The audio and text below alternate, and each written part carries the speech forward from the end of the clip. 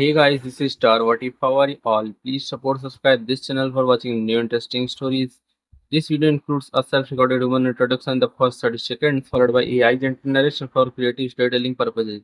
So in this video, we're gonna see second part. What if Harry Potter discovered the forbidden truth of his connection to Voldemort? But before we start, if you want more stuff like this, then please support to subscribe this channel and share with your friends. Now let's start the video. Here is short summary. After the Dementor attack, Harry begins uncovering chilling secrets hidden within his scar. Each revelation ties him closer to Voldemort in ways no one ever imagined. Now, Harry must decide: use this forbidden bond as a weapon, or let it consume him. But before we start, if you want more stuffs like this, then please support to subscribe this channel and share with your friends. Let's start the video. Albus Dumbledore was a very patient man. He often prided himself to be able to stare into the face of anything and give his signature sparkling-eyed smile. But with everything that happened in the last hour, he was getting tired, and he was in need of a nice rest as he gave thought to what he should do next. Perhaps a glass of wine to help. A brandy. So the fact that Dolores Umbridge was currently outside his office, knocking on his door quite insistently, was making him honestly consider ignoring the woman. "You might as well get it over with," said Phineas Nigellus in a lazy drawl. "I'm sure you'd rather not have me present to comment on this one either, so I'll be heading off." "Pathetic Slytherin," he muttered. With that, the old headmaster escaped to his portrait at Grimmauld Place. Dumbledore flicked his wand resignedly at the door and unlocked it. Seconds later it opened, the squat woman walking in with a less than pleasant look on her face. The headmaster could see that her nose and front of her forehead were quite red, which would explain the rather loud thump that came from the door a little bit earlier. Perhaps she was expecting it to open on its own. "Headmaster, is there any reason you were not letting me in?" she said at once, doing her best to keep her irritation hidden. "I was knocking for some time. Regretfully, my age does limit the speed at which I move," Dumbledore lied pleasantly. "Particularly when I am moments away from turning in for the night. Now that you have entered, however, please tell me what is so pressing that you ran into my door." Umbridge flushed slightly. "I received word that students were out of bed to see you," she said. "As they have not come back from your office, I must ask where they have gone. Though I do wonder how you would know this, or why it would be of interest to my defense professor," began Dumbledore, ignoring the look on Umbridge's face. "That information does not concern you in any way, Dolores, and I have no reason to disclose it." Umbridge blinked in shock at the flat refusal to tell her what happened. "Headmaster, I would think my position as the High Inquisitor granted me a greater amount of privilege than a regular teacher," she replied stiffly, her chest puffed in self-importance. "Then unfortunately in this particular instance it is my duty to correct you. Good night, Dolores." Unable to do anything about it, Umbridge turned on her heel and marched out of the office, the door closing behind her. She was getting bolder. He knew that she wanted control of the school, her goal to put a halt to whatever delusions she and Fudge had about his actions, and unfortunately she would probably get it sometime in the spring. It was really just a matter of if he left on his terms or hers. Making his way back to his bedchamber, the headmaster refocused on the current issue, the events of the past half hour. It was a miracle that Arthur not only managed to avoid death, but was able to get to help on his own steam. His wound was severe, bleeding with a sickly discoloration slowly spreading along his arm, but he reported the incident to the Order quickly before heading to St. Mungo's emergency ward. They would come up with a cover story, but that shouldn't be a problem. No. The problem burst into his office not 1 minute after he'd finished the flow call with Arthur to get the full account of the event, before he was moved to the hospital. There was still good news. Nagini, and there was no doubt that she was the snake in question, was dead. Arthur, though he'd killed her with a well-placed cutting curse, even went one step further and destroyed the entire body. "You burned the body." Arthur, who looked quite pale as both Molly and Remus fussed over his arm with spells and bandages, grinned in slight embarrassment at the floating head in the kitchen fireplace. "Overkill, right?" he said with a weak chuckle. "It's just after what we've heard about that snake, I wanted it gone. Her master came back, who's to say she couldn't either? The corridor still needs to be cleaned up. I'll send someone immediately." A huff brought their attention to Molly. "Honestly, You and your superstitious foolery. You know who didn't truly come back from the dead, and neither will his pet snake. Molly, don't be too hard on him. I honestly would have done the very same thing, said Dumbledore with a smile. I think we can send you to St.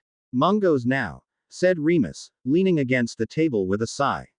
You're lucky it didn't kill straight away, but if we don't move fast, you could lose the arm. Trust me, I'm not arguing, said the injured man with a grimace. Indeed. You've done an excellent job, Arthur. I will inform your children of your injury tomorrow. There's no need to wake them just to make them both worried and exhausted. At least, that was his plan before Harry Potter came into his office looking absolutely panicked. And so, with the Weasleys already up, he'd just sent them along with an emergency portkey, though not after being told by Harry that the boy was inside the snake with Voldemort. Harry also somehow diverted the snake from fatally injuring Arthur, which actually fit. Arthur admitted that he nodded off accidentally and had no idea how it could have missed killing him like it did. The boy was connected to Voldemort. There was no doubt about it this time. He hoped that the lack of news about Harry's hurting scar was indicating the connection weakening, but that was no longer relevant. Especially now that regardless of what was happening before, Voldemort would be very aware of their connection. All because of those accursed Horcruxes. At least, he was almost positive that it was Horcruxes. Everything added up, including Harry's connection with the man, though Dumbledore never came across the like in all his years. Good news. If he was right in thinking the snake was a Horcrux, and that the diary was a Horcrux as well, then that would make it the second one destroyed. The bad news. Harry needed occlumency training, and quickly. Well, the need wasn't inherently bad. Occlumens were at best uncommon, though not rare. The ability to protect one's mind from outside influences was useful in a great many professions and other walks of life. The real issue was there were only 3 people who could potentially teach him to the level that he needed to attain, and the first being Voldemort himself didn't really help the situation. He could possibly do it himself, but he still was wary of provoking Voldemort into finding a way of using the Harry to spy on him. There was no doubt that given such a valuable resource, the man would use it to its fullest. Additionally, what with running the school, dealing with the ministry, and leading the order in preparation of the war against Voldemort, he didn't have the kind of time needed to devote to teaching Harry. That really left only one option, and Harry probably wouldn't consider him much better than Voldemort.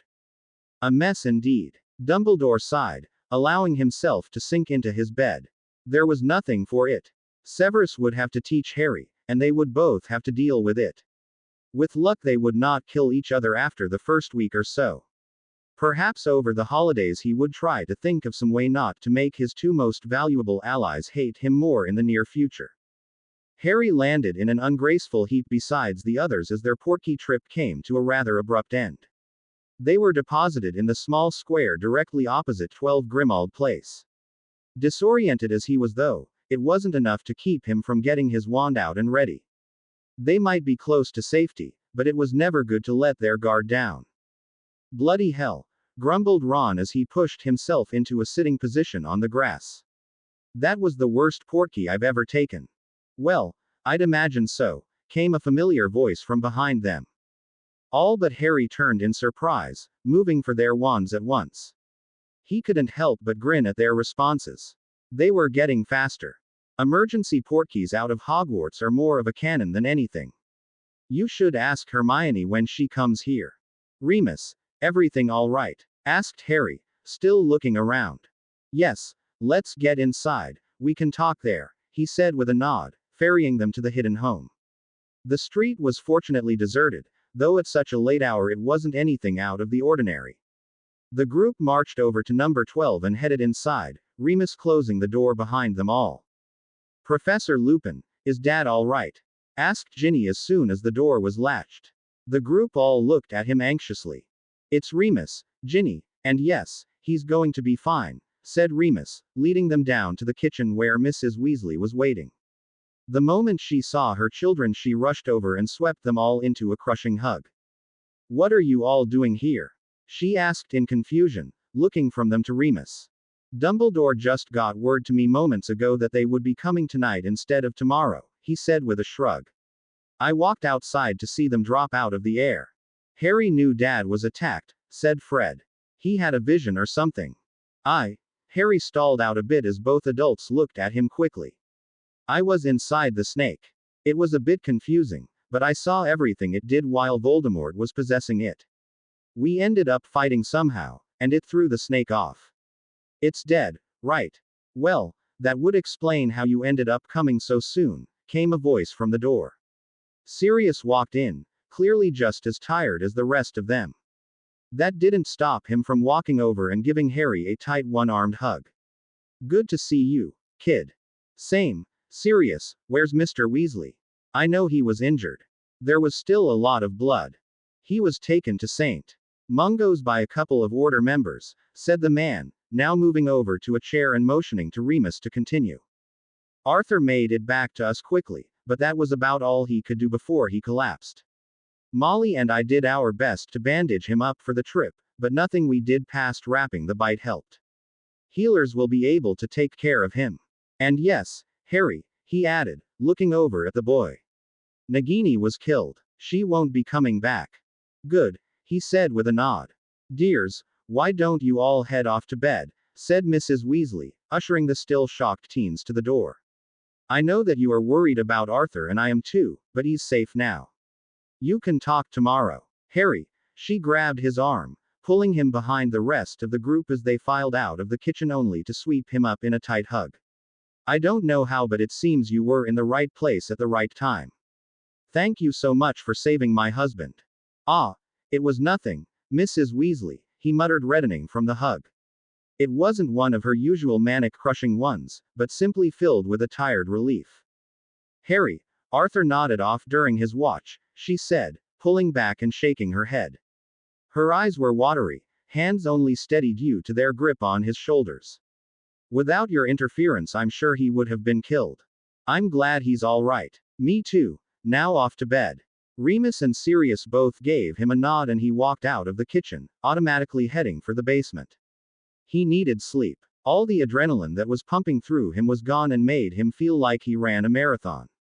He made his way down to the room he was using during the summer, happy to see that no one did anything to it, and crashed unceremoniously onto the bed, his exhaustion taking him almost immediately. It was a doomed hope for quiet to which Harry began the next day. Especially when people wanted to talk about the very thing that you didn't want to think about for a good week or so. His initial cheeriness at being away from Hogwarts for the first time in months ebbed away, and while at present he was still hanging on to his temper, that was really only because no one said anything directly to him yet. Additionally, Hermione wasn't there to give them all pointed looks until they shut up. It amazed him exactly how much her presence kept this group from getting out of hand. Harry, said Ron, finally pulling him into the conversation. If you can see into his head, then isn't it possible he could see into yours? A brilliant deduction, really. If only Harry hadn't figured that out as well literally seconds after the incident occurred the previous night, then maybe he'd be able to share in whatever enthusiasm they had for this talk to begin with. I suppose. Ron eyed him blankly. Don't you think you should be a bit more concerned about this? You mean I should be more concerned about how I was essentially possessing the snake at the same time that Voldemort was?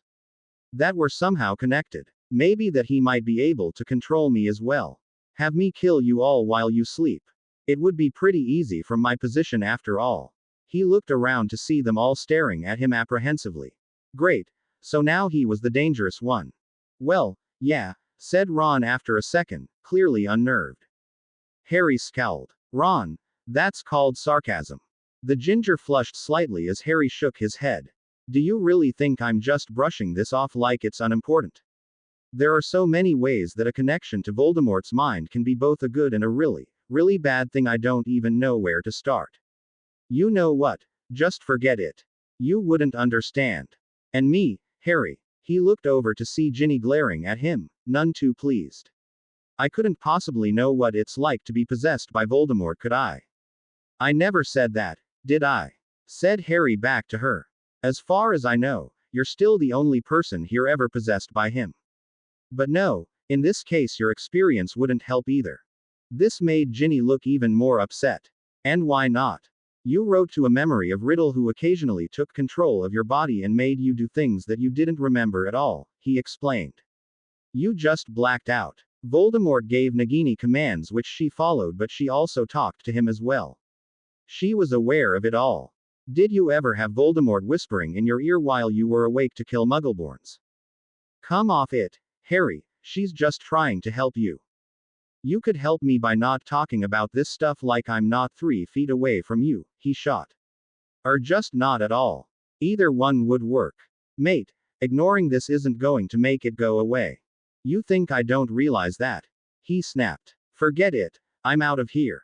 Rising from his seat, he walked out of the room, multiple calls to wait trailing after him. Ignoring Sirius, who was saying something to him, he walked purposefully to the front door, grabbing one of the coats hanging on a rack in the entranceway and pulling it on. His hand was on the doorknob when Sirius caught up to him. Harry, stop, where do you think you're going? You can't just go out. Wrong, Sirius. I can do what I bloody well want. The man blinked at the tone of Harry's voice, clearly taken aback. Hey, what happened? Stop being ridiculous. At once Harry rounded on his godfather. The only ridiculousness that's happening here is in that kitchen, he shot, pointing in anger. Sirius sighed, his suspicions about the source of Harry's anger confirmed. I'm getting that, but if you must storm off somewhere, at least keep it to the house. Harry just looked away from the man. Sorry, Sirius, I just need some space.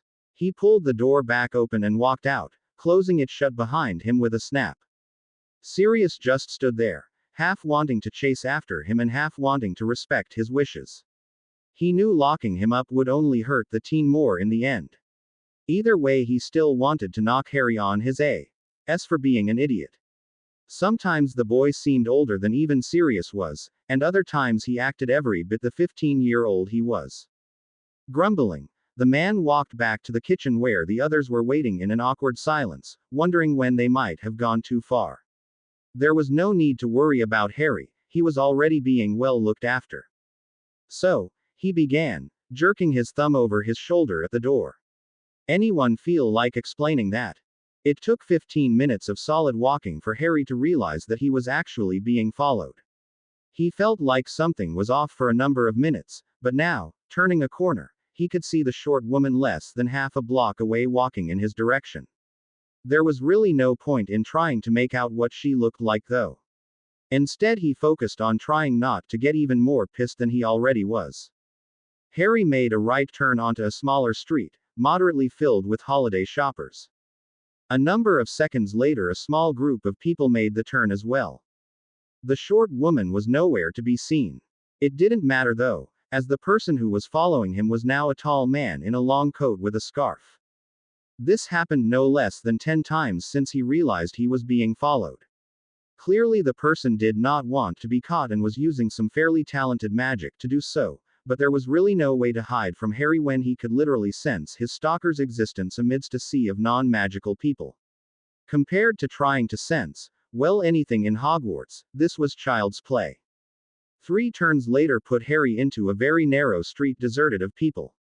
Instead of walking on, however, he waited until his pursuer made the quick turn, at which point he grabbed the now skinny teenage boy in a jacket by the scruff of his shirt and spun him around into the nearby wall, pinning him with no small amount of force. Why are you following me? Said Harry, his face less than a foot away from the boys. I just want to be left alone. Doesn't anyone bloody get that? Dunno what ya talkin' bout, lemme go. Said the boy in a panicked voice, struggling against Harry's grip.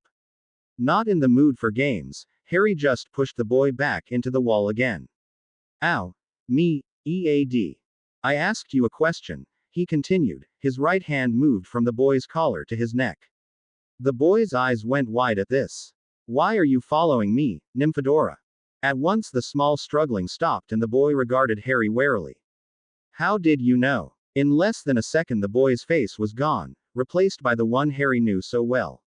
Her shirt became tight and puffed out a good deal as she reverted the rest of her body back to its usual form. I'm clumsy, but not when it really matters. No one has ever been able to track me in a crowd. Hunter or hunted? No one.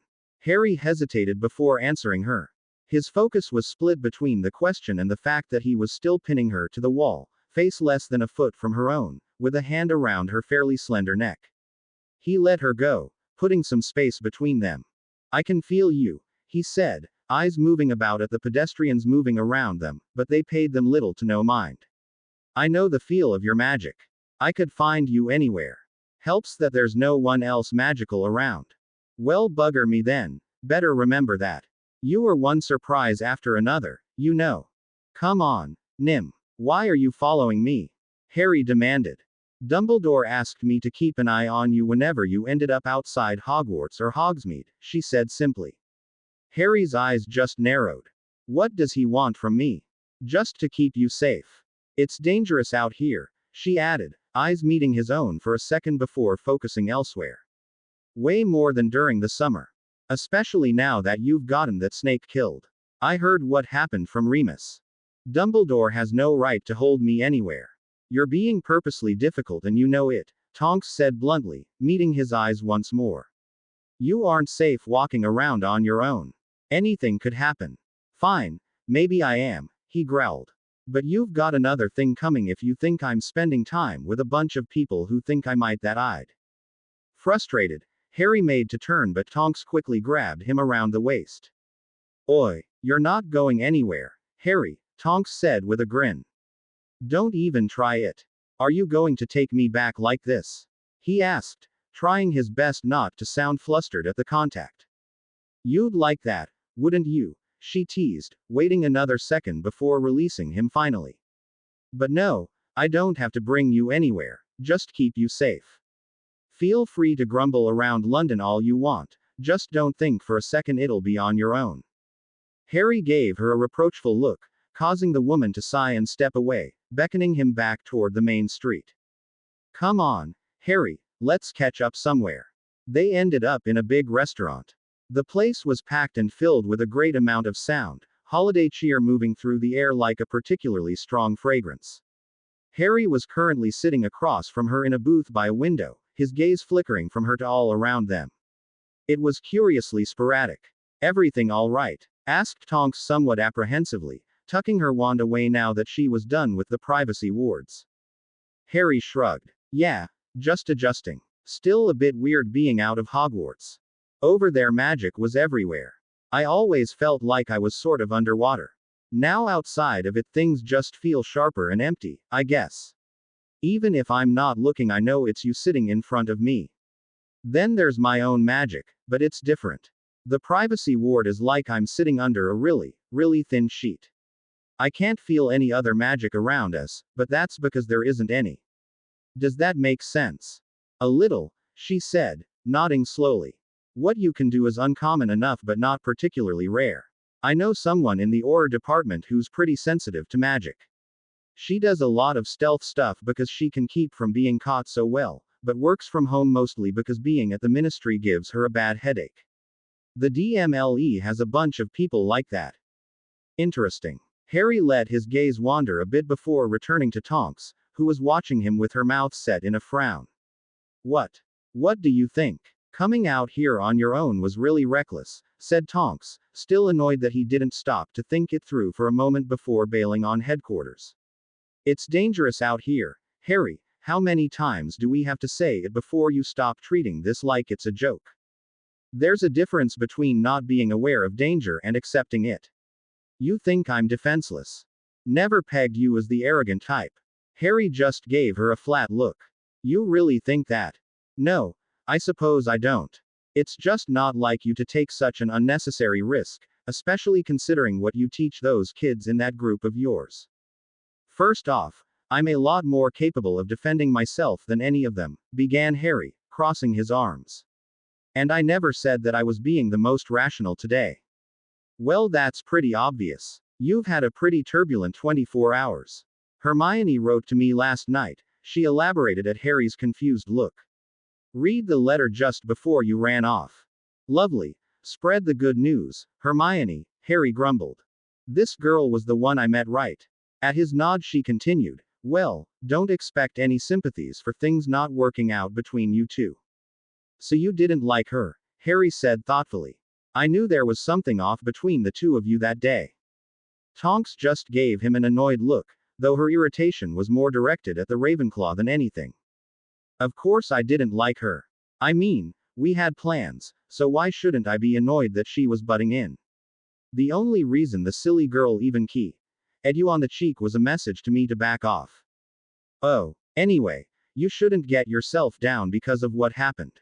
Harry just glared at her. What better way to hurt me than to go through the people I care about? Why would anyone want to deal with that? I agree that there are plenty who would be afraid of the situation. Tonks just shook her head. But you know better than to make assumptions like that. There are people out there who aren't afraid of Voldemort to begin with, at least not enough to let it interfere with their personal lives. Harry was looking out the window, watching the occasional couple pass by in the falling snow. Well, he didn't seem that upset, she reasoned, just sad. The whole thing made her chest tighten uncomfortably. Sometimes more than sometimes, I want to just run to the guy and fight him. Bring it all to an end. Other times I want to run away as fast as I can. You could run, Tonks said softly, looking into her water. Get out of the country. I know Dumbledore would try to stop you, but I could help you. Maybe go to the States. Australia. I doubt Voldemort would chase you there. To her surprise, Harry actually chuckled. I can't he said. My whole life is right here in London, back at that house and sitting across the table from me. I'll fight for you guys until I die. Tonks opened and closed her mouth several times before closing her eyes. That's what I'm afraid of, you idiot, she said sadly.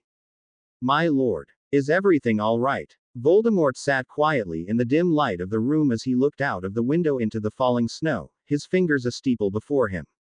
His eyes flicked to Lucius for a second before returning back to the window.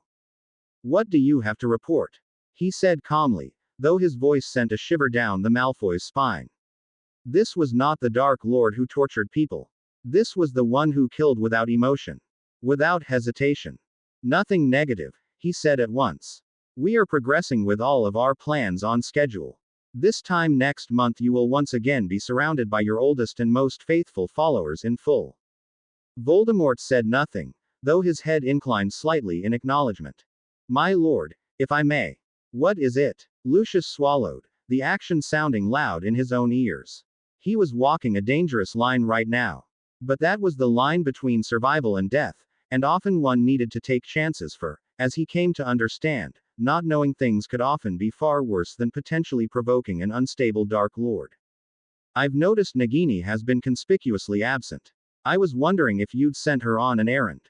There was a long, nerve-wracking silence before Voldemort spoke. Nagini was recently killed on a mission by the Order, he said finally. Speak not of this to anyone. As you command. He turned to leave, not wanting to be anywhere remotely near the potentially furious Dark Lord.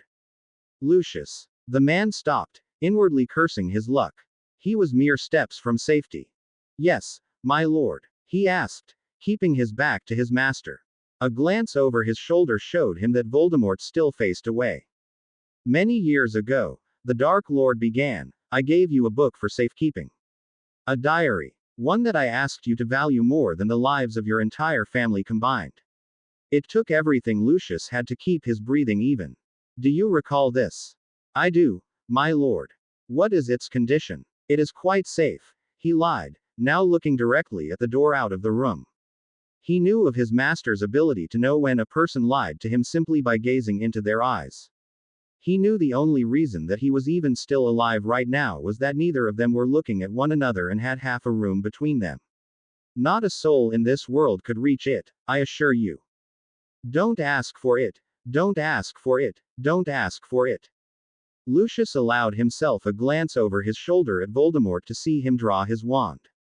His grip tightened on the handle of his own. He was going to die in this room. Voldemort raised his wand, and Lucius waited for him to turn and cast the spell, but the man simply gave the wand a small flick over his shoulder and something large dropped from the ceiling, thudding to the floor and making Lucius jump back in shock, his own wand half out of its holster. A dead body. See that it remains so, said Voldemort, putting away his wand. Also, please instruct the other newer Death Eaters in proper etiquette regarding their master. I would rather not have to kill them all. Of course, my lord. Lucius levitated the dead body and retreated from the room, wondering how long it would eventually be until it was he who was being levitated to be disposed of. He certainly just used up a great deal of whatever luck he built up over his life. There were a number of things that he needed to get done, both for his master and himself, but at this moment something trumped them all. He needed a drink. Christmas Eve day dawned bright and cheerful to the people of Diagon Alley. Or at least Harry assumed so. He'd ended up sleeping until noon in the room he was renting at the Leaky Cauldron that overlooked the magical street. As he dressed, he watched the people below, zipping about doing last-minute shopping for the next day. He wasn't hiding from anyone back at Grimald Place, but just needed time to himself.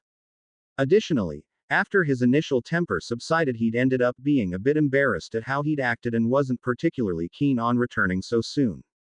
Thinking of ways where he wouldn't have someone attempting to bring him back to headquarters by force, Tonks took him to the Leaky Cauldron so that he could check into a room for a couple of nights. At least he had some protection at the place, not to mention the Order would actually know exactly where he was. He knew he was expected back for Christmas and everyone was worried about him, but he couldn't go back just yet. He had something to do. Something he needed to know before anything else. Ministry of Magic. The flow trip was typical for Harry, which was to say rather hellish, as he barely managed to keep himself upright as the fireplace deposited him in the atrium of the ministry. Brushing soot off of his clothes, he made his way over to the line of security counters. A bored guard glanced up at him behind his prophet before putting the newspaper down. "Hello," said Harry, nodding slightly. "Afternoon," replied the man. "Came by the flow, did you?" Harry nodded, and the man pulled out a blank visitor's badge, exactly like the one that he got the day of his hearing. "State your name and business for visiting the ministry today." "Harry Potter. I'm here to do some research for a school project." The man's eyes flicked in a very familiar fashion to Harry's scar. "Harry Potter. Research project," the man muttered, scratching it out on the badge. "What's this project about?" "Just a bit on the various departments and their structures. I'm thinking about looking at other European ministries to see the similarities and differences and if that had anything to do with the." "Right. Sounds fascinating," interrupted the man in a bored voice. "Wand, please." Feeling a bit nervous now, Harry complied, handing over his holly wand. This was one of the things he wanted to test out today. Would this wand still work for things like this even though he got a new one? Considering how the ministry was treating him, he was in no mood to let any of them touch his rosewood wand. Besides, none of them knew he had even gotten a new one. 11 inches, Phoenix Feather Core. It bonded to you about 5.5 years ago, yes. The man rattled off the instrument's readings. "That's right." As if he would say, "Oh no, that's not my wand at all." "Very well. Step over for a scan and you can enter." Taking back his wand, Harry walked to the side of the desk to allow another guy with one of those thin golden rods to pass it up and down his front and back. "You're clear. Have a nice day," said the second man, turning his attention to the next visitor without hesitation. Not about to argue with the guy, Harry walked into the main area, mentally shaking his head at how lax that was. Seriously, did he really believe that crap about the project? The scan was clearly only been aimed at dark objects as well, not detecting his second wand or other magical items he hid. You didn't need to be dark to be dangerous. Then again, no one here believed that they were in danger from a revived Dark Lord or anything remotely similar, so. Whatever, he muttered, going over to the elevators and getting in the first one. The ministry was rather less busy than it was during his last visit, most likely because of the holiday. He quickly pressed the button for the 9th floor while pulling out his invisibility cloak and tossing it over his body, allowing the elevator to once more become empty. A few minutes later he was slowly making his way down the dark corridor that Nagini was in mere days ago. Though Harry's scar hurt no longer, he was still clearly connected to Voldemort. Connected on a level he didn't understand or even know the limits to. Nagini attacking Mr. Weasley in this very dark corridor confirmed something else. Voldemort was trying to scout the Department of Mysteries, and in all honesty Harry just wanted to know why. What was Voldemort so focused on, and what was it that the Order was so determined to protect from him? So here he was, determined not to leave until he found out. The corridor wound along, doors to courtrooms and who knew what else occasionally passing on either side, until it straightened out, ending rather abruptly in the door, just as it did from Nagini's perspective. There was no one there, but he knew better than to trust his eyes. Interestingly enough, his growing magical awareness completely cut off the moment the cloak covered his body. It was shocking, but he could still feel the magic within himself, so it wasn't like it stopped working entirely, just for anything beyond the cloak. He would have to experiment with this at a later date. Regardless, he couldn't risk removing it on the chance of there being an invisible guard by the door. Now what? He couldn't advance, nor could he retreat. All he could do was wait. Eventually his patience was rewarded. Footsteps behind him that belonged to two approaching men with hooded cloaks heading for the door. Taking his only chance, Harry shadowed the second guy and moved through the door into open space as quickly as he could before the man shut it behind him, plunging them into darkness, the only light coming from the blue torches at various distances from him. While his eyes attempted to readjust to the low light, the men pulled off their hoods. I've said it before, and I'll say it again, but this room gives me a headache. What the man could possibly be talking about, Harry found out not 3 seconds later. The walls, which he now saw were covered in identical doors equally spaced around them, began spinning, the torches turning into blue lines across his vision. A few seconds later it was over, but damn, was his eyesight screwed. Well, if you ask me, it's better than having to do another scan checkpoint. I bloody hate those things, said the other man. Still unable to see anything, Harry heard a door open then close, then the spinning began again. He closed his eyes this time, which saved him from getting an even worse headache. As the low rumbling signaled the stopping of the walls, Harry looked around, pulling the cloak down from around his head to give himself a better view. There were so many doors, and who knew where any of them led? He didn't even know where he came in from, which would certainly be an issue when he tried to leave.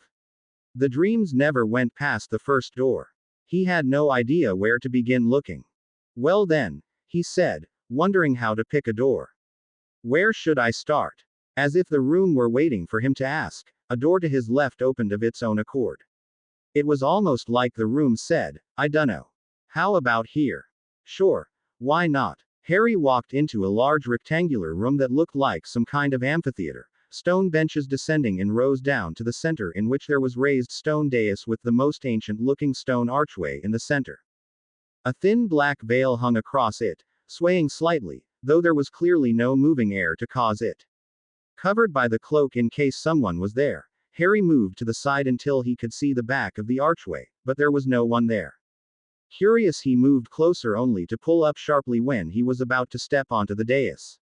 The archway was giving off an unsettling feeling that he could feel even through the cloak. A faint whispering permeated the air that surrounded the thing, as if there were people hiding just beyond the veil itself.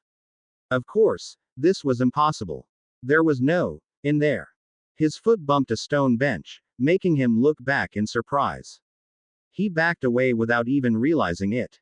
There was no doubt that the archway was dangerous. Just a few seconds ago he was oddly tempted to walk through it. Harry moved back up to the top of the room, going through a different door than the one he came in through. The room with the archway also had doors all around it at the top. How many rooms did the department even have? Who knew how large the place could potentially be? It was 5 random rooms later that Harry ran into people again. This room was filled with clocks. Filled with them, light dancing off of them at every angle. They were on every surface imaginable, from the walls to the handful of desks and bookshelves scattered around the room to even hanging from the ceiling, far out of reach but still quite visible. Interestingly enough, they all ticked as one, a soft but very present sound. At the opposite end of the room there was a large crystal bell jar that was giving off a great deal of the light that filled the room. He was intrigued, but at the moment something else grabbed his full attention. I really don't understand why this was put here, said a man, circling something that Harry couldn't see. This is the time room, you know. Wanting to get a closer look, he moved around a few of the desks into the open area, keeping to the edge but now able to get a better view. It looked like a sort of wide circular well or small pond. The edges were made of what looked like smooth stone and it was only about a foot high. The weird part was that inside the thing was what looked like a liquid of darkest black, though it perfectly reflected everything above it, even better than a mirror, if that was even possible. It felt more otherworldly than anything, like he was looking into a window. Harry's eyes widened as the man's companion walked around the opposite side of the pool, looking down at it in idle curiosity. She had no reflection. Where else would you put the thing? She said in curiosity, sitting on the lip of the wall, apparently not worried she would slip. She conjured a piece of parchment that crumpled itself up and fell into the pool, rippling the surface briefly as it passed into the pool and completely out of sight. We've got nothing else like it. Put stuff in and it never comes out. You know it has no depth. Space and time go together quite well, you know, and not just in science fiction. Besides, it looks pretty good here. If anything, the desks make no sense to me. Still on about that portal theory. You read that muggle crap way too much, said the man. For all you know, it just vanishes or obliterates whatever passes through it. You know, like a toilet or something. And besides, if it is a portal to Merlin knows where, then why not stick it with the other portal we've got stashed away? You know, the archway to hell. That's just a theory too, she said, getting back to her feet. The woman suddenly let out a snort of laughter. Maybe we should propose making a room for things you shouldn't walk through if you ever feel like coming back. Merlin knows we've got a lot of that stuff hidden around here that no one understands. Maybe you should stop spending so much time thinking about work and let me take you out for once. Maybe if you were even the slightest bit romantic at all, I would. Harry watched the two bicker at each other as they left the room through the door he entered from. Making his way to the other end of the room, Harry found another door and without a thought moved into the next room. What the? The place was cavernous, easily larger than any other room he knew of. It was completely filled by rows and rows of enormously tall wooden shelves that were holding things that gave off the same blue from the spinning room. Indeed, he could see torches against the walls and candles on the shelves, casting that same blue flame. The nearest row had the words, 53, inscribed on a metal plate. He pulled the cloak off of his head, the better to see, wondering what he should do. He wasn't really any closer to figuring out what Voldemort could possibly want in the department, nor did he really come across anything that might look like the weapon that Sirius mentioned that one time. Sure, there were plenty of dangerous things here, but nothing that might actually harm Voldemort unless he were stupid enough to go walk through that veil or go swimming with those freakish brains he saw earlier. Shivering at the thought, Harry realized that the room he was currently in was actually quite cold. He cast a warming charm on himself before putting away his wand again, walking around in curiosity. The things on the shelves, and now that he was used to the light again he could actually see them better, were little glass orbs. Oh, my, a floating head. Can I help you, young man? Harry immediately pulled his wand and turned, training it on the person who suddenly appeared behind him, his hand materializing out of air as it stuck out from the cloak. Dark eyes regarded him calmly behind golden-framed glasses. Despite having found a half-invisible intruder, the man was smiling pleasantly, but Harry knew better than to trust blindly. The man looked to be in his late 60s, though given how well witches and wizards aged, who could really tell? Harry regarded the man warily. How did he get behind him without him realizing it? Sure, his senses were pretty screwed up from all the magic in these rooms, but that didn't make him blind. There was no one nearby when he entered the room and the man was right there in front of him now, plain as day.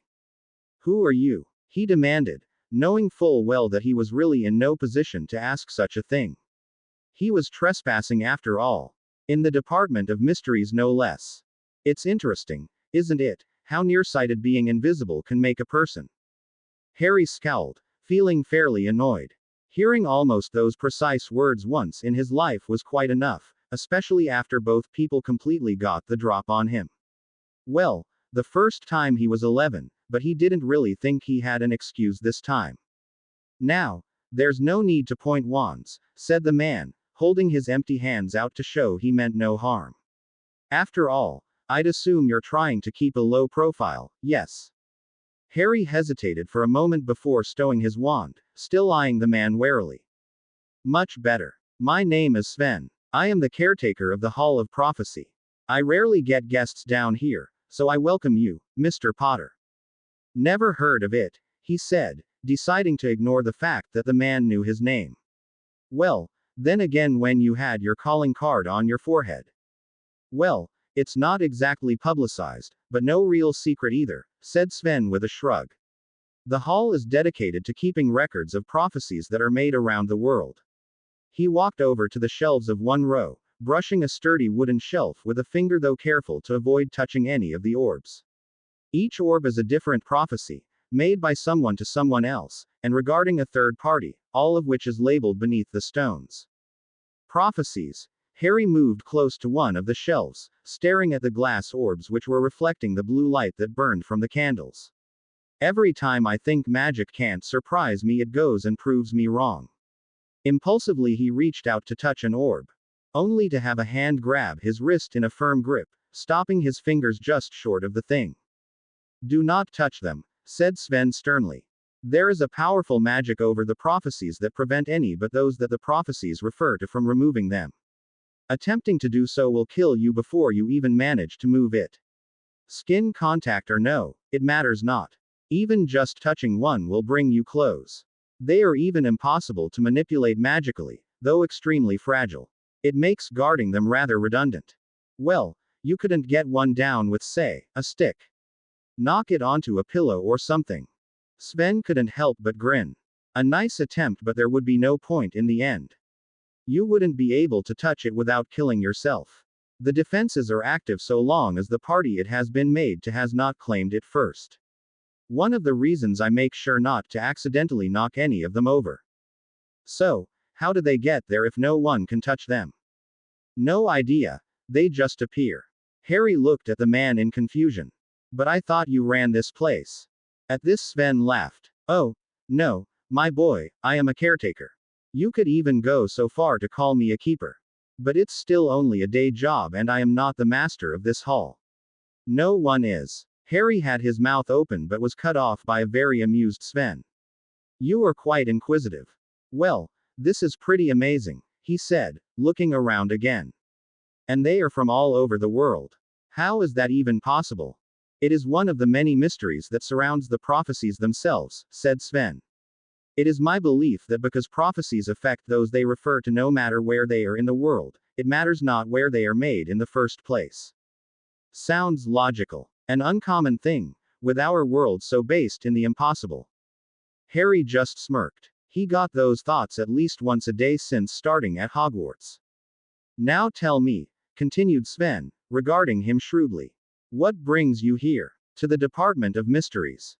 Well, curiosity mainly, he replied after a second.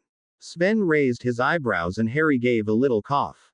I guess I'm looking for something, but I'm not sure what it is. I'll know it when I see it, though, I hope. The last two words were mumbled to himself, but now Sven was looking intrigued. Are you? It's curious that you would end up here looking for something, when in fact there is already something here waiting for you to find it. It took Harry a few seconds to realize exactly what Sven must be talking about. His jaw dropped in shock. You mean there's one here about me? Indeed, said Sven with a nod. Row 97, at the far end. How on earth do you know something like that? Said Harry in surprise, still somewhat reeling at the fact that one of these glass orbs had something to do with him. Some names are quite a bit more high profile than others, Sven said with a shrug, and Harry found himself acquiescing. There was little to debate here. Can I see it? The prophecy about me. Of course. Follow me. As they walked, Harry was lost in thought. So he'd come searching for something to do with Voldemort but instead found a prophecy about himself. Well, what about Voldemort? Feeling there was really no harm in asking, he gave it a shot. You said you remember if there are ones for more notable people, right? Yes, that does narrow it down quite a bit. I was wondering, have there been any prophecies made about Voldemort? At the mention of the name, Sven didn't flinch, though he did frown heavily. No, there are no prophecies bearing that name. How about Tom Marvolo Riddle? At this Sven regarded him in confusion. It's Voldemort's actual name. How interesting, said the man, scratching his short fuzzy beard. Though my answer is the same. There are plenty of prophecies made about Dark Lords though. They fell back into silence for the remainder of the walk. It was not that long until they reached the proper row, walking through it until nearly the other end. Eventually Sven stopped and pointed at an orb on a lower shelf. Beneath one of the orbs, on a small yellowish label affixed to the shelf was a date from some 16 years previously, and below that, SPT to APWBD. Dark Lord N. Harry Potter. Why is there a question mark next to my name? Harry asked finally, eyes locked on the words. Dark Lord. Who else could that be about? Well, that really only happens if the person it could be about isn't known about for certain, either at first or after, explained Sven. Meaning there were multiple people it could have referred to, but something happened that caused the prophecy to choose you. Harry absently rubbed his scar. Right, so do I just grab it? Yes. You can listen to it by tapping it with your wand while holding it. Sven gave a small cough and Harry turned to him. Would you like me to leave? I've no idea what this might say, so it could be rather personal. Harry just nodded. If you don't mind. He waited until Sven was out of earshot several meters away and still within his line of sight before looking once more at the prophecy. Reaching out, he hesitated a moment before taking the cool glass orb and removing it from its place. Now that it was off the shelf, he could tell that the thing had its own faint inner light. Pulling his wand, Harry tapped the orb once and held it out in front of him. At once, a ghostly white form rose up out of the orb. Harry gave a small start as he realized that it was a much younger-looking Professor Trelawney. She stared out into space and began to softly speak in a voice that Harry only heard once before. The one with the power to vanquish the Dark Lord approaches, born to those who have thrice defied him. Born as the 7th month dies, and the Dark Lord will mark him as his equal, but he will have power the Dark Lord knows not, and either must die at the hand of the other, for neither can live while the other survives. The one with the power to vanquish the Dark Lord will be born as the 7th month dies. There was silence for a long time when Trelawney finished speaking, fading from the air. Harry stared at the orb as Sven finally approached once more. His expression was a mix of concern and curiosity, but Harry ignored him. So this was it. What else could Voldemort possibly want from this secret-ridden department? But he must have known. Why else would he have? Dark Lords didn't hunt down year-old babies for kicks. Harry felt his fist tightening on the glass orb. Did the thing itself hold significance he wasn't aware of? The one with the power to vanquish the Dark Lord approaches. He will have power the Dark Lord knows not. And Dumbledore's secret weapon. The thing that everyone was so maddeningly and unwittingly alluding to since the summer, that was of the utmost importance. The thing that needed to be kept from harm's way. It was him, Harry James Potter. He didn't know whether to laugh or puke. Mr. Potter. Harry. Harry turned to Sven, regarding him with a cold glare. Was this really all just a coincidence? Why did you bring me here? I am so rarely presented with the opportunity to see a prophecy removed from the shelves, said Sven hesitantly. Harry just watched him with an unreadable expression. You're sure you don't know what this said? He demanded, raising the orb slightly. Of course not, Sven said earnestly. I've told you it would be impossible for me to know any of this. He seemed to be struggling with something. I have always believed that it would be better for a person to know rather than not. Wouldn't it only help a person live their life better? There was a long silence as Harry stared at the orb in his hand. It was so small, but why did it feel so heavy? I only wanted to help you, finished the keeper. Clearly events did not go as he hoped. It's all right, Sven, said Harry softly. I think, somewhere, I already knew what this would say. At least it's answered one of the biggest questions I've had about my life. The team let out a small breath. I'm sorry, but I really need to be alone right now. Very well, the keeper said after a moment. I'll go. You made your way into this place undetected, so I'm sure you can get yourself out. No one other than myself and the occasional researcher comes in here anyway. Take care of yourself, boy. Sven. The man paused. You're right. It's always better to know than not. Thank you, Harry. He listened in silence as Sven walked out of sight down the row and around the corner, his footsteps almost instantly fading into nothing. He stared at the prophecy for a few more seconds before raising it above his head and smashing it on the floor, where it shattered into pieces. At once the white smoky version of the younger Trelawney rose from the debris. I don't want to hear it again, you bat. He shot, kicking through her and dissipating the figure. Another wave of his wand vanished the pieces of glass all over the floor. And now, concentrating as hard as he possibly could, Harry focused on exactly what he needed and gave his wand a slow compact wave, feeling the weight of a small object fall into his open palm. Opening his eyes, Harry saw that he was now holding a glass orb, indistinguishable from the one he just shattered, down to the very faint glow from within. He turned and placed it on the shelf in the only open space. The only difference now was that it had no dust on it like everything else around it, but that would change after some time. Not willing to move just yet, Harry shifted his invisibility cloak and pulled it around himself as he sank to the floor, gently leaning against the shelf. What should he do? Sitting there in silence, blue light flickering and glinting around him, Harry's mind drifted to where it often did when lost. Magic. It was literally so out of this world to a boy of 11 who knew nothing but the Dursleys and the miserable life he had with them. The power of miracles. It was precisely because it was so incredible that he believed he had a chance to start over. To get what he was denied his whole life. He entered the magical world filled with excitement and wonder. Open to anything and everything that was around him. It made him smile at how naively eager he was that day. Even to the point of giving his trust to adults and other children around him without much fear. But despite all the good, things began to close him off. Learning he was wildly famous was hard to deal with.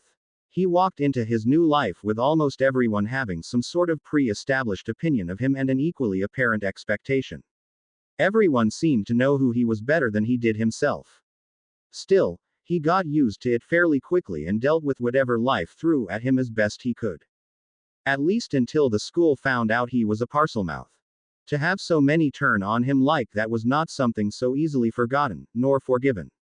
Suddenly the number of people that he was so open with was reduced to a handful. He slowly learned about Voldemort, his followers and their views, patching together bits of the mysterious events that surrounded his parents' murders. Eventually he came face to face with the very man who ultimately caused him so much grief and those who supported him. He wasn't ready for it. Nothing could have prepared him for watching another student get so casually murdered before him, for being tortured by that curse, for having to fight for his very life while being toyed with. He felt like the grand new life that he was supposed to have begun didn't really get anywhere.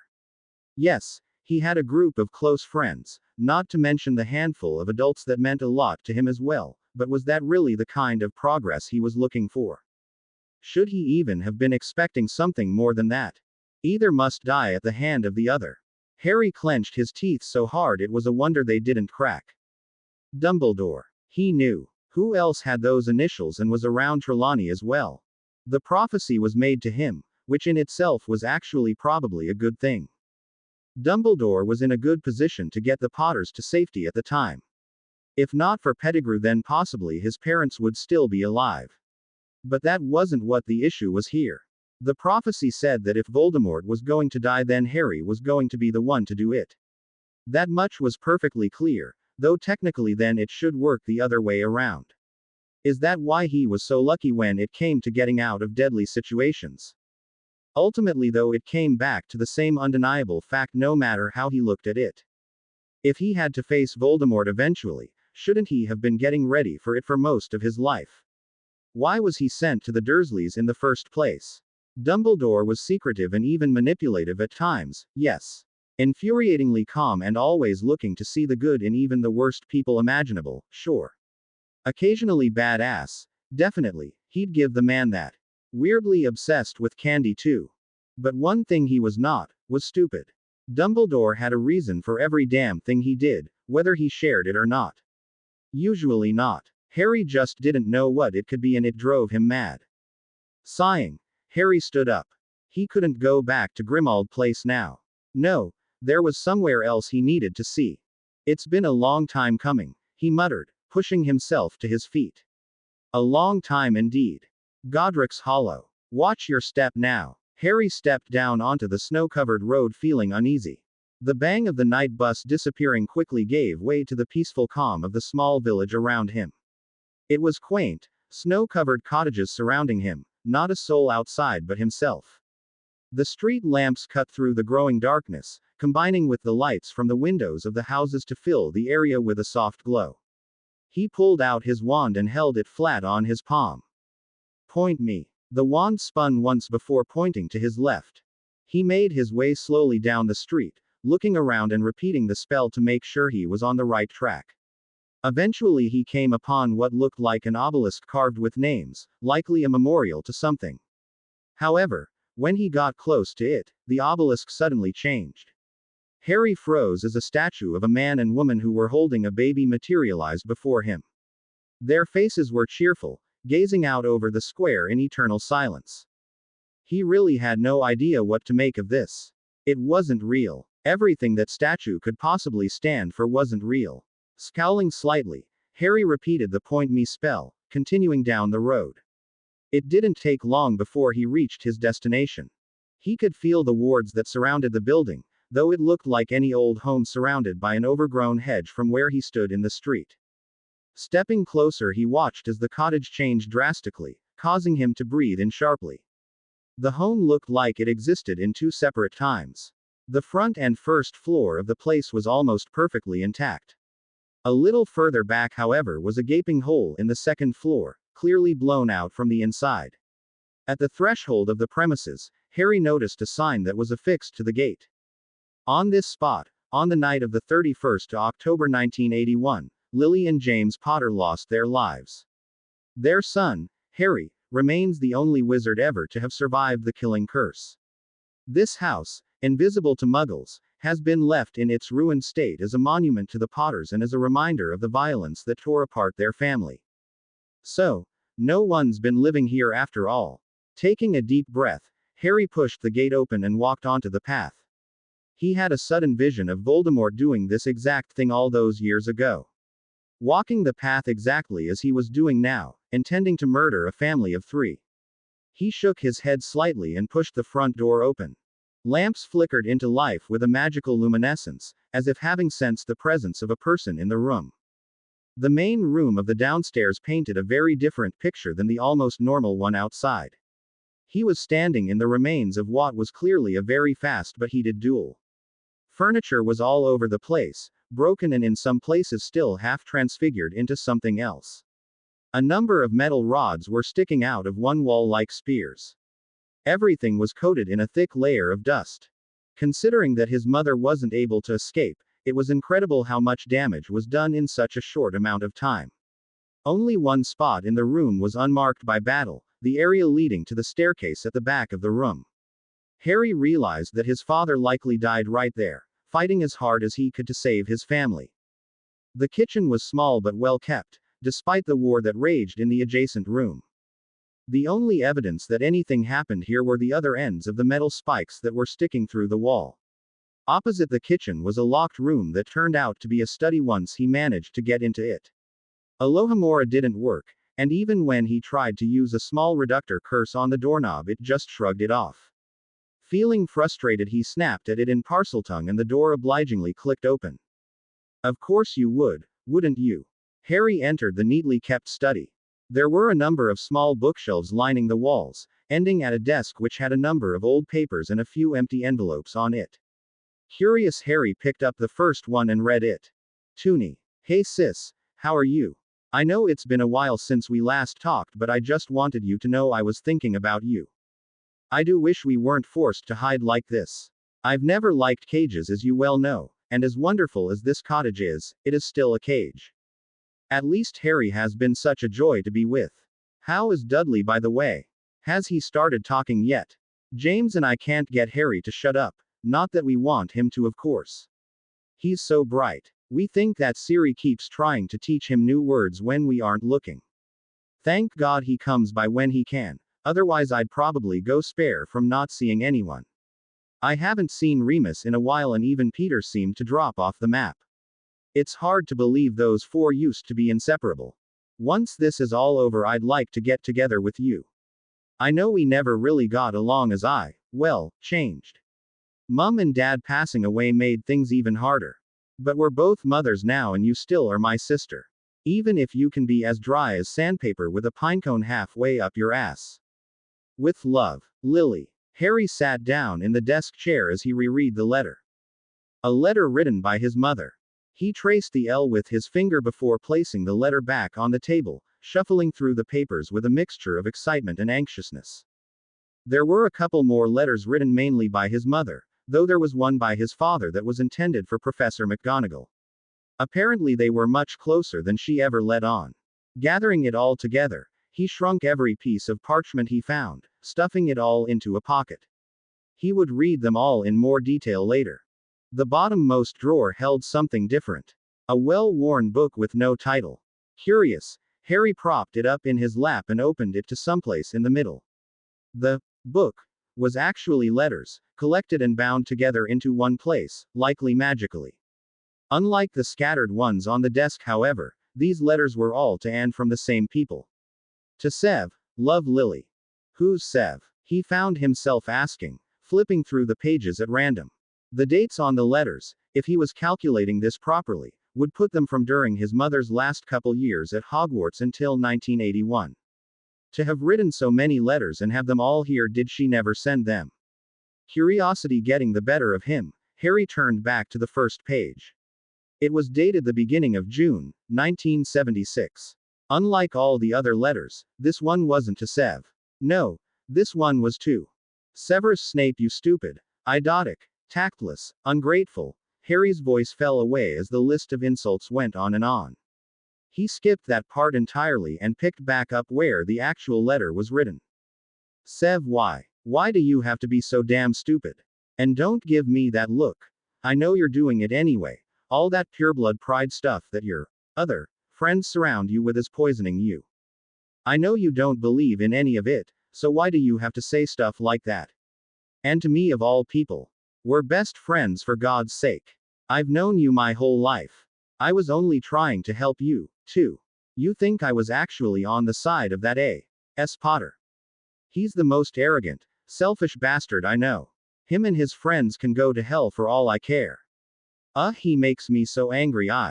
Harry blinked as the next few words devolved into what were clearly furious scribbles of pent-up anger. Words continued in a much more controlled manner shortly after. Everything is just so frustrating right now. I want to forgive you, and I know I will after a few days, but right now I'm still really mad at you, so don't be surprised if I don't talk to you between classes for a bit. Anyway, it's almost the end of the year. We'll be back home soon for the summer, and I promise you that we'll straighten this stupid mess out. And I'm sorry for what I said back to you outside. That was rude of me, even though I had a good reason to be upset. Love, with a scowl, but still love, Lily. Quote, ? Quote. Best friends. Knew each other their whole lives. What the actual F? K. His mother, Lily Evans, was best friends with Severus Snape during her time at Hogwarts and knew him even before that. What was more, she somehow, though Harry really had no idea considering what he just read, got married to Snape's most hated enemy right out of school and had a child with him. How had this never come up? Sirius and Remus obviously knew, and he'd bet his trust vault Dumbledore did too. Of course, there was nary a peep from any of them on the matter. No, the only stories he got told were happy ones of his mother and father that at this point he couldn't help but question even more. His mom and Snape were best friends. How would Ron put this? Merlin's saggy tits. Yeah, something like that. He skimmed through the next handful of letters, now more interested than anything to see where this was going. As she expected, Lily's anger abated by the time the school year concluded, though she wasn't able to speak with him yet. Snape also apparently wasn't around home that summer either. Slowly the letters turned more into a sort of small diary at random points. Harry only got a little into the summer before he stopped, closing the book and stowing it away. It didn't really feel right reading all of it. Even though his mother wrote it, the letters weren't to him to begin with. Maybe if he ever felt like ending his life prematurely, he'd ask Snape about it all. Running over the desk to make sure he didn't miss anything, he found a small drawer under the desk that he pulled forward to find 3 things bound together: 2 leather-bound journals and an envelope with a single word written on the front. Harry.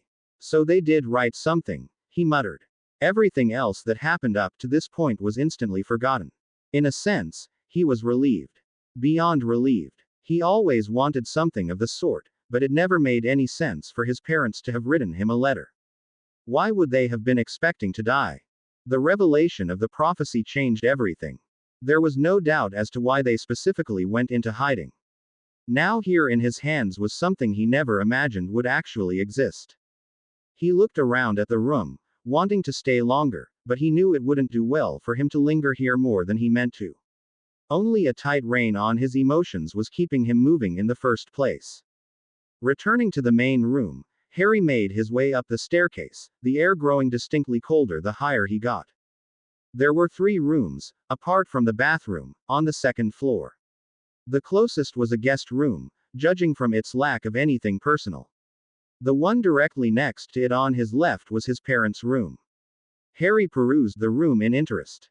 There was a small picture of the 3 of them on one of the side tables, as well as one of a baby Harry and a big black dog, playing in front of his parents. He took them both, placing them in a pocket. He would fit them in the album he had. The remaining room told the tale of what happened as well as the living room downstairs. His former bedroom was, apart from the gaping hole in the wall, mostly untouched. There was some light damage from weather that was forceful enough to make a mark through whatever wards protected the house, but still the room was neat and orderly. He could clearly see his mother standing directly between him and the crib where the 1-year-old version of himself sat, unaware of the danger before them. It was strange how he remembered this encounter. Like an imprint of a film, he could see it from his point of view, and also from Voldemort's, a strange memory that was awakened by the Dementors in his 3rd year, created by the dark part of his mind. Yet he knew that it was accurate, though it was impossible to explain why. His memory told him that Voldemort actually told her to stand aside and not killed her on sight. That in itself made no sense to him. What was the life of a single woman to him, and a Muggleborn at that? One who defied him a number of times. But he told her to stand aside, and she did not. She begged him for her death in exchange for his life. And she was murdered, right before his uncomprehending eyes, in a flash of green. Voldemort moved to the right of the crib, by where the wall was missing, likely to have a clear path between him and his target. The rest was history. Harry leaned on the wall near the edge of the hole, looking back into the town. Mainly he could see houses, but a little ways away a church dominated the dark sky, next to which was what looked like a graveyard. He glanced back at the spot his mother was struck down and back at the graveyard. He was never told where they were buried. It was just another item on the list of things that no one ever talked about. Did people think it wasn't important? That he wouldn't want to see them? Perhaps that he would be too weak to handle it, or that he had enough going on with his life as it was? Did the word closure mean anything to anyone? A creaking to his right drew his attention to the edge of the hole he was holding on to. Well, subconsciously trying to crush at least. He let go slowly, allowing some feeling to return to his hand.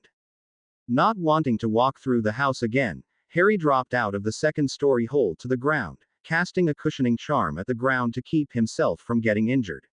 He glanced back at the house once more before making his way back into the streets where the ruin returned to looking like just another house. He doubted he would ever return there again. It took him only a few minutes to reach the graveyard. He hopped over the low stone wall and gazed at the closest tombstone. It read a woman's name that he didn't recognize, though she died over 50 years past.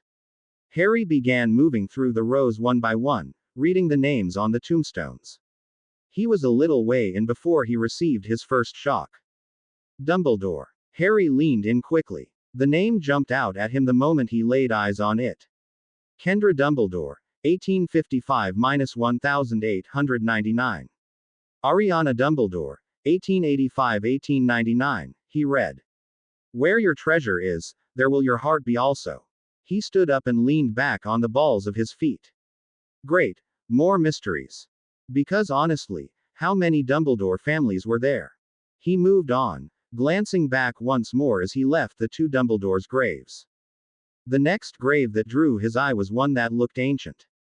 It was worn away greatly and only the name Ignotus was legible. However, what was truly different about this grave was that it bore a strange marking.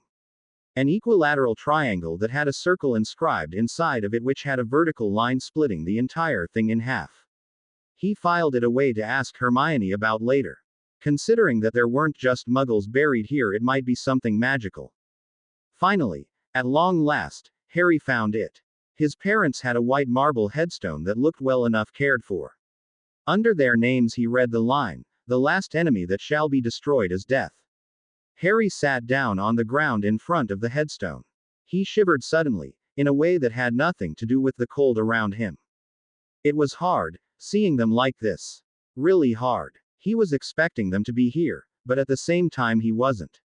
Some part of him still felt that they were somehow floating around somewhere, keeping an eye on him or something equally childish. This was so very final. Plus, it wasn't every day that a person just happened upon the grave of his parents. He felt so unprepared. His throat caught. This wasn't right. They should be here. Here, with him. Not under there, where he couldn't reach them. Swallowing, he looked back at the names. What should he say? Should he say anything? It wasn't as if they could hear him. He cleared his throat and tried again. "I'm sorry it's taken me so long to come visit you both. No one told me about this place." "How?" Harry broke off again, feeling like a fool. "How have you been? Really?" It was slow at first, his somewhat random rambling, but eventually it became a stream so continuous there was barely any indication where each thought stopped and the next began. About anything that came to mind. Quidditch, classes, even his stupid girl issues, and finally his apparent fate. The minutes ticked by and eventually his voice died off, leaving him staring longingly at the engraved names. Eventually he just leaned forwards, resting his head against the cold marble. "Damn," he mumbled, stinging eyes shut tight. Suddenly the church bells rang lightly. Their melody was slurred but soothing. He checked his watch and saw that it was midnight. Had he really been sitting there for that long? "Merry Christmas, Mum. Dad." He cast another warming charm on himself and then pulled out the invisibility cloak. After putting up a simple alarm ward around himself, he covered himself with the cloak and leaned back against the headstone. He knew he wasn't the safest here. He knew it was still cold and he was in a graveyard. But still, perhaps he'd spend at least a part of his Christmas with his parents. Even if only in spirit. Harry awoke to a sore back but otherwise felt refreshed. There was blue sky above him and the ground was covered in white. He could hear the sound of worshippers in the church next to the graveyard as well as some merriment coming from the streets. Clearly Godric's Hollow was a pleasant place on Christmas Day. He checked his watch to find it was nearly 10. He should get back to Grimmauld Place. No doubt everyone was worried about his disappearance. Keeping under the cloak, Harry bade his parents a goodbye with a promise to visit them more. Before he left, however, he conjured some flowers to leave at the head of the grave, an action that he repeated at the Dumbledore grave as well. Well, why not? With this taken care of, he gave a short twist, vanishing with a small pop. True to his word, Sirius put apparition into his training that previous summer and he practiced it in excess, uncomfortable as it was, reducing the gunfire-like crack to something far more reasonable. With a bit more work he might even be able to get rid of the small pop. Seconds later he was closing the door of 12 Grimmauld Place behind him. "Harry," said Sirius, looking relieved as he swept him into a hug. "You didn't answer my mirror calls, and I got worried when you didn't come back last night. Tonks said you'd be all right, but still it was Christmas Eve, you know." "Sorry, Sirius," said Harry apologetically. "I wasn't exactly in the right state to talk to anyone last night. I was in Godric's Hollow." Sirius froze at the name. "Did you see them?" he asked finally, looking sad. "Yeah," confirmed Harry. "I honestly didn't know they were there until I stumbled onto the grave. It wasn't the best way to find out. Damn, I'm so sorry, Harry, I should have arranged for you to go see them as soon as you could," he said at once. "It's okay, Sirius, it wasn't your responsibility." "It was," he insisted. "I haven't been there in a while. I visited James and Lily right after the Dementor incident at the end of your 3rd year. Promised them I'd look after you like I should have." "You are," Harry reassured him. "Where is everyone?" he asked, looking around. "Have they gone to visit Mr. Weasley?" "No, they're planning it for the late afternoon," said Sirius. "Everyone's in the sitting room messing around with their presents." You obviously haven't opened any of yours, so get on in there. Hermione's parents are here as well. They showed up with her 2 days ago. Quote. Sirius. It's all right, he interrupted, putting a hand on his shoulder. No one blames you, and Hermione gave them all a lecture the moment she found out what happened. I'm sure she's got one for you too, but she's at least got the sense not to do it in a room full of people. Harry chuckled a bit at this. You said her parents are here. Yeah, she brought them along so they could better meet her friends and their families. Dumbledore gave us another one of those secret keeper papers for them to read. Anyway, time to go mingle and open presents, said Sirius, ushering Harry towards the sitting room. The Lord Potter, he announced loudly, before walking in behind him. Harry, came the startled cry from around the room. He was almost immediately crushed by a Hermione hug. Where have you been? We've been worried sick. Sorry, I just needed some alone time, he said at once, looking around at the others apologetically. I had to straighten some things out. About bloody time you got back, said Ron, throwing something at him which he caught reflexively behind Hermione's back. A present. Been waiting all morning for you. Harry grinned. It was exactly the kind of greeting he needed from his friend. Well, I'm here, so go on then, he said, motioning to the gift in the boy's lap. As Ron tore into his gift, he returned his attention to Hermione. We'll talk later, she said softly into his ear before hooking his arm and pulling him off in one direction. Come say hello and don't run off. Well, he supposed he deserved that one. Harry. Back here. Tonks blinked as her eyes adjusted to the low light of the basement. Harry disappeared downstairs shortly after having Christmas dinner with everyone else, claiming exhaustion. Considering everything that was going on lately, no one could blame him for wanting a little extra sleep, and they let him go without question. Of course, after spending so much time with him, Tonks knew better. Something was bothering him, greatly. She could see it in his posture and in his eyes when he didn't realize that she was looking. Harry was laying back on one of the couches, eyes focused on something in his hands that he was holding in front of his face. As Tonks sat down beside him, he glanced at her but made no other movement. What's that? She asked, nodding to the envelope. Letter to me from my parents. I found it in my parents' old house last night. He looked back at her. You know, in Godric's Hollow. Is that where you were all this time? Kind of. Do you want me to go? Harry just shrugged. Well, anyway, she said, crossing her arms, I just wanted to make sure you were all right. You didn't fool me upstairs. I think I know you well enough to tell when you're in a rut. I suppose you do, he said after a second, putting the envelope on the coffee table. I'll be honest, I'm afraid of what might be in there. Tonks was silent for a minute before responding, her expression softening a bit. I can at least think of 3 words, anything else really is just a bonus. Yeah, you're right. Thanks, Nim. Any time, Harry, she said, running a hand through his hair a bit. I'm going up to bed. If you need to chat about anything, just come and knock. Right, good night. She gave a short wave and left, closing the door softly behind her. Harry sighed heavily as soon as she left. A part of him wanted her to stay, but he knew that he needed to be alone for this. Taking a deep breath, he opened the envelope and pulled out the folded parchment. I really do hate James sometimes. Harry sat up so fast that the envelope resting on his chest went flying onto the floor. Don't get me wrong, I love him to death, but there are times where that old prat Potter shines through and I want to wallop him one.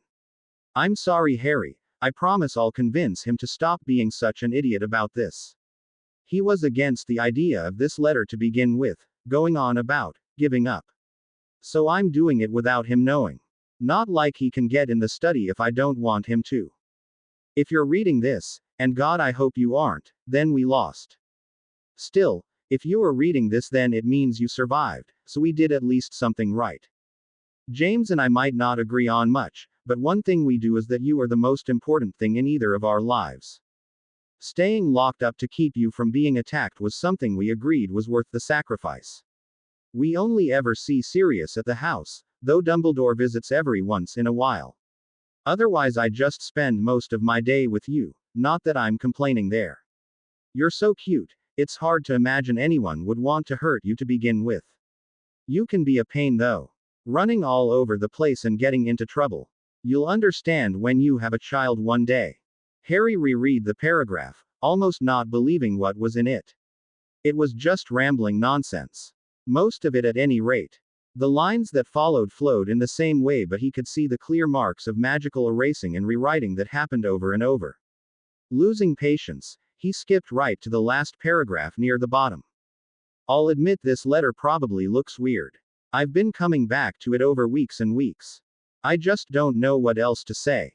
It all seems so insignificant considering what this is supposed to be. Well, what else is there to say other than I love you with all my heart, and nothing will ever change that. Not prophecies, not Voldemort, not death, not anything. You are the brightest little bundle of sunshine I will ever know. Anything you do with your life will make me proud of you, so follow your heart and achieve your dreams. I love you, Harry. Your mother, Lily. Well, at least you got there, he said with a small smile, feeling better now that he's seen what he needed. It quite easily turned into a scowl as he turned the paper over to find it blank. There were no other papers from the envelope either. Unlike my dear father. Apparently his mother wasn't able to convince him to write something before they were killed. Harry dropped the letter onto the coffee table, leaning back onto the couch. Love you too, Dad. There was a low click as the door to the basement was opened slowly before it was latched once again. Harry. He knew who it was. Even without hearing her voice, he'd have known. Steady footsteps brought the familiar presence closer. Are you all right? Tonks told me I should check up on you. Harry glanced at her before returning his gaze to the ceiling. Nim always doing whatever she pleased without asking, even though she was clearly worried enough to send Hermione down despite his desire to be alone. Hey, what's wrong? Harry felt the couch sag slightly as she sat beside him. A small gasp told him she's finally noticed the letter. Oh, Harry, she said softly. I'm fine, Hermione, he said instantly, meeting her eyes for a second before closing them and getting more comfortable. Do you mind if I stay? She asked. Harry just shrugged, though he moved further into the couch to give her more room. Thanks. The days after Christmas saw a fairly subdued group of people staying at Grimmauld Place. Still normal, but certainly lacking the usual energy that permeated the house. Hermione spent some time with her parents, though she mainly buried herself in safe books from the Black Library. The Weasleys were about as normal as they ever were. Ron lazed about and played chess, Ginny wrote letters to her friends and read, the twins vanished to work on their next project, and Mrs. Weasley meandered about, doing the meals and cleaning occasionally. The only thing that really disrupted their daily activities was that they all visited Mr. Weasley at St. Mungo's every day after lunch. Harry joined them the first time but declined the others, not particularly wanting to mingle any more than he had to. Still, he didn't isolate himself completely. He spent time with them all, particularly Hermione and Tonks when she was there, sometimes talking, sometimes just appreciating their company. They both had soothing effects on him. To keep himself busy, he took to practicing his apparition. It wasn't too time demanding, considering he'd already known how to apparate for months, and now he just took to practicing to make as little sound as possible whenever he did it. He was determined to get it down to nothing. The twisting motion was also damn annoying. Could he get rid of that as well? And then, as New Year's slowly approached, Harry found something else to occupy his time, watching the Marauders map. Well, more specifically a couple of dots on the map. Surprised you don't actually know that spell. It goes with your personality so well, you know. Sticks and stones, Potter, said Daphne, though there was no heat behind it at all. Harry just chuckled. He knew that working one-on-one with the raven-haired Slytherin would be entertaining. Joking aside, I think it's a good spell to know. Would you like me to teach it to you? Just give me a second. Let me think, she said, looking at her wand. She sat on one of the boxes that were scattered about the immediate area. With it being their last DA session before break, she wanted to be absolutely sure she was using the short tutoring session the best way she could. Sure. Harry took the opportunity to look around at the rest of the students. Everyone was coming along nicely. People were mainly working on stunning, though some were taking breaks and watching the others. His eyes fell on Cho's back. Her hair danced about as she dodged left and right, avoiding stinging hexes from Marietta while returning fire. A little while passed by with him spacing out like this before he realized what he was doing and turned back to Daphne, who was watching him quietly. Sorry, you ready? Are you going to ask her? Harry coughed slightly. What? Daphne gave him a flat look. Don't play around, Potter, you know what I mean, she replied. Harry considered the Slytherin before him for a moment. It's not like they were really anything closer than acquaintances with a little student-teacher mixed in, but Daphne was comfortable somehow. Sometimes it was just easier to talk to someone you didn't know that well, he figured. I guess so, he finally admitted, glancing back at Cho for a moment. Daphne had an odd expression on her face. If he had to put a word to it, she looked frustrated. What are you waiting for then? She said. You know she's more than a little interested in you. I know you aren't blind. This has been going on for months now. So stop dragging it out and ask her. You can't blame me for being nervous, I've never done this before, he said quickly, feeling disgruntled. She made it sound like asking a girl out was no big deal. A Gryffindor not wanting to take the charge. I'm speechless. That was rather wordy for being speechless, Harry said dryly. Well, you'll never find out if you don't actually do it. Harry watched her feeling a mix of confusion and annoyance. Since when did you care so much? Daphne just gave him a nonplussed look. It's maddening watching you two around each other, you realize that, right? Not to mention Tracy brings it up every time she sees you in the same place, so there goes me just trying to ignore it. Harry just shook his head. Who would have thought I'd see the day when Daphne Greengrass was encouraging me to do anything apart from putting my wand somewhere unpleasant? Whatever, Potter. What about you? Daphne raised her eyebrows. What? I'm being open with you. Daphne watched him for a few seconds in silence. I'm not all that into the dating scene, she said finally. And before you say anything, I only went out with Malfoy because it would have been bad for me to reject him up front and I didn't give myself an out when he asked. At least afterward I could say I wasn't interested. Have other guys asked you out before? He posed, now curious. A few, she said with a shrug. Sounds like you weren't that impressed. No, I have difficulty liking guys who don't have the slightest interest in me to begin with, other than that I have a pretty face. This time it was Harry's turn to raise his eyebrows. What? She said slightly defensively. I'm not stupid. I know I'm not ugly. Unable to stop himself, Harry let out a small snort. Immediately Daphne scowled at him. You disagree? No, he said quickly, shaking his head. Focus on that attitude of yours and you'd be the perfect catch, I reckon. Daphne narrowed her eyes at him for a few seconds before smirking, leaning back a bit in her seat. Never thought I'd see the day that the boy who lived would be complimenting me on my looks, she said. She had a highly pleased look on her face. Certainly not one he'd seen her wear before. Perfect sounds nice, even coming from you. Harry looked at her in confusion before he realized that he indirectly said she looked perfect. Feeling embarrassed, he refocused on Cho again. So you think she'll say yes? Not unless you actually ask her instead of just thinking about it, said Daphne, her voice regaining that edge of impatience. You're a Gryffindor, aren't you? If you're interested in a girl, just ask her out. Now quit thinking about her and focus where you should be. I want to get this spellwork down before the end of the meeting. Yes, Daphne was an existence he wasn't really too sure about. Tracy on the other hand. Hey, mate, Dumbledore's here. He wants to talk to you. Harry was jolted out of his thoughts to see Ron standing in the doorway, arms filled with clean robes.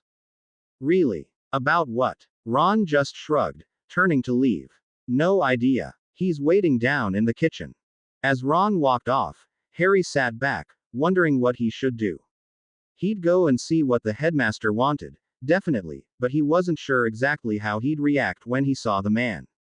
Harry was already fairly annoyed with his abrupt lack of communication as well as hours he was trying to limit his movements outside of Hogwarts, but that was peanuts compared to the prophecy, and he still didn't know exactly how he felt about all that either. Harry shook his head and slapped his cheeks a couple times to make himself feel more awake. There was no point worrying about something like this. Sometimes it was good to plan and think. Other times it was better to follow the unofficial motto of Gryffindor. Screw it. Just do it. Harry, it's good to see you. How have you been? Asked Dumbledore as the boy entered the kitchen, shutting the door behind him. The headmaster was sitting at the table with a cup of something faintly giving off steam. Sirius leaned against a counter off to one side while Mrs. Weasley was busying herself by the rear of the kitchen. Remus was at the far end of the table with his feet up, apparently napping. You wanted to see me, Professor, he said shortly, making both Mrs. Weasley and Sirius give him looks, though neither said anything. Remus remained with his eyes closed, though his nose twitched ever so slightly. All right, so he wasn't shouting at the man. Cool. That still didn't mean he was going to be on his best behavior. To the point then, said Dumbledore with an accepting nod. Have you had any other instances like the one with Nagini? No, it's been normal, he replied. Good. As you have no doubt concluded, there is a clear connection between you and Voldemort that goes beyond what we truly understand. Harry nodded. If you are able to connect with him, then consequently he should be able to do the same to you. Obviously this is a less than ideal situation. Particularly because he is far more versed in mind arts than any of us are. What if I could use the connection to get information for the Order? Harry asked. It was one of the few pros he came up with for the connection even being there. It could give us an edge. Very true. However, at present you have no way of controlling that connection, nor do you know that if you were to observe something, that Voldemort wouldn't be aware of it and instead use it to give us false information. We can't risk him manipulating any of us. Harry shrugged. Dumbledore had a point. So what did you want?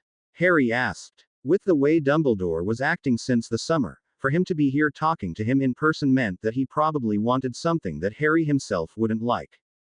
While there are many things I might want, Harry, I understand that forcing people to do things just because it might seem like the right course of action won't always work. I'm merely here to offer you a choice. Harry blinked. Well, that was a bit unexpected. All right, so what is it? I wish for you to learn occlumency, said Dumbledore. Considering everything that is happening, as well as what you will face, I believe it to be the best course of action at this point. That's not a bad idea, said Harry, mulling it over. Occlumency would be fantastic to learn. Knowing it would do nothing but benefit him. Of course, there was the still unspoken but inevitable catch. I thought so as well, agreed Dumbledore with a smile. However, the level that you would need to achieve as well our time frame presents us with a small dilemma. In fact, there are a very small number of people who could actually teach you to such a degree. If it were a matter of just pure occlumency that allowed a person to teach effectively, then it wouldn't be as problematic. However, the fast track, as they would say, requires the teacher to be more than adept at legilimency. Dumbledore let out a small sigh. In other words, the only person capable of teaching you is Professor Snape. Snape shot Sirius in shock. You want to put Harry and that greasy-haired cauldron head in a room together. For occlumency training. Dumbledore seemed unaffected by the level of Sirius' voice, despite the proximity. He just turned to face the man with a small smile. Is there something wrong, Sirius? Is there? Of course there is. He hates Harry. You know that. Severus knows better than to allow his personal opinions to affect his work, said Dumbledore, clearly amused by Sirius' reaction. That is without a doubt the biggest piece of bull I've ever heard you say. Ever. Guys. Despite what you might think of him, Severus has never let me down, nor do I ever expect him to. All right, am I the only one here who gets how ridiculous this? Sirius. The man cut off as Harry slapped the table to get his attention. Enough. The headmaster said that I'd have a choice. Indeed I did. I am well aware of your opinions for each other. Good, said Sirius, looking a little smug. There's no way that I'll do it. Sirius just looked at Harry in a deadpan before walking around the table to where he was and grabbing him by the shoulders. All right, who are you and what have you done with my godson? Sometimes you need to sacrifice one thing to get something else. Harry thought he caught a flash of something on Dumbledore's face but passed it off as a trick of the light. Honestly, I stand to gain a lot more than I could ever possibly lose, so why not? And it was true. An opportunity to learn occlumency from anyone was a great thing, but this also solved an issue that he had yet to find a solution to. As he recently discovered, Snape and his mother were best friends.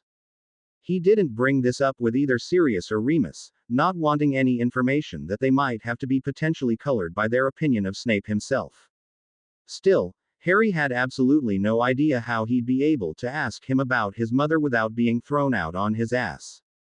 They barely tolerated each other in class, so the idea of the man sitting down and becoming nostalgic for his least favorite student was laughable.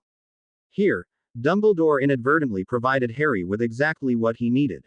There was no way he'd say no. "Are you sure about this?" said Sirius with a frown. Harry nodded. "Well, I won't stop you, but I'll wish you luck. If he gives you any problems, feel free to curse him. You know some good ones now." "I doubt that it will ever come to that," said Dumbledore. He was watching Harry with something that looked a bit like pride, though the surprise was certainly there as well. "I must say I didn't expect you to agree so readily." Harry gave Dumbledore a hard look. "You should know, Professor, that I don't trust you right now like I used to." However, Harry paused, his expression shifting to something a tad more disgruntled. "I still do trust you, as crazy as I think it might be at times. I can only hope to be more deserving of that trust in the future." Harry just rolled his eyes. It was such a Dumbledore thing to say. "Was there anything else?" he asked, to which Dumbledore shook his head. "All right, I'm heading back to the library then." At the door though he paused. "Before I go though, I just wanted to know, is there anything you need to tell me, Headmaster?" Harry narrowed his eyes slightly. "Anything at all?"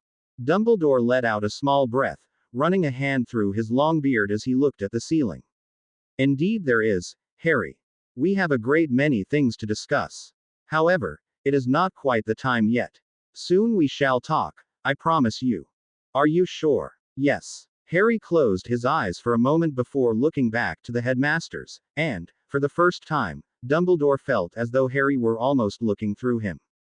"All right. Until then." Harry turned and left the kitchen, the door shutting quietly behind him. Everyone was watching Dumbledore uneasily. The man himself, however, kept his gaze on the door, a mix of emotions on his face ranging from tiredness to satisfaction. "Until then. Thanks fair come and ta get lunch with me, Harry, and the tea as well. I appreciate the visit." "Of course, Hagrid. Always happy to drop by." It was the day after New Year's. Feeling the urge to get away from Grimmauld Place, Harry sent Hedwig to Hagrid, who wrote back immediately that he would love to see him. They ended up having lunch at the Three Broomsticks, where they were actually joined by the buxom Rosmerta while she took a small break, followed by tea at his home on the grounds. It seemed that this year in particular Hagrid was dealing with some increased nastiness in the Forbidden Forest, as he often still had visible injuries, though nothing like he did when he first came back. The half-giant told Harry that creatures were getting restless lately, and to be extra careful when out in the open, particularly near the forest. Well, now what? Harry mused as he began heading back up to the castle. While visiting Hagrid was planned, he'd forgotten that if he ended up on the grounds he'd actually have no way of easily getting off them by himself. One of the secret passageways off the grounds likely was his best option, as annoying as it might be. Or he could just stay at the school. In the end it didn't really matter much. Pausing in the snow, Harry pulled out the Marauders map. The castle was practically empty except for the professors and a handful of students.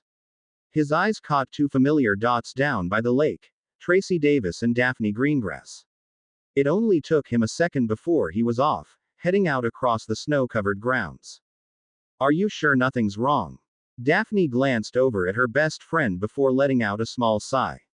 She turned back to her current task at hand, throwing snowballs as far as she could onto the frozen lake. It was oddly satisfying. "Tracy, how many times are you going to ask that?" she said, letting the snowball sail. It made a nice arch before meeting its end on the ice in a small spray of snow. "I dunno, probably a couple more until you stop being so grumpy." "No. Frustrated." "No. Annoying." "Yes, you are. Now would you stop that?" shot Tracy, making Daphne grin slightly. "You just seem impatient lately." "Maybe I am," she replied with a shrug. "I could say the same to you though." Tracy frowned but said nothing in return. Instead, she scooped a small handful of snow and joined her friend, winding up and giving the snowball a hurl. It flew quite a bit further than Daphne's before dropping with an equally snowy explosion. Show off. She cast about for something to talk about and landed on the one thing she'd actively been avoiding for days. So, do you think he did it? Did who do what? Tracy allowed herself a moment of Daphne's nonplussed face before continuing. Of course, he may not be a prejudiced Gryffindor, but he still is a Gryffindor. Didn't sound so confident when I was talking to him. What a great friend to give the guy a pep talk. Oh, shut up. This time it was Tracy's turn to hide a smile. Sure, Daphne sounded indifferent to it all, but she changed from the beginning of the school year.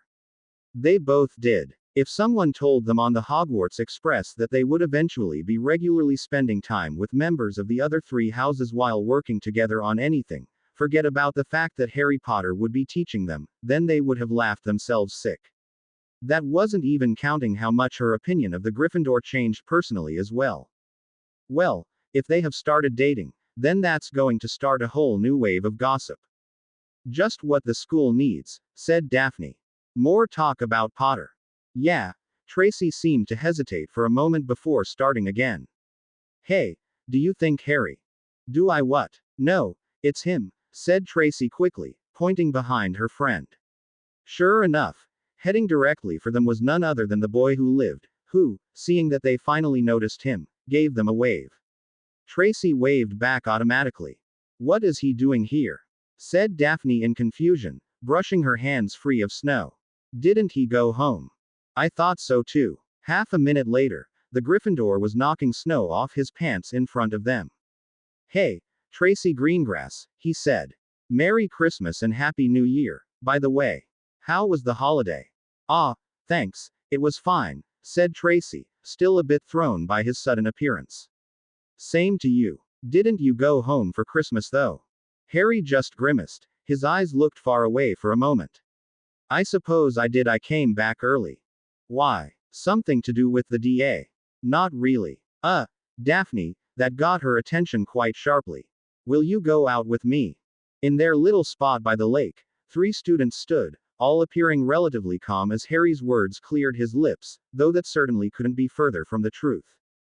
Slytherin students spent every waking moment mastering themselves among their peers and so were usually fairly difficult to openly startle or otherwise force emotions to break through in their body language.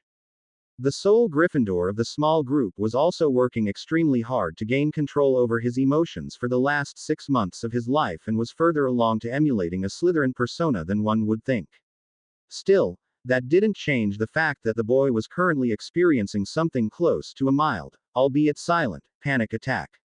After all, he just impulsively asked out a girl for the very first time in his life. Meanwhile, Daphne was blinking, face blank. Excuse me. Harry's eyes flitted around between the girls rapidly for a second. Tracy was watching him with her mouth parted slightly in a smile, also looking like she wasn't entirely trusting of her ears at that moment. Maybe it didn't fully register and he could play it off as a joke or something similar. You know, like to Hogsmeade, once term starts up again, he said. Great, Harry, way to not follow the plan at all. You want to with me?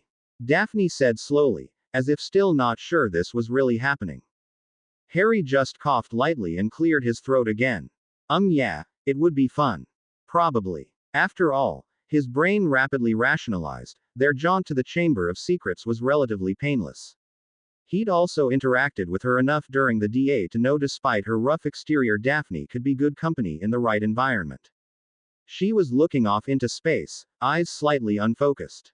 Wait, was she really thinking about it? A giggle escaped her lips, causing her to quickly cover her mouth with her hand. Harry and Tracy watched as Daphne let out a few more muffled giggles. Looking between the two somewhat anxiously, Tracy let out a noticeable cough, causing Daphne to look back at Harry. I'm sorry, she said, still chuckling a bit, sounding much more like her usual self. I'll admit, the reactions from the school would be absolutely priceless. Harry opened his mouth to say something but nothing happened. His voice hitched in the back of his throat. Silence stretched on for a few seconds in which the remainder of the girl's amusement faded away entirely. She was now staring at him, completely baffled. Wait, you like me? She said incredulously. Tracy winced a bit at the bluntness her words carried.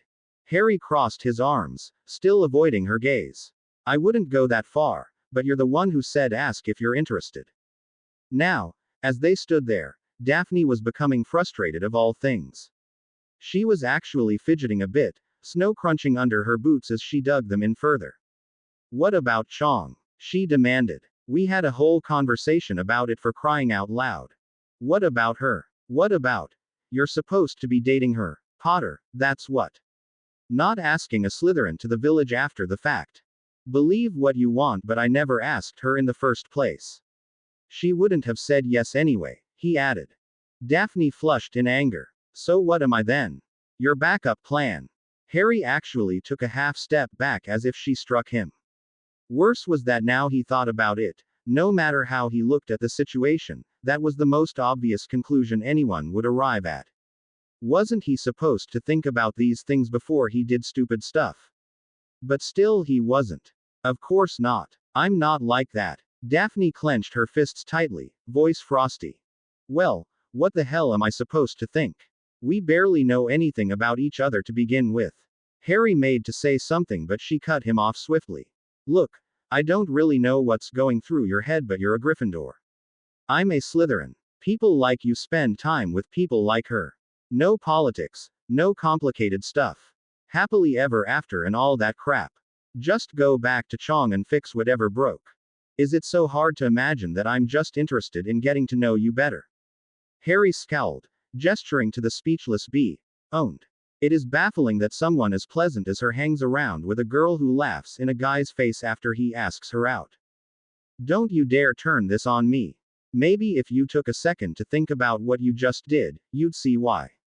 Harry just gave Daphne the coldest glare he could. And you wonder why guys only see a pretty face when they look at you. I'll see you around, Tracy. Bye. He promptly turned on his heels and walked back toward the entrance to the castle. Angry as he was, he'd certainly deserved every moment of that. Perhaps slamming his head into a wall a number of times would make him feel better. As Harry finally walked out of earshot, Tracy was the first to find her voice. Wow, she said blankly as she watched the Gryffindor's back disappear into the distance. The word was automatic, hoping to dislodge the tight knot that formed in the pit of her stomach. Daphne was unaware of her friend's discomfort, ranting to the cold air. That damned. Daphne was burning with so much frustration that she couldn't even get the words out. She took a deep breath before letting it out in a huff. Why the bloody hell does he have to go and do stuff like that? Did making sense go out of style while I wasn't looking? Daff. Tracy's voice was eaten up by the stream of words flowing from her friend. And he asks me out like I'm runner-up on the list, too. Surprised he didn't just turn and ask you next. Daphne. The ranting Slytherin jumped slightly and looked at her friend quickly in surprise, completely taken aback. What? She said defensively at her friend's harsh tone. I never thought I'd see you acting so foolish, especially after everything you say about others, said Tracy, frowning heavily at the girl. Were you paying attention to what just happened at all? Asked Daphne. Were you? She countered. He didn't deserve that, no matter how unexpected it was. I can't believe you acted like that. I'm sorry, should I have been more considerate before or after he asked me out as his second choice? It hasn't even been 2 full weeks. Does he really want a girlfriend that badly? Would you stop talking like that already? Think about what you're actually saying, you know Harry isn't like that. He said he didn't even ask her that night. Daphne just rounded on her.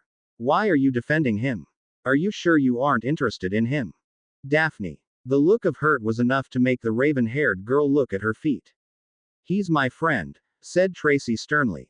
And if you took a second to think about it, you'd realize he's yours too. Wah, no, he isn't. We're just learning from him at the DA. Actually, ironically enough, I'd say he's the second closest friend you've got in this entire school, continued Tracy, causing the flabbergasted expression Daphne was wearing. All right, said Daphne, her voice falling to a monotone. You've got my attention. Speak. It often worked this way between the two. Stop and analyze, think and conclude. It also usually kept them from getting into huge fights. He's the only other person at this school you talk to other than me, and you've talked to him almost every other day at least since starting the DA. Even when you get into crazy arguments and want to kill one another. Even after Halloween, he still talked to us both. We thought he wouldn't even look at us again after that. Daphne crossed her arms with a frown.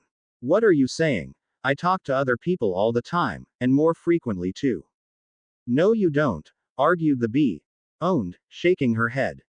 You never actually talked to anyone other than me until Harry. I know you say he drives you crazy at times, and I believe you. Trust me, she added, before Daphne could interrupt.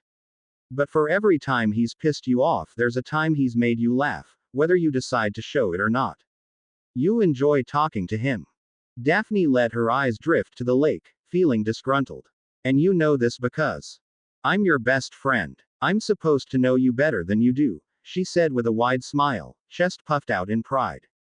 Daphne let out a sigh, her bad mood dissipating rapidly. It was hard to get worked up when she had such an idiotically cheerful friend. Especially when she cared so much. So what was I supposed to do? Say yes. She finally said, not willing to argue with her friend. She knew from experience that the more she did, the more likely she was to lose horribly. Tracy had this annoying habit of always being right whenever Daphne didn't want her to be. Tracy just let out a tired breath. No, I never said that. But he didn't deserve that response. You laughed at him, Daph, even if you didn't mean to. It was just so out of nowhere. Nothing ever goes right at this school, I swear. I'll say. And Chong. Care to explain that one? Tracy just threw up her arms. No idea. I was more sure about them getting together than you ever were, remember? We know they talked, even if he didn't end up asking her out. Maybe she got scared. The two fell into silence. Tracy kept one eye on her friend, who was just frowning at the water. It was a good minute before the girl spoke again. Stupid Gryffindor. Padfoot, have you ever done something so stupid without really meaning to, and it literally just happened even though you practically told yourself not to do anything of the sort to begin with? Harry's somewhat anxious expression faded into distinct annoyance as Sirius suddenly broke down laughing on the other side of the compact mirror. I'm sorry, Harry, he said, wiping an eye. It's just that it was almost word for word the exact thing your father said to me the very first time he asked your mother out. Course, he was a few years younger than you are now, but still. Really? Said Harry in surprise. I thought he was supposed to be, I don't know, more comfortable around girls than you ever think you'll be. Supplied Sirius with a grin. Ignoring the look Harry was giving him, he continued, trust me, James had a way with women, but the very first time he asked a girl out, he was a mess. Of course, that changed pretty quickly once he got more practice. Practice. Exactly how many times did my mother shoot him down? That number is probably somewhere up there with the number of points that James has ever lost Gryffindor for being a troublemaker. It was just a regular part of life for the rest of us. Him too, I suppose. I don't know whether that's impressive or pathetic, Harry muttered, rolling his eyes. Your father aside, I take it you asked a girl out and got shot down less than gently. I guess. You guess. He repeated in amusement.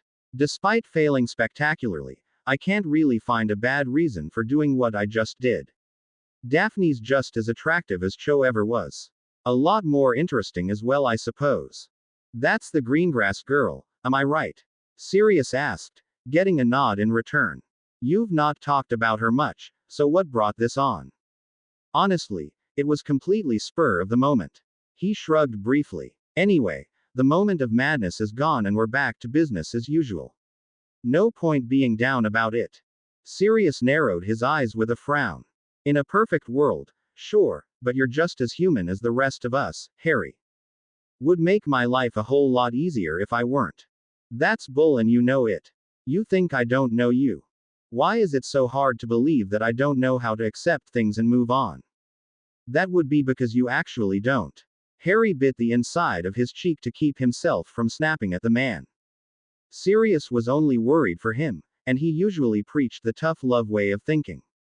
Look, Whether I care or not, my life is the way it is, and there's nothing I can do to change that, said Harry patiently. All I can do is change what I do now. In a way, I'm glad that happened back there. I've become too distracted from what I should be doing lately and it's making me slip. Sirius raised an eyebrow. And that is getting ready. He didn't elaborate. He didn't need to. Sirius was watching him in some concern now. Harry, I know I encouraged you before, but don't you think you've become a bit obsessed with your training? You act like you're being sent to the front lines in a week from now.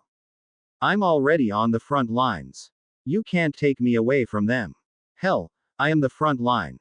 It's necessary. Padfoot. Harry let out a small breath before fixing his godfather with a firm look. A necessary obsession. I couldn't forgive myself if anything happened and I wasn't prepared to handle it when I could have been. Just don't run yourself ragged, conceded the man, accepting that Harry wouldn't budge on the matter. He was so stubborn lately. Even more so than usual. Speaking of training though, we never got the chance to test you while you were here. You've been working by yourself all this time after all. When you get back tonight we should have a round. Harry, however, was shaking his head. Sorry, I'm going to be staying.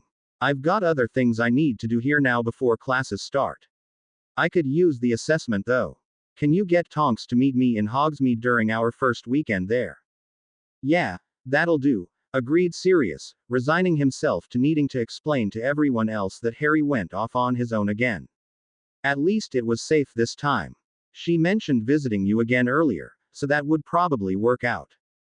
Cool. I'll talk to you later then. Stuff to do. Alright, just take care of yourself. Don't forget to eat or sleep. Right, right. Harry closed the mirror and looked around. He was still out on the grounds, now somewhere along the main path to the front doors of the castle. Not that he originally planned on having that conversation in the cold, but something came up that ended up giving him pause.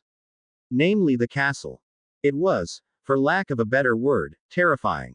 The almost sixth sense to feel magic that was slowly developing in him over the year finally reached a point where the school wasn't just magical fuzz filling the back of his mind. Perhaps being away from it for more than a half a day really made the difference. A whitewash of his senses.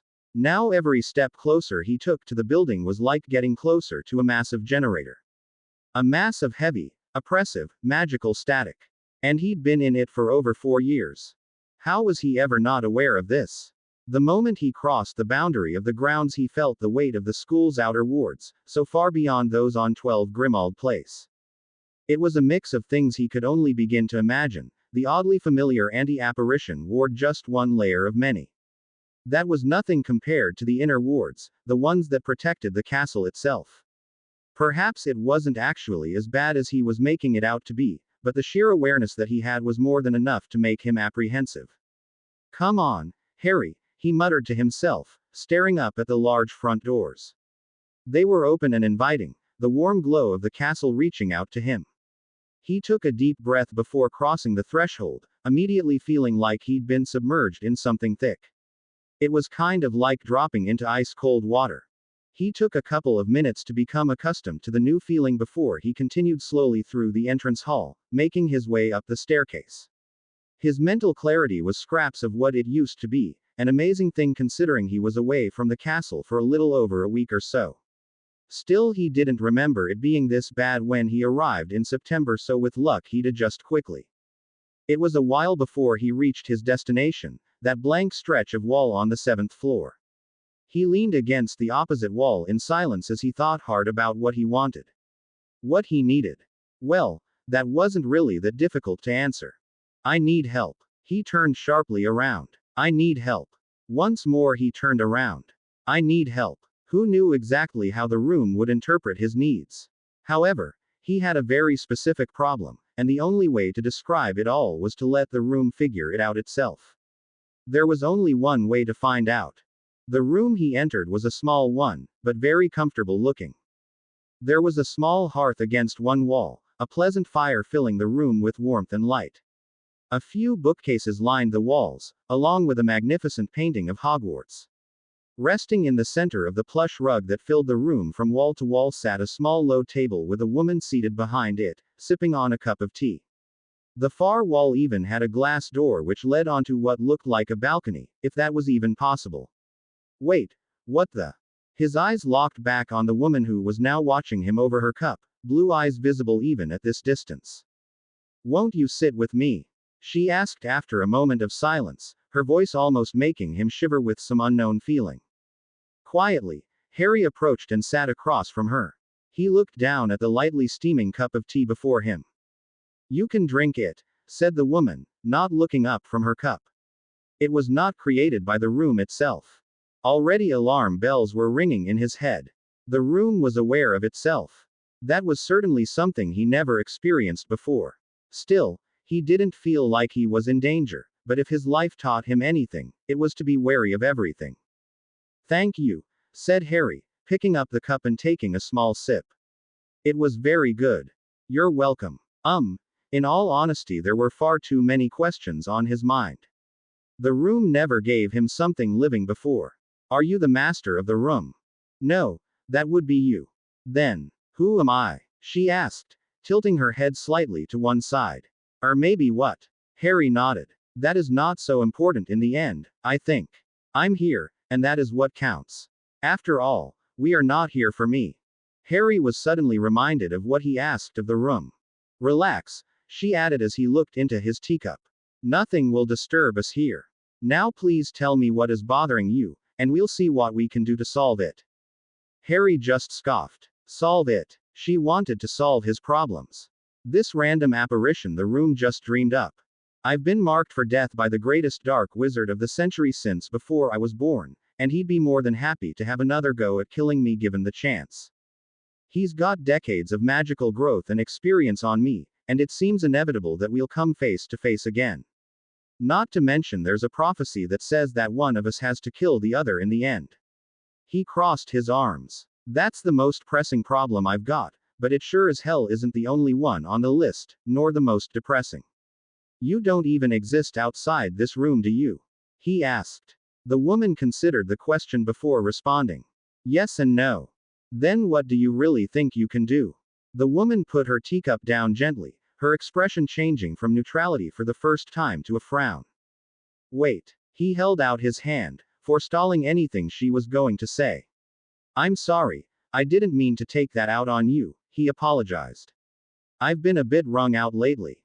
I asked for help, and the room gave me you. The room has never let me down before, and I don't think it ever will. I don't think it can, honestly. Silence stretched between them, and Harry actually took the time to get a good look at who he was sharing tea with. She looked, for lack of a better word, ageless. Whatever age she was, she certainly had a youthful appearance overall, with her slim pale face that housed two very blue eyes, a small nose, and a mouth that was pursed in thought. Her soft brown hair was done up in a bun and seemed to spray out at the sides prettily. She was wearing a modest black dress that probably reached her ankles if she stood. They looked to be about the same height, but he couldn't be sure without them both standing. Is there something bothering you? She asked finally. Who are you? The woman said nothing but looked to the side for a moment. Harry followed her gaze, landing on the painting on the wall. Hogwarts, he said dumbstruck. She nodded serenely. Harry slowly put his tea down as well. Well, you don't see that every day. Indeed not, she agreed.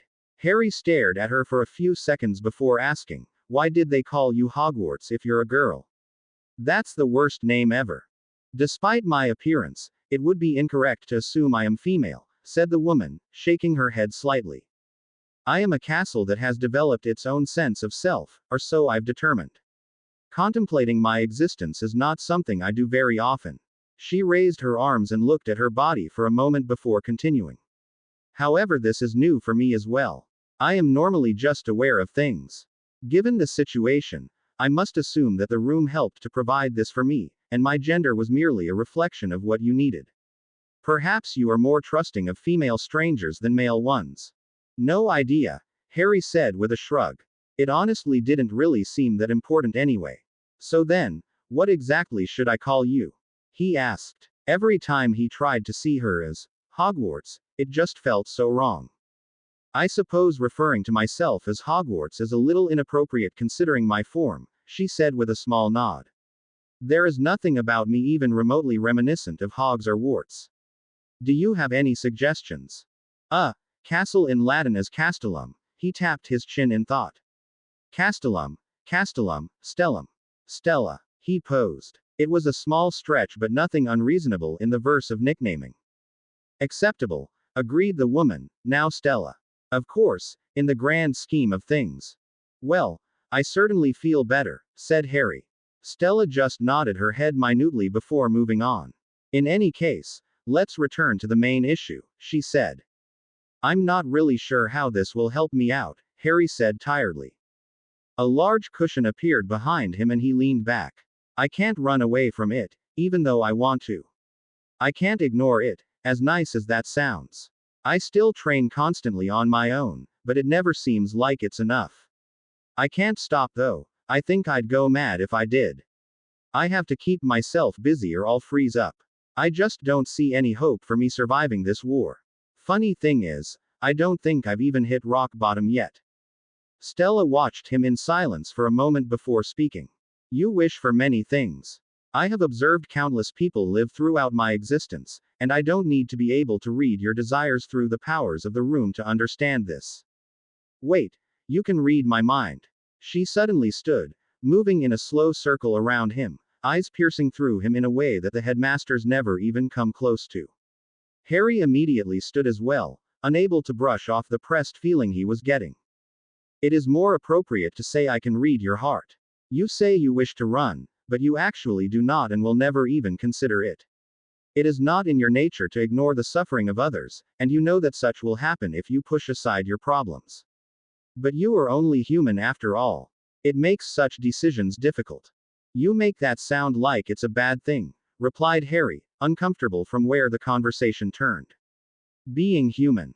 Oh, no, you are all wonderful, she said warmly, her neutral expression softening slightly. Especially the young. So much potential to live, despite having such short lives. She returned her gaze to his own. You yourself desire so much, and it all points back to one thing. Harry stiffened as she stopped moving. To fight. She turned to face him fully, hands behind her back. She was actually slightly taller than he was, now that he was paying attention to something other than her eyes. You can only go so far alone, so you desire a teacher and an anchor. You beg the universe for a fighting chance. I shall be all this and more. You can do that. The room could do the most incredible things, and he was sure that no matter how much he thought he saw its limits, the further from the truth he was. No, teacher was fine, but anchor. Sentient castle or not, who was she to think she could do such a thing? Did she even know what she was talking about? Moving in closer, Stella reached a hand out to cup his left cheek, making him flinch though not pull away. He still didn't exactly believe that she had a physical body, despite interacting with a teacup right in front of him. I am aware of your misgivings. Having gotten past his first shock, he was still somewhat caught up on how human she felt. Her hand was soft and warm. He shook himself mentally before he met her gaze again. You came here seeking help, Harry Potter, and of everything that the room could have provided you with, it gave you me. I believe that is all the reason you need. It certainly is the only one I do. Harry couldn't help the grin that was spreading across his lips.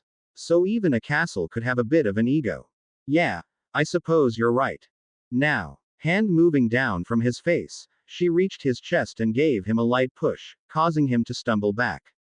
The room changed entirely in an instant, now a large space that was about 3 or 4 times the size of a regular classroom. It was completely bare and gray. Like a cell. Draw your wand. As the clocks struck 8 around the castle, Harry was standing outside Snape's office. It was the first day of the new term. He never willingly came here before, so to do so now was leaving him fairly apprehensive about the entire affair. No doubt this would end up being a bad idea in the end. What kind of idiot asked for something like this to begin with, anyway? Not wanting to give Snape a reason to be annoyed with him from the get-go, Harry knocked twice and waited for a response.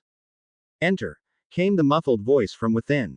Snape's office was actually deceivingly plain. Barely anything the room hinted at the man's interests at all. Not something someone would expect from a person who spent the majority of their year living at the place they worked. Good evening, Professor, said Harry, deciding to try for at least a minute of non-aggressive conversation.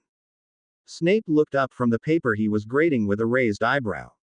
Potter, if you believe that manners will get you any sort of special treatment in the coming weeks, then I'm not here to be coddled, sir, said Harry, putting a little more weight on the sir than was necessary. As you say, said Snape, a small smirk working its way onto his face, but there was no humor in it. Though I am surprised that you even agreed to these lessons at all. Occlumency would be a really useful thing to know, said Harry, crossing his arms. Though I doubt Dumbledore really gave me as much of a choice as he made it look. This time Snape actually did smirk. It seems your childish view of the headmaster has finally grown up. Albus Dumbledore spins webs and Acromantula would be envious of. I'm not childish, retorted Harry, keeping his voice level. God, how satisfying it would be to just hex the man. That remains to be seen, said Snape, clearly not agreeing with him. Now, follow me, Potter. Normally my classroom would be adequate for any kind of extra lessons I might have to give, however, I will not risk its contents on the flimsy hold you have on your emotions. Harry scowled at the professor's back. Fine, so he still had a short temper. That was nothing compared to Snape's seeming addiction to telling people how much they beeped at anything. So, where are we going then? Of course, Snape just ignored his question and walked out of the office, forcing Harry to follow without an answer. Half a minute later they entered another room that looked similar to the currently used potions classroom. One wave from Snape's wand moved all the furniture to the sides before he locked the door with another. By the headmaster's request, for the next hour I will be schooling you in the use of occlumency. I assume you've read up on the subject. Yes, though I've found nothing on how it's specifically taught, said Harry, hoping that Snape would actually give him some information. So I'm not exactly sure what to expect here. Do I need my wand?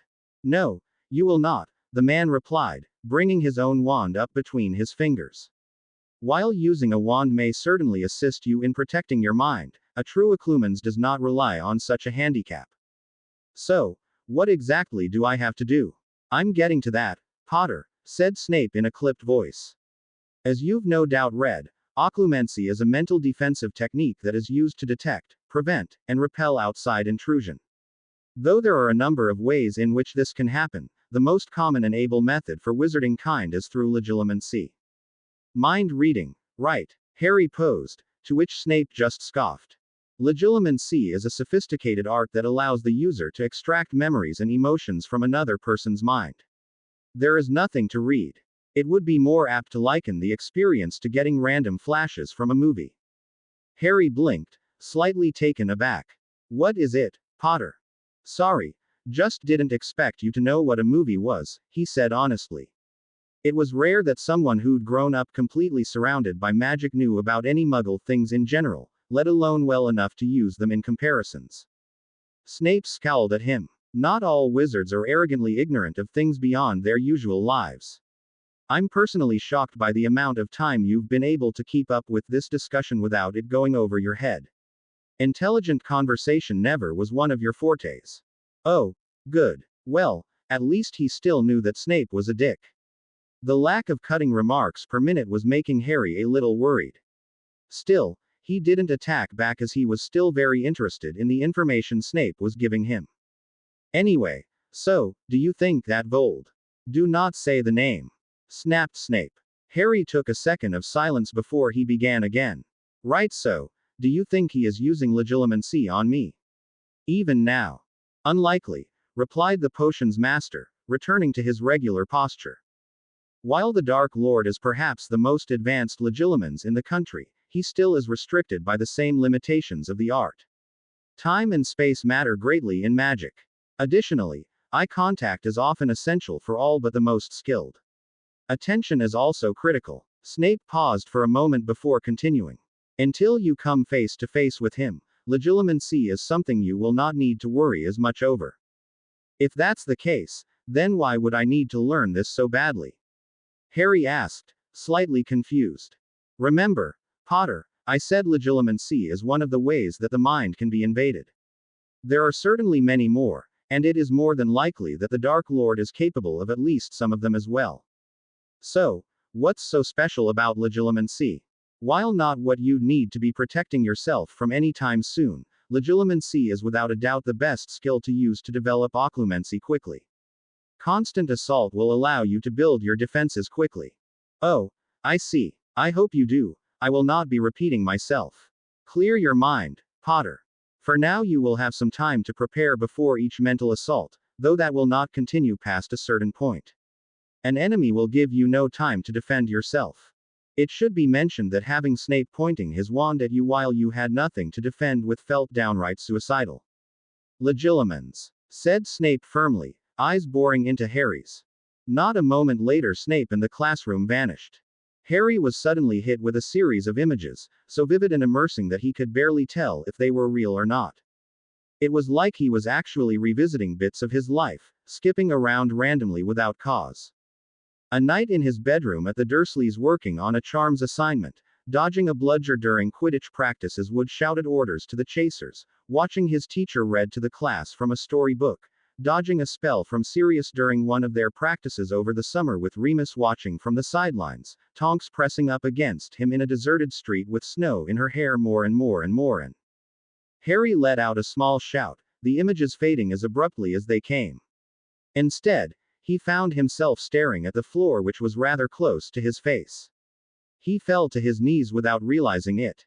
Bloody hell, he muttered, gripping his head. About time, Potter, said Snape impatiently. Harry looked up to see the man had his arms crossed with a frown.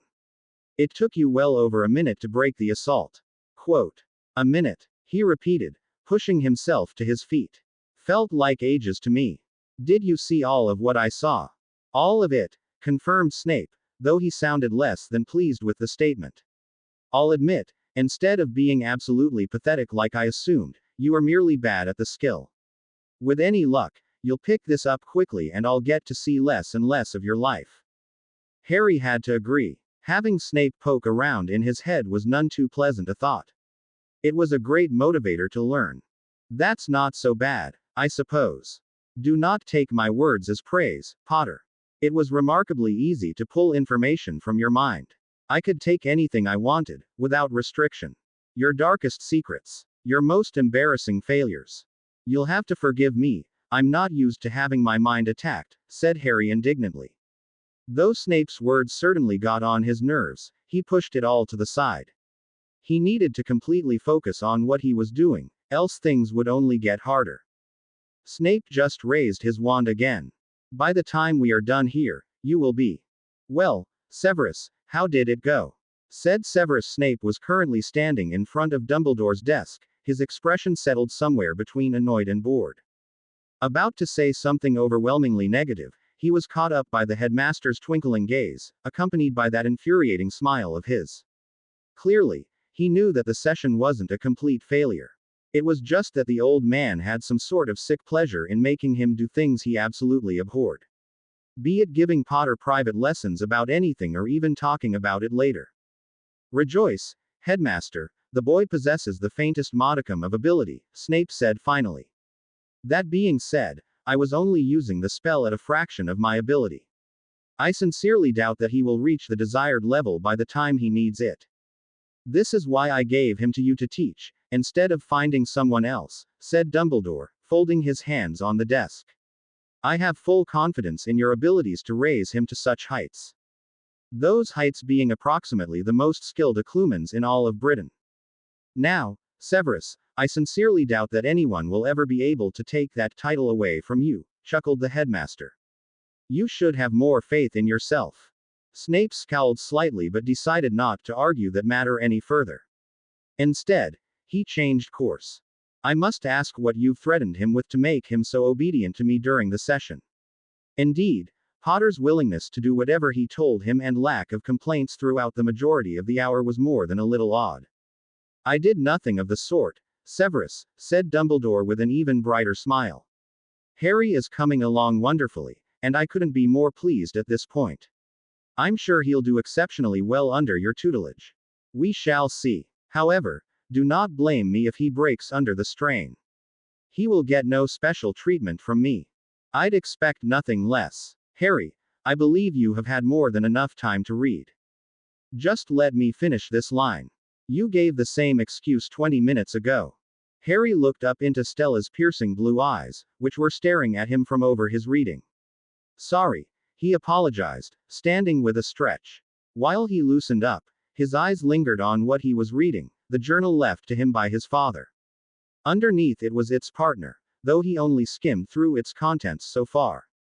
Considering exactly what he was doing lately, the former was far more appropriate to read. You are attached to those journals, observed Stella, who was waiting for him patiently a little ways away. Their dueling room was sparse as always, with the exception of Harry's reading corner.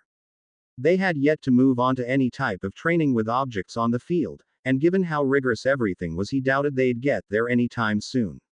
May I ask what is in them? Shouldn't you already know? Asked Harry, half surprised she didn't. Stella shook her head. As your professor has been teaching you for the past week, the mind is not something to be read. Please don't remind me, said Harry, rubbing his head.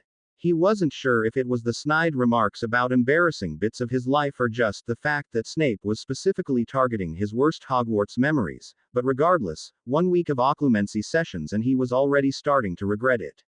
Hopefully, he'd start to show some progress by the end of the month. The question still stands.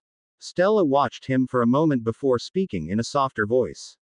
Though it is within my ability, it would be wrong of me to violate your privacy like that. Harry blinked, not expecting her to say that. It was amazing how much Stella changed since he first met her, despite it being barely 2 weeks. Not that she was overall very different from her usual castle-like personality, but occasionally she would surprise him with something markedly human. Perhaps she was picking up things from him. Of course, the whole castle in a human body thing was still a baffling mystery to him, but he accepted that there were some aspects of magic that he just likely wouldn't ever understand. I don't mind, he said in answer to her question, picking up the journals. These are from my parents to me, one from each of them. I got them about a week before I met you. A gift? She asked. Harry smiled sadly. Not quite. My parents have been dead for pretty much all of my life. I just found them in their old house on Christmas Eve. Don't worry about it, he added, before Stella could apologize for bringing it up. I originally thought they might be diaries, but I couldn't have been further from the truth. Putting his mother's back on the small table, he flipped the other open to the first page. Welcome to James Potter's Complete Guide on Transfiguration. Be it beetles to buttons, finding your wild side, or simply making things from air, this guide will give you everything you need to become a badass like me, read Harry with a flourish. Now grinning widely, he continued to Stella, I'm not sure who originally came up with the idea, but they both decided to write me guides to their best subjects. Mum's is charms and potions, while Dad's is completely devoted to transfiguration and dueling. I was pissed earlier at the lackluster letter they included, but this more than makes up for it. I see, said Stella. She was wearing a somewhat pensive expression. That certainly does explain your changes in dueling strategy. I assume your father's book has been enlightening. Most interesting thing I've ever read. There's even a whole part on animagus transformations. Seeing the look that Stella was giving him, he quickly said, wait, don't worry about it, I won't slack off here trying something else out. I've decided to dedicate my whole time here to dueling. I'm going to go over the animagus stuff in more detail over the summer when I can't be here. It's not like I need to turn into an animal, useful as it might be. That is fortunate. I'd rather not have to remind you where your attention should truly be, agreed Stella with a nod. Harry shuddered slightly at the seemingly plain tone of her voice. It was times like this when she truly made him fear for his safety.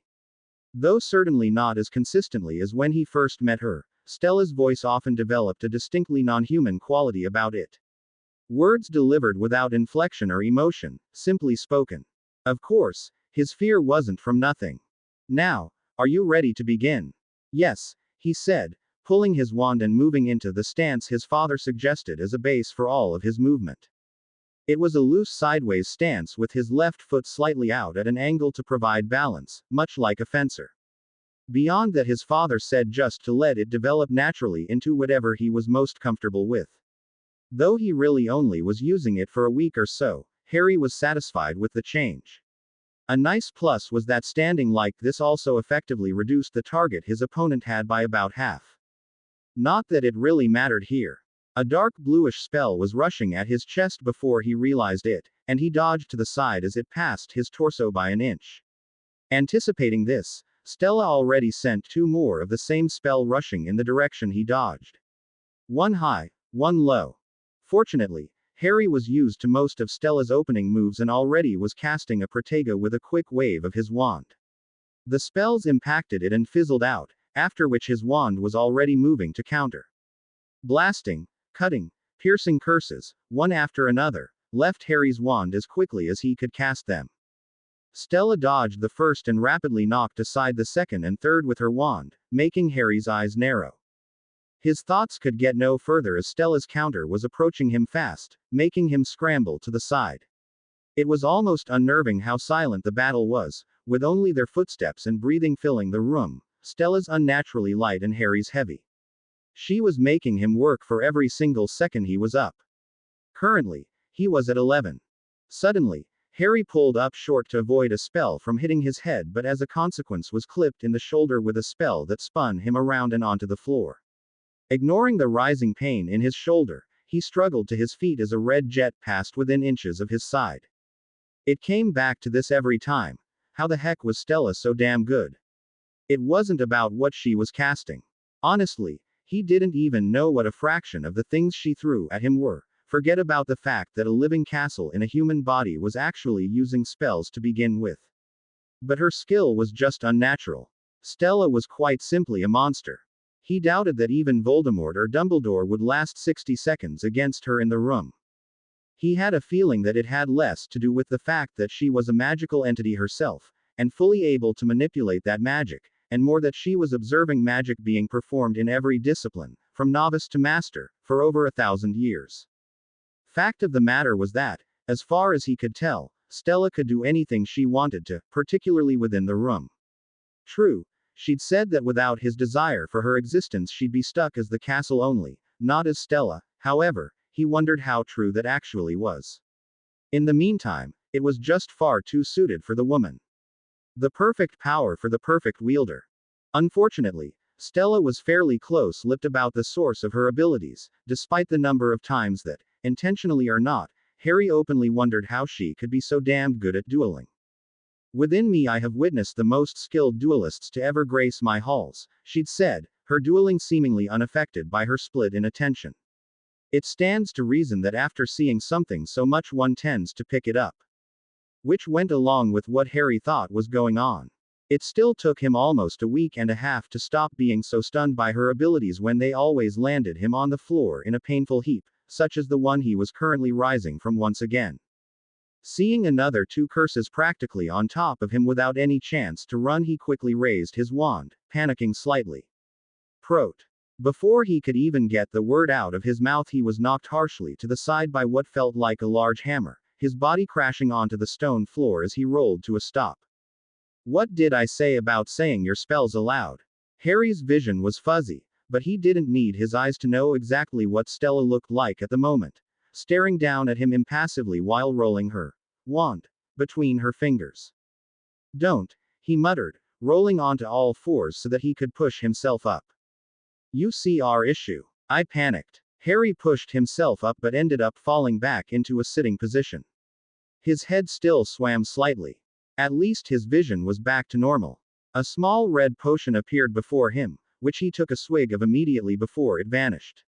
Almost at once, the majority of the aches that his body accumulated in the past half-minute began to fade, leaving only the worst as dull throbs. As it always is, said Stella. Do you know why you are being caught off guard so much? I might actually, he said. Stella said nothing, silently prompting him to continue. I try to dodge too much. Quite so, agreed Stella. Your reflexes, as good as they may be, are still human after all. Your thoughts. And such was the essence of how Stella taught him. She beat the absolute shit out of him until he determined what he needed to work on the most to up his level, after which she would beat the shit out of him again, though they would then have some direction. Rinse and repeat to create the greatest duelist of all time, right? I've always been taught that you should never shield against something you can dodge to begin with, and I still agree with that, he said, rubbing his shoulder to try and alleviate the soreness. If you can be safe without using magic, then that's definitely better than having to use magic. Still, if you take that too far, then you'll dodge things that will put you in an even worse spot than before. In that case, it would be better to shield. Stella's lips twitched into a small smile. So, what does your father suggest you do? Harry couldn't help but mimic her expression, thinking back to what he was reading before they continued their training. There are a lot of different types of shield charms. Way too many if you ask me. They vary in their shape and size, no to mention what they will protect you from, sacrificing safety in one area for an improvement in another. This is how all shield spells work. Protega is a good one for low to mid-level curses and other spells, not to mention physical objects. It's the go-to shield for most witches and wizards for a reason. It's sustainable and covers a wide area easily enough to protect whoever is directly next to you, and with the added bonus of deflecting most of what it can block if the shield is strong enough. On the downside, because it's so versatile, it's a hog on the reserves. If you try and keep it up for too long, it can be broken, causing backlash that'll have you losing the fight on the next incoming spell. Also, it's not something you can move around with easily. Reminds me of cover-based spell fights. I'd never use it in a duel, but a fight with others might give it some use. Now, I could sit here and list shield charms all day, but why talk about things you'll never find a use for? You're reading a chapter on dueling after all, so we'll skip straight to the shield that skilled duelists use. Abverto. Without a doubt, this is one of my favorite spells ever. Ever seen a witch or wizard seemingly knock a spell out of the air with just their wand? Deflect it to the side or something similar. Well, there you have it. Abverto is a duelist's bread and butter. The spell focuses an immensely dense shield at the tip of the wand about the size of a galleon. Due to it being so small, it takes virtually nothing to cast compared to a powerful Protega, but at the same time can stop all but the most deadly single-target curses imaginable, and those are unblockable to begin with. Of course, casting the spell isn't the hard part. That's saved for trying to knock spells out of the air with a foot-long stick. Considering how fast spells move at, many find it all but impossible. Certainly impractical. I'll bet the poor French girl who created it was considered to be a suicidal maniac for the rest of her life. That isn't to say that people can't do it. After all, there are a number of accomplished duelists in Britain alone, but it isn't something to be scoffed at. You need superb reflexes and coordination to make consistent use of the spell. Don't get me wrong now. Abverto has a bunch of weaknesses. First off, it can't protect you from multiple spells at the same time. Any time you're overwhelmed by spellfire, you'll have to think of something else. Even situations where you've got two curses coming in simultaneously. Your wand can't be in both places at the same time. Also, you have to cast the spell at the right time every damn time you want to use it. So it's annoying, hard to use, and overall pretty stupidly risky. If you're having any issue with this, the more you think about how a fencer fights, the better you'll get the picture. Now go out there and practice this spell until you know it better than anything else you know. If you aren't making this look easier than a tickling charm, then you aren't good enough with it yet. Seriously, when I said bread and butter, I meant it. Well, instead of saying anything, Harry just snapped off a curse directly at Stella's chest. If his sudden attack surprised her, then she certainly didn't show it. In a fluid motion, her wand was back up and deflected the spell to the side, letting it impact the wall harmlessly. I need to learn how to do that better than you can. Though I feel like it'll take me more than a lifetime to be better than you at anything. Stella was now smiling, rightly terrifying the Gryffindor. Oh, I wouldn't say that. To reach such a level just means that we will be training harder. There is no need to worry about something like that. Harry did his best not to run away right there. Instead, he just devolved into weak chuckling. Oh, that's wonderful. Yeah, he was going to die. Harry, you all right, mate? Harry looked up from his breakfast to see Ron giving him an odd look. Yeah, I'm fine, he replied with a small yawn. Sorry, do I look like something's up? Honestly, You look like you've had a go with a dragon again, said the redhead, spearing a sausage with his fork. Harry couldn't help but chuckle at that. Something like that. Ah, mail's here, Ron muttered, as the great hall filled with the sound and sight of over 100 owls swooping into sight, dropping letters and newspapers in front of students and faculty alike. Hermione caught her daily profit before it was dropped on her breakfast, unfolding it lazily before letting out a gasp, one that was being echoed all over the hall. What's up? Said Harry quickly. Oh my God, this is terrible, she said quietly, spreading out the paper so that those around her could read the large headline on the front page. Mass breakout from Azkaban. Ministry fears black is rallying point for old Death Eaters. Voldemort smiled. For the first time in months, a true smile spread across his face as he was once more surrounded by his full inner circle. Well, all but Severus. Rest up and regain your strength. There is much to be done, and I will call on you soon. Everyone made to shuffle out of the room immediately, not wanting to stay in his presence. All but one at any rate. Bellatrix hadn't even moved from her spot in the circle by his side. She merely stood there, basking in his presence. Not something he would permit frequently, but he could humor her desires this once. She would calm down with time anyway. Rookwood. Voldemort's voice froze one of the retreating figures, the others passing around him as if he were a large rock. Yes, my lord. Voldemort motioned to a nearby chair, inviting the man to sit. Please, join me for a moment. I require some information from you regarding your former employer. The ministry, he said, his voice raspy, before thinking a bit deeper. You mean the Department of Mysteries? Indeed. Voldemort sat across from the man, Bellatrix taking a position at his side. I know it has been a while, however, there is something I have a great interest in at the moment, among other things. Tell me. His smile made the unspeakable shiver slightly. What do you know of the prophecies hidden away in the bowels of the ministry? With so much going on, Harry barely noticed when January came to a close.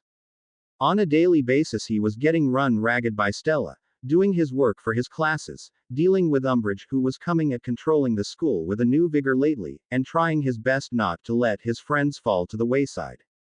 On the last day of the month, he'd even been able to get a nice chunk of time to go visit Salazar to practice his Parseltongue. It seemed like he was improving all around, and at a surprising amount considering that he was splitting himself between. Wait, wasn't he forgetting something? Ah, yes. The thing that currently had him leaning on his knees as he recovered from another assault to his mind. It seemed like the more he did this, the more frequently he ended up staring at the floor for some reason or another. That wasn't to say that his efforts were pointless though. Without a doubt, Harry was improving at occlumency. When he first started the lessons he was unable to tell when the mental attacks began, with only Snape's spoken spell as an indication to their start. 1 second he was seeing Snape, the next he was immersed in flickering memories. Similarly, the flashes ended without warning and were incredibly disorienting. Now, however, he reached a point where he was actually feeling the mental attack as it initiated. The word was spoken, there was a small pressure of sorts, and then Snape was in. And Harry could feel when he was able to expel the man from his mind by the distinct absence of whatever was there moments before. That in itself was excellent progress by any standard, especially in little more than 3 weeks of lessons. Unfortunately, he could only reduce the amount of time that Snape spent sifting through random memories by little more than a dozen seconds. That still left the man with about a minute to flit about in his head, give or take. It seemed that every time he made some type of serious progress, it was immediately put back to where it was before. Still, the lack of significant progress didn't discourage him. If anything, he was more determined than ever to keep Snape out of his head. Why? The memories were no longer solely from his Hogwarts years. What do you keep doing to merit being put in the cupboard? Demanded Snape, though his tone of voice was as level as always. It was the Friday after the horror that was Valentine's Day at Hogwarts Castle. An amusing and terrifying day for sure, especially since they all had magic at their disposal. Harry was counting down the days until when he would finally be seeing Tonks again. With the direction that occlumency now went, not to mention the harsh training Stella put him through every day to near exhaustion, He was quite looking forward to getting away from the castle for the Hogsmeade weekend. Just one more night to go. Wouldn't you like to know? Watch yourself, Potter, Snape snapped. Harry shook his head to clear it as he rose to his feet. The memories were so vivid sometimes they lingered even after he'd managed to fend off Snape's attack. Many of them were things he'd rather never remember again. Some he actually did forget about. None were pleasant. Put in the cupboard. A humorless twitch of a grin died on his lips before it was born. I never got put in the cupboard, I lived there. Get it, Professor? What nonsense are you talking about? It's where I slept, Harry ground out, hating the words as he said them. It's where I spent my limited free time away from my wonderful relatives. You've seen it enough times. Haven't you noticed the tiny cot shoved in there? Snape just stared at him blankly before shaking his head slightly and raising his wand, his eyes hard. Prepare yourself, Legilimens. A time alone and terrified under the stairs as a fierce storm raged outside, his skin blistered from working in the yard. Dudley bullying him with his friends. Another scolding. Another time alone in the dark. Another Christmas he was locked away. Another birthday ignored. Locked away again. Stop. Harry was on his knees again, though this time he was clutching his chest. He felt that last one. Truly felt it. The first time he was punished for doing better than Dudley in school. For thinking he was better than everyone else. Harry glared up at Snape with the deepest loathing. Do you enjoy this? Does it make you happy? Seeing my pathetic life? Well, as if going through it once weren't enough. Potter. But Harry overrode him with a bark of laughter. Come on, Snape, what are you waiting for? He spat, pushing himself to his feet. He was still a little wobbly. There's so much more you haven't seen yet.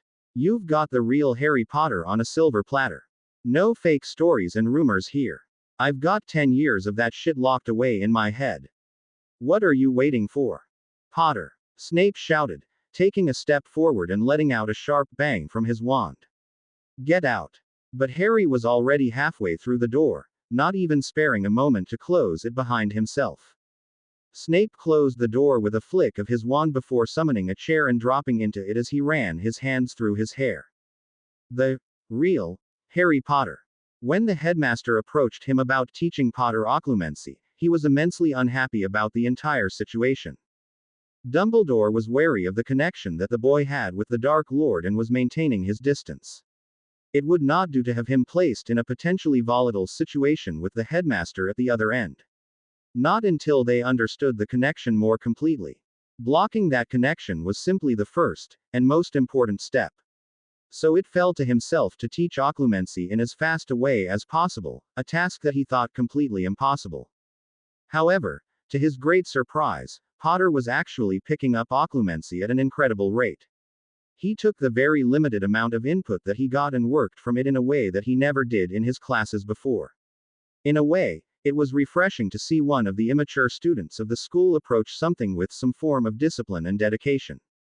Of course, all in all, he loathed having to be assaulted with the boy's memories and feelings multiple times, but he always found something to dig at. There always was a certain satisfaction to be had from taunting the Gryffindor. And, as he anticipated, by bringing up worse and worse memories, the boy was becoming increasingly determined to expel him from his mind. But now, a lifetime of deepest loathing for James Potter and his spawn were raging against the disgusting abuse he was witnessing. It was easy to push off at first. Seeing memories of him being punished in no small manner weren't so far-fetched. No doubt he did something to deserve it. It only fit the image that Potter built for him in his mind.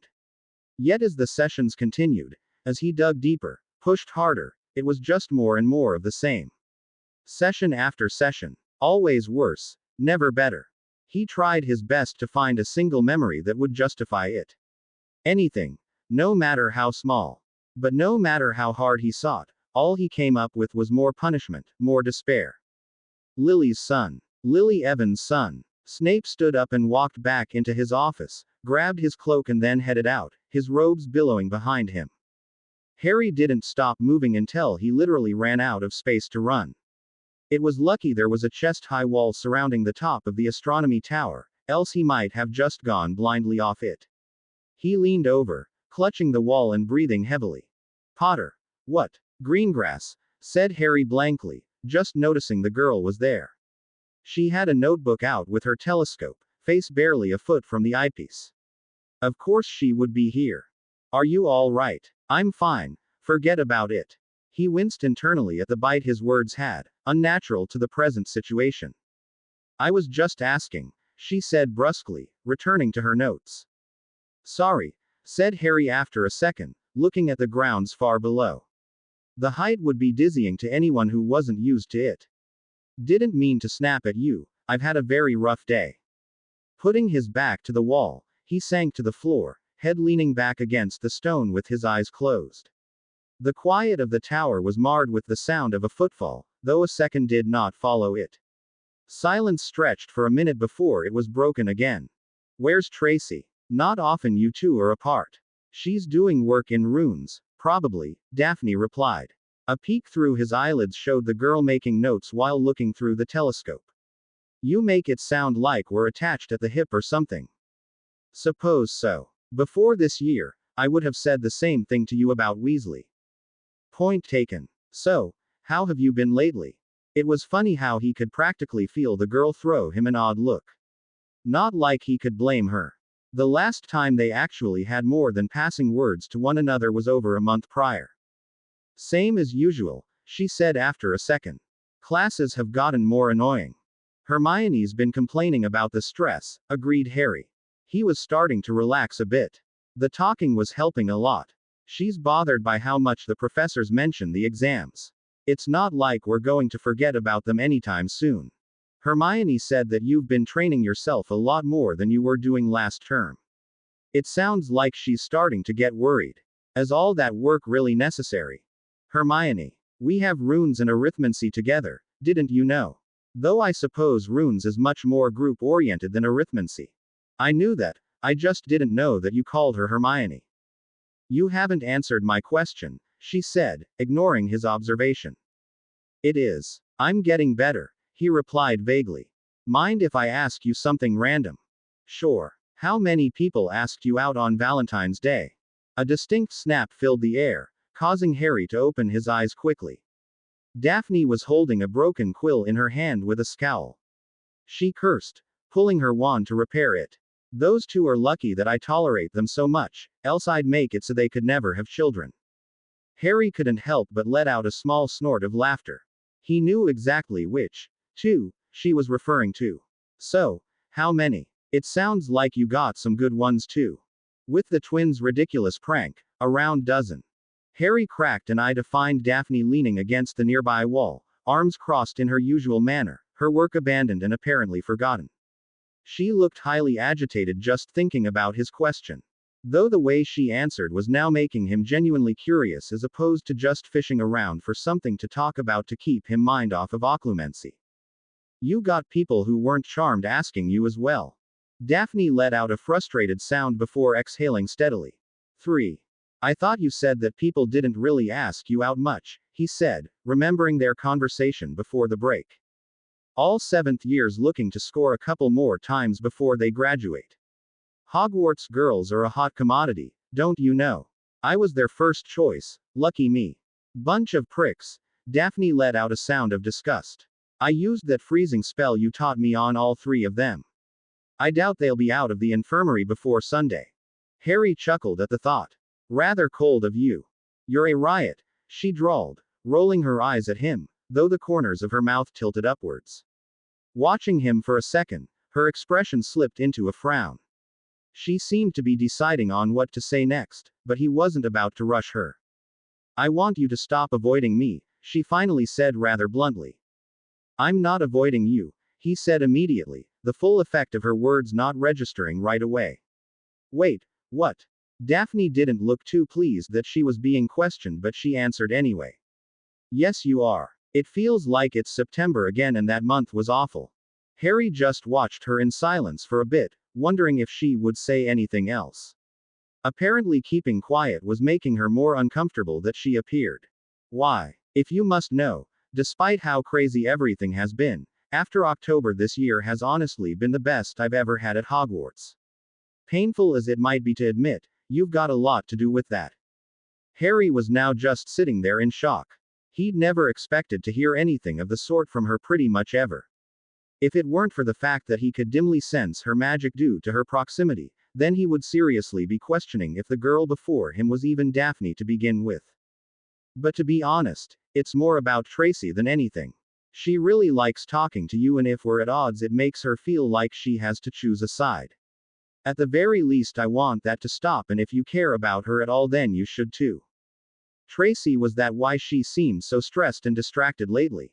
Immediately he felt like a heel for being such an ass.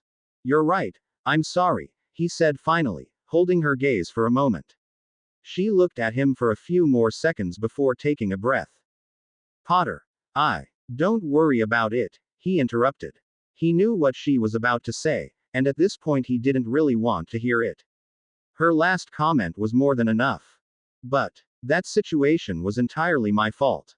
I asked without much of a reason behind it, and you reacted honestly. About as much as I deserved considering the timing. He shrugged. I said don't worry about it, so don't let it bother you. Just because you say that doesn't mean I'm not, she said impatiently. I know I can be difficult, but I'm not a bitch at heart. I don't mean to be at any rate. So I am sorry I reacted the way I did. You didn't deserve it. She tapped her telescope with her wand, which caused it to fold itself up into a much more portable form, before stowing it in her small bag along with her other things. I'm going to turn in early tonight. Are you going to Hogsmeade tomorrow? The castle's been trying to do me in lately, so 2 days away from her will feel good. No offense, of course, he added with a grin, patting the stone next to him. What about you? Not sure yet, to be honest. Well, whatever you do, have fun. Right, feel better for whatever is bothering you, she finished awkwardly, walking back into the castle. Harry listened to Daphne's receding footsteps, his mind playing an image of her walking off, black hair swaying. Well, as awkward as it was, he was glad that they were back to speaking somewhat more normally. He didn't realize how much he talked to the two girls in his spare time until he'd stopped. And Tracy, he would really need to apologize to her too. Sitting there in silence, thoughts of the Slytherin slowly faded and his mind went back to what he was thinking about when he showed up. He really lost it. Really lost it. Snape knew so much of his life, so much he never wanted another soul to know, and he just snapped. It was so ironic that so many in the wizarding world wanted to know Harry Potter, and yet the person who now knew his past best was the person who probably loathed him more than anyone. Even possibly Voldemort. What a day, he mumbled, laying back to look up at the darkened sky. It was late when Severus Snape arrived at his destination. The houses of Privet Drive were all immaculately kept, even through the winter months, looking like postcard cutouts. Walking up the street, he read the numbers of the houses until he found his mark, number 4. There were no lights on downstairs, and only one of the upstairs windows was glowing yellow, flickering occasionally. Most likely the boy, staying up late and doing who knew what. The wizard made no sound as he walked up the front path, his wand unlocking and silencing the front door before he pushed it open and stepped into the house. Looking up at the top of the stairs, he sent a silent Muffaliato spell followed by a light muggle-repelling charm. Now if any of the Dursleys wanted to come downstairs, the moment they got near the top landing they would head back in the other direction with something else more pressing to do. Lighting his wand with a warm glow, Snape looked around the house that he knew so well. With nearly 2 weeks of seeing nothing but this house in Potter's memories, he felt like he could walk around it blindfolded, despite it being his first time here. He made one pass around the downstairs before stopping back by the stairs, directly in front of a small door that barely came up to the middle of his chest. There was a small vent grate built into the door for some reason, with a little handle to open and close the slats. Scowling slightly, the potions master put his hand on the door handle and turned. It was locked. Muggles. Unlocking the thing with his wand, he pulled it open. It was partially filled with cleaning supplies and a vacuum. He moved them into the hall and bent over, sticking his head in the small space, lit wand illuminating every inch. Snape wasn't sure exactly what he expected. A small cot. Blood on the walls. Hidden messages pleading for help. The cupboard was actually a bit larger than it looked from the outside. Potter's memories of this place were incredibly vivid. More so than any other memory he'd pulled from another person. It showed just how much time he spent here. Years and years. Nothing to the right but the downward slanting ceiling that was the underside of the stairs. He looked to the left and was rewarded with faint scratches on the back wall, impossible to see by just looking briefly into the space. There were a number of badly drawn images etched into the back wall, most of which he was unable to make out, though there were a few that were pretty clear. A Christmas tree, a birthday cake with 6 candles on it, some stick figures, and above it all, near the top of the wall, a roughly scratched, Harry's room. A few seconds longer of looking at the inside of the cupboard and he withdrew, replacing all of the cleaning supplies, closing and locking the door. He knew what he would likely find, but something in him needed to see it for himself. And now he had. Hey, Nim. Ah, don't scare me like that. Harry couldn't help but smile at the girl before him. She looked no older than 12 or so, sitting on a bench and eating a candy bar from Honeydukes, her legs swinging playfully a few inches off the ground. She was completely absorbed in the crowd moving around the area. What happened to always be aware of your surroundings? He asked, taking a seat beside her. I was keeping an eye out. I just forgot that you're becoming something like a magical bloodhound. I can only find people I've been around and remember, you know, he corrected. She eyed Harry before looking back at the numerous couples walking past them in both directions. How has that been, by the way? I remember you were worried about going back to school. We haven't talked at all since New Year's, you know, she added reproachfully. Sorry, I've been a bit preoccupied lately, he said in apology, looking back at the castle which was just visible in the distance. As far as the sensing goes, the first week was a nightmare, but after that it was loads better.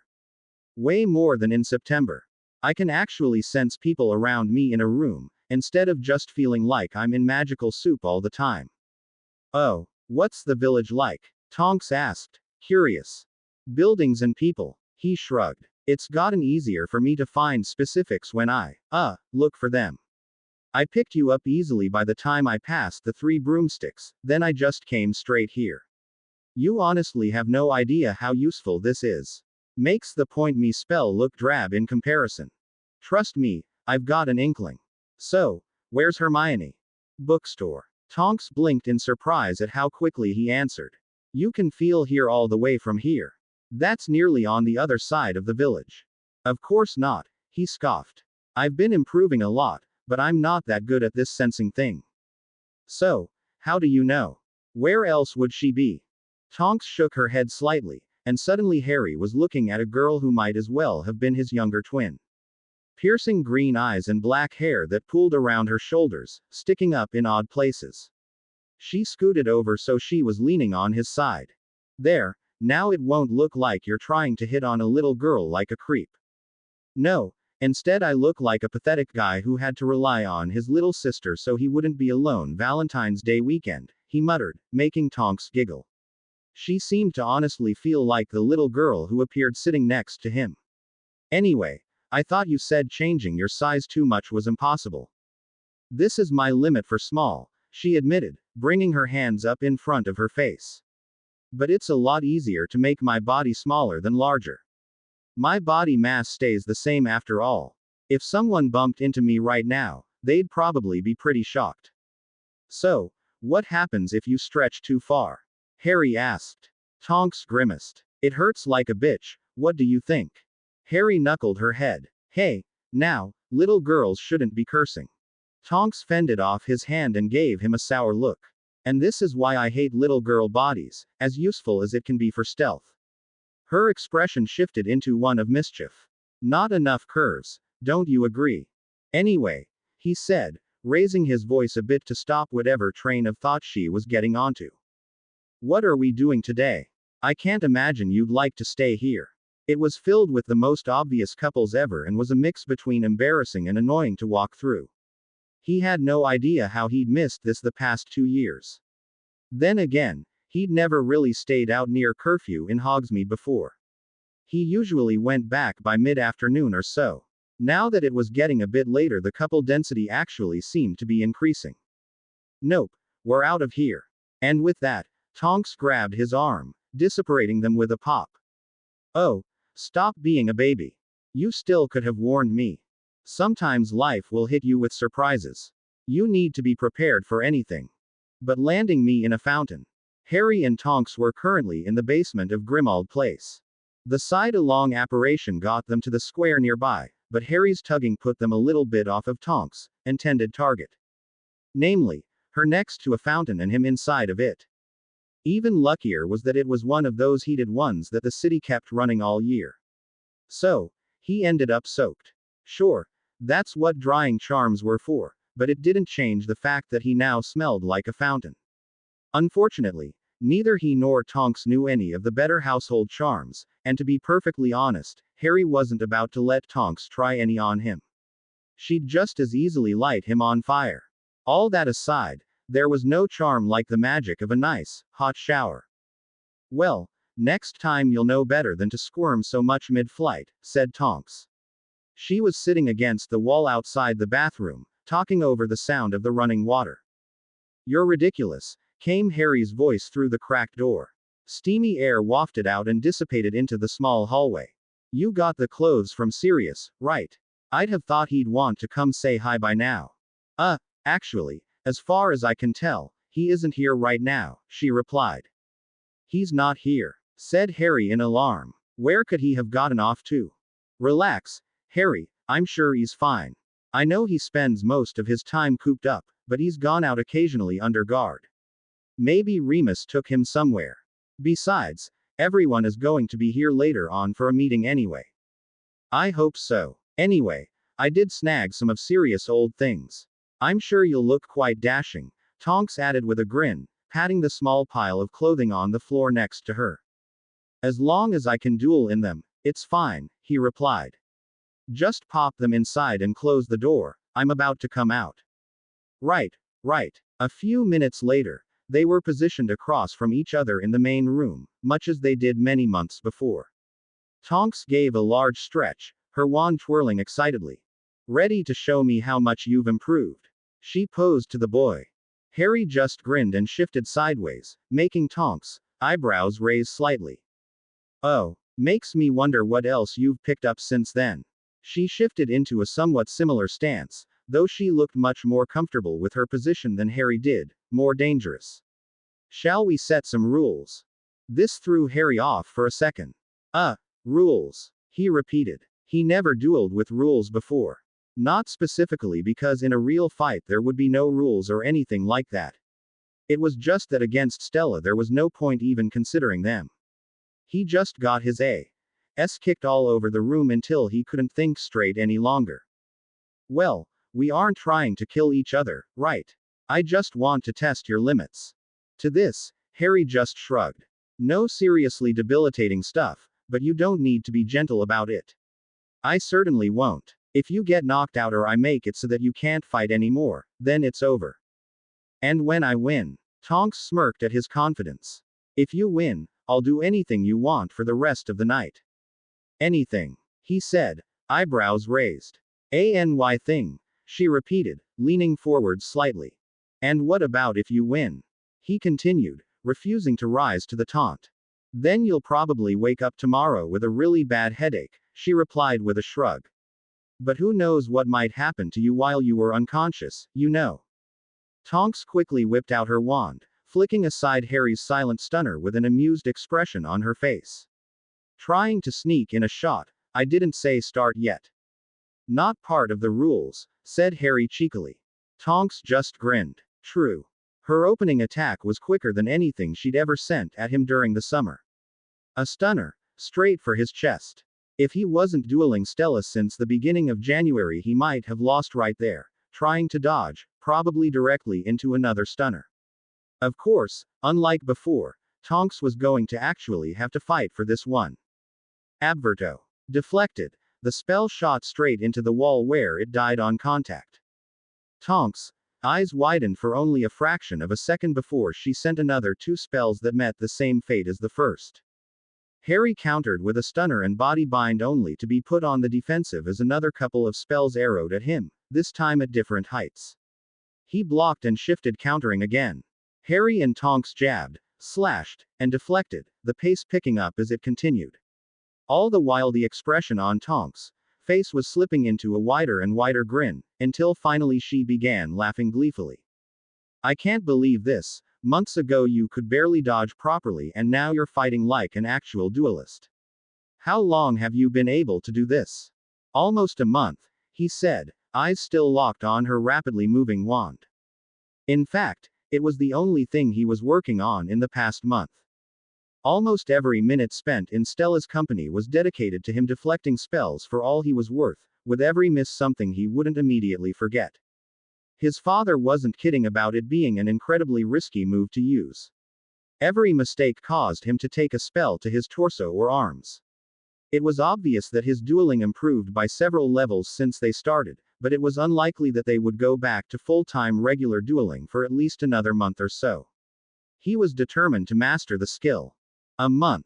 Tonks weaved through his attack with a thoughtful expression before grinning and sending another 2 spells at him, both of which he deflected to the side. I have to say, Harry, you really never cease to amaze me. Actually, it kind of pisses me off at how good you are getting. Protega. The shield spell was so strong that Harry's curses rebounded back at him, causing him to trip up and nearly get hit at the sudden change of pace. What's wrong, Harry? This little conversation isn't distracting you, is it? Unlike Tonks, who wasn't letting up a single bit while she laughed herself silly, Harry was certainly beginning to lag. He'd never deflected so many spells in a row, and the sheer number of duel-ending curses that could have hit him was enough to make him sweat.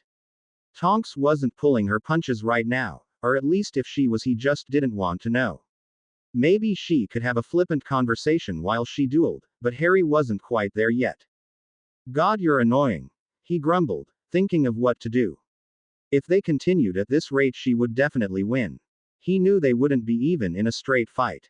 Unfortunately for him, it seemed that Tonks got the idea first. She suddenly conjured a large number of ropes before sending them at him haphazardly. Flaminis, snapped Harry. A strong gust of wind blasted the ropes right back at the woman, who just calmly vanished them and sent a jet of water at him instead. With so much practice, he could cast most of his arsenal silently, but anything elemental that wasn't as simple as an incendio was still extremely difficult. Particularly because, for the most part, elemental spells were high level to begin with. Harry quickly conjured a wooden wall that he ducked behind to avoid getting drenched before scrambling away from the thing as the water suddenly froze into ice, engulfing the wall and much of the area in front of it. In retaliation, he sent 2 stunners as a distraction before focusing and saying, Obscurus. Black smoke filled the air between them, hiding him effectively. He knew it wouldn't take much time for Tonks to clear the obstacle, but it would hopefully give him a couple seconds, which was all he needed. Serpensordia, he whispered, waving his wand twice. 2 snakes came into creation before him, both coming up to his waist in height. They were at least 6 feet long each.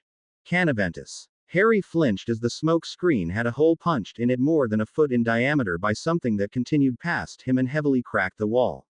Yeah, he did not want to be hit by something like that. Approach the woman from both sides and bind her. He hissed in a low voice at them, ducking as another of the powerful spell made its way through the cloud.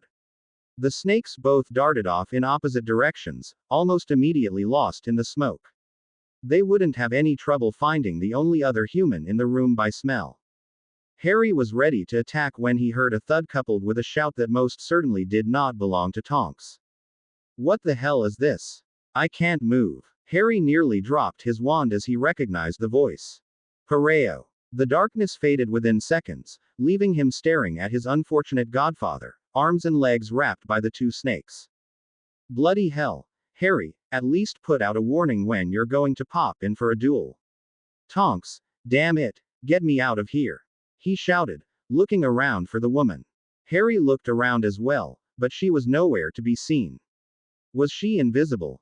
Shit, sorry, Sirius, Harry said with a chuckle, quickly telling the snakes to release him and looking around. I didn't realize you'd come down. Tonks said you were probably out for some air. Well, she was right about that. Blindsided, Harry was sent over teakettle to the floor a number of feet back, where he rolled to a slow stop. He lay there, slightly stunned as the ceiling swam before his eyes. The floor was rather hard. As he slowly recovered, the room was filled with light clapping. You've improved a ton, Harry. There's no comparison to who I used to be training in this room. I can say with confidence that there is no student at Hogwarts who could beat you in a duel you didn't try your best in. Harry grimaced as he pushed himself to his knees, ignoring the pain in his side. The dizziness was just about gone. I hear about coming on. But you're still way out of your league here. I'll admit that was a great move with the snakes, Harry said Sirius, taking a few steps forward before stopping and looking down at him with a smirk.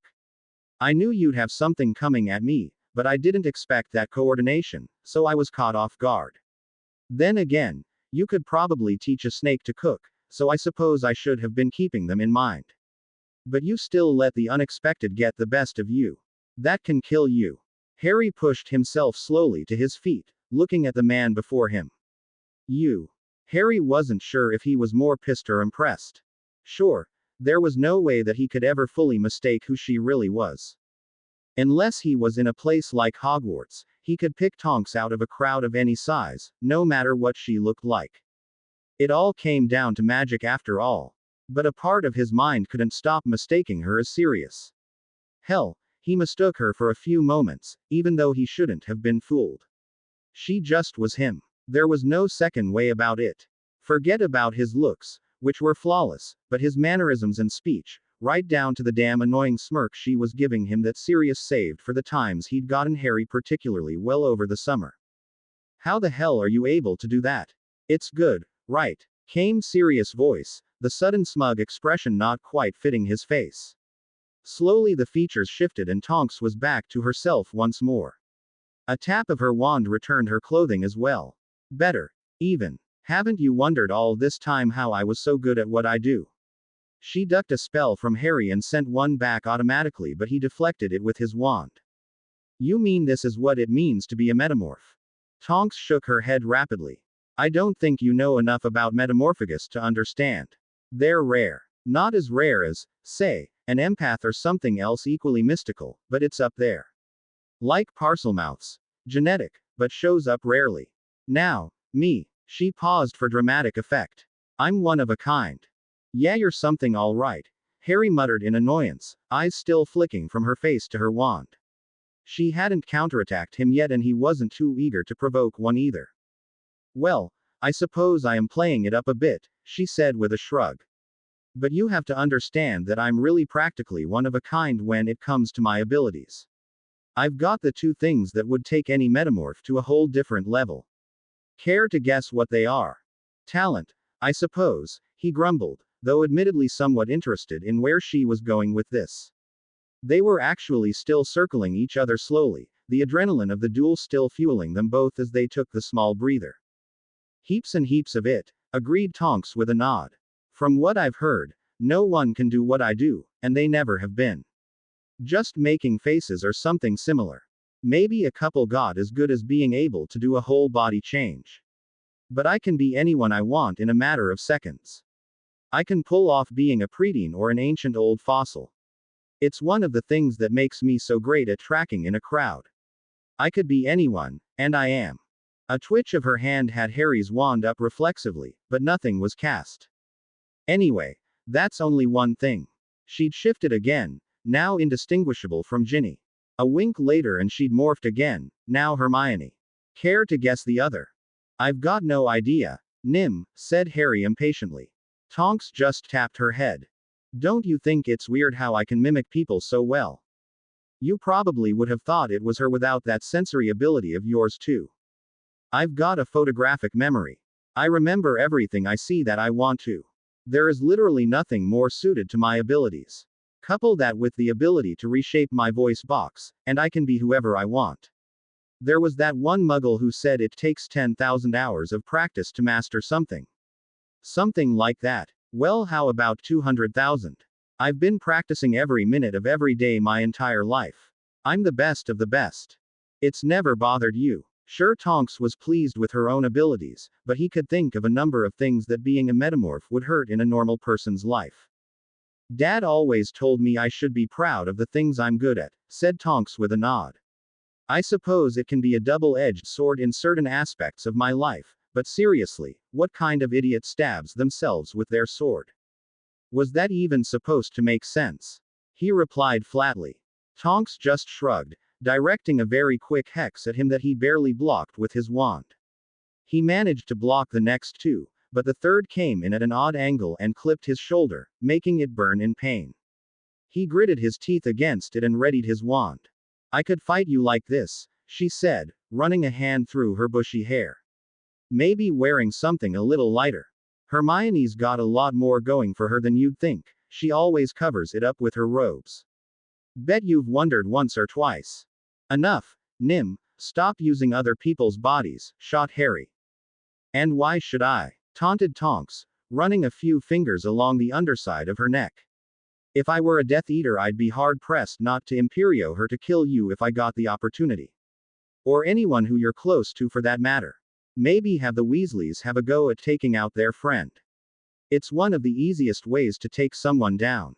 No matter how good of a duelist you become, you'll always have that weakness.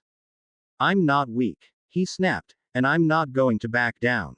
Now shut up or give up. Fine, since you're so eager. She snapped. Within moments she was casting again, this time sending chunks of ice at him. He melted them with an incendio before quickly shielding against 3 bludgeoning spells, all different and all pressing heavily on the shield before the pressure let up. Tonks was looking at him with distinct anger. In the blink of an eye, she shifted back to her regular form, now interweaving regular curses with odd flourishing flicks to his sides. Harry deflected the direct spells before jumping back out of instinct, almost falling in his haste to move. A large dog landed where he was a moment ago, skidding to a halt on the stone floor. It growled at him menacingly.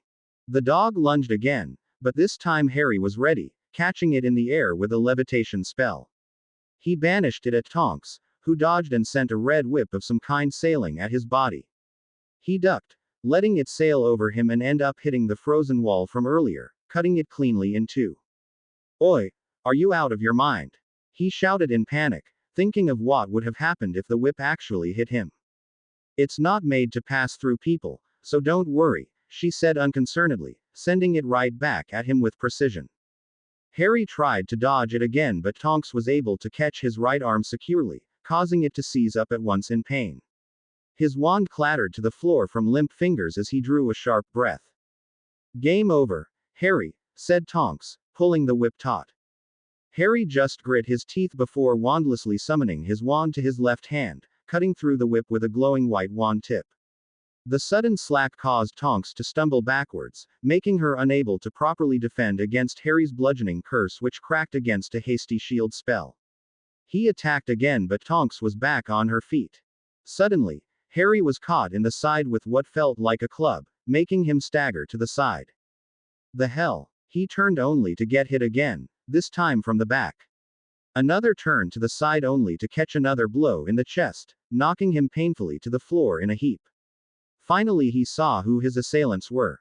Somehow, he ended up in a crowd of animated furniture, though he was positive they weren't there a few seconds ago. They moved to hit him again but ended up freezing mid-strike as Harry dropped to the floor unconscious, a red spell taking him in the side. Tonks stood there breathing heavily for half a minute before lowering her wand fully. He'd almost got her in the end. Wandlessly summoning his wand and using it in what should be his offhand without any dip in ability, few people could do one, let alone both. If Harry were more experienced, then she would have lost right there. It was only thanks to her backup plan, the animated furniture that she took control of when he used the smokescreen, that she came out of this so cleanly. It was probably just as fortunate for Harry too, she was really starting to lose her temper. Crap. Tonks immediately ran over to him, sending all the furniture back to the corner where it belonged.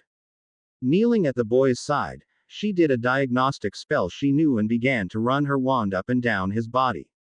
He was bruised like hell, but other than that it looked like he would be fine.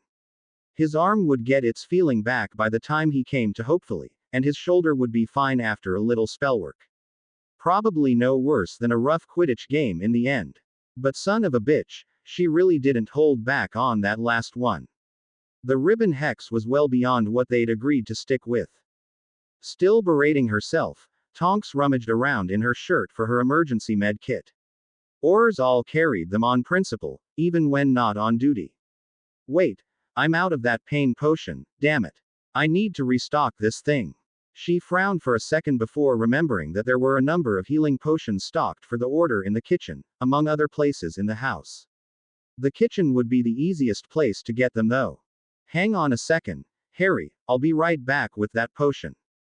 Tonks let out a loud sigh as she leaned back in her recliner, a nearly empty glass of fire whiskey on the side table. It was nearly midnight now, and Harry still wasn't awake yet.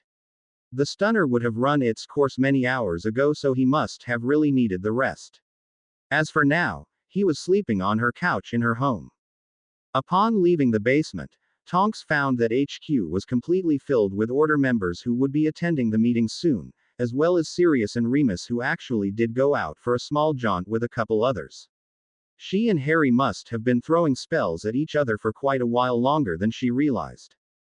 Of course, she then was pulled into the meeting, during which she kept nervously thinking about what might happen if Harry woke up and made his way there, or if an Order member randomly walked downstairs and found an unconscious and injured Harry Potter laid out on the floor. Yeah, that would have been pretty bad. She also had to explain away the cut on her face, which she forgot about in the heat of the moment. One infuriating hour later, she was released, finally able to grab the potions she wanted and go back down to the basement to collect Harry for a stealthy escape. Less than 5 minutes later, she placed him on her couch in the sitting room and sat next to him to wait until he woke up. Unfortunately, all she had to keep her company were a number of troublesome thoughts. Nim. He let out a small groan, rubbing his head as he pushed himself upright. You all right there? She asked tentatively. If by all right you mean do I feel like I just got into a fist fight with a troll, then yes, I'm all right, he said sarcastically, squinting at her. Blimey, I'm sore. Sorry about that, said Tonks, her voice guilty. She grabbed a potion from the table and pressed it into his hands.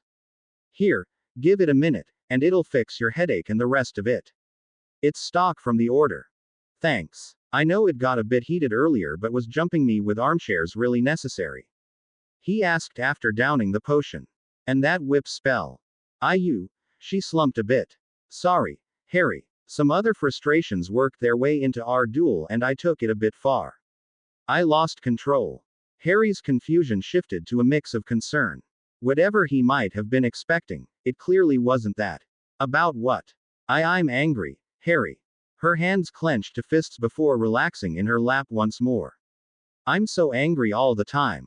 I work nearly constantly. If I'm not doing my shift at the DMLE, then I'm picking something up for the Order, but it feels like no matter what I do, it isn't changing a thing. They sit in those stupid meetings and talk about what's happening like it's the end of the world, but don't do a damn thing about it. That can't be right though, Harry argued automatically. It seemed crazy that they wouldn't be. I mean real action, Tonks said with a grimace. We know about plenty of people who are Death Eaters behind closed doors. Heck, I work with some of them at the ministry every damn day.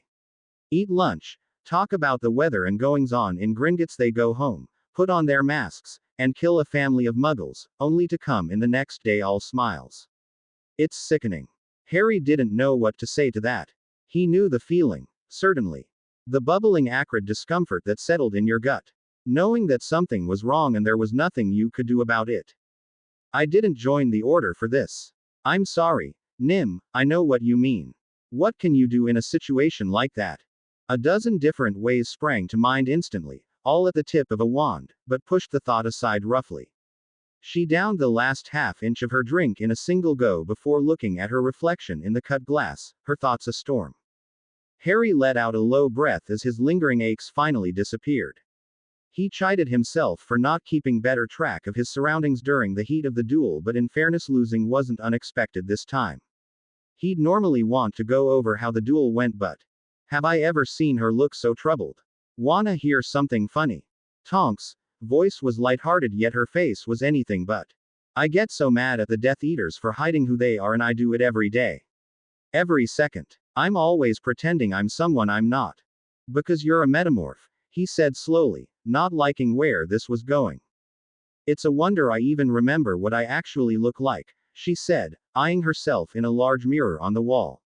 Most metamorphs don't, did you know? You spend enough time as someone else and you can never really ever get 100% back. Maybe you remember your nose being a bit cuter, your skin smoother, whatever little thing that you just assume about yourself. Me though.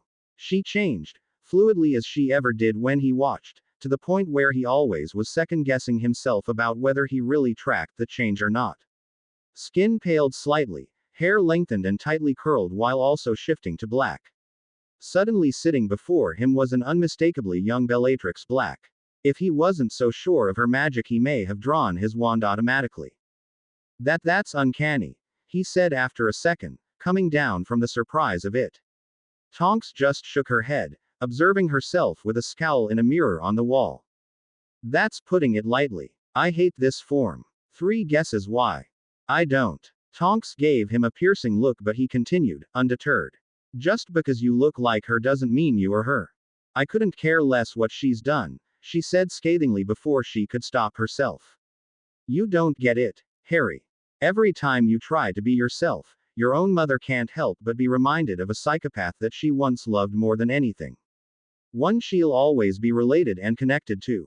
Nothing but regret and pain. I couldn't stand those looks once I found out where they came from. Harry just watched the girl with a frown as she cut herself off, regret clear on her face at her own words. It was weird how he felt at that moment. I suppose I used to hate myself when I was younger, he said slowly, looking over at the mirror as well. Tonks met his eyes in the reflection. The bright green seemed dull. I never could get anything to work, no matter how much I tried. They didn't want me. Tried to live their lives as if I didn't exist. I hated myself for not being good enough. Tonks blinked, her eyes suddenly stinging. She looked away from the mirror for a moment before returning to the boy's reflection. In that moment his eyes hardened, and so did his voice. But I kept going. Heard opinions that made me think twice about what I took as fact. Found other people that mattered. I realized that it wasn't me I should hate. So I hate other things instead. He shook his head slightly and he was back to normal, giving her a small smile. You should too. Even if it didn't bother me, after all this time I'm not about to go outside like this. Doesn't change that I'd still like you this way if you decided to stay. Look, if anyone gives you a hard time, point them out to me and I'll jinx them. The look she gave him now was one he couldn't decipher. Almost questioning. How are you feeling now? That potion should have started working. The order makes them pretty fast, after all. Loads better. Thanks. Good. They stared at each other in silence for a minute. Were you going to change back? He found himself asking. No, not at the moment. You're comfortable, she said after a second, gracing him with a smile. Do you mind if I do something? Sure. What are you? But Harry got no further as Tonks rather abruptly leaned forward and pushed her lips against his own. It wasn't aggressive or forceful, just a soft, second-long key. His brain took a moment to reboot as it stalled out. When she pulled away, it was to find a rather dumbstruck Harry staring back at her with wide eyes and a very red face. That was really nice, said Tonks with a smile, wiping the corner of her lip with her thumb. But that's all you'll get from me. I see. Harry's ramblings were a mixture of pitches. Why? You somehow say the right things when it counts, Tonks mused, half avoiding the question as she eyed the bottle of fire whiskey. Maybe just one more. She eyed her flustered friend and a spark of mischief moved through her. Maybe just one more. I am so disappointed in myself. Harry was cooking them breakfast. Tonks was currently sitting at the small table in the kitchen, her head on her arms. Got drunk. Made out with a teenager. What am I, a degenerate? Possibly. But how many can say they've made out with the famous Harry P? Oh, get stuffed. He laughed, plating the eggs and bacon on a pair of levitating plates before sending them to the table with a light push. He joined shortly after with their drinks, juice for him and coffee for the woman. When she didn't immediately sit up, he sighed. Relax, would you? You were drunk. I know you didn't mean anything by it. Merlin, if Molly found out, I'd be dead within the hour. Can't deny it wasn't a fun night though. She finally pushed herself upright and tucked into her meal with a thank you. 2 cleaned plates and several cups of coffee later, Tonks was finally looking alive again. So, she began, tapping her fork on the table absently. Real talk. You've got all this shit going on in your head about Voldemort, the Order, occlumency training, and school, but at the same time you also happen to be a teenage boy. So, explain to me how you've been coping lately. When silence answered her, she let out a small breath and her voice became more gentle. Be honest. I've been training, he said shortly. Can we just not talk about any of this right now? Or ever, preferably. Sirius was right about you, pretending like you can get by just grinding your wand work. Quit being such a cauldron head, she said, poking him with the utensil. At this point, Harry was just looking disgruntled. I need to stay focused, he said, taking his and Tonk's empty dishes. I'm much better off sticking to my training. Making it so that I can survive and protect whoever I need to. Better for who though? She asked. Everyone. I doubt that'll work out as well as you'd like it to, said Tonks, her voice decidedly bland. She was clearly annoyed with him. A person can't just turn off their emotions. You think I don't know that? He said bitterly. If it was possible, I'd have switched them off over 14 years ago. Would have made life a lot more manageable. Harry. She stood up and walked over to him, forcing him to look her in the eye. Promise me that you won't try to shut yourself off. Your heart will win you just as many battles as your head. It's cheesy, but it's true. Harry raised his eyebrows slightly as he regarded the metamorph. Irritating as it was to hear, he appreciated it nonetheless and nodded, drawing a smile from the woman. I'll do my best. Now let's figure out exactly how I'm supposed to explain to McGonagall why I never came back to school last night. There is a checkout list, you know. Harry closed the door to Snape's office behind him like usual, stepping into the room as he waited momentarily for the potions master to pause whatever he was working on so that they could go and begin the occlumency lesson. However, unlike the previous days, the man did not look up from his work and instead continued to write, the scratching of his quill filling the room. Sit, Potter, he said after a few seconds, still not looking up. So, we'll be having a talk about it after all, he thought, taking the seat by Snape's desk. After what happened during the last occlumency session, Harry was quite apprehensive about their next meeting. Class that morning was completely normal, with barely more than a moment of interaction about the current potion they were all working on. Of course, he couldn't just skip occlumency. That would be a fast track to losing Snape's willingness to teach him, and he was more than likely already on thin ice after losing his cool like he did. Of course, that was all separate from the fact that Snape was now more than aware of his pre-Hogwarts life. He didn't even know where to begin with how he felt about that. Still, the weekend helped him lose a lot of his anxiety about it in general, and there was no point fretting about something he couldn't control. At least not without being a hypocrite 10 times over. Professor, I'm sorry for my outburst on Friday, he said after a minute, unable to continue listening to the scratching. The quill finally stopped, and Snape looked up at him, his expression as neutral as ever. No matter, your rage was justified, he said after a second. Harry blinked in surprise. That was not the reaction he was expecting. You have been learning occlumency from me for nearly a month and a half, and I am more than aware of your mindset regarding the sessions, Snape continued, now sitting back in his chair slightly. So, then you also think that I haven't been getting anywhere lately? Harry asked, feeling annoyed just saying it. He was rather frustrated with his lack of growth. At least with his dueling he could see the results. Here, it was like any time he got somewhere, he lost it right there, putting him back at square one. In response to his statement, Snape just pulled his wand and pointed it at his head. Harry braced himself, but nothing happened, only that he felt the faintest prod against his mind with barely any penetrating force behind it. Did you just do something? He asked in uncertainty. I attempted to use legilimency against you, said Snape, lowering his wand. No, you didn't, that didn't do anything, said Harry in confusion. The mental attack was at the same level as during our very first session.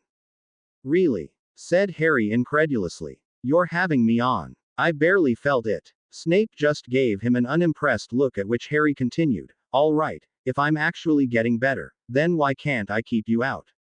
I will remind you that the object of our lessons is not only to teach you occlumency at a high level, but as quickly as possible, said Snape. To do so, I have been pushing you to your limit constantly. Of course, if you increase your limit, then I must adjust accordingly.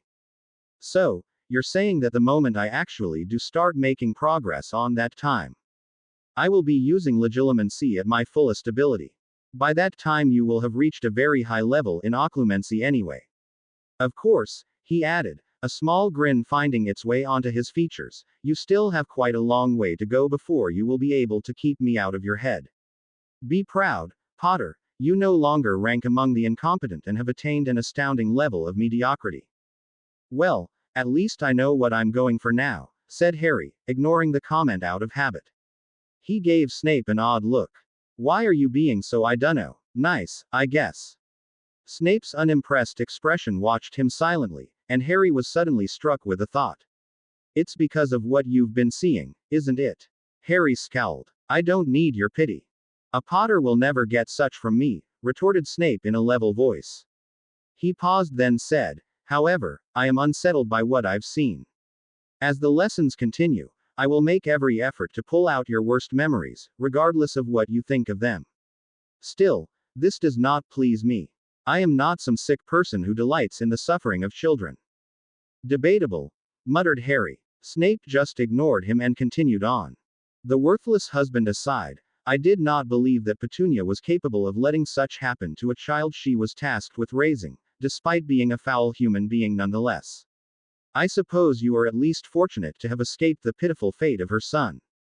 Harry blinked in surprise, not expecting him to say any of that last bit. Well, honestly, the majority of this conversation still had him for a bit of a loop, but this last bit was completely unexpected. This entire time he was stumped on how to bring up his mother without putting the man off immediately, and here Snape was opening the door himself. Burning curiosity aside, there was no way he was going to let this pass. You make it sound like you knew her, he replied, disbelief bleeding into his words. Well, he supposed it was possible if he was his mother's best friend, but at the same time putting Snape and Aunt Petunia in the same thought in general was just so out there. In response, Snape's lip curled slightly in disgust. Unfortunately, I did. Your mother's family lived very close to my own when we were children. So, you knew my mom then. That is correct. Were you friends? Following those words, Harry endured what was one of the most intense silences that he'd even been through in his life. Snape stared at him with slightly narrowed eyes, behind which Harry could only imagine what thoughts were going through his head. However, regardless of how uncomfortable he was beginning to feel, he said nothing. Waiting until. Yes, for a time. Wow, said Harry, not even trying to keep the absolute astonishment out of his voice. You know, I honestly never thought you'd ever tell me. The briefest flash of confusion crossed Snape's features before he frowned impassively. You already knew, he said in understanding. For how long have you been aware of this? Christmas. I see. Not details, but I know something happened. Harry was speaking a little bit more quickly than normal.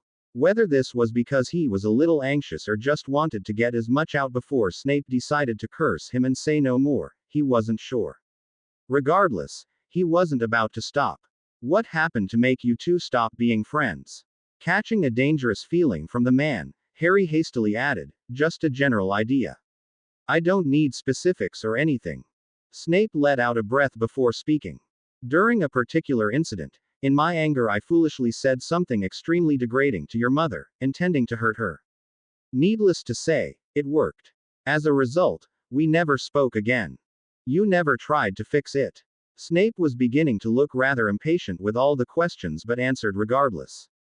Neither of us did. Our friendship was already difficult enough to maintain as it was. I don't think I need to remind you of your mother's house. There was a pause, then. She forgave you. Silence, even heavier than the one before. Snape's gaze was boring into Harry. Excuse me. Instead of continuing, Harry pulled out the thumbnail-sized worn book, resizing it on the desk. He'd taken to carrying it around whenever he went to occlumency for the possibility of just this occasion. This is something I found in my parents' house on Christmas Eve, he explained. It's completely filled with letters. All from my mother and all addressed to you. She must have got tired of keeping them in a box or something and bound it. Snape's eyes flickered rapidly between Harry's and the book before him. How much of this have you read? Only the first 5 or so, he said truthfully. They weren't technically to me after all. And you would just give this to me? After everything I've heard about what kind of a person she was, I think she'd want you to read those. We might hate each other, but that doesn't change the fact that you were her best friend. Standing up, Harry walked back towards the door, stopping about halfway before turning around, his hands in his pockets. He understood what Snape was asking. He possessed essentially nothing of his mother's after all. Let's skip today. I'll see you on Wednesday. Harry walked out of the room, closing the door behind him with a soft click. He walked off as fast as humanly possible without outright running, heart hammering in his chest, feeling like he'd gotten away with murder in front of an entire audience of witnesses. Twice. Severus Snape watched the door for a second in silence before shifting his focus to the thing on his desk. He reached out with hesitation and picked the book up, feeling its weight for a moment before he opened to the first page. Indeed, it was a letter in a handwriting he'd recognize anywhere, addressed to Severus Snape, you stupid, idiotic, tactless, ungrateful. A flick of his wand sent the most powerful locking charm he knew at his door, and with that, he began to read. Cornelius Fudge held back a sigh as he looked out of the wide office window behind his desk. The magical view of London often helped calm him when work began to get too stressful, and the last year saw a distinct increase of that particular feeling. Regardless of what anyone said or thought, being the minister was the toughest job imaginable. The greatest job for sure, but no doubt the toughest. If only he could go back to the first few years he was minister. Things were so much simpler then. Back when his friends still worked closely with him to make the ministry a better entity. Back when people weren't plotting to take his job. Back when. Cornelius, are you even listening to me? When he'd never known Dolores Umbridge. Yes, Dolores, I am, he said easily. You know I enjoy this view. Please continue. Today was, thankfully, only a single-day visit from his undersecretary. It wasn't that he disliked her in general. She brought in all of the extremists that made up the Wizengamot, not to mention they had similar opinions on some issues. It wasn't even that the woman had a clear desire to gain some form of ultimate power over everyone and everything, which would eventually extend to himself. He respected her ambitions, as a person who made his own a reality through any means necessary. No, it was actually just that the woman was really bloody annoying. Well, as I was saying, our efforts in the school have been doing us a respectable amount of good, however I can tell that it is plateauing. If we allow that to happen, then all the momentum that I have will be very difficult to pick back up. What exactly do you need? Asked Cornelius, cutting her off from further expressing her point. We need a way of removing Dumbledore from that school, she said forcefully. Still focused on the window, the minister scowled heavily. Dumbledore. That man would be the end of him. The headmaster was under fire from every source he could possibly pull together to bring the man down, and he still was held just as highly in the public eye as himself, the Minister of Magic. It went to show just how much power Dumbledore quietly amassed over the decades. But now, with Dolores slowly but surely taking control of Hogwarts, Dumbledore was running out of things to hide behind. I agree, Dolores, but in case you haven't noticed, he's still the headmaster despite your continued efforts to usurp him. The staff still maintains their position against you, correct? True, but there's little that they can do with my status as High Inquisitor. Regardless, a knock at the door cut him off. Come in. Cornelius turned to watch Percy Weasley enter the room, giving a small nod of recognition to Dolores before addressing him. Minister, Madam Bones is here to see you. Thank you, Percival, see her in, he said with a nod, sending the young man away. Though he was loath to speak with Amelia Bones about anything these days, she wasn't the kind of person who could reasonably be kept waiting. Minister, began Dolores, slipping back into formality now that she wanted something. I don't believe we were finished. I don't care what you were talking about, Dolores, it can wait until I'm finished, said Amelia, stepping into the office. She held open the door, clearly waiting for the other woman to vacate. Dolores, we will continue this another time. You should be heading back to Hogwarts at any rate, said the minister, taking his seat at his desk. All I will say for now is that if you present me with the opportunity we are looking for, then I will make sure that action is taken right away. The undersecretary traded a scathing look with the DMLE head before nodding. Very well, Minister. Good day. She brushed past Amelia with a sniff of disdain, which was only followed by the woman shutting the door on her. Bloody nag, she muttered, turning back to the minister. The man did his best to keep his expression neutral, though it was difficult with such an intimidating woman frowning so heavily at him. Amelia, I hope you've been well, he said, attempting a smile.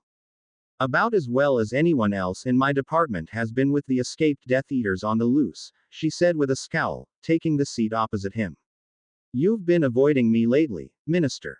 I've been quite as busy as you have been, he said in return, motioning to the stacks of paperwork that littered the different surfaces of the office. It was extremely intimidating. Being minister doesn't allow for as much free time as one would wish. No minister has never had time for the unofficial general of what is essentially our military, she said, clearly annoyed by his words. Some years ago, the thought of this kind of a conversation coming up between us would have been laughable. You've made your point, Amelia, what did you need? I need you to rethink the Sirius Black agenda. Cornelius blinked in surprise before his expression hardened. Sirius Black is an extremely dangerous criminal and he is not the problem. Amelia snapped, making Cornelius pull up short. In the years since his escape, Black has not caused any problems for the ministry or the people of this country. He's just been a scapegoat for everything you can push onto him. I'm tired of having to cope with it. Black killed over a dozen people and a respected wizard of our community in a single shot. Countered the minister, not willing to give an inch. Black escaping was one of the worst things that ever happened for his career. The very first Azkaban escapee during his time as minister, not to mention all of the botched capture attempts over the following year. It was a very clear mark on his record, and one that he intended to see cleared. Antonin Dolohov, said Amelia coldly, leaning on the desk as if to increase the weight of her words. Augustus Rookwood. Rodolphus Lestrange. Bellatrix Lestrange. Are you telling me that Black has anything on these individuals? Amelia, we cannot. What we cannot do, Minister, is continue wasting resources in places that they have no meaning. Despite Black escaping years ago, you didn't agree that we should improve the guard at Azkaban during our meeting at the end of last year. I did it anyway, and because of that I only lost a handful of my people instead of all of them when Azkaban was attacked. Even if he was involved, there was no way that Black could have done that all by himself. And now there are extremely dangerous people out there who we have no control over. Stop beating around the bush, Amelia, get to the point. Open your eyes, Minister, something is going on. I don't need a seer to know that either. All of my seasoned aurors can tell that there's more to this whole thing than appears, and all we can do is be ready in case we're right. Please, call off the search and let me do things my way. Cornelius scowled into his hands, which were linked in front of his face. Fine, I will give you this one. To say that Amelia looked shocked would be an understatement of a lifetime. However, I still want Sirius Black hunted for. Put more effort into the targets you deem worth it. You realize that we can't announce the change in the hunt for Black. It'll make the ministry look weak as a whole. I wasn't considering it, said Amelia, now looking much more pleasant as she leaned back in her chair. If you need to give a statement, just say that you want to put as much effort into returning those bastards to Azkaban as you can. Don't mess this up, Amelia.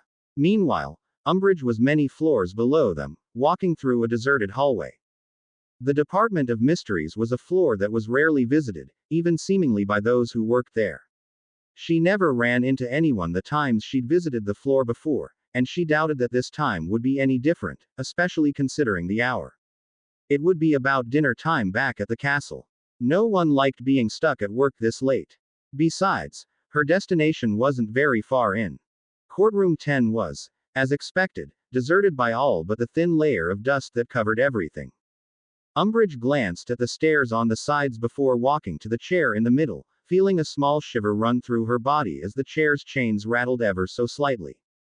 It both scared and excited her to see them moving. Something about it disturbed her, but then every time those chains bound someone, it was a truly wonderful case.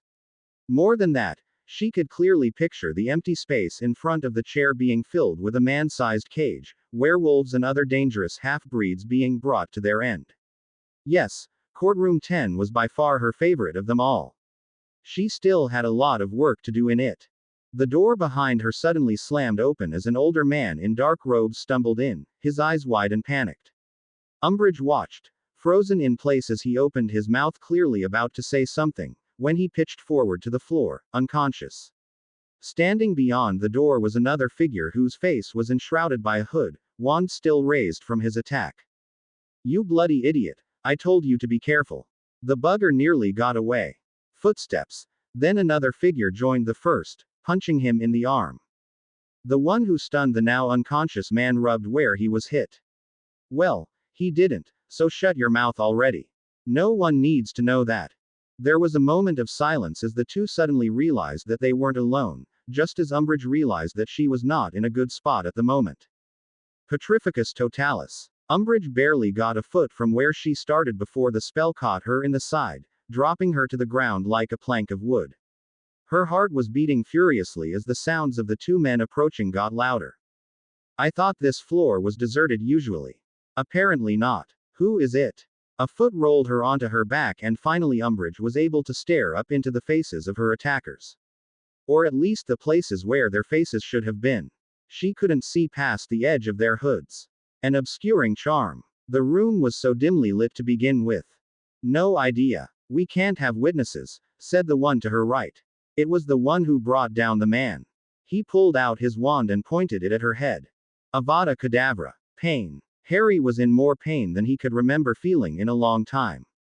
It wasn't anything like a cruciatus or having basilisk venom circulate through your bloodstream, but it was up there, and he was screaming just as loudly. "Harry!" A mop of dirty owned hair was dancing in front of his eyes, the girl's panicked face meandering in and out of focus.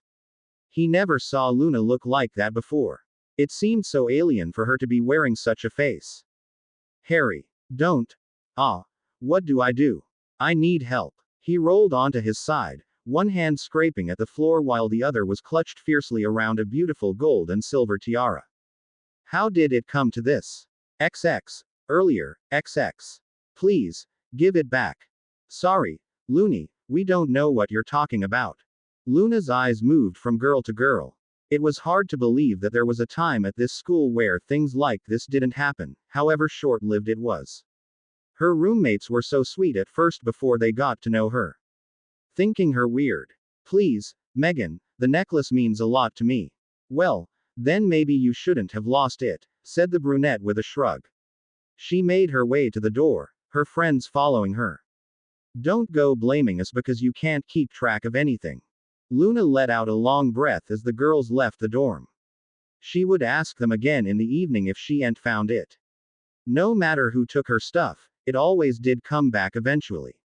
Often just dumped on her bed for her to find at some point, but her necklace. Her mother gave it to her all those years ago, before the accident. There was nothing she treasured more, and she rarely took it off, only when she was bathing. In 4 years of her stuff going missing, no one ever touched it before, and now it was gone. It also wasn't the days when her missing things were just hidden around Ravenclaw Tower. They could be anywhere in the castle, and that went for her necklace too. Why did things have to happen this way? Well, did it really matter? That's just the way they were. Opening her dresser, Luna gathered her clothing for the day, her eyes passing over the extra pair of shoes that were at her bedside. They were the ones that Harry forced on her when her own pair went missing. As she told him, they were returned after a handful of days, but she never got around to giving his pair back. Harry didn't ask about them either, so she just kept them. They were a nice reminder of his kindness, and no one seemed interested in hiding them anywhere. Luna finished dressing and made her way to the common room where a number of students were working quietly. Over the weekends, the Ravenclaw common room had established rules like the library to let house members study without having to subject themselves to distractions in the form of the other houses, namely Gryffindors, who usually couldn't go a few minutes without blowing something up for fun. Sure, Their opinions for the past few decades might have been colored by the Marauders and now the Weasley twins, but who was really keeping track of such things anyway? Have any of you seen my cap necklace? She asked the room at large, causing a number of them to look up in surprise. It wasn't that they weren't used to her asking. Luna asked after something of hers that went missing every Saturday of every year since halfway through her first. No, they were just surprised at the object in question. She never took the thing off. Only you could lose something that's practically glued to your neck, scoffed one of the Ravenclaws, not bothering to keep his voice low. Some snickering followed, but Luna seemed unaffected, still looking around in hope that someone would answer her. Loony, no one's seen your stuff. If it's not in your room, it's probably outside the tower, said a sixth year, not even looking up from his work. Ah, thank you, she said, walking to the portrait hole and out of the common room. Now it was another castle search. She wouldn't be able to summon it unless she was close either. With luck, the girls kept to their usual hiding places and weren't getting creative again. Harry yawned widely as his fingers lazily sought a knot in his shoulder. It was a mark of how relaxed he was that the fact he was lying on the stone floor of the top of the astronomy tower in the middle of winter didn't bother him like it probably should. The warming charm probably had a lot to do with it as well. A cat. What? Harry's face scrunched slightly as he scrutinized the latest passing cloud. How does that look like a cat? It's got ears and a tail kinda. Looks more like a frog with its tongue out. Now that's just ridiculous. Harry just looked at his current company with a raised eyebrow. And you're the expert, are you? Her Slytherin tie fell to the side as she shifted in place to return his gaze with a satisfied one. Yup. Harry just let out a small laugh, looking back at the clouds above.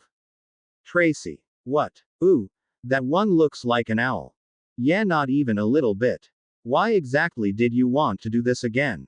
After their most recent DA meeting, Tracy approached him saying she wanted his help with something. He still felt bad for putting her in such a miserably awkward place between him and Daphne, so of course he agreed. Thus they were cloud watching. This was not what he had in mind, not that he was really complaining. The change of pace was a welcome break to his usual breakneck schedule, and it was almost too easy to lose track of time spending it with the girl. Well, I do like watching the sky, she said, reaching out her hand as if to grab the vast blue. It's just so, I don't know, massive.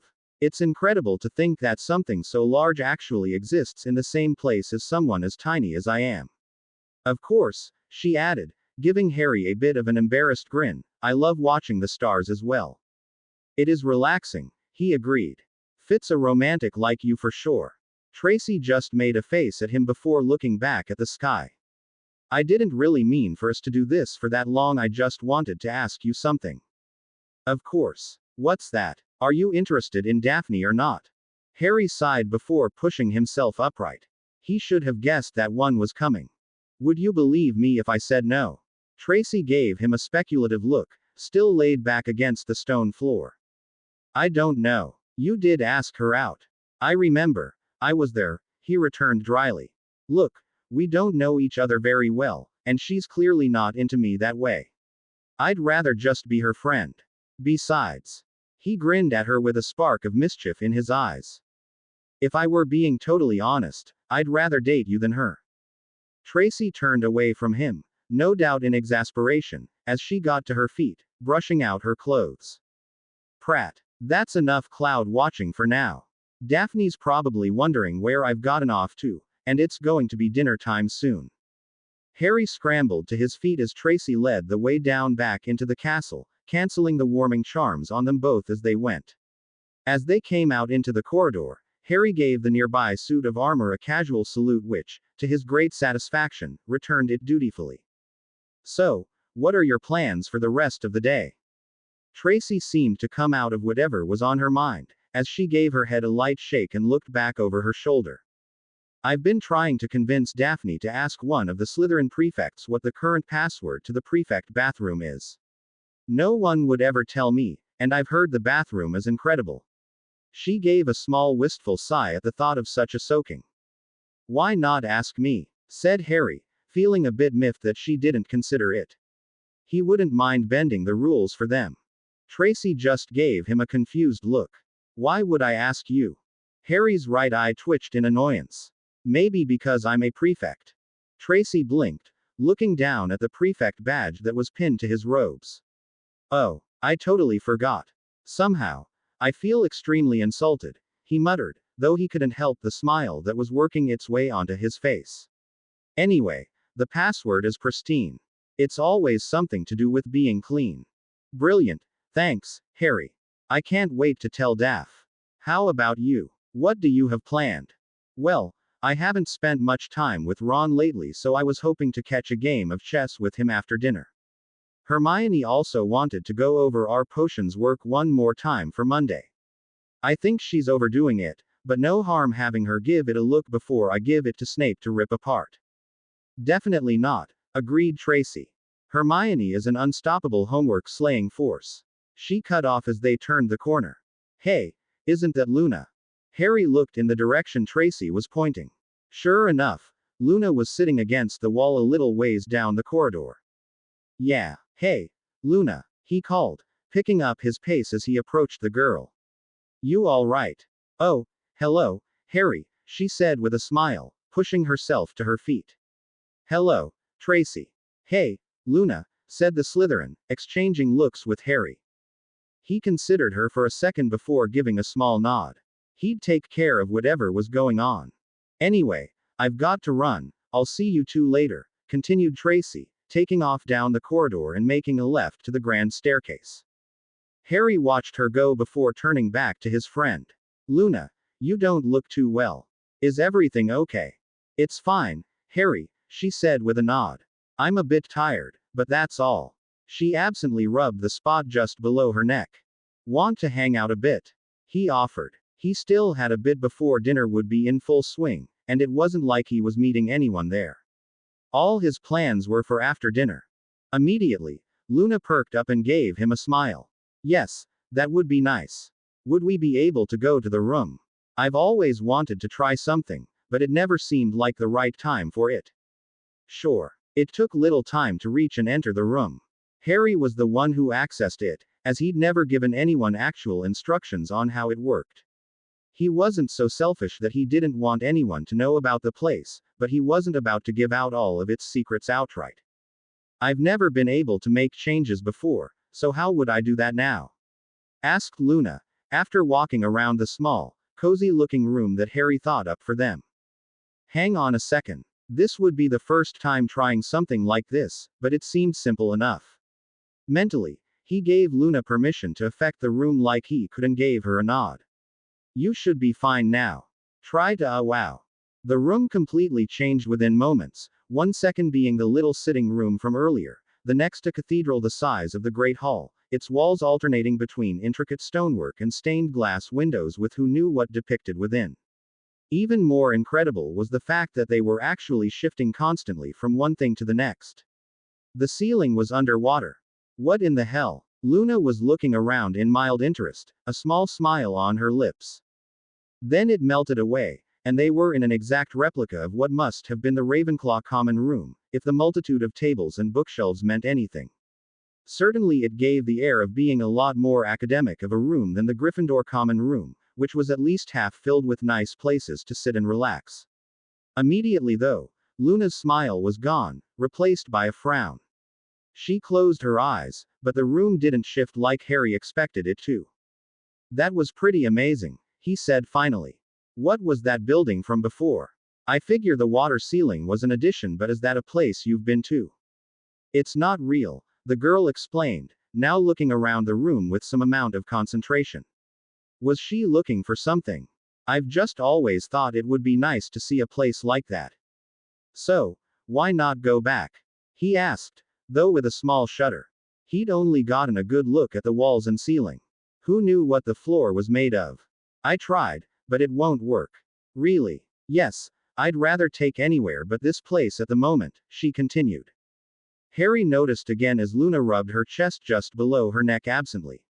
Suddenly, he realized exactly what'd been so off the first time she'd done it.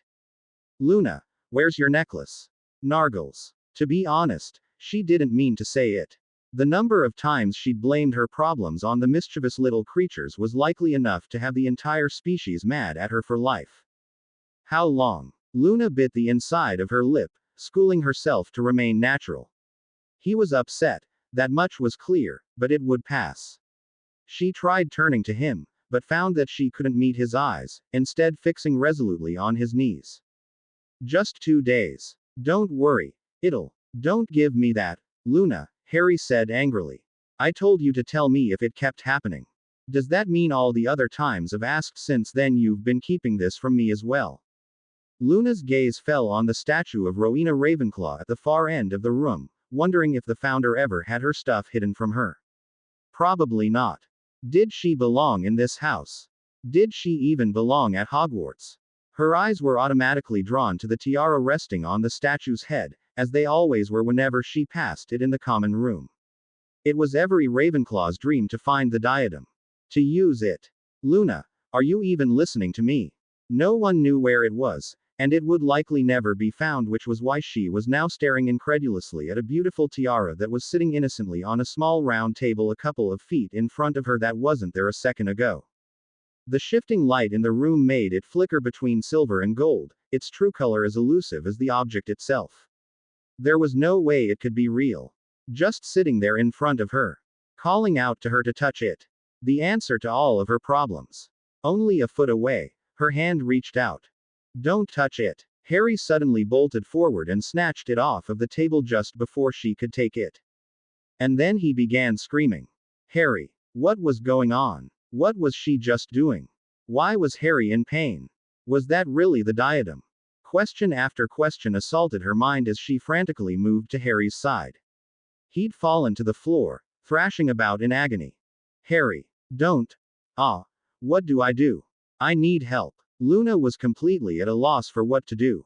She had no idea where the exit was, and no matter how much she tried, the room wouldn't respond to her pleas for some kind of help. Nothing was working. Harry rolled onto his side, one hand scraping at the floor while the other was clutched fiercely around the beautiful tiara. Even in a moment of such complete panic, she couldn't help but be enchanted by the object. Ravenclaw's diadem. Another pained gasp from Harry snapped her out of her thoughts. Faced with little else to choose from, Luna did the only thing she could think of, try to pull the tiara from his grasp.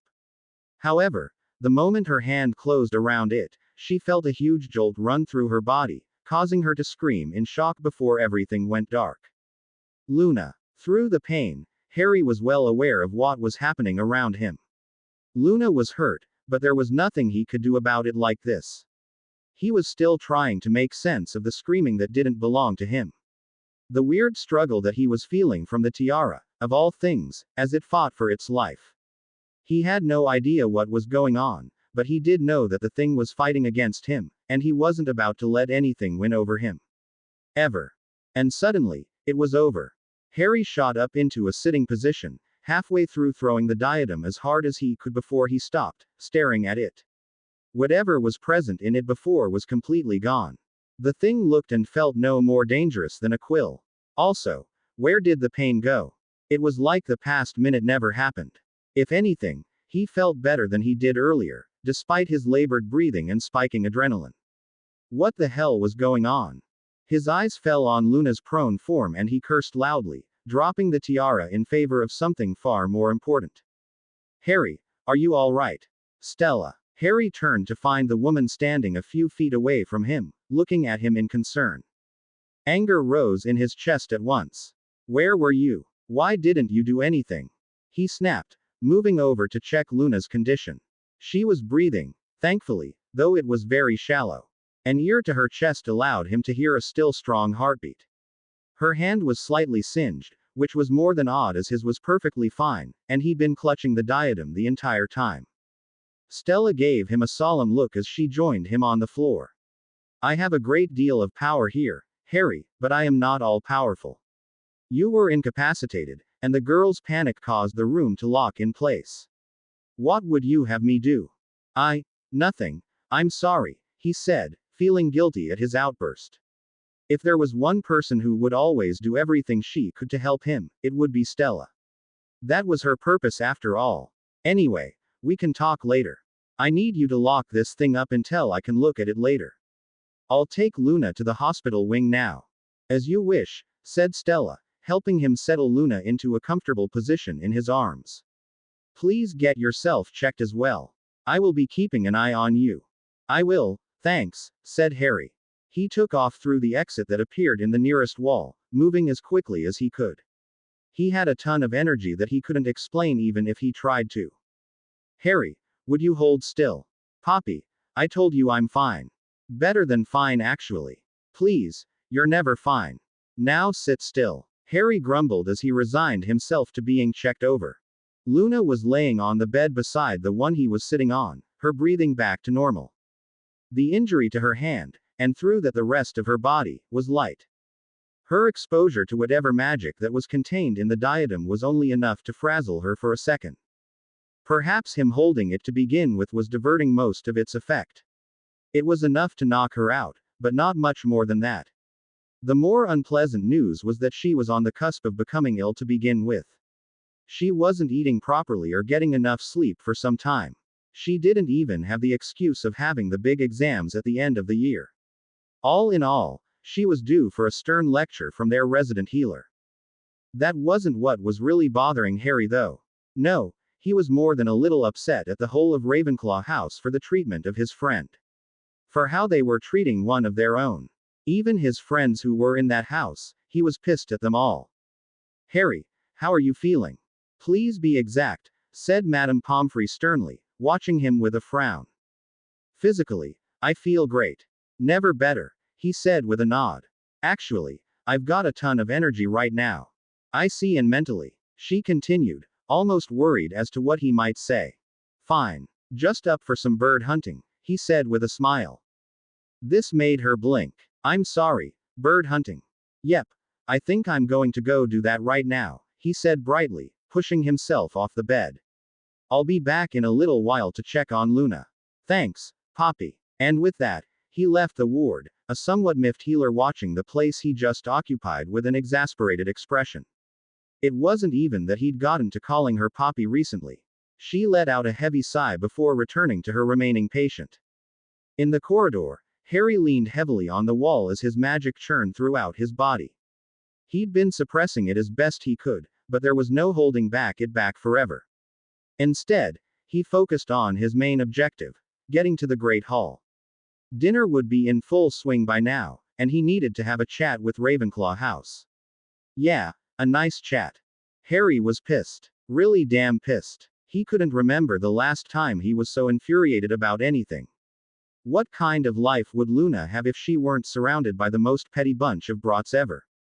Not that she never mentioned anything, she was exactly the kind of student to take it all in stride, like it was a normal part of life that she just had to put up with. It was time for this to end. Now. Double checking his wand was secured in his holster and not already in his hand, he walked slowly into the Great Hall. Many seated close to the doors glanced over at him but paid him no mind. He caught Hermione waving to him from down at the Gryffindor table. His eyes met her own, and he slowly shook his head. The waving hand slowed and eventually stopped. He saw her quickly poke Ron and Ginny, but anything after that was lost to him as his eyes fell on the Ravenclaw table. He walked over to the end of the table and leaned on it, staring down its length. The Ravenclaws nearest to him, who looked to be in one of the younger years, fell silent at once, watching him warily. But he wasn't paying attention to them. Instead, his eyes were focused on the high table, where the professors were sitting. Most of them were absorbed in their meals, but Professor Dumbledore was watching him closely. Their eyes met, and Harry tilted his head ever so slightly to the side, his expression cold. Dumbledore's eyes narrowed, but he did nothing back, his only action being to place his fork beside his plate and interlock his fingers in front of his face. Well, how about that? Said Harry to himself, finishing his scan of the staff table. No umbrage. Of course not, Potter. No one's seen her all day, said one of the older students who was closer to him. Brilliant. Now I won't get expelled for what I'm about to do, he said cheerfully, pulling out his wand. Well, I hope not. Excelesco. Gleeful at a chance for release, The spell sprang from his wand and hit the table, spreading so rapidly it made its way to the other end in less than a second and causing the Ravenclaws to make sounds of surprise. Moments later, the table began sagging and creaking ominously, causing quite a few students to jump up from their seats in apprehension. In less than 10 seconds, every single Ravenclaw was standing well back from their table, having followed the lead of the others. The table, finally unable to support the weight of all the food and dishes, split down the center lengthwise, dropping every single thing onto the floor on either side of the table with a deafening crash. People all over jumped away to avoid the mess, but few were so lucky. Harry Potter! Came the astonished shout from Professor McGonagall as she looked on in complete shock. Her voice stilled the shouting that started among the students around the hall. The crash brought half the professors to their feet, including his head of house. What do you? But she cut off as Dumbledore held up a hand to silence her, motioning her to sit down. She threw him an incredulous look but obeyed nonetheless. The other professors also sat back down, watching him with varied expressions. Harry made a mental note to thank the headmaster later. And to stop giving him so much trouble. Well, now that I've got your attention, began Harry, twirling his wand a few times, who took the butterbeer cap necklace. There were a few small gasps from his right, most likely his own table, but he kept his attention on the Ravenclaws. His friends from that house were looking at him in utter shock. Harry, what's the meaning of this? Came a voice from halfway down the ruined table. Roger Davies. Why did you just destroy my house's table? A table that seats a bunch of petty thieves really isn't much of a table at all, he said with a scowl, drawing a number of angry retorts from the group of students before him.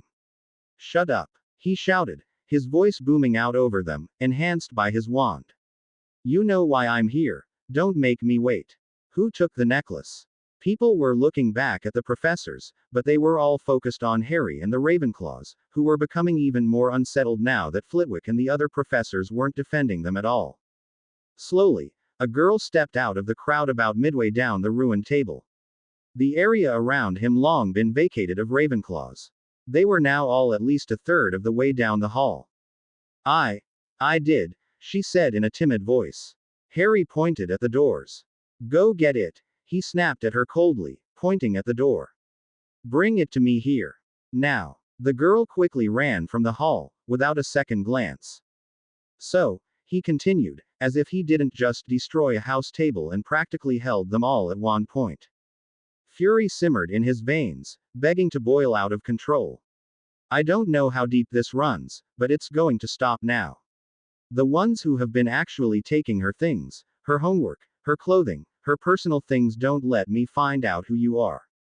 The rest of you are just as bad. You all know what I'm talking about, and the fact that it's still happening means you just let it go for years. Ridiculous. This is our home. He spat at them. Silence followed this. Ravenclaw was being crushed under the collective intense stares from everyone else in the hall, not a single one made a sound. The houses at Hogwarts were more than just names to a handful of groups of kids. Each house was a self-contained family that failed and succeeded as one. Like any family there they all had their internal problems, but to outcast one to such an extent was base treachery. Sure, there were the bad eggs like Malfoy who would backstab his own mother, but for an entire house to let one of its own suffer like that was just flat-out cruelty, and not something easily forgiven. To him it was purely unacceptable. One of the reasons he'd never forgotten how Gryffindor took to his being a Parselmouth. No one jumped to his defense then when he so desperately needed help, but this time was different. He refused to let it go on a moment longer. Just then the girl from earlier re-entered the great hall, completely out of breath, a familiar necklace clutched in her hand. Sorry, she mumbled, aware that all eyes were now on her. She pushed the necklace into his hands and ran back into the group to hide. Harry merely turned and walked back to the doors, stopping before he crossed the threshold. Every single thing that's been taken. Return it tonight, or else. If this ever happens again, I'll personally remove Ravenclaw Tower from this castle, damn the consequences. See if I won't. The doors closed behind him sharply, causing many to let go of the breaths they were holding. What on earth? And 5F. King 1000 points from Ravenclaw. Which was followed by an explosion of metal, wood, and glass that could be felt through their seats. Professor Flitwick watched his house file out of the great hall with barely concealed anger. Never did he feel such a distinct aura of guilt radiating from an entire house before. Once the last one left, he sunk back into his chair with a heavy sigh. Canute for your thoughts, Phileas. Well, Minerva, your student just broke the Ravenclaw table, shouted at my students, and also threatened to destroy the whole house on top of it all. Sounds like he broke something in the entrance hall too. From his last outburst, I'd have to hazard a guess at it being the Ravenclaw hourglass, said Professor Dumbledore with a chuckle, continuing his meal as if that entire fiasco never happened. Just another day at Hogwarts. Probably anything else directly next to it as well. James he may resemble, but he has Lily's spirit to be sure. My. Professor McGonagall cleared her throat slightly. Yes, well, Mr. Potter was quite enraged. I've never seen him so upset before in my life. Though the things he was shouting about. The woman let out a small sigh before continuing. I've probably taken a point from her every day I've seen the girl for either coming to class missing something important or not being properly clothed. I never thought that the things in question might have actually been stolen from her. She's never reported anything, Phileas. Not once. Professor Flitwick gave a small sigh, pushing himself off his seat. Well, I'd better go speak with my house. I imagine you've got a young man to look for as well. Yes, headmaster, if you will excuse us. Of course, Minerva. I trust you'll handle this appropriately. I can't believe Ravenclaw was doing something like that, said Tracy, looking at the broken table in shock. The hall was now filled with wild muttering about what just occurred. Harry Potter just destroyed the Ravenclaw table and almost made the whole house run away from him in fear, and that's what you're focusing on, said Millicent, looking at her wide-eyed. The rest of Slytherin House was quietly reevaluating their assessment of Harry Potter, though likely they just chalked him up as even more unstable than before. Clearly, he wasn't someone to cross like he used to be in their eyes. He was talking about Luna, wasn't he? Muttered Daphne to Tracy so that only she could hear. Tracy nodded. Had to be. We just saw her too. She thought back to Harry's face. Did she ever see him so angry before? It was hard to believe that they were somewhat flirting while watching clouds drift by not an hour earlier. She must have been really bad off when I left them. She suddenly chuckled. It's not surprising though. He's really protective of people. You should see him when someone insults Hermione in front of him. They're not the only ones, Daphne added pointedly. Tracy couldn't help but smile at this, eyes back to where he'd left the hall. He was really sweet. Her mind went back to the question that came up just before they left the tower. What if he did ask her instead? She glanced over at her friend before letting her eyes wander further down the table.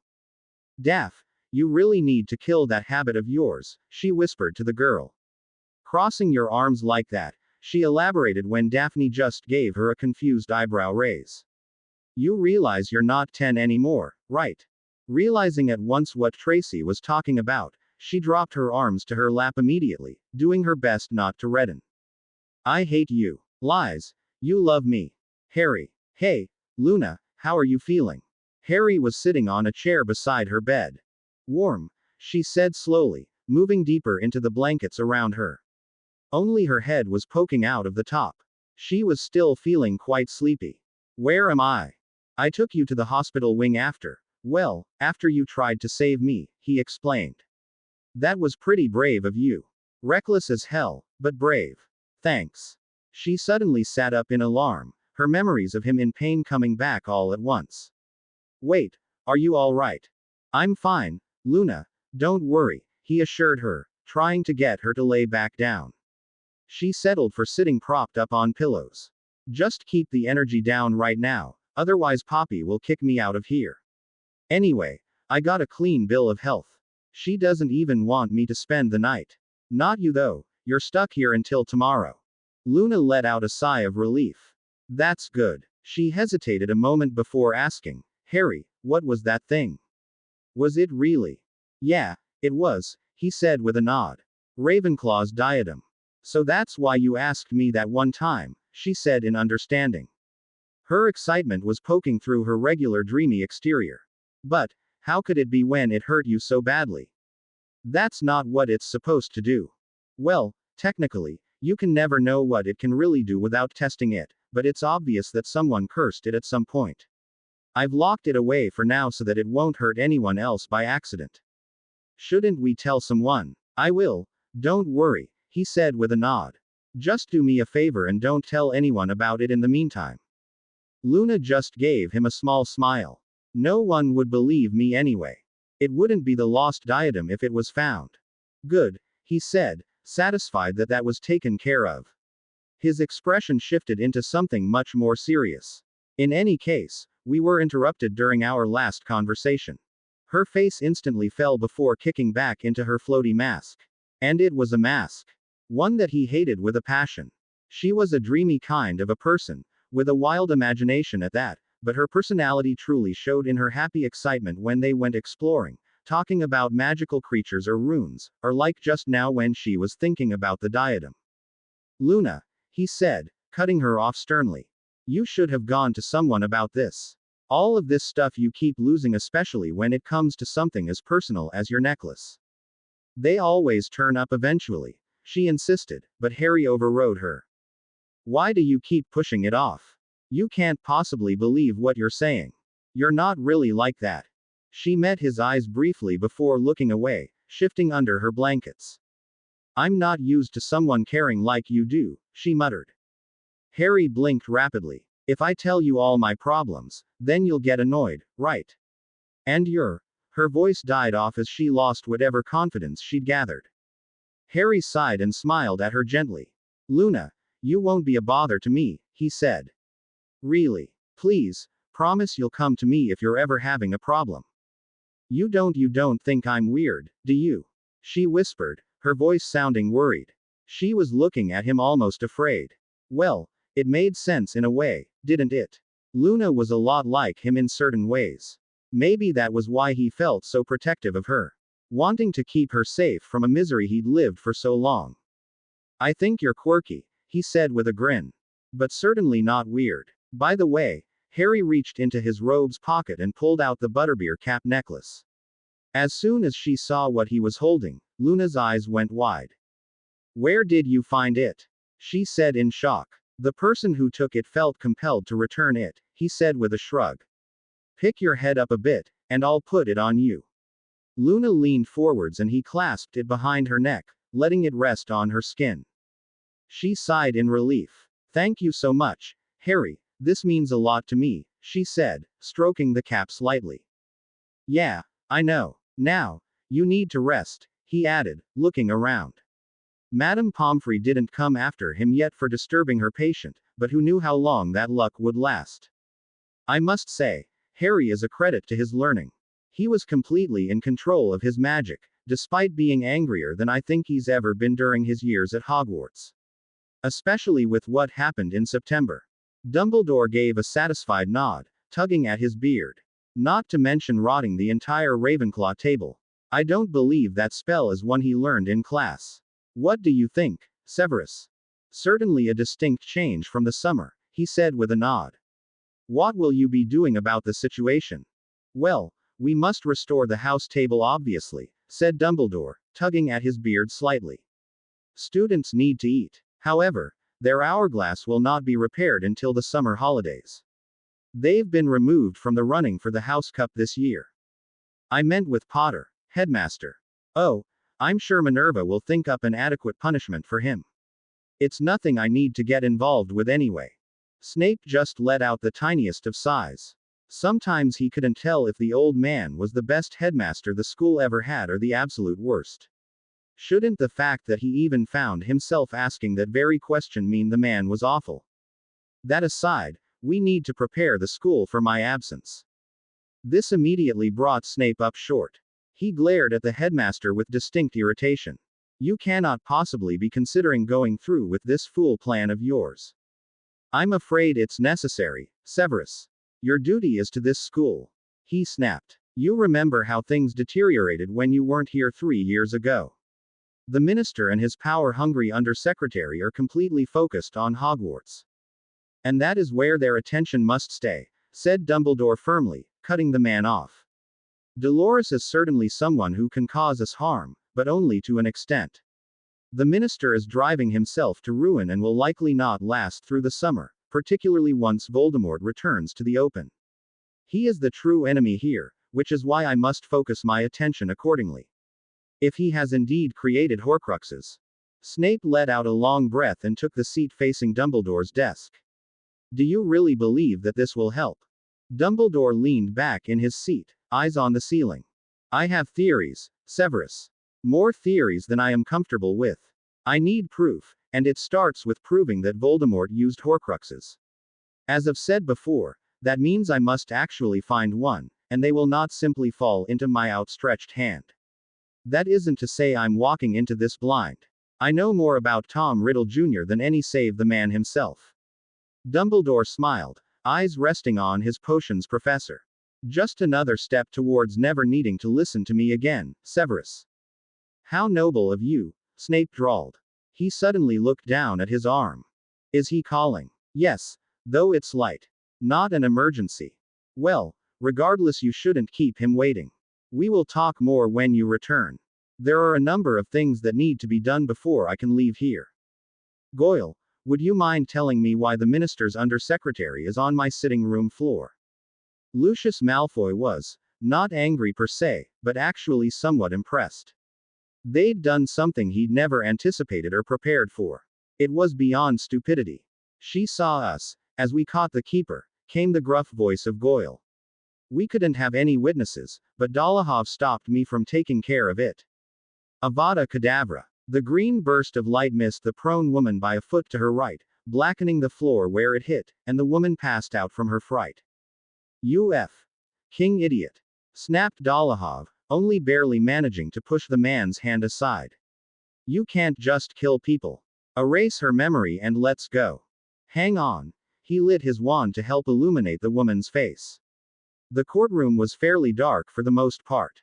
This is Fudge's undersecretary. She's the defense against the dark arts professor at Hogwarts.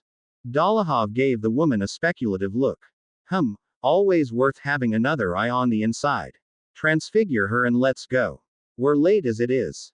Anyway, interrupted Dolohov before Goyle got himself killed, we figured she'd be good for an Imperius. Nothing wrong with another unwitting ally, right? It is not up to you to make these decisions. Snapped Malfoy. Bring the keeper to the Dark Lord now. I will join you all shortly. With the two finally out of his hair, he could think.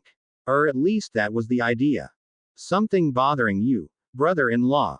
Lucius bit back a retort before he ended up regretting it. These days the less he was reminded of Narcissa the better. Of course, saying something unpleasant about his wife in front of her sister would only land him in an extremely bad situation. His sister-in-law was obsessed with the Dark Lord to an unnerving extent, yes, but she still loved her family dearly. Or at least, he hoped she did. It was one of the few normal qualities the woman still remaining. Though Azkaban did a great amount of damage to her, both physically and mentally, her recovery was by far the best among all of the escapees. She didn't look anything like she spent 14 years in the prison. The crazed moments were all but gone, and she was once again giving off an aura of deadliness, even around her allies, perhaps even more than before. That wasn't to say she was recovered. It was unlikely she would ever fully recover to where she once was, but she would definitely get damn close. No doubt this was greatly in part to Snape's incredible potion-making ability. It was a tragic waste of his talents to simply teach for that old goat, Dumbledore. Bellatrix, said the Malfoy head, giving her a small nod. I would have thought you'd want to be present for the interrogation. The woman gave a shrug, moving about the room as she looked at Umbridge in curiosity. It was interesting how despite everything she still moved about with that same grace she always had as a young woman.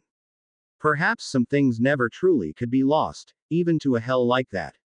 Not that interested, she admitted, her eyes resting on him for a moment before returning to their captive. It's borderline mundane with the Dark Lord able to tear information from a person's mind. Of course, there's always a certain amount of play before getting down to it, but like I said, I'm not interested. She finally came to a rest, leaning against the arm of a chair. I need something to get my blood moving. Duel me. Perhaps another time, he said, privately thinking that he would have to be ordered at one point to ever do such a stupid thing. The only one who would duel with her was the Dark Lord himself, and that was because she'd end up killing anyone else within moments. In any case, I'm trying to decide what to do with this. He motioned down to Umbridge's prone form. She's an unexpected development from the recent operation. Is she worth keeping alive? We can't kill her. She'll be missed by both Fudge and Dumbledore as a matter of fact. Then torture her at least. There must be something worth learning from her. If you need to torture someone, then go find Goyle and Dolohov, they're the ones who saddled us with this mess. That'll work, she said, pulling her wand and twirling it slightly. She walked off, humming to herself absently. That woman will be the death of us all, Lucius muttered, suppressing a shudder. He pulled his own wand, having made a decision. Umbridge was certainly an enemy of all that she met, but as much as everyone hated her, no one would suspect her as an unwitting ally to Lord Voldemort. She was also in a good position in case they needed a backup plan for anything. It's a pleasure to be working with you, Dolores. Imperio. Enough, Rookwood. The screaming tapered off as the ex-ministry worker lowered his wand. The old man slumped in his seat, his bindings the only things that were still holding him up. Apologies, my lord, said Snape as he entered the room. He spared the unknown man a glance before walking over to Voldemort. You called for me. Severus, thank you for joining us on such short notice, said the man. I have a couple of things I need you for tonight, but first I require this man dosed in Veritaserum. Lucius' stock is lacking. Of course, I'll see that it doesn't stay that way, he replied easily, pulling a small kit from within his robes and resizing it. A few seconds later and their prisoner was looking ahead with an unfocused expression. My lord, if I may, began Rookwood nervously. I was wondering why we have been waiting for Veritaserum when you are so skilled in the mind arts. Wouldn't it be quicker to just pull the information from his mind? Ah, Rookwood, though I might be an impressive legilimens, I could potentially ruin his mind and any chance we may have at getting the information we need. It is better to try our other options before using brute force. At least we enjoyed ourselves, yes. It's always more fun when they refuse to tell you anything. Voldemort turned to the bound man. What is your name? Sven Duford, came the dull reply. His voice was quite raw from screaming. Do you know of a prophecy regarding myself and Harry Potter? I do. As you stated earlier after our introductions. Do you know what the prophecy is? I do not. Voldemort frowned for a moment before pulling his wand. So you say legilimens. Rookwood and Snape watched as Sven slumped back in his seat from the force of the mental attack. Many seconds later, he sagged again. His memory has been modified, said Voldemort, eyes narrowed in aggravation. To what end I cannot tell, but the signs are there. Is it possible he erased it himself? Unlikely. It is done very well, explained Voldemort. Severus, do you know who this man is? No, I've never seen him before in my life. And if I told you that he was the keeper of the Hall of Prophecy? The Dark Lord continued. Dumbledore has nothing to do with him. Not that I am aware of, confirmed Snape. Indeed, beyond the outside protection they were providing, the Order wasn't doing anything in the Department of Mysteries. He was still astonished that this kidnapping happened without them knowing about it. The guard must have been diverted somehow. Dumbledore would need to be informed. If that is the case, then it is even a greater mystery why he has knowledge of something he should not. He must have had the department do it, said Rookwood. Both Snape and Voldemort turned to him, making the man flinch slightly. Perhaps he learned something that he thought he should forget permanently. The department is able to do that. Sometimes they don't even ask. Voldemort processed this information for a few seconds before turning back to Sven. He was now mostly recovered from the disorienting mental attack. No matter, we are no worse off than before. Rookwood, have our friend here give you everything he knows about the Department of Mysteries. From its layout to its contents. No doubt things have changed since your last term of employment. And afterward, return him to where he was captured with his memory erased again. We still cannot give any indication to the ministry that something is amiss. Yes, my lord. Voldemort immediately walked around Sven and headed to the door. Severus, with me. The moment the door was opened, screaming reached their ears. The room was silenced for privacy. Ah, Bellatrix is currently disciplining Goyle and Dolohov, explained Snape, his face impassive. As long as she doesn't kill them, he said unconcernedly. No doubt they did something to deserve it. My lord, if I may ask, what did you require me for tonight? Was it just to assist you with the interrogation? Asked the potions master. He was pretty sure it was more potion making, but he never rejected the idea it could be something far worse. Voldemort turned down another hallway. In my research, I've come across a handful of interesting rituals that I believe will assist me greatly. He looked at his deathly pale hands. Though I enjoy this form, I am realizing that it may do me more harm than good in the long run. Considering that it was immortality he was ultimately trying to achieve, the long run was fairly important to him. I see, said Snape, curious as to what Voldemort could possibly be talking about. He was just as, if not more, powerful than when he attacked the Potters. After all, it was nearly a year since his revival. Whatever after effects the resurrection ritual might have had on him were long gone. I see the curiosity in your eyes, Severus, said Voldemort with a knowing smile. It is not a matter of power. No one can truly match me in the magical arts. It is more a matter of longevity. I see. I assume there are potion components. A number of them. I trust their creation to no one but yourself, he replied. The specifications are listed in the study. You can look at them too. Voldemort suddenly pulled up short, his wand out and halfway through a spell before it stopped just short of striking down a petrified Narcissa Malfoy. She nearly collided with them, turning out of a side hallway. Narcissa, you should know that this part of the manor is off limits to all but my fold, the Dark Lord said lightly, lowering his wand slightly. Unless I should take this as a desire to join. The U-wand was barely an inch from the front of her evening dress. And no, my lord, she said quickly, her voice catching in fear at her near brush with death. Apologies, my lord, I was looking for Lucius. He hasn't been home for many days. He is doing work for his lord, said Voldemort dismissively. Return to your rooms. Of course, she said quickly, backing up and lowering her head. Please forgive my intrusion. Voldemort stowed his wand and continued down the hall. Snape took a moment to regard the woman before him. I will tell Lucius that you were looking for him, he said. Narcissa looked up at him for a second before turning her back. She was still shuddering slightly, her voice tight to prevent it from quivering. Thank you, Severus, but you needn't do that. If he hasn't come back already, then he likely won't at my behest. As you say, said Snape. He watched her retreating form for a second longer before hurrying after Voldemort. It would not do to keep the Dark Lord waiting. Man, why couldn't it last for longer? Said Ron in a wistful voice. We had 2 days of her being gone. 2 whole days. Followed by 2 whole weeks of her being a menace, drawled Harry. Indeed, while she was conspicuously and blissfully absent Saturday and Sunday, when Monday rolled around, she was at the staff table with a look of determination on her face. Something energized her into making their lives even worse, and he was a bit worried as to what it was. April finally arrived, and with it the prospect of the spring holiday. An entire week of freedom before exam season kicked in, which would bring a new wave of panic, anxiety, and more to the 5th and 7th years.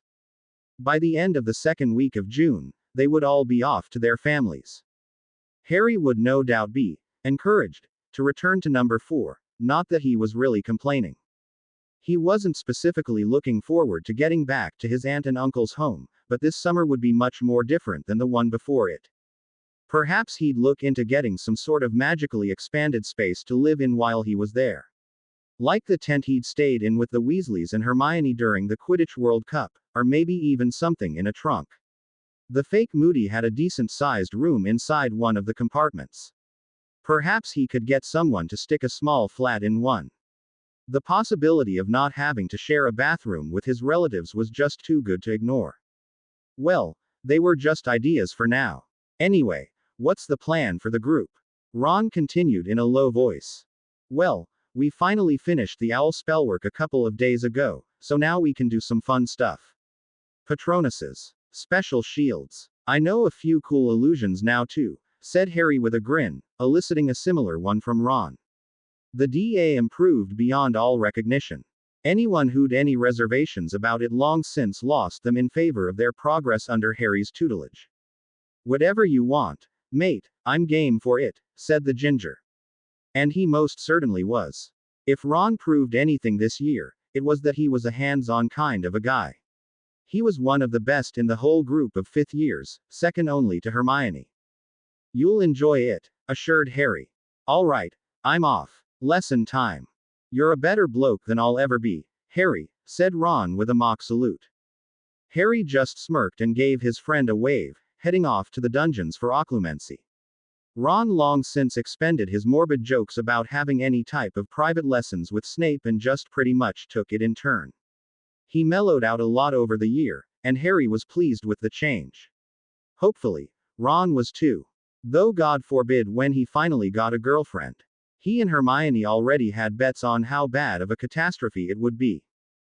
Good evening, Professor, said Harry as he entered the office. Potter, said Snape, writing on something as usual. Set to the side of the desk, Harry spied the familiar book of letters that he gave Snape nearly 2 months ago. If the bookmark was anything to go by, he was taking his time reading it, about 3/4 of the way through it as of now. Harry wasn't really sure exactly what would happen when he was done reading all of the letters. How far did they go anyway? But the potions master's attitude to him changed perceptibly. There was a lot less subtle aggression in most of their conversations. Hell, they actually had conversations about occlumency and the occasional random topic when it came up. That in itself taken getting used to. If he had to sum it up in one sentence, Harry felt that Snape more or less stopped treating him like a miniature of his father and more just like a random student of his. So, yes, still with a certain amount of negativity and the occasional suggestion for him to forfeit his life to make the world a better place overall, but it wasn't personal like before. In all honesty, it was kind of endearing after all these years of it. Especially now that there was no underlying hatred there. Was there anything you wanted to go through before we started? Harry asked, taking his usual seat. It wasn't really necessary for him to sit as they would be leaving shortly, but he knew Snape didn't like to be given the impression he was being rushed. Just one, said the man, stowing his quill and student work he was working on. As I mentioned last time, you have reached a level of skill where you should begin to not only focus on expelling me from your mind, but to actively attempt to block me initially. Once your enemy has infiltrated your mind, you have already lost to some extent. Beyond that, I would like for you to also try to focus on containing the breach once it happens. If you fail to keep your enemy from your mind, you may still have a chance at preventing any type of vital information from being obtained by simply preventing them from moving about through your mind. I'm sure it's not as simple as you make it sound, said Harry dryly. This would take some thought before he began trying things out. Would it be better to halt the intrusion to prevent it from getting any further or redirect it to somewhere else? Could he fool a Legilimens that way? Snape seemed a little surprised when Harry voiced his thoughts to him. Yes, Potter, you are right. Unfortunately for you, the ability to fool a skilled Legilimens with false thoughts and memories is at the absolute pinnacle of occlumency. Especially when it comes to passive Legilimency. But I thought you said passive Legilimency was something that was only good for reading surface thoughts, said Harry in confusion. No better than a kind of lie detector or something. How could you not tell if someone was faking an emotion? It seems like it would be really easy. Lies and deceit lace even the smallest of falsities, said Snape, getting to his feet. That intent is clear to a Legilimens with even only slightly above average skill. Of course, that isn't to say a mediocre Legilimens could ever perform passive Legilimency, but there are other magics that we may bare our hearts to without thought. That almost sounded poetic, coming from you, said Harry with a snort, following him to the door. Months ago, Harry knew saying anything like that would be followed with nothing short of bodily harm from the man he was trailing. Snape just gave the boy a nonplussed look before continuing down the hall in silence. He reached for the door that led to the classroom they always used when a dim scream reverberated through the walls, coming from somewhere above them. Immediately, Harry and Snape had their wands out. It's coming from the entrance hall, I think, said Harry, looking up. Let's go, Potter, Stay close, Snape ordered, leading the way out of the dungeons, his robes billowing behind him in his haste. A minute later, they joined the rest of the students and professors who were drawn to the sound. They formed a wide circle around two people who were both one-acts in their own way. "Why you can't," wailed Professor Trelawney, teetering at the base of the staircase. At her feet, there were two haphazardly packed luggage bags, evident by the errant corners of cloth sticking out at all angles. "Hogwarts is my home." "Correction. It was your home," said Umbridge defiantly. She was using the steps to make herself appear slightly taller as she bore down on her prey. "That was back when you used to work here. As of today, you are discharged. Rid us of your incompetence and be quick about it, you are currently trespassing." "Did you drag her out of the tower yourself?" Harry growled in anger, though it was easily lost in the low rumble of muttering that was permeating the crowd of students. His eyes were fixed on the luggage. There was no way Trelawney did that herself. Umbridge really must have gone and forced her out. Did she kick her down the ladder for good measure? A subtle throat clearing drew his attention to the stern look Snape was giving him. It took Harry a second to realize he was still holding his wand in clenched fingers. "She'll get it one day, and I honestly hope it's me," he said after a second. McGonagall finally arrived with Flitwick, the two immediately rushing to Trelawney's side. "I'd imagine that is quite a long line to be queuing, Potter." The reply was low, but he'd definitely heard it. Moments later, they were all surprised by the arrival of none other than the headmaster. Harry just sighed. Dumbledore to the rescue as usual. He always seemed to know exactly when and where to show up in the castle. What he was doing outside on the grounds at this hour was anyone's guess too. The truth was revealed a second later when the sound of hooves reached their ears and a newcomer walked into the hall out of the evening mist. After staring at him for a moment, Harry recognized that it was Firenze, one of the centaurs from the herd that lived in the Forbidden Forest. Or owned the Forbidden Forest, depending on who you asked. Umbridge's sense of victory must have certainly fallen short of the mark if anyone were to go by the sputtering sounds she was making. Not only did Dumbledore prevent her from gaining another worthless ministry loyalist for the Hogwarts staff, he'd done so by bringing the one thing she hated more than anything into the very place she worked. "I think he broke her," muttered Harry to a student near him, a Hufflepuff if his black and yellow colors were any indication, who just nodded, still with his eyes fixed on the centaur. A lot of the students in the entrance hall were watching him wide-eyed. The centaurs rarely came to the edge of the forest for anything, so most of the students present likely never saw one outside of pictures before. The up-close and personal encounter Harry had with them during his first year was rather uncommon. But where will she stay?" said Umbridge, still unable to keep her rage from distorting her speech. "Dolores, you can't possibly expect Firenze to climb up that ladder, do you?" said Dumbledore in an amused voice, as if she were one of his younger students asking something silly. "No, Sybil will be able to live where she always has, and Firenze will be staying on the ground floor in a classroom that is being prepared specially for him. I believe we are finished here then." The dismissal was clear to the students, who began dispersing at once, some returning to dinner and others heading back to their common rooms, all talking about what just happened. Now that Trelawney was being taken care of by some of the professors as well, the others went back to their business too. Snape walked back to the entrance to the dungeons only to pull up short as he found Harry waiting for him, Slytherins passing him with extremely wary looks. He waited until they were alone before he spoke.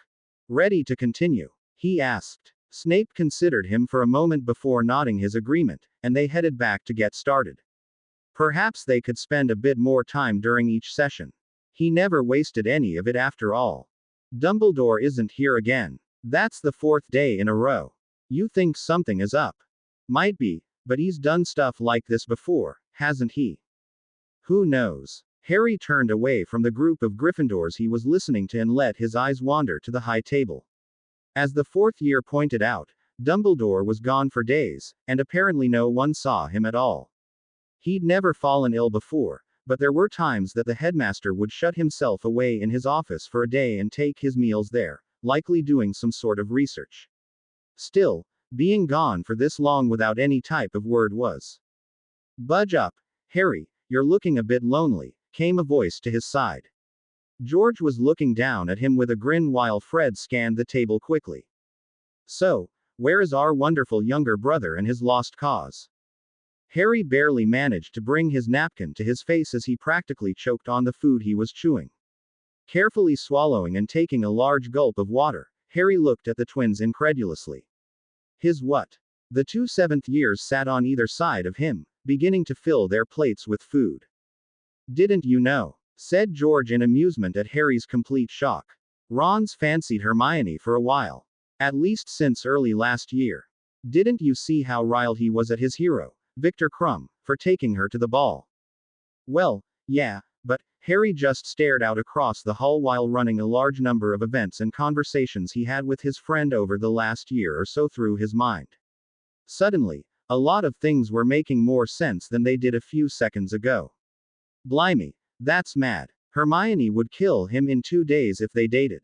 Hours, mate, not days, corrected Fred. And that's what we told him.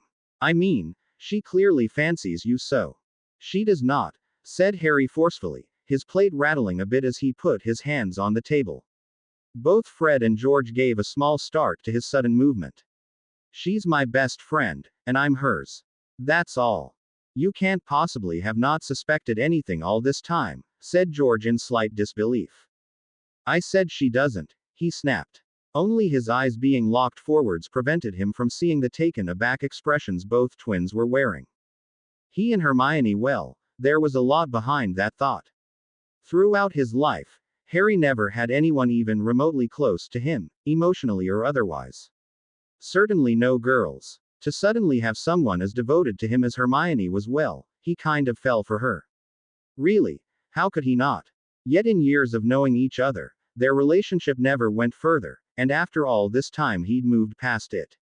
Hermione's friendship was priceless to him and he would not risk it for anything. Well, I'll admit I was hoping for a bit of a better reaction, said Fred, withering slightly under the glare that his twin was giving him. Last time we tried to set up two of our best mates at any rate. He raised his eyebrow in suspicion. You really don't fancy her then? Harry just gave him an exasperated look. It goes a lot deeper than that, Fred, but no, not like that, said Harry with a sigh. Sorry, I didn't mean to snap at you. He rubbed his temples slightly. Anyway, what did Hermione liking me have to do with Ron anyway? Fred and George exchanged a look. Well, Ron's insecure about stuff. Being the last boy after 5 brothers is a bit much. I didn't notice, said Harry sarcastically. It's been better recently though. I think the DA has helped a lot with that, to be honest. True, he might be growing up yet, said George. He just gets frustrated that he doesn't have anything that you can't. Something to set him apart, you know. I know it's stupid, but it is what it is. Harry just looked at him, a small frown on his face. But he already does. At the confused looks they were giving him, he just motioned to the pair. He's got you all. As Harry returned to his food, he didn't see Fred throw his brother a nice job, dumbass look over his back. Time to change the subject. By the way, Harry, George winked at his brother before leaning in close to Harry's ear. We got premises. At once Harry sat up, clear surprise on his face. Really? Just last week. We're all set to open in July. We could open a lot earlier, but we're a little stuck in school. Fred rolled his eyes before leaning on his elbow in annoyance. Honestly, these stupid newts are a waste of bloody time. I'm sure your mother would pick you to pieces if you left early, Harry pointed out, picturing an extremely unhappy Mrs. Weasley with her wand in one hand and a frying pan in the other. Besides, people will take you a bit more seriously if you have a couple newts. I suppose so, said George with a shrug. Mum's not exactly our favorite right now because she doesn't support what we're doing. We don't fit her image of successful individuals. I'm sure that'll change when you start raking in the galleons. So, where exactly is the place? It's on the main strip of Diagon Alley. Couldn't get a more perfect spot if we tried. It's even got a decent flat on the 2nd level for us to live in. Really? Must be a fortune, he mused. You're not wrong, said Fred with a nod. That's actually where the big majority of your startup went, as well as a bunch of what we've saved. We're pretty much banking on sales to keep us there, but I think it'll work out well enough. You'll do fine, said Harry at once. Besides, I've got your back no matter what. Just let me know if you need anything. You're a right crazy nut for throwing in with us, Harry, said George, giving him a light punch on the arm, but we appreciate it. Attention. If I could have everyone's attention for a moment, please.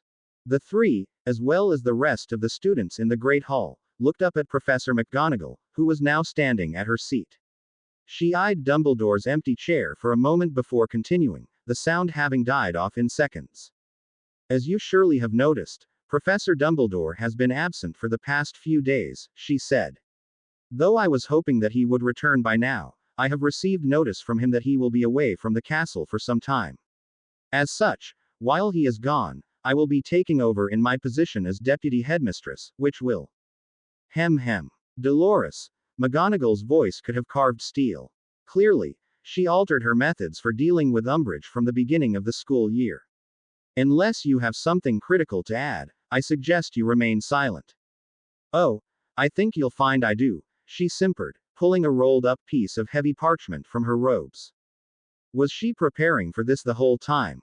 I've actually been saving this one for the appropriate moment, which has finally come. She cleared her throat lightly. In accordance with Educational Decree Number 33, in the event that the current headmaster or headmistress of Hogwarts leaves the castle for any amount of time that may affect his or her ability to properly govern the school, the High Inquisitor will then take over said position until the headmaster or headmistress returns in full capacity. She handed the decree over to McGonagall, who just glanced at it before returning it to the short woman. Forgive me, Dolores, I was unaware, said McGonagall, much to the surprise of everyone in the hall. She wasn't going to argue it. Instead, the Gryffindor head just turned back to the students. Well, you've heard her. Professor Umbridge will be the headmistress of the school until Professor Dumbledore returns. Please treat her well. As the Great Hall filled with a buzz of talking at the latest Umbridge development, Fred and George were giving McGonagall the most odd looks. Oi, did she just give us an invitation? They chorused at each other, now grinning maniacally. Sounds like prime time for some quality advertising, yeah, said Harry with a grin of his own. Say, Harry, said Fred, putting an arm around his shoulders to bring him in closer. George leaned in as well, the picture of mischief. Want to see Hogwarts get attacked by dragons? You know, I didn't think it could get much worse than it already was, said Fred, considering his wand as the tip fizzled oddly. Equally odd, the object he was charming was now chirping slightly when it had no right doing anything of the sort. Where was the sound even coming from? But she did it. Man, that's a hard spell. You're doing it wrong, Fred, said George, coming over with his own wand out. The idea isn't to create some new form of life. Fred just gave him a flat look. Thanks, oh, brother of mine. Any time, said George with a grin. But yeah, I'd have to agree with you on that one. What have they been calling themselves? The Inquisition Squad. Quote. It's the Inquisitorial Squad, corrected Daphne in distaste. She was sitting a little ways away out of the general line of fire of the practicing DA members with a book open in her lap, 3 more at her side. She looked quite comfortable. Harry glanced at her from where he was standing by Hermione and Tracy. Daphne told him earlier that she was actually approached about joining, but she, respectfully, declined in favor of her studies, with the exams being less than 2 months away. Seriously though, who in their right mind gives a bunch of students the ability to take house points and assign detentions like a teacher can? Continued Fred. That would be Dolores Jane Umbridge, pioneer of educational reform, said Lee. He frowned as he transfigured a chair into a dog and then back into the chair. The dog looked fine, but the final chair only had 3 legs. Why does it keep losing a leg? I'm not going for anything spectacular here, it's a bloody dog. I think it's more your mind that's doing it than you messing up the spell, said Hermione with a chuckle. If you focus on the problem too much, that's all you'll get.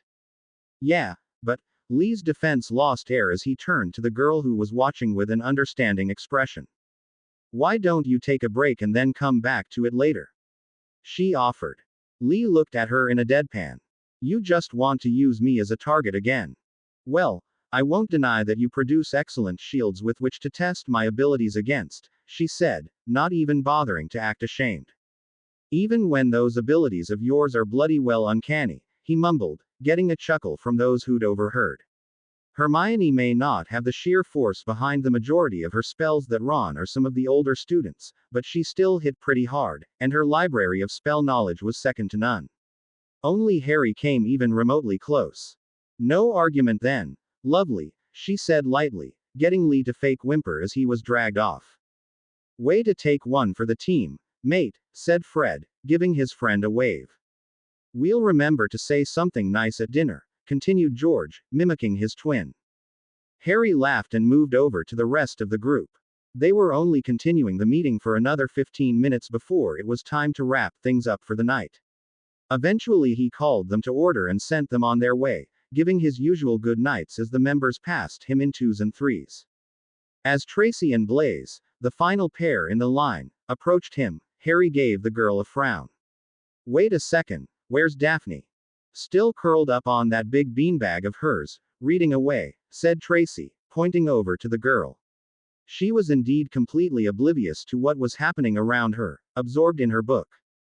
Just leave her. She never gets any peace to read in the common room, Blaze said with a shrug. I'll wait around with her until she's done then, he said with a shrug. I've got plenty to do in the meantime. Right, if you say so, Tracy said, regarding him with a small frown. I'm not going to ask her out again, would you give me a break? Harry groused. Stop giving me a hard time already. It's been months. Quote, oh come on. Blaze was watching them in amusement from the doorway as they bickered. He was another one that changed subtly but greatly over the months. Apart from being an extremely competent caster, he was a fun guy to chat with despite coming off as rather unsocial. He usually just needed the right motivation. Otherwise, it was just best to force their company on him. He didn't ever shy away from it. Just get her back before long, Potter, he said, pulling a still arguing Tracy out of the door. See you tomorrow. Yeah, I will. Harry watched them walk for a few seconds before returning to the room, letting the door vanish behind him. Daphne was still absorbed in her reading. Not wanting to disturb her, Harry plopped down on a large couch that materialized for him with a large sigh, enjoying taking the weight off of his feet. It was nearly 15 minutes later that she finally spoke. Potter, where is everyone? Harry looked over to see Daphne looking around in confusion. The meeting ended a little while ago. You're the last one. Tracy left without me. She was clearly surprised. Blaze dragged her off. He didn't want to disturb you, he explained. It's fine, she said, giving a small stretch. Blaze is probably trying to make some moves anyway, not that anything will come of it. He does it to everyone from time to time. No way I want to be around that again. Not entirely sure how to respond to that bit of information, Harry cast around for something to distract himself with when he caught the cover of the book Daphne was holding, recognizing it instantly. Where did you get that book? She looked at him slightly defensively. The room gave it to me. Why are you asking like that? It's mine, he explained simply.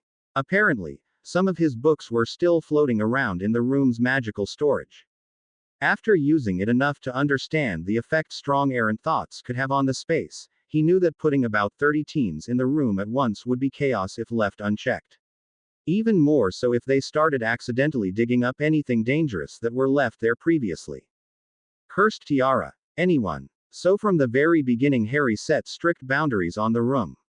During the DA meetings, he was the only one able to make any significant changes, and unless it was a bathroom to freshen up in or a couch to rest on, the room would do little else for the DA members.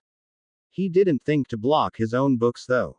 Daphne gave him a clearly surprised look, her eyes flickering between the book sitting in her lap and the boy laying down across from her. Really? Yeah, that's my handwriting in there, he confirmed.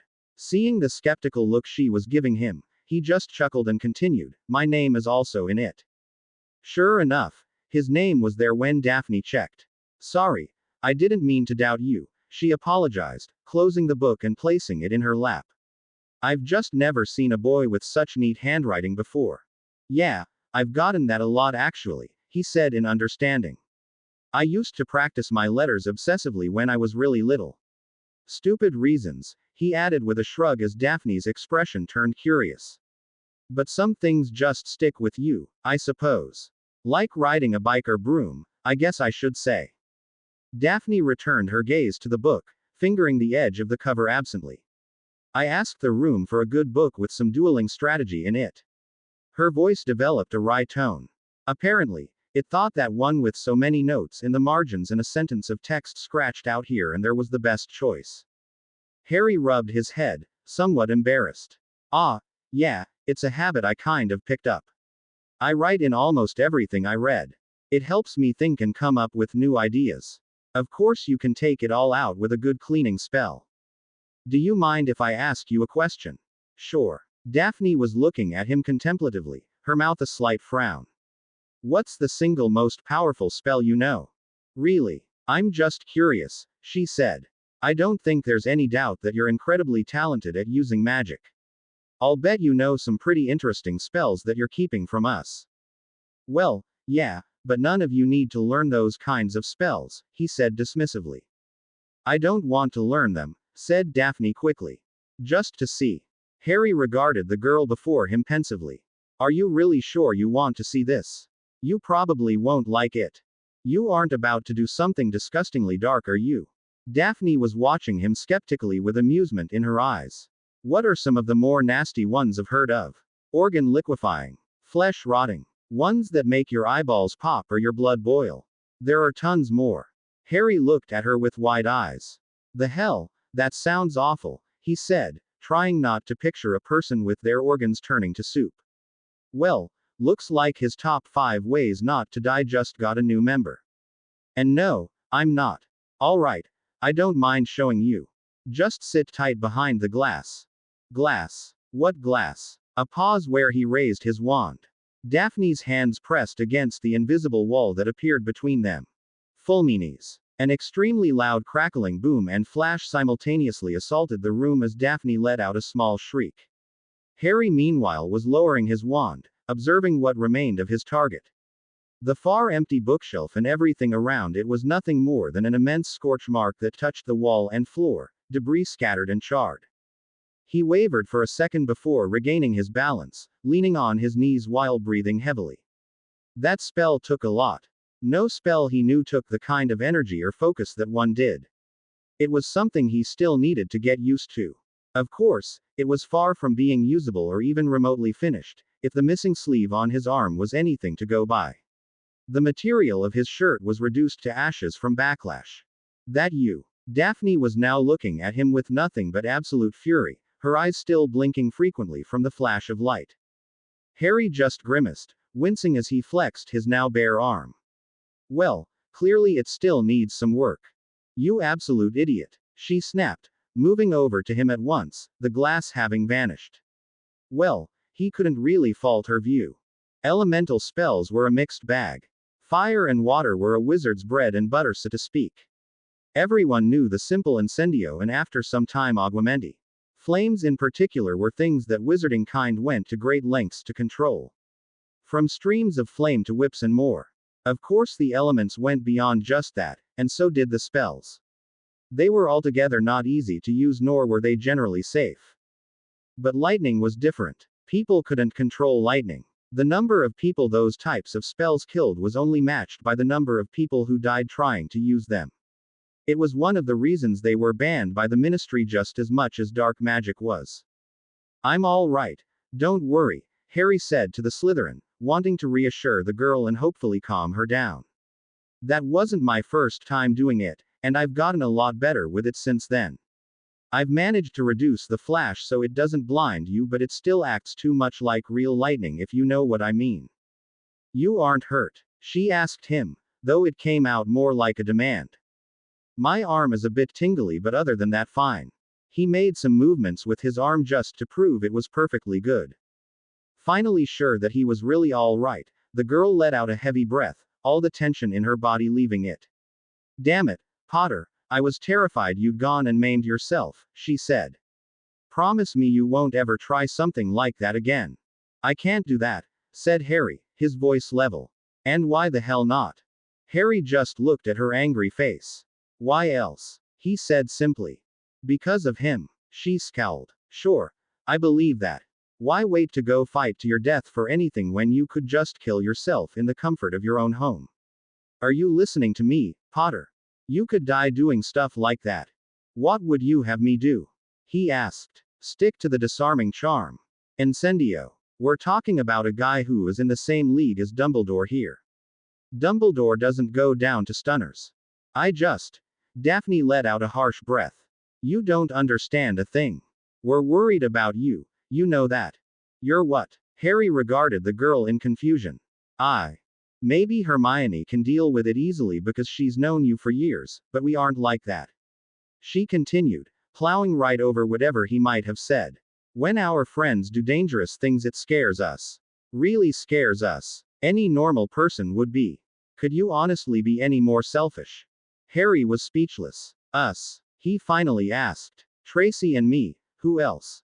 She elaborated. You spend so much time locked away in this room, practicing things that could so easily kill you, and each day we can't help but wonder if you're not going to show up to class in one piece. You don't understand. She'll have a heart attack when I tell her what you're practicing. There's a difference between a strong spell and something like that. Daphne, either you care or you don't. Work on it. She turned away from him, settling into her standard arms crossed position. Harry opened and closed his mouth several times before letting out a silent sigh, running a hand through his hair. What was there to say? He couldn't promise her anything, it would just be empty. Eventually he ended up just saying what was on his mind. Hey, do you want to hang out this summer? Daphne didn't turn, but he could tell she was listening. The three of us. Go to the alley or something. No spells. No looming dark lords. You know safe. He broke off for a second before continuing. Normal. Daphne, who was still holding her incredibly grouchy expression, let out a humph. Sounds fine. I'll talk to Tracy about it. Great. I'll be looking forward to it. To which Daphne just humphed again. Right. Just walk me back to my common room. Next time I'm going to leave Tracy to deal with you and save myself the headache. Harry rolled his eyes as he followed the girl out of the room, unable to resist a small chuckle. There were just some things he'd probably never understand. Crazy how much time has gone by, isn't it? Harry turned to Ron, who was looking at him expectantly. Yeah, he agreed. Feels like just yesterday that the professors were telling us how much work the year would have in it. Funny thing, I still don't feel like we've hit the halfway mark. I know what you mean, mate, said Ron, letting out a ragged sigh. You'd think that with only a month to go before the exams, the professors would start to wind down, but it's just turned into this runaway train. What do you think, Hermione? Harry posed to the girl sitting across from him. Shouldn't we be doing mostly reviews by now? I doubt we'll get more than a couple weeks for that, she answered, not looking up from her book. It was actually rather impressive to watch her socialize, study, and eat soup all at the same time without messing up any of it. She'd been digging away at the large bowl without spilling a single drop all lunch. Though I do feel like we are probably being over-prepared to an extent. Not that it's a bad thing. I want to do as well as possible. So do I, said Ron dryly, but I'd rather not lose my sanity as a result. It was an understandable position to have. Coming from Ron, of course, it would be better to take it with a grain of salt, but there were already a number of people in their year who needed to go to Madame Pomfrey for calming draughts. Hey, at least our wand classes are going to be fine, said Harry, wanting to reassure the boy. Sure, Ron often came off as uncaring, but Harry knew that his less than stellar academic work bothered him to an extent, especially when constantly being surrounded by Harry's better work and Hermione's, well, everything. Working so heavily in the DA really helped him along to counter his otherwise below average written work. Yeah, said Ron enthusiastically. Can't wait to blow that defense owl out of the water. Normally I'd say you shouldn't be too confident, began Hermione, finally looking up from her book. She was giving them both a small smile. But I'll admit that I'm looking forward to showing what I know in that owl as well. Quote. Considering what the examiners have probably been seeing before this year, I think they're in for a shock, said Harry. Out of the DA, he was looking forward to the defense owl the most. If he didn't get the highest grade they could give on the thing, he'd be extremely disappointed with himself. In fact, the same could be said for any of his wand owls.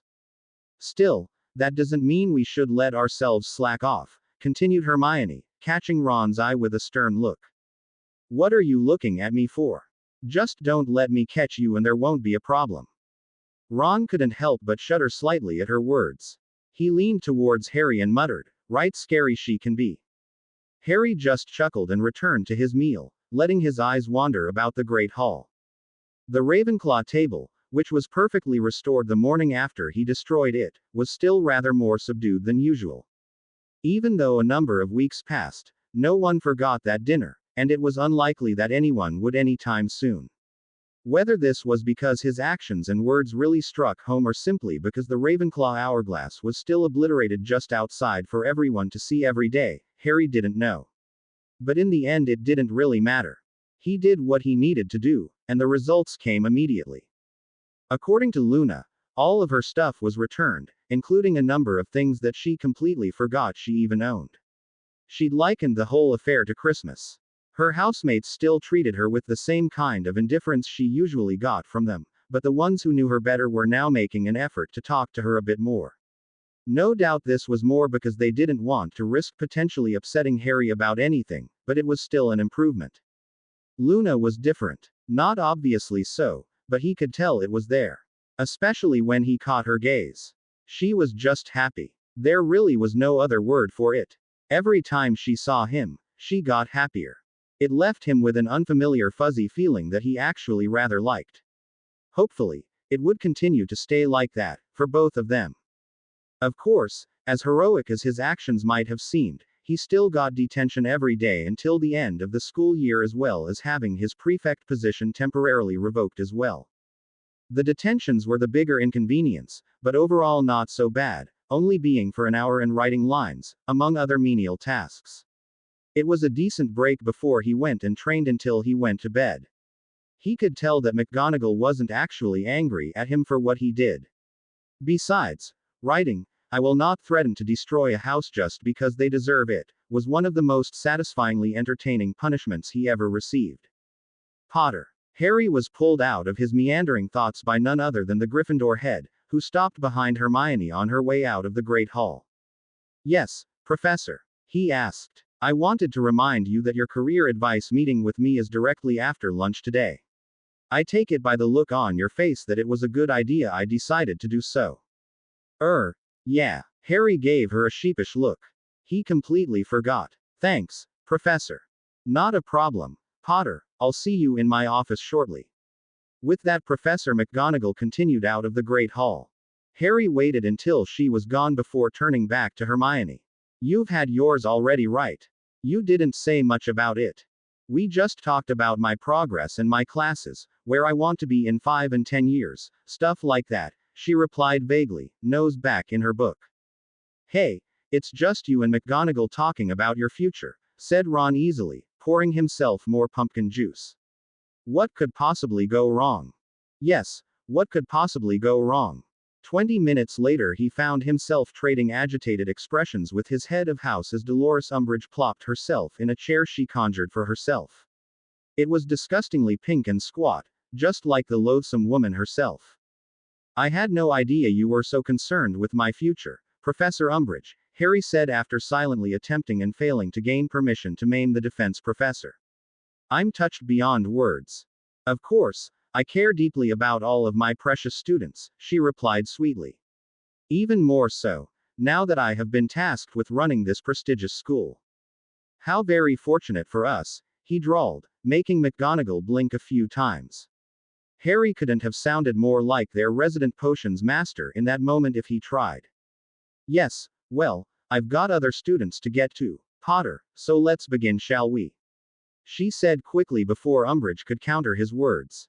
The last thing she needed was a fight between these two in her office. "Sure," said Harry, leaning back in his chair and looking at the pamphlets that littered the professor's desk. There were things there that ranged from banking to healing to even dragon taming.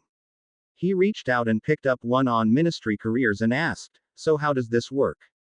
"Well, this meeting is mainly to review your progress at school thus far," consider what careers you might be interested in, and do our best to determine what courses you would like to take during your final 2 years at Hogwarts.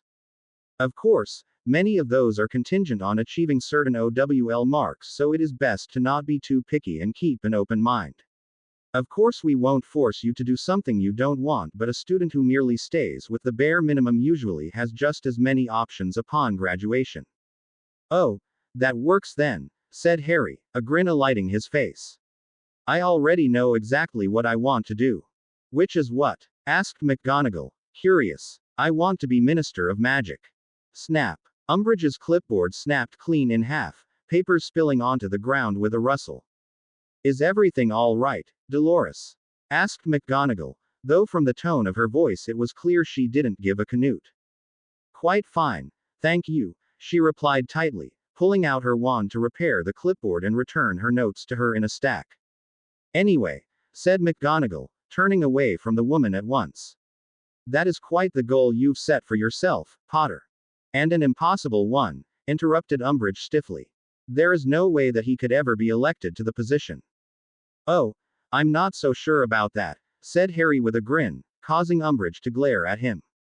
He could practically feel the anger coming off of her.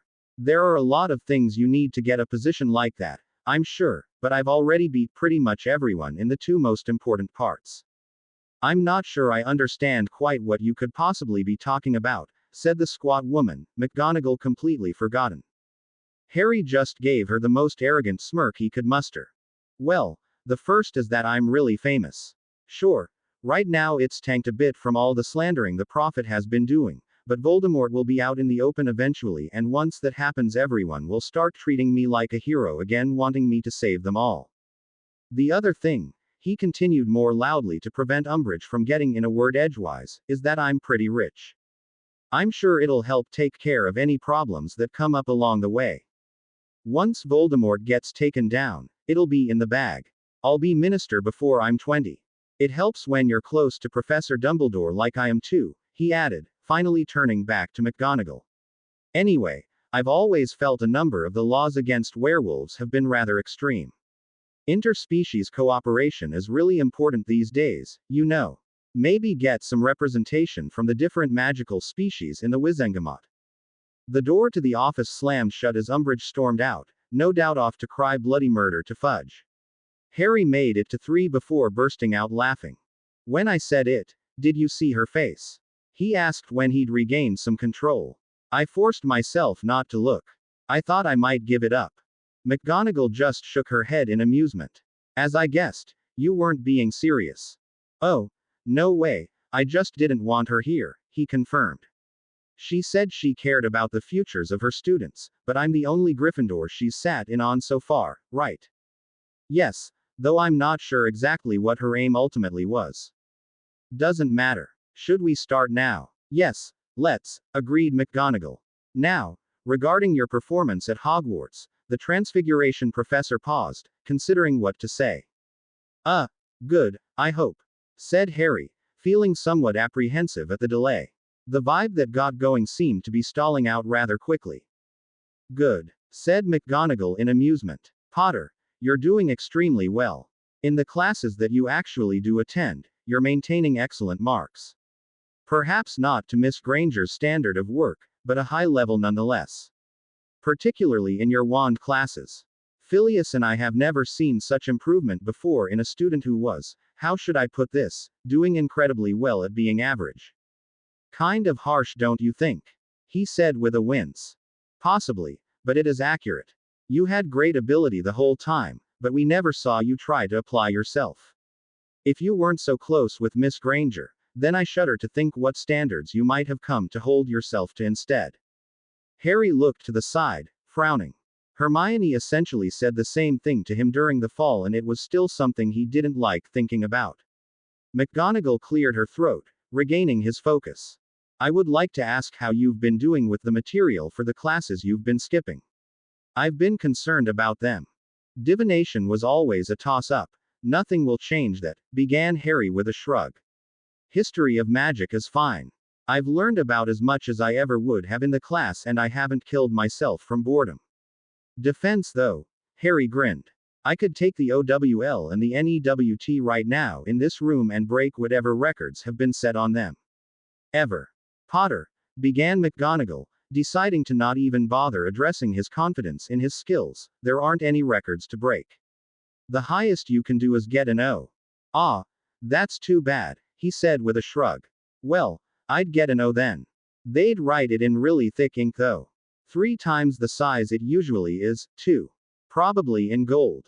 Moving on, said McGonagall, with a small exasperated breath. Are there any careers in particular that you've been interested in?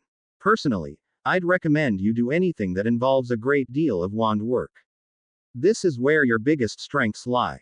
I'd imagine any employer would be happy to take you on if you continue in school the way you have been. To be honest, I haven't thought about it much at all, he said truthfully. You don't have any interests? Asked McGonagall in surprise. Surely something must have crossed your mind in all the time you were here. I mean, yeah, I've thought about being an Auror. I know I could do it. Or at least that's what Tonks says whenever we talk about it. But I don't know much about the wizarding world beyond what I've been briefly exposed to, and, he paused, knowing that she would probably not like what he was going to say next. Well, I've never really figured I'd make it to my NEWTs anyway. McGonagall gave him the strangest look he'd ever seen her wear. Taken aback didn't even begin to describe it. What are you talking about? Professor, I've nearly been killed more times than I'd like to think about. There are a lot of people who want me dead, and one in particular who won't stop until I'm dead.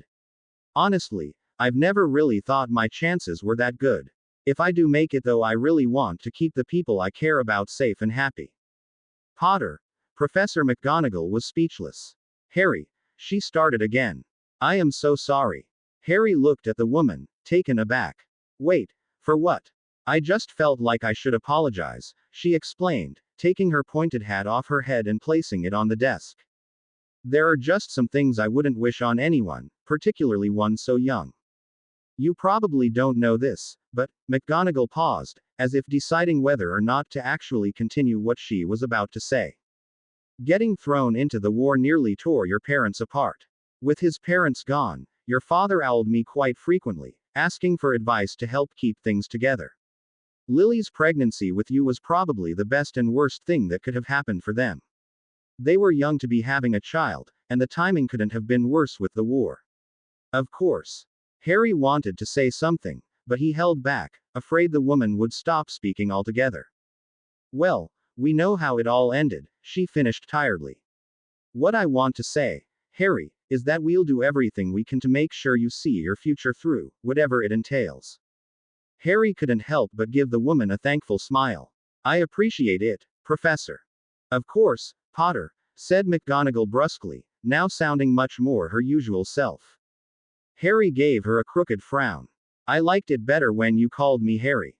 We're closer than we used to be, surely, but I'm still your professor and head of house while you're my student, said McGonagall. I didn't let your father call me that until he'd graduated, and he was my favorite student of all time. I'm not about to make any exceptions for you either, she said severely. Merlin knows how you got Poppy to accept it. I think I'll just go with the flow here and say it's a Potter thing, he said, moving out of the chair he was seated in with a stretch. Anyway, as far as next year goes, I think I'll stick to all of the wand classes, potions, and herbology. Also, I'd like to take runes, though I do it to take the OWL. Most of the careers I would want look at those main classes anyway. Does that sound good? McGonagall nodded. Yes, the core classes are recommended for any NEWT student, and it won't be a problem for you to take runes either. She paused before giving him a pointed look, and he had the decency to look sheepish. All right, go on, Potter, I won't hold you any longer. Have a nice day. January 18, 1981.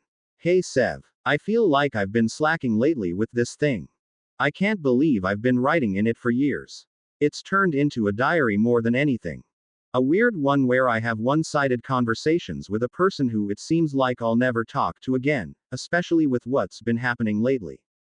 It's odd how no matter what I hear you getting yourself into with Voldemort from various sources, I still can't picture you as anyone other than that boy I met all those years ago who loved to use magic and make potions.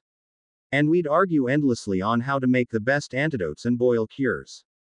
Do you find it odd that I still consider you my best friend? There are times I just want to march over to Voldemort's camp and hit you on the head with a frying pan, you know that. Drag you back here and make you see where you belong. But I do wonder if you'd listen to me. You've always been so stubborn after all. You'll hate me for it, but I've been finding that you and James share a lot more qualities than you don't. I'll bet you gagged, didn't you? I'm kidding. Your right eyebrow went up about half a centimeter and your left one lowered by the same. Sorry, I'm laughing at the thought, and Harry is giving me a stop being crazy, mommy, look. I've got him propped up on the desk while I write this, looking around adorably like he usually does. James would normally be taking care of him now, but he was called away, so I'm stuck here. Look at me, I'm rambling. You see what I've deteriorated into. I rely on you to stop me for these things, you know. Anyway, I haven't written for months, shame on me. I suppose I was depressed for a while, being locked down in this place. I want to show him other places, but Dumbledore says that it's too risky to leave. Sure, sometimes I want to tell him to take his thoughts and put them somewhere unpleasant, but what if I ever took that risk and something happened? I can't even think about it. It's so hard to believe Voldemort would suddenly want to target Harry of all people. A prophecy about my little boy and that monster. It seems unreal, but has Dumbledore ever lied about things like this? Well, as James has been saying, better safe than dead. This has gotten rather depressing, so I'm just going to end it here. I miss you a lot, Sev. You've always known what to say to get me to stop dragging my feet. I'll write again soon, I promise. Love, Lily. Snape replaced his marker before closing the thick book. He looked at it in silence, the only sounds in his office coming from a potion simmering in his one of personal cauldrons. One of the many the Dark Lord needed for his unknown rituals, but nothing so critical he couldn't do something else while he brewed it. Lily's book of letters was now nearly fully read. Only about 20 pages were left, and the fact that he knew what was coming didn't make it any easier to face. That didn't even begin to cover how it felt, reading Lily's pain thoughts about her life as it slowly crumbled down to nothing, all due to something he did. Lily, you're rambling again. Hee hee. Sorry, Sev. You're the one who told me to stop you when you were. I know, you're reliable like that. Snape shook his head slightly to clear it. He could not regret his actions more if he wanted to. And he didn't. It was painful enough as it was. But he didn't stop reading. He'd known what would likely come if the letters continued through the years, and he would read them all. His pain was but a small portion of his unattainable atonement. He owed it to the woman he'd once been closer to than any other person in his life. A short series of knocks came to his door, causing him to look up at the clock. It was that time already. He was reading for longer than he thought. Enter. Harry pushed the door open and closed it behind himself, taking the seat in front of the potion master's desk. Snape regarded him critically, eventually stopping at his eyes. He always did. It was brief, however. A moment more than anything else that drew his attention on the Gryffindor. He wondered how those eyes would regard him when he found out that all the woes of his life, his parents, his life with his relatives, his tangled fate with the Dark Lord, all the misery he ever had to endure, was indirectly caused by the man before him. But there really was no question about it, was there? Was there something you wanted to talk about before we began, Professor? Asked Harry, sensing that there was something on the man's mind. Snape took a few seconds to collect his thoughts before speaking. I honestly did not believe I would ever find myself saying this, but you've done quite well, Potter. Harry blinked once, twice. Wow, I definitely need to get my ears checked. Snape just shook his head in slight exasperation. The boy was frustrating when he didn't do something right and equally so when he did. Credit will always be given where it is due. In just under 4 months you have reached a level of occlumency that would force even a skilled legilimens to struggle. I can no longer hold back in my attacks on your mind if I wish to breach it. When I do it is with some difficulty and I rarely obtain exactly what I am looking for. Such a feat is worth considerable merit. Thanks, said Harry awkwardly, looking at his feet. You're a way better teacher than I ever give you credit for too. I never would have gotten anywhere without your help. Perhaps, said Snape, rising to his feet. You have skill, and sometimes that is all that is required. Consider the remaining month we have in school together as your final test. I would like for us to meet every day, instead of 3 times a week. I will push you until you can stand no longer. You are good, yes, but can you be one of the best? Not a matter of can, Professor, said Harry, holding the door open for him. Just a matter of when. Snape walked past Harry without a word, the corner of his mouth angled in the shadow of a grin.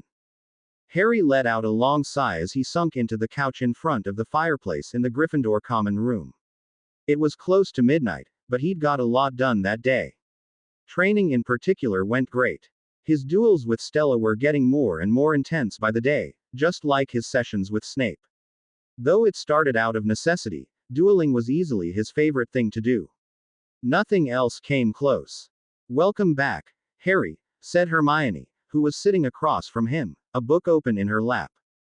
I swear this couch just gets more and more comfy every time I lay on it, he said, patting the thing fondly. I wouldn't be surprised if it did, she replied, idly turning a page. Magic can do some fairly impressive things. I'd imagine making a couch softer wouldn't be that difficult. You've got an answer for everything, don't you? What are you reading about? Harry asked, turning to face her. I'm reading about some of the stranger branches of magic that have been seen through the years. There isn't much on how any of these disciplines worked, but it's still pretty fascinating. Magic has evolved just as much as technology has for muggles. She looked up with a thoughtful expression. I can only imagine what things will be like in 50 years. Maybe even less. Advancements always tend to happen quicker and quicker as time goes on. Hermione, are you still down here? Oh, hey, Harry. About time you got back. Harry sat up to find Ron approaching them from the direction of the boys' dormitory. He was wearing his usual maroon pajamas and looking more lazy than tired. Hey, Ron, I just got back a few minutes ago. Figures, you've never been back before 11 since last fall, said Ron, shaking his head. Training still. Every day. You know, if I didn't have a Quidditch Cup to win, I'd be training just as much. You must be getting pretty good with all the practice. Of course, how am I supposed to teach you guys if I'm not a million times better than you are? I'll bet I could give you a run for your money, said Ron confidently. Maybe if we got Lockhart back to vanish all the bones in my arms and legs first. Boys, muttered Hermione as they began to argue. A familiar light tapping at the window pulled her attention away from her friends to a small white figure sitting on the window ledge, eyes watching her steadily. Hedwig, she said in surprise, getting Harry and Ron's attention. What do you reckon she's doing here? Said Ron as Harry went over to let her in. You still sending letters to Tonks? Yeah, but she'd already gotten back with her reply a week ago. I sent her a birthday present. Hey, Hedwig, said Harry, allowing his owl to relocate to his arm. An affectionate nip and hoot were followed by her sticking out her leg, a piece of parchment folded up roughly and tied with rough string. Harry took it and let Hedwig back out the window so that she could hunt. It's from Hagrid, he said, reading the short note. After going through it twice he crumpled it up and tossed it in the fireplace. What's wrong? Asked Ron and Hermione at the same time. Harry gave them both serious looks. Get dressed. Hagrid needs us right now. I've never moved through the castle so easily, said Ron as they approached Hagrid's hut 10 minutes later. We weren't even using the cloak. Didn't run into anyone. Which was extremely risky, Harry, said Hermione disapprovingly. You know how dangerous it is to allow ourselves to get in any sort of trouble these days.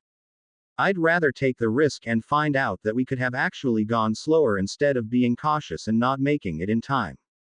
Well, let's hope that everything is all right, said Ron, knocking softly on the door. 20 seconds passed, but no sound came from within. The three gave one another apprehensive looks before Ron stepped closer, knocking again and putting his ear to the door. Hagrid, he said softly, knowing that his voice would carry across the grounds if it went too loud. Hagrid, you there? I'm, Ron, came a gruff voice from the dark to their right. Hagrid approached them steadily, the darkness covering his face as he looked down at them. Fang was at his side, though with none of the usual lazy cheer. Instead, he was more alert than anything, looking from side to side without even acknowledging their presence. Hagrid, what's going on? Asked Harry at once, eyeing the large crossbow he was holding. I need your help, all three of ye, said the large man. Will ye come with me? Sure, Hagrid, he replied. We're going into the forest. Into the forest, said Ron in alarm. He never had a single good experience associated with that place. Hermione looked equally discomforted. I won. Force ye, said Hagrid immediately. You don't need to, Hagrid, said Harry steadily. He looked at the other two. We'll be fine, just stick together. None of us are who we were at the beginning of the year. That made both Ron and Hermione look more confident. Both pulled out their wands and nodded. Thanks, said the half-giant, turning to face the forest. Keep your wands out and stick close. I'll explain on the way. Hagrid took off into the dense trees at a steady pace, forcing the three teens to half-jog to keep up. The moment the castle was out of sight, they lit their wands, greatly improving their feelings of security, though it still didn't amount to much at all. The Forbidden Forest was without a doubt one of the most dangerous places in Britain. It was equal parts mysterious and intriguing, holding creatures and flora that were just as deadly as a killing curse. There were a lot of rumors about what the forest contained in particular, and anyone who ever studied the magical forest would sooner tell you it was all true than not. The group walked in silence for nearly half an hour before finding themselves in a small clearing. There was an uprooted tree that the three teens sat on while Hagrid faced them for the first time in the light, making them all wince. As usual, Hagrid was sporting a good number of fresh cuts and bruises on his face. Where he was getting them throughout the year was anyone's guess, but it was pretty obvious that the Forbidden Forest became more unforgiving than ever before. So, I guess I should start by saying I'm gonna be getting the sack any day. The three exchanged depressed looks. They'd known it was going to come eventually. Umbridge simply wouldn't allow a half-giant to work at her school if she could help it. It's taken a while like it took with Trelawney, but I'm not gonna give the satisfaction, he continued. It's close though, said Hermione weakly, not wanting to think about him being forced to leave his home. Once the school year ends. I appreciate it, Hermione, but Ministry keeps getting more control of the school. Dumbledore not being here ain't helping things neither. It can't be that bad, said Ron, looking between the three. I mean, I get that being kicked out beeps, but the Order can take care of you, no problem. Besides, Umbridge won't be here forever, we all know that. If it was just about his job, I don't think we would be having this conversation in the Forbidden Forest, Ron, said Hermione pointedly. She was still looking around nervously. She kept catching movement in the corner of her eye, just outside the radius of the light from their wands. Ah, true. She's right, Ron, said Hagrid. I need ask the three of ye fair a favor. It won. Be fair long but just till the end of the school year. Ye see, I wasn't exactly tellin' everything that happened me while I was away. Truth is, I brung something back with me I probably shouldn't, haven't you? But I didn't get much of a choice about it. Well, you'll see. Come on, we've still a ways to go. With even more apprehension than before, the three continued to follow Hagrid deeper into the forest, far further than any of them were before. The silence and the darkness almost had a physical weight on them as they moved, the snaps of dead twigs beneath their feet carrying far into the distance. There was no doubt that whatever lived nearby knew they were there. Harry suddenly felt them leave the Hogwarts wards, making him look around. He'd never realized how far out they extended. It only made him even more impressed with the construction of the castle than before. Easy now, said Hagrid suddenly, throwing out an arm to halt them. They could hear something soft and rumbling coming from ahead, where there was what looked like a large bulge in the center of a clearing by an equally large tree. At first glance, it just looked like a big mound of dirt, but after some time it was clear that the mound was rising and falling in time with the deep rumbling. No, it wasn't dirt. I knew it, said Hermione softly, her voice thick with a resigned sadness. He brought one back. Hagrid, she's not right, said Ron quickly, looking between the two in alarm. Harry said nothing, but reached back to give Hermione's hand a squeeze. She clutched his hand desperately, transmitting her distress. He could feel her trembling down to her toes. Harry also figured out that Hagrid must have brought a giant back with him. It explained a lot, including why it took so long to get back initially. But even with this answered, another question rose in its place. Why? She is, Ron, said Hagrid, his voice apologetic. But you've got to understand I didn't have a choice about it. Yay, see, there's my brother. You're what? Said Ron in a harsh whisper, unable to get his voice to go any higher even though they backed away from the clearing to talk. He's my brother. Ron, repeated Hagrid with a sigh.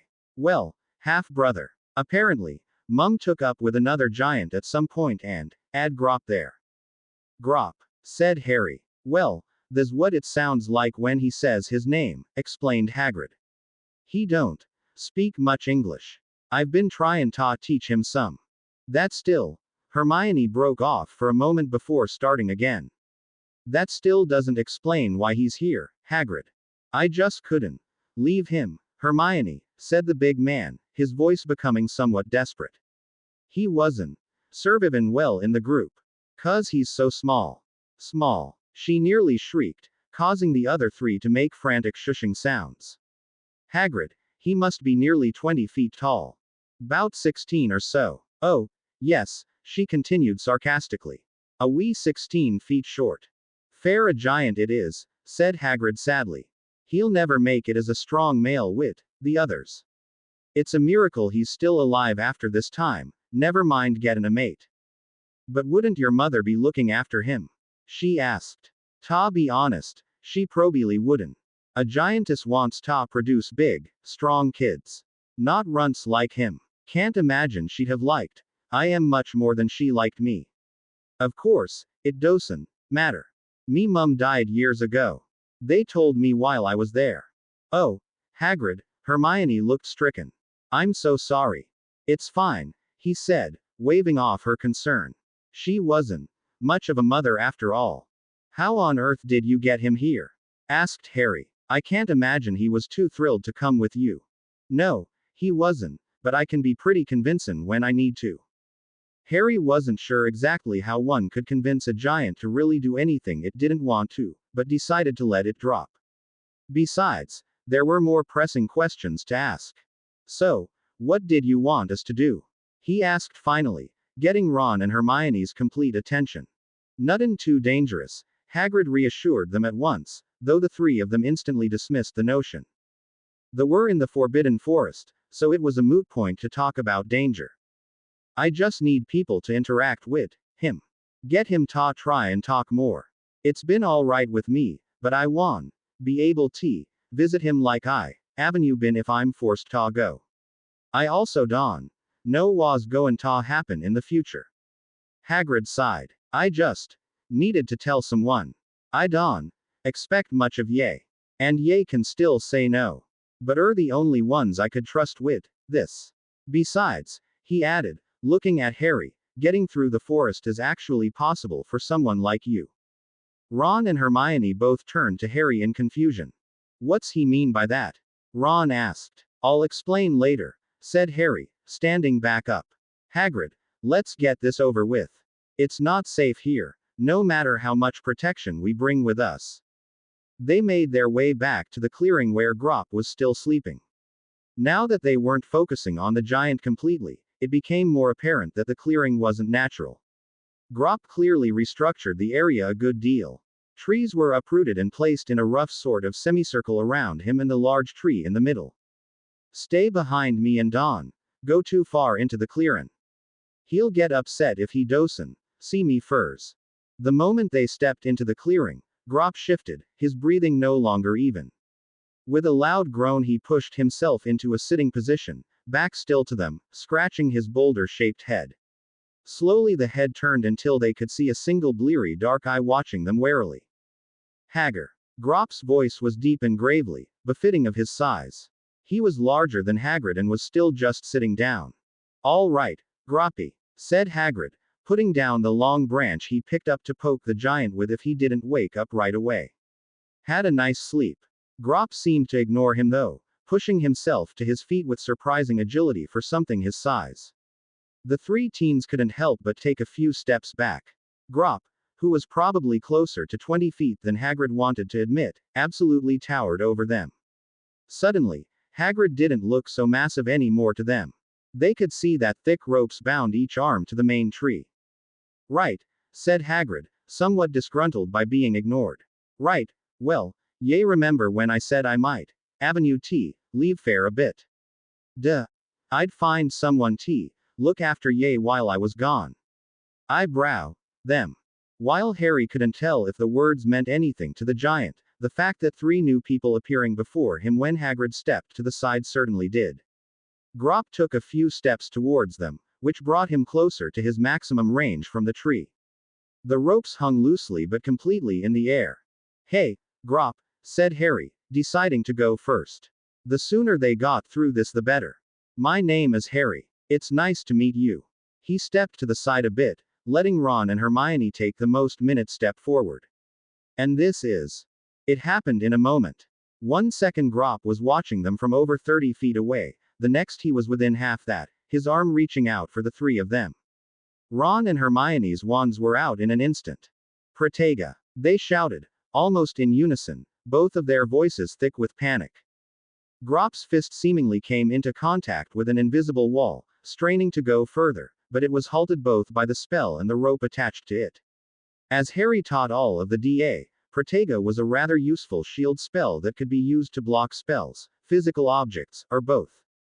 The main problem was just that it was a power hog, particularly if it was put under constant stress. One that the two of them were now feeling quite heavily. Nice one, you two, said Harry, wincing slightly as the giant hammered at the invisible wall again, roaring at them all the while. His own wand was focused on the ropes that were keeping the giant at bay. They looked far too frail for his liking. Grop, shouted Hagrid in anger, rushing forward in front of them. Grop's sudden movement caught the man flat-footed. You don't ever attack. But at that moment Hermione dropped her spell from the strain and Grop was able to simultaneously snap the rope holding his arm and break through Ron's shield, making the boy stagger at the backlash. In one step the giant reached them and landed a severe hit on Hagrid, knocking him to the ground. Harry gritted his teeth and conjured another 4 thick ropes that helped to support the ones that were already there, immediately feeling the strain of an angry giant. If he broke through those, then he'd be forced to retaliate to keep them safe, and he didn't want to kill Hagrid's brother. Not that he was confident he could do anything of the sort and come out of it alive, but he wouldn't be able to afford to hold back an inch. He just had no bearing of what the giant's true strength was. How did Hagrid keep him here for so long? Hagrid, shouted Ron through heavy breathing, wanting to go over to him, but afraid to get closer to Grop. Backlash from a spell you were connected to suddenly breaking was not pleasant. The more you put into the spell, the worse it would be too. Hagger, boomed Grop. Grop want home. I've told ye can't go back. Ye won. Survive, he shouted back, pushing himself to his feet. The left side of his face was bruised but otherwise all right. Hagrid had incredible fortitude. A hit like that on any of the teens would have surely broken their necks at least. This is our new home. Grop just gave Hagrid another contemptuous look before returning to his semicircle of uprooted trees, picking one up and hurling it at him. Hagrid raised his arms to defend himself but suddenly felt an extremely tight squeezing sensation. Surprised that the hit never came, he opened his eyes to find himself in a small clearing they passed by earlier before meeting Grop, also being the place where they left Fang, who wouldn't go near the giant. Back at the clearing, Harry was exchanging silent looks with Grop. You really shouldn't do that, Grop, he said, watching the giant reach for another felled tree. Hagrid obviously cares about you. The tree crashed through a now unoccupied space. Harry grimaced from beside his friends whose shouts of alarm twisted into ones of surprise. Yeah, this is a mess. He motioned to his shocked friends in turn. This is Ron, and this is Hermione. Maybe we'll see you again, but probably not to be honest. With that he put a hand on each of his friends and disapparated with a small pop, robbing Grop of his targets. There you are, said Hagrid, as the three appeared out of thin air with a pop. Ron quickly sat down while Hermione doubled over, looking unwell. You lot all right? As well as we can be, said Harry, rubbing Hermione's back soothingly. They could still hear the distant sounds of Grop destroying trees in his aggravation. Sorry about the quick exit, you two. You're my second and third side-alongs ever. First goes to Hagrid, though you are the first time I've ever done two at once too. I assume that might have made it rougher. S'alright, mate, I've side-along apparated with Mum and Dad before, said Ron, standing up and shaking his head. The sudden transport did disorient him somewhat. Yes, Mum and Dad used to side along me as well to work with them when they needed to, said Hermione, sarcasm dripping from her words. Her breathing was coming harder than normal. I think I'm going to be sick. I'm sorry, Hermione, I didn't want to take any chances, said Harry, continuing to rub her back. Is this helping? Yes, keep it up, will you? She said, lowering to a sitting position. I'm really sorry about you three, said Hagrid, looking extremely guilty. I've no idea why he was in such a bad mood. He's usually pretty tame. I swear, he said quickly at the skeptical looks Ron and Hermione were giving him. It's the centaurs, said Harry suddenly, making them all look at him. They've been harassing him. Well, I know they don't like him being here, but how do you know that? Said Hagrid finally, looking at Harry in confusion. Wait a tick. How did he know that? He was just staring into Grop's eyes while the giant stared back and then. Did I? He mumbled, lost in thought. Well, it could happen, considering everything he was going through. He would have to ask Snape about it right away. Harry suddenly realized that the others were all staring at him expectantly. See, forget about it. What are you going to do about the centaurs, Hagrid? You lot. EAD back to the castle. Ye met Grop, and I'm really grateful for it. If I'm forced out of air, then just come check on him when ye can. Tha's all I ask. He can feed himself. Now, me and Fang are gonna go talk to the nags. But how are we supposed to get back? Said Ron quickly, clearly not eager to be in the forest without Hagrid. Harry, how else? Said Hagrid as if it were the most obvious thing in the world. Get back quick. And he was gone, the sounds of his footsteps quickly diminishing as he headed in what was likely the direction of the centaurs' home area of the forest. Mind telling me why Hagrid just left us in the middle of the bloody forbidden forest? Said Ron rather loudly. He knows how much I hate this place, right? I'm not ready to go yet, said Hermione, her face buried in her arms. Harry was still rubbing her back. Don't worry, we'll be safe, said Harry reassuringly. And how do you reckon that? Said Ron incredulously. Because we've got more than a dozen snakes all around us, explained Harry, enjoying the dumbstruck look on Ron's face. Even Hermione looked up at him in surprise. Big ones. Big ones. Ron repeated blankly. Big ones. Of course, I can only imagine the kinds of snakes that live in the forest, Hermione said in understanding. And you're controlling them. Not directly, but they are all looking out for us. Well, he amended apologetically, they're looking out for me, and you too because you're with me. They're honestly mainly there to keep away the acromantulas, but they're good insurance for everything else as well. I never heard you speak Parseltongue though, said Ron in confusion, now looking around the area to see if he could spot any snakes. But apart from catching small movements in his peripherals, he saw nothing. That's because I've been talking to them for a while before this. The snakes in this forest know me really well, and they also know that if I ever enter it to keep me from running into anything I'd rather not meet. Anything that tries to attack us will be killed or driven off. Besides, if things get seriously bad I can always apparate us out, assuming we're still outside the school wards. That's pretty bloody cool, said Ron finally. A bit scary, but cool. Are we just going to keep dodging the main issue here all night or what? Said Hermione flatly, making the boys frown.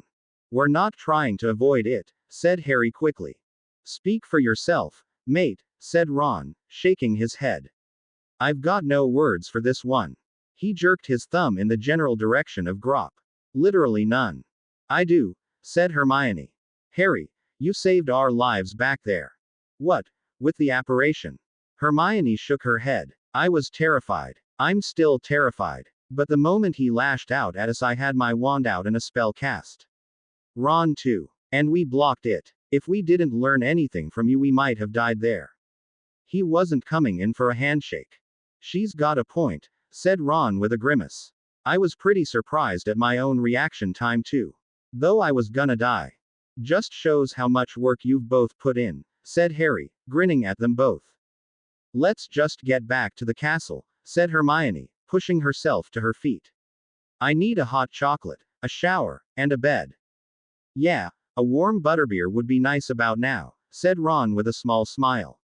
Could go for some chips too, I suppose. Harry just shook his head at the ginger, leading the way back to the castle with Ron on his right and Hermione on his left. It wasn't difficult to figure out where to go.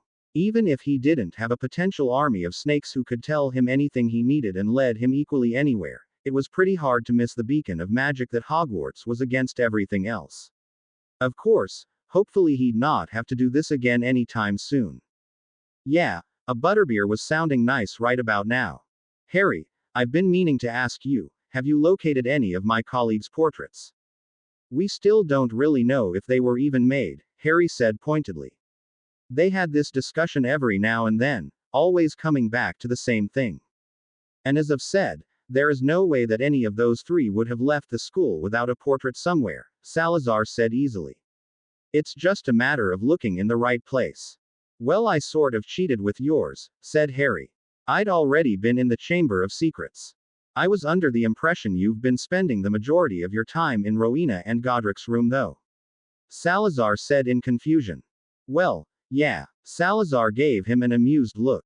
You haven't tried looking for them at all. Harry returned the look with a disgruntled one of his own. Who would hide something in a room that could just give it to you if you asked for it? Godric would without hesitation, said Salazar with a grin. He was always brilliantly stupid like that. And Ravenclaw, added Harry. You're saying she'd agree to something like that? Rowena was certainly more difficult to move than a mountain on most issues, explained the man, tugging at his goatee, but she could never really deny Godric anything. He clapped his hands twice.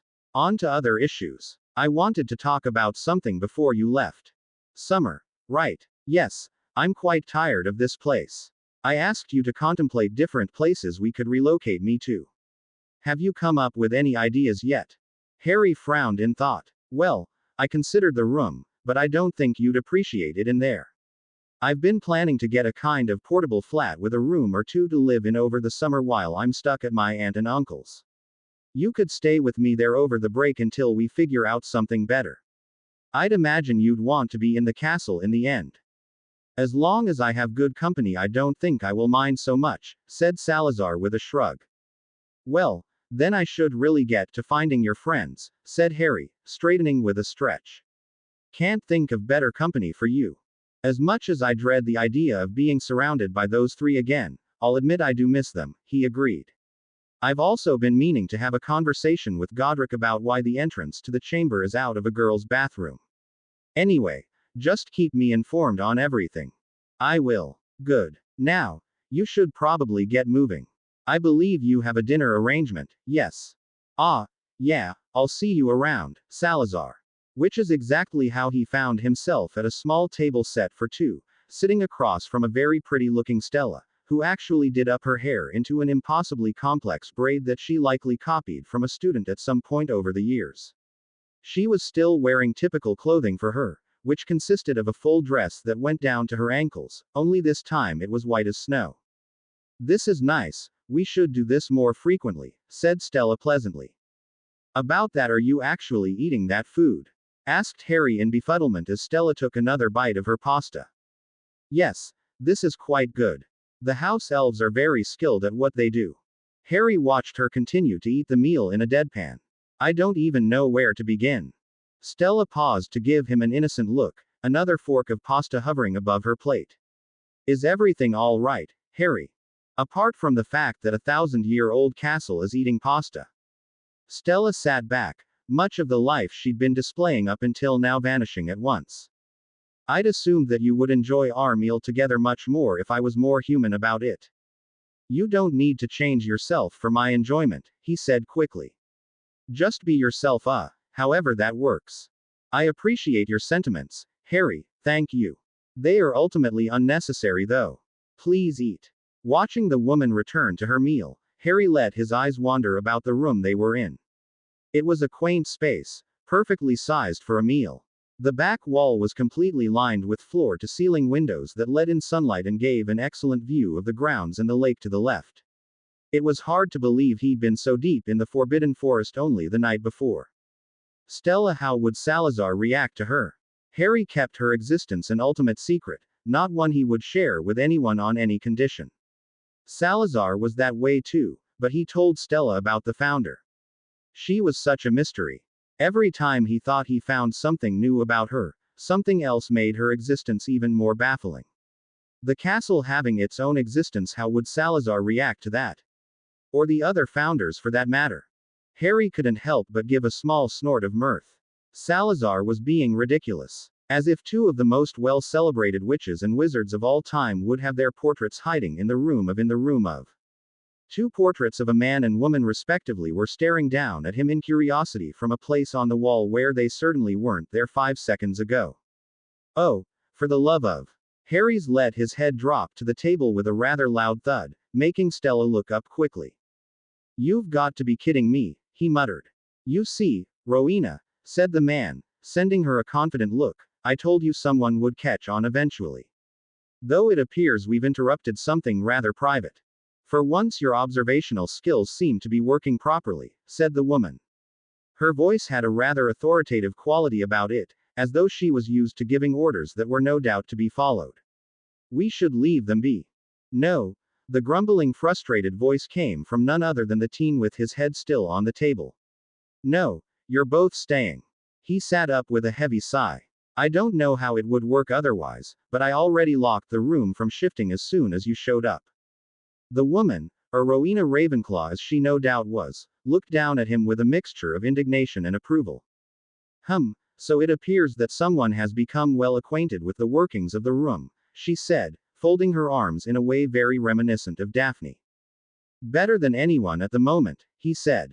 I'm glad you've got the portraits charmed like Salazar's.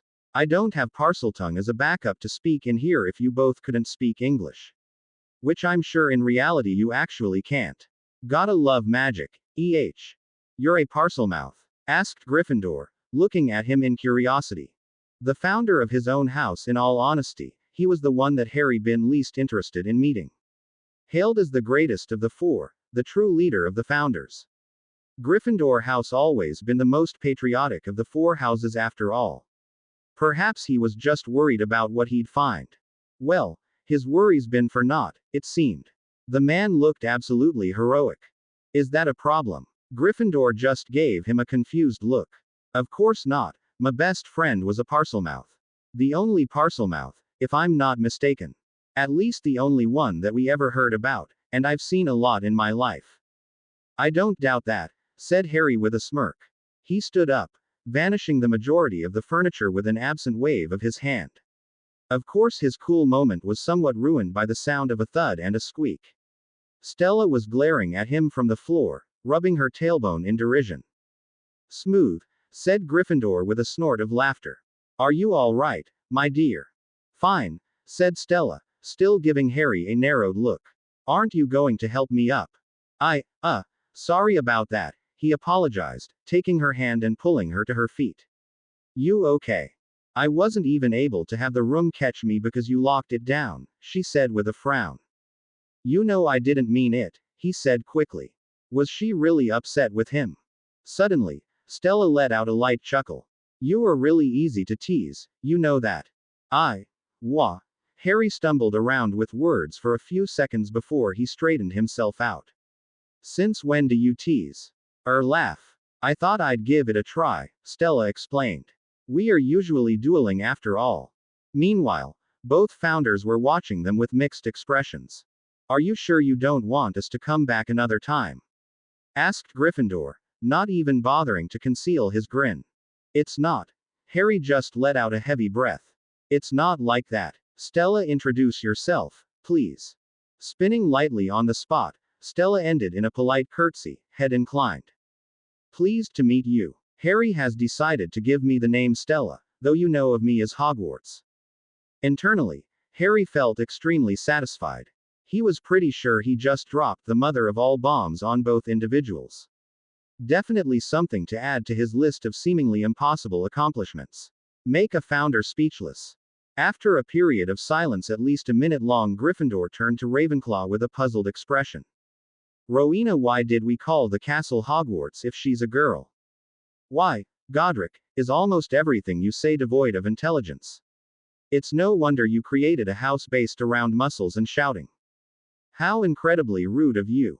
Besides, you're one to talk. You based your house on being boring and how many words you know.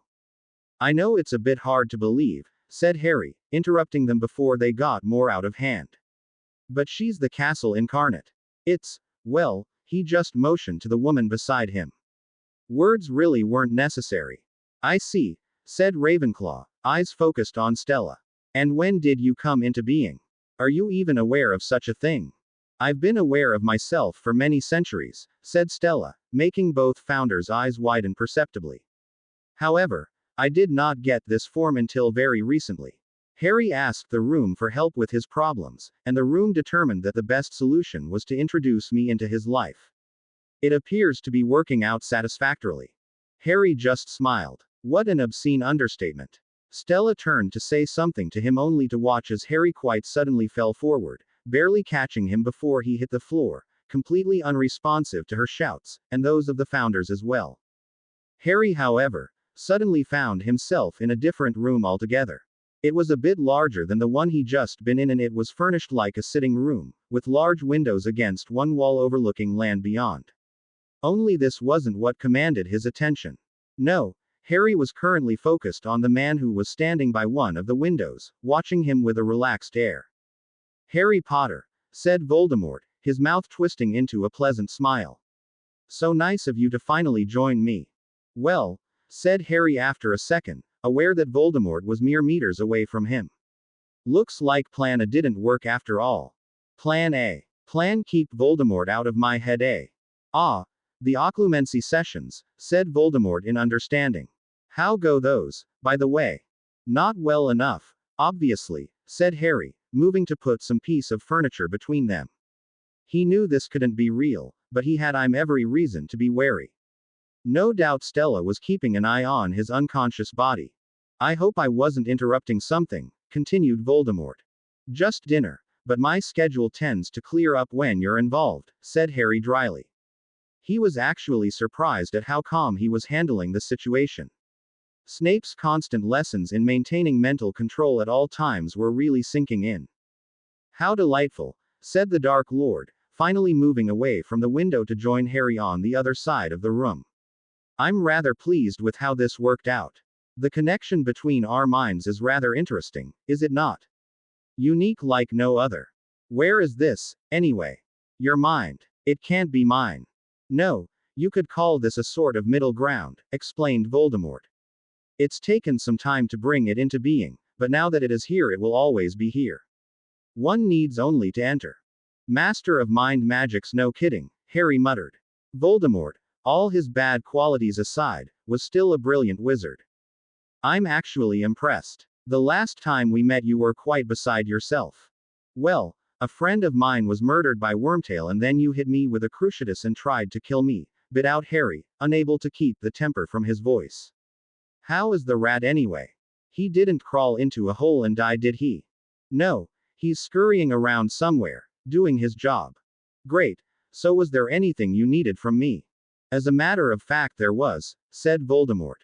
He moved to face Harry, standing a few feet from him. Harry shuddered as he looked up into the man's red eyes. They looked so cold, with a promise of death. I need you to get me a prophecy. It took everything, literally everything Harry had, not to react to Voldemort's words. His heart was pounding rapidly as his mind raced. Could Voldemort use legilimency in this weird mind space? A prophecy. What is this? Story time.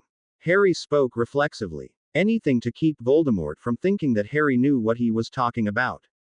To his surprise, Voldemort looked somewhat taken aback at his response. Don't tell me you don't know, he said suddenly, breaking into actual laughter. Dumbledore bases his whole organization around the protection of the object that started it all, and you've got no idea. What are you talking about? Said Harry quickly. It was easy to get upset at Voldemort. Easier to get mad. He used that. Of course, I completely understand. Forced to experience the lesser world around us, some aspects of magic still seem impossible. I assure you, though, Harry, that prophecies are quite real. They are these little eggs of mystery, tying you to your fate. In fact, you have more to do with them than you think. You're saying there's one about me. Us. In fact, Voldemort corrected lightly. Made before you were born. One of my followers found out about it and reported it to me, after which I spent the next 2 years hunting down the Potters and killing them. The rest is history, of course. Who told you? Harry demanded. Tell me. He was no longer acting. This was real. He needed to know who. He too. Why, Severus, of course, said Voldemort. He was so eager to prove his loyalty back in those days. Harry's blood ran cold. There was no way Snape was the one who'd caused it all. Why do you want the prophecy if you were told it? He said tightly. That, I'm afraid, is something I can't share with you. I just need you to retrieve the thing for me and we can both get on with our respective lives. Well, you're out of luck. I've got no idea where the thing would be. It's in the Department of Mysteries. And why would I ever help you do anything? Because I can just endlessly threaten the lives of those you care about the most, he replied in an almost bored voice. Your Muggle-born friend, for instance. Her parents are dentists, I believe. An honorable profession, I've heard, though I certainly don't envy them for the amount of time spent looking down throats. Should we start there? Harry narrowed his eyes. You've made your point. I don't think I have, Harry Potter. Attempt to do anything but bring me what I desire, and I shall make you and those around you suffer. I said you've made your point. Harry snapped, finally letting his anger loose. His eyes held nothing but hatred for the man before him. The Department of Mysteries, fine. Where in? In the Hall of Prophecy, row 97. Go almost all the way to the end of the row and check the left shelf at about eye level. It'll have your name and mine on it. Now, as to how to get to the Hall of Prophecy, that is a little bit more difficult, but for the most part you will simply need to keep opening doors until you find it. I'm sure you'll find your way. Anything else I can get you while I'm out? Maybe some food. Do not test me, Voldemort snapped, finally out of patience with his cheek. I can warp your mind as easily as I can crush an insect under my thumb. Tell no one of what is happening, or there will be blood on your hands. Voldemort began to walk away to where the only door to the room was. Before he entered it, however, he turned around, once again smiling. Oh, and be there by midnight tonight. Wah! How am I supposed to do that? He said at once. I'm trapped at Hogwarts. I've heard you're quite resourceful when you need to be. Don't let others die because of you, Harry. Farewell. Harry's eyes shot open. He was laying on a couch, Stella hovering over him in concern while the founders looked on in the background. Harry, are you all right? She said at once, helping him sit up. But before she could get any further, Harry put up his hand to silence her, pulling out the compact mirror. Sirius Black, answer me right now. Harry, what's wrong? Came Sirius' voice seconds later. He was looking at Harry in alarm. The boy never called for him in such a way before. Are you hurt? Not important right now, Sirius, he said quickly. I need you to call the order together. Emergency meeting. Wah, Harry, you know I can't do that. I'm going to the Department of Mysteries to get the prophecy for Voldemort. His words instantly cut Sirius off. The man was giving him an incredibly hard look. Fine. I'll pull them together. Will an hour from now give you time to get here? Plenty. Just make sure it's all of them. Even the one on guard duty. Keeping an eye on that door just became useless. I'll explain everything then. Alright. See you soon. Sirius' face disappeared from the mirror, indicating that he cut the connection. Harry put the mirror away and turned back to the other three people who were watching him with mixed expressions. Harry, are you all right? Asked Stella after a moment's hesitation. No, he said shortly, looking back at her. I'll be leaving here shortly and I might not be back. There was no need to explain further, his voice said it all. That's Stella's voice trailed off. She looked more confused than anything. I'm honestly not sure what to say that might help you. I want to say something though. Considering that you've been tuppizing me for months and I'm still not dead, I think I've got a pretty good chance of survival. When I make it back, it'll be because of you.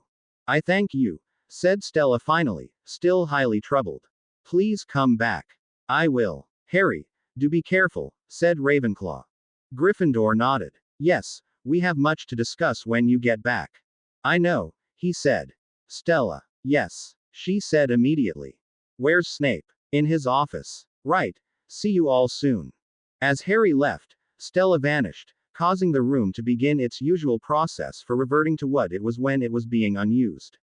So, began Gryffindor. Who was that? I don't know, said Ravenclaw, a frown upon her face. We will no doubt learn more when we speak to Harry again, but, her eyes narrowed. There is no way that was Hogwarts. Meanwhile, Harry was off, out of the room of requirement and racing down a nearby hidden passageway that would put him near the grand staircase on the 5th floor. He needed to leave Hogwarts as soon as possible, but there was one more thing that he needed to take care of before he left. Hedwig, he said in surprise as he finally made it to the entrance hall. His ever-faithful owl was sitting patiently on the banister as if she was waiting for him the entire time. The front doors of the castle were open with a mild breeze blowing inside. I need you to meet me in Hogsmeade, he continued quietly to the owl, stroking her snow-white feathers. Head there fast and wait for me. You're my backup plan. She gave him a light nip and flew out of the castle. Turning from her, Harry continued down into the dungeons, making a beeline for Snape's office. The moment he got there, he knocked twice sharply. Professor Snape, I need to talk to you right now, he said, panting slightly from all the sprinting. Enter. Harry pushed the door open and closed it behind himself, silencing it with a wave of his wand. The moment he saw the man, he felt a surge of rage, but he pushed it aside. There wasn't time for this now. Professor, I need to ask you something, he said quickly, as Snape watched him seriously, immediately putting down the thing he was working on. Do you have any way of contacting Professor Dumbledore? Unfortunately, I do not, said the potions master. He gave Harry a quizzical look. Why do you need to contact him? Something big is happening, but if if he hasn't told you anything, then I won't say anything either. Too risky. Let me borrow a quill and some parchment. Snape just watched the Gryffindor with a frown, motioning to the supplies on his desk.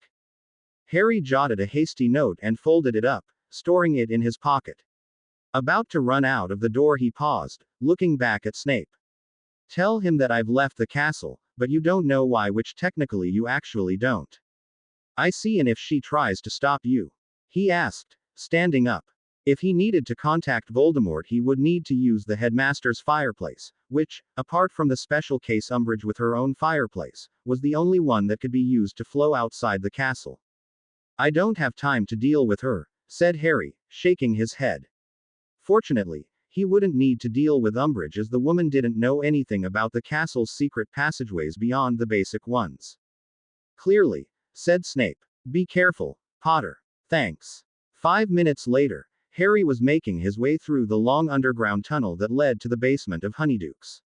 Normally this would take him ages, as he was literally walking all the way to Hogsmeade from the castle, but the moment he felt himself clear the wards of the grounds, he apparated to an alleyway in the village, glad to be out of the cramped space.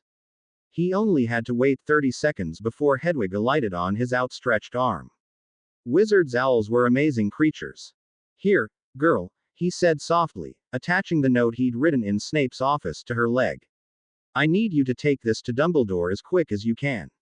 I've no idea where he might be, but I honestly think you can find anyone.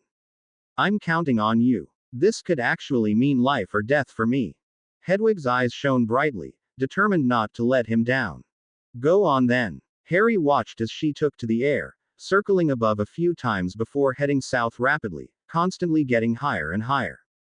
Eventually he let out a breath, leaning against the wall of a home. The first part was done. Now all he needed to do was to get a bunch of adults to listen to him without much question. No sweat, right? Straightening, he walked a few steps before vanishing without a sound. Sirius, What's going on? Said Tonks anxiously as she followed him down into the kitchen. Looking around, her eyes went wide as she saw the number of people there all talking to each other in low voices. The room was packed. As this the whole order? She'd been napping upstairs in the guest room she usually took until someone came and collected her. As much as I could call on such a short notice, he said, taking a seat near the end of the table, leaving the space at the head open. Sirius, there you are, said Molly Weasley, who was standing with her husband. What is this meeting about? You said it was an emergency. It is, but we're still one short, said Sirius. Dumbledore isn't coming, said Moody from his place nearby. No one's been able to get in touch with him since he left Hogwarts. I'm not talking about Dumbledore, he means me, came a voice from the door. Everyone turned to find none other than Harry Potter staring them all down. Harry, said Molly in surprise, along with a number of others, though she was the loudest. What are you doing here? You're supposed to be in school. I'm the one who called the meeting. This got a wide number of reactions from the amassed witches and wizards. Harry gritted his teeth slightly as more than 6 or 7 of them said something along the lines of, who the hell did he think he was? A number more were digging into Sirius for doing something like this on the request of a kid, regardless of him being his godson or the boy who lived. Stop talking, Harry shouted, shocking them into silence. This is an emergency order meeting because there's an emergency. Death Eaters are going to attack the Department of Mysteries tonight at midnight. How do you know something like that? Demanded one Auror. Because Voldemort told me himself. He's never been one to make idle threats. Immediately, the majority of the people in the room winced at the name, making Harry shake his head in exasperation. His DA was stronger minded than this lot when it came to the man's name. Of course, this lot would kick the DA's ass 6 ways to Saturday, which was exactly why he was here and not still at the castle. And how can we believe something like that? Why the hell would I lie about something like this? Harry, why don't you explain from the beginning, suggested Sirius. He was looking at him expectantly.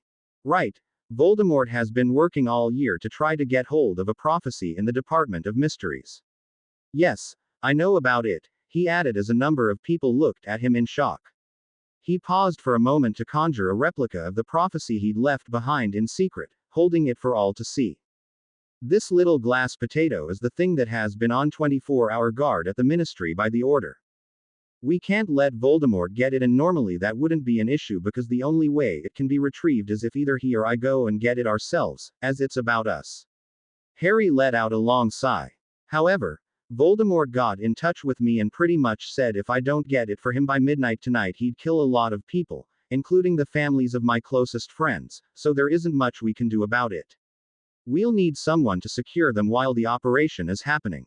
And what operation exactly are you talking about? Said Moody, leaning in. He was always a man of action. It was one of the reasons that even after retiring he hadn't ever truly stepped away from his life of taking down dark wizards. It was also likely the reason he was actually humoring the boy before him instead of punting him back to Hogwarts with his peg leg. Harry chuckled a bit, making a few people shift uncomfortably. The grin he wore was far from innocent. The one where we completely wreck Voldemort's retrieval team, of course. But that's actually a really good idea, said Tonks after a few seconds, considering what he was probably talking about. What exactly do you mean? Said Molly with a frown. She'd certainly toned down her habit of telling him that he was too young to do anything, but she was still fairly protective of him. Of course, she might have just ignored the part about him needing to be the one to get the prophecy and automatically assumed that by we, he meant the order, which didn't include himself. Probably the latter. Voldemort probably won't be there himself, said Harry. It's working out to his advantage to stay in the shadows as long as he can. One of the reasons he's never tried to get it himself, just too risky. But I'd guess that he'll be keeping some kind of an eye on things if he can. He definitely will send his most trusted people on this one though. I might be able to hold out or even beat a number of Death Eaters one-on-one, but against the more skilled ones or multiple enemies, I'll fall pretty easily. Fortunately, I'm telling you all, yeah. Since when did kids start thinking they could fight Death Eaters of all things? Harry, Didn't you say that Voldemort threatened you? Remus asked. I can't imagine he left out not telling anyone about this. Oh, no, he definitely said not to tell anyone, said Harry. It came with a threat too. But if I let him control me like that, then he won't stop doing it, and I'll eventually just die. You can't win a war by letting your enemy push you around, even if it means putting people in danger. That's honestly shocking, coming from you, said Arthur. His thoughts were reflected in the faces of most who knew him. I never said we should leave people to die, Harry said at once. Only about 2/3 of us should be part of the ambush. The rest should be securing anyone we think might be at risk from retaliation. With luck, we'll be able to take out most of Voldemort's main supporters with little to no one on our side getting hurt. Moody let out a bark of laughter. I'll say, Potter, this is a risky plan of yours. You realize that the moment you outlive your usefulness, they'll try to kill you, right? I've been lucky so far, right? You can't do this, Harry, said Molly at once, unable to keep it in any longer. It's just far too dangerous. Mrs. Weasley, I don't have a choice, said Harry, knowing that she'd object eventually. In fact, it was amazing that for the most part they were all going along with this. Perhaps they'd been inactive so much that they were all eager for a chance to strike. Voldemort's made his move and I have to react to it, one way or another. I know, I just don't like the idea of forcing a child to. I am not a child. He snapped, slamming his hands on the table. I have never been a child, and I never will be. I've been dealing with this shit from when I was still in diapers. The sooner we act to do something, the sooner we'll all be able to live our lives the way we want to instead of the way we're forced to. Well said, Harry, said Arthur after a few heavy moments of silence. His voice was quite terse. But you shouldn't talk to Molly that way when she's just concerned for your safety. Immediately, Harry felt ashamed for his outburst. Especially towards the first motherly woman he'd ever known. Sorry, Mrs. Weasley. That was uncalled for. Suddenly, a lot of tension lifted from the room, and many of them were reminded that the boy before them was at least half many of their ages, more for some. Molly merely reached out and gave Harry a reassuring pat on the hand. It's all right, dear. Just remember we're here for you. So, said Emmeline Vance, poking her head out from the back. What's the exact plan for the ambush? Harry quickly put up his hands. I can fight, but I'm sure any plan you come up with will be better than one of mine. We've got a general idea of what the Department of Mysteries looks like, said Moody with a nod. We'll have a plan ready to go in an hour at the most. That'll give us plenty of time to prepare for a midnight attack. Sounds good, said Harry with a grin. For the first time in his life, he felt like he was actually making headway in that future that seemed more elusive than any of Luna's wacky creatures. It was 11:30 when Harry arrived at the street entrance to the Ministry of Magic. The bang of the night bus echoed in the deserted area as it sped off to transport the other witches and wizards on board. This was the first part of the plan the Order devised. It wasn't a well-known fact, even in the Order, that Harry could apparate, never mind his skill in it. There was a chance that he'd be watched once he arrived, and that included where he'd most likely enter from. After all, he was supposed to be an anxious Hogwarts student who was all alone on top of it all. He didn't want to show any of his cards unless he needed to, and the more the Death Eaters underestimated him, the greater the chance he'd be able to pull this ridiculous stunt off with his life intact. Indeed, the moment he spread his senses around, Harry picked up two wizards in his immediate area, one to his right against the wall and another on the roof of the building to his left. They made no move to engage him, and Harry made no indication that he knew they were there. Instead, he walked steadily into the telephone booth, closing the door securely behind him. He quickly dialed 62442. Welcome to the Ministry Magic, said the pleasant female voice, filling the box as if the woman were standing beside him. Please state your name and reason for visit.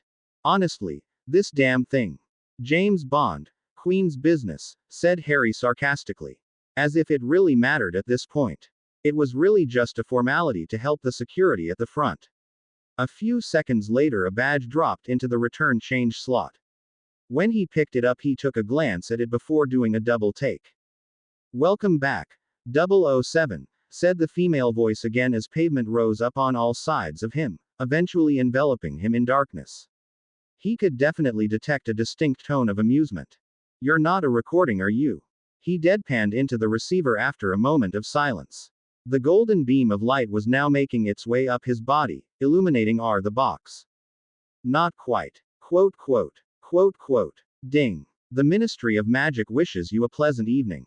"I'll bet you do." The atrium was deserted. Even the security desk was empty, the metal detector-like scanners lifeless.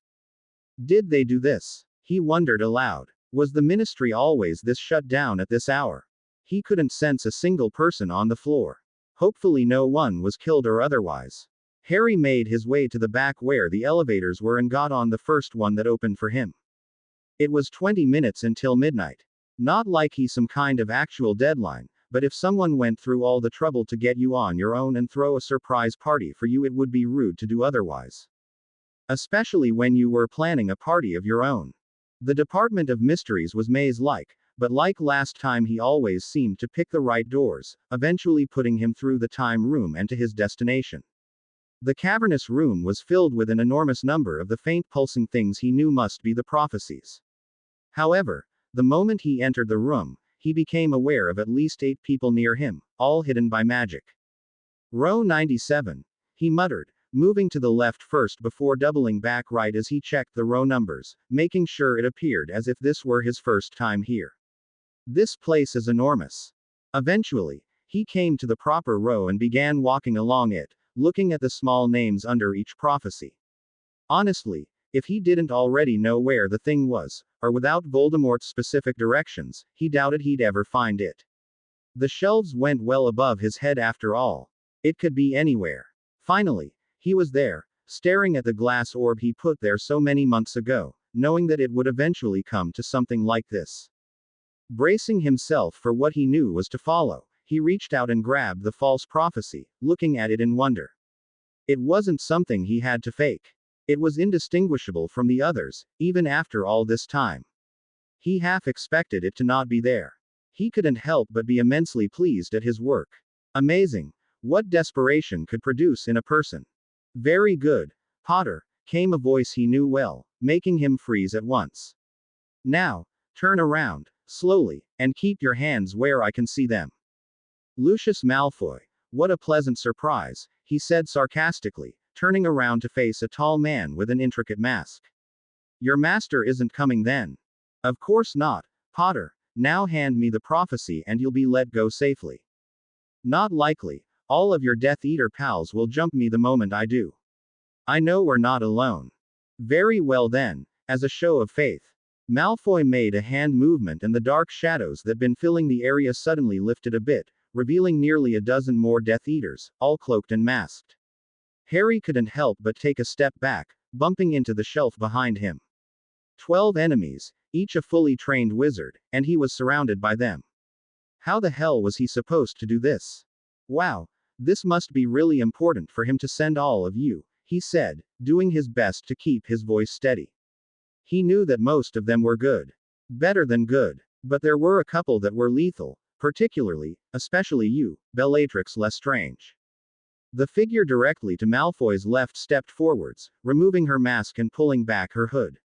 A shocked Harry found himself staring at a woman who looked far younger than he was expecting. Not only should she be around 40, but she just came out of Azkaban less than 5 months ago. "Pretty impressive, Potter," she said, her voice a mix between laziness and amusement. Suddenly, her expression shifted into something dangerous, her body practically leaking deadliness. "However, disrespect the Dark Lord in front of me again, I will kill you." Harry wasn't the only one who shivered slightly in the room. He could see both Malfoy and 2 Death Eaters on her other side shift away from the woman slightly, as if they might be hurt as well. "Bellatrix, I'll remind you that we didn't come here to kill the boy," said Malfoy warningly. The woman took one look at Malfoy before returning her gaze to Harry. "As you say. So, Potter, how did you know it was me?" Well, there are qualities you have that no one else here has after all," he said, unable to keep a small grin from his face despite his nervousness at the whole situation. Bellatrix looked stumped for a moment before looking down at her chest and letting out a hearty laugh. I suppose you're right, Potter. Imperio. He barely registered the woman saying it before the spell caught him in the chest, so quick was she with her wand and incantation.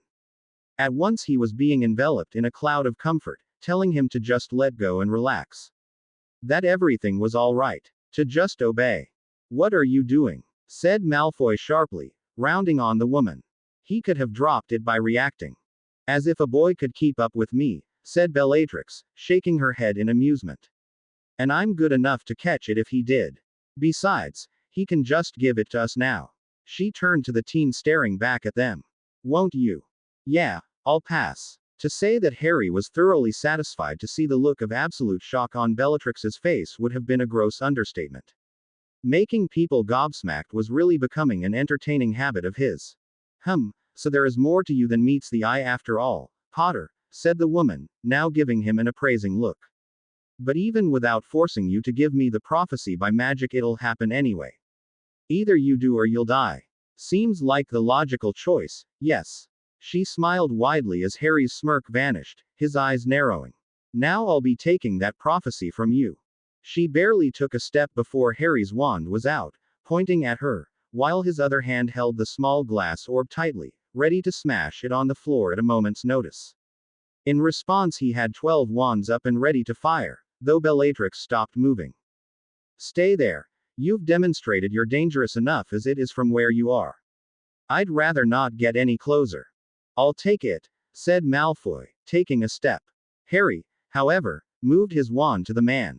I'm not done yet. There's something I don't get. And what is that, Potter? Why does he want it? He asked. Why would Voldemort want something he'd already heard? It couldn't just be for the memories. He's already heard it, so why is he so obsessed with hearing it again? That's none of your concern, said Malfoy dismissively. The Dark Lord wants the prophecy, and that is all you need to know. I didn't realize Voldemort. Harry barely reacted in time to dodge a curse from Bellatrix's wand, nearly falling over in his haste. I told you no. Malfoy shouted at Bellatrix, grabbing her wand arm and pulling it to the side. Harry was still somewhat distracted by the perfect hole that was punched in the shelf behind him. He could see straight through to the other side well. There was an idea. Did you know Voldemort's a half-blood as well? He said, bringing attention back to his face while he subtly tapped the shelf behind him, the small flash of his wand tip hidden by his robes. Yeah, I know, shocker, isn't it? He said to the rapidly angering group. Mum was a witch, but Dad was a muggle. Right, shame it is too. I'd imagine he's been telling you he was a pureblood. Release me, Lucius, I will end his life right here. Seethed Bellatrix. I will not. Potter, roll the prophecy over to me before we kill you anyway. The Dark Lord would be angry with its loss, but your death would likely placate him equally. Choose. Malfoy cut off as there was a sudden enormous groaning, like the frame of a massive wooden ship taking punishment from a raging ocean. Repulso. Harry shouted, pointing his wand at Malfoy quickly. Everyone began moving at the same time, but beyond the first moment nothing went like any of them expected. Instead of the spell hitting Malfoy or anything in his general area, Harry was propelled backwards through the shelves, like they were made of paper, sliding into the shelves in the next row over.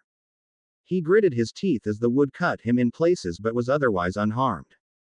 The shelf, on the other hand, was now fully coming down due to the overpowered rotting curse he'd forced into the thing seconds before. Scrambling to his feet, he bolted for the exit as the deafening sounds of collapsing shelves and splintering wood filled the area, shedding the school robe as he went. He could hear the shouts from the Death Eaters behind him. Flashes of light from spellfire illuminated the row he'd just left. Unfortunately, it didn't sound like he'd gotten many of them, if any, but it gained him a few seconds, and that was all he needed. How did he? Don't let him escape, came Malfoy's voice over everything as they pursued him. Shouts of, this way, could be heard in the distance, but he wasn't even remotely interested in seeing if they were on the right track. There, another shouted. Harry reached out and grabbed the end of the row of shelves, allowing him to turn sharply and keep his momentum as he sprinted. Spells splashed against the wall to his left, leaving a range of damage on it. So much for not trying to break the prophecy. You can't escape us, Potter, shouted a Death Eater from behind him. Now that they were all in the same line, Harry was trying to zigzag to avoid the spellfire. He looked back as a red jet of light narrowly missed his head. Only 3 Death Eaters were behind him. That meant the other 9 must have gone another way that he wasn't even aware of. Dodging another incoming curse, Harry flicked his wand at one of the rows, causing a beam of wood to grow out of it at eye level. The Death Eater in the lead caught the obstacle full in the mask, his momentum carrying him onto his back with a thud. The others ducked the thing and kept moving, gaining rapidly. Almost. Potter, don't stop running now. The gleeful voice of Bellatrix Lestrange sent a shiver down his spine, making him push that much harder. 58. 55. Here. Harry skidded to a halt and threw himself at the door into the time room. The sudden golden sparkly light made him wince. And then he tripped. Hermione. Harry, oh thank God we saw you get hit in the other room, she said frantically, dashing over to him. It must not have been as bad as it looked. What are you doing here? He shouted, pulling her to one side as a spell whizzed by her head. A Death Eater was running right at them. Sectus. The man shouted, spell lancing at Hermione. Tacutus. Harry wasted no time stepping in front of her and deflecting the 2 spells. He recognized the cutting curse, but the second spell was an unknown. Dangerous to get in front of, but he didn't trust anything but his best shield for the job to begin with, regardless of its small size. Not like he was going to let either get anywhere near the girl, who momentarily froze in fear. Incarcerus. Incendio. Ropes flew at the Death Eater, catching fire halfway there from Harry's second spell. The man dodged to the side, but a rope caught his dark robe and managed to light it as well. However, this was all a distraction as Harry sent 2 silent Confringo spells at his feet, causing the man to be blasted back and roll down a number of tiers before coming to a halt, his robes now significantly on fire. Harry, said Hermione, momentarily surprised out of her fear. That was Hermione. He snapped, cutting her off. Answer me right now. What the F.K. are you doing here? What am I doing here? She repeated in confusion. They trapped us in this room, but then the order appeared. We thought it was all over for a bit. Are you all right? Her words came out rapidly, still looking around them anxiously. I'm fine, but we need to get back with the others, we're too spread out. Look out. Hermione instantly ducked out of the way of 2 incoming spells as they shot towards them, one green, one red. Pushing his brief surprise out of the way, Harry deflected the red spell, the green one passing a foot to his right. He retaliated by sending a volley of stunners back, causing their attacker to shield them all. Within seconds he was engaged by a member of the Order. What do you mean? We? Asked Harry quickly, pulling the girl to her feet as he kept an eye out for incoming spells. Who else is here? Harry, did you hit your head? We don't have time for this. Oh, no, Luna. His breath hitched as the name left her lips. He tried to get her to stop, but she already ran beyond his reach, making a beeline for a mop of long dirty owned hair that was dancing around as its owner did her best to stay alive against the Death Eater who turned his attention to her. What the hell? Even as he started forwards to help them, he saw another 2 people who made him gasp. Ron and Ginny were further near the center of the room, fighting alongside Remus and Emalini, slightly behind the 2 adults. They were facing 3 Death Eaters who were maintaining their ground well, clearly skilled fighters. Both teams were continually firing off jets of red light against their opponents, who were trying to focus more on the greater threat that the adults posed. What on earth is happening? The words left his mouth in barely a whisper. None of this made sense. None of it. What were his friends doing here? It was impossible for them to be there for any number of reasons. The Order wasn't as large of a force as it should have been either. Why did it look like the fight was happening for some time? The Death Eaters couldn't have gotten ahead of him so fast, could they? His eyes found his friends once again. Why weren't they fighting properly? Hermione, who could react to a charging giant, froze in fear at incoming spells. Ron and Ginny, both capable in their own rights, standing like they were in class and demonstrating the proper way to cast a stunner. And Luna. A scream rent the air, making Harry's blood run cold. He immediately turned to the center of the room where, near the arch, a woman was being held under a curse by a Death Eater. No, that wasn't right. He was holding a ghost under a curse. Beyond that, an impossibility. How else could a woman he only ever seen in pictures and a rare pleasant dream suddenly be in front of him? Sirius' voice cut the air, but Harry was only dimly aware of it, the name repeating itself over and over in his head. Lily. Lily's vision was going hazy from the pain of the spell. She could just make out Sirius trying to force his way through the Death Eater he was facing to get to her, but every time he took a step forward, he was forced to jump back. What a terrible situation they were in. More Order members would show up soon, but this was simply time they didn't have. Time she didn't have. There was a flash of light, and a second later the torturing Death Eater was knocked several feet back, hitting the ground with a thud as he rolled to a stop, groaning from the impact. Lily gasped in relief as the assaulting pain left her body, leaving only a dull ache everywhere. She rolled to her side to find herself facing a brilliant, massive white stag, standing guard over her protectively.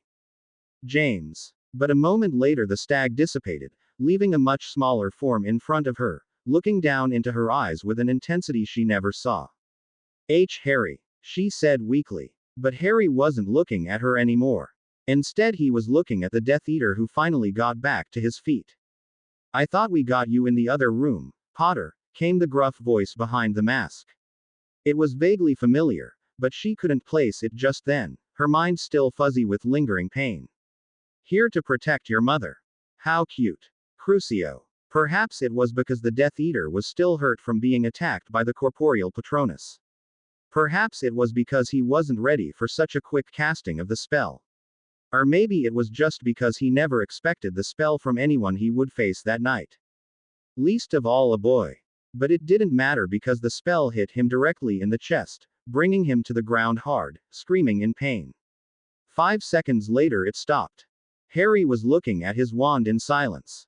Around him the battle practically froze, all taken aback by what they just witnessed. An unforgivable spell from the most unbelievable of places. You little. The Death Eater was inching back towards his wand which he dropped in favor of clutching his head.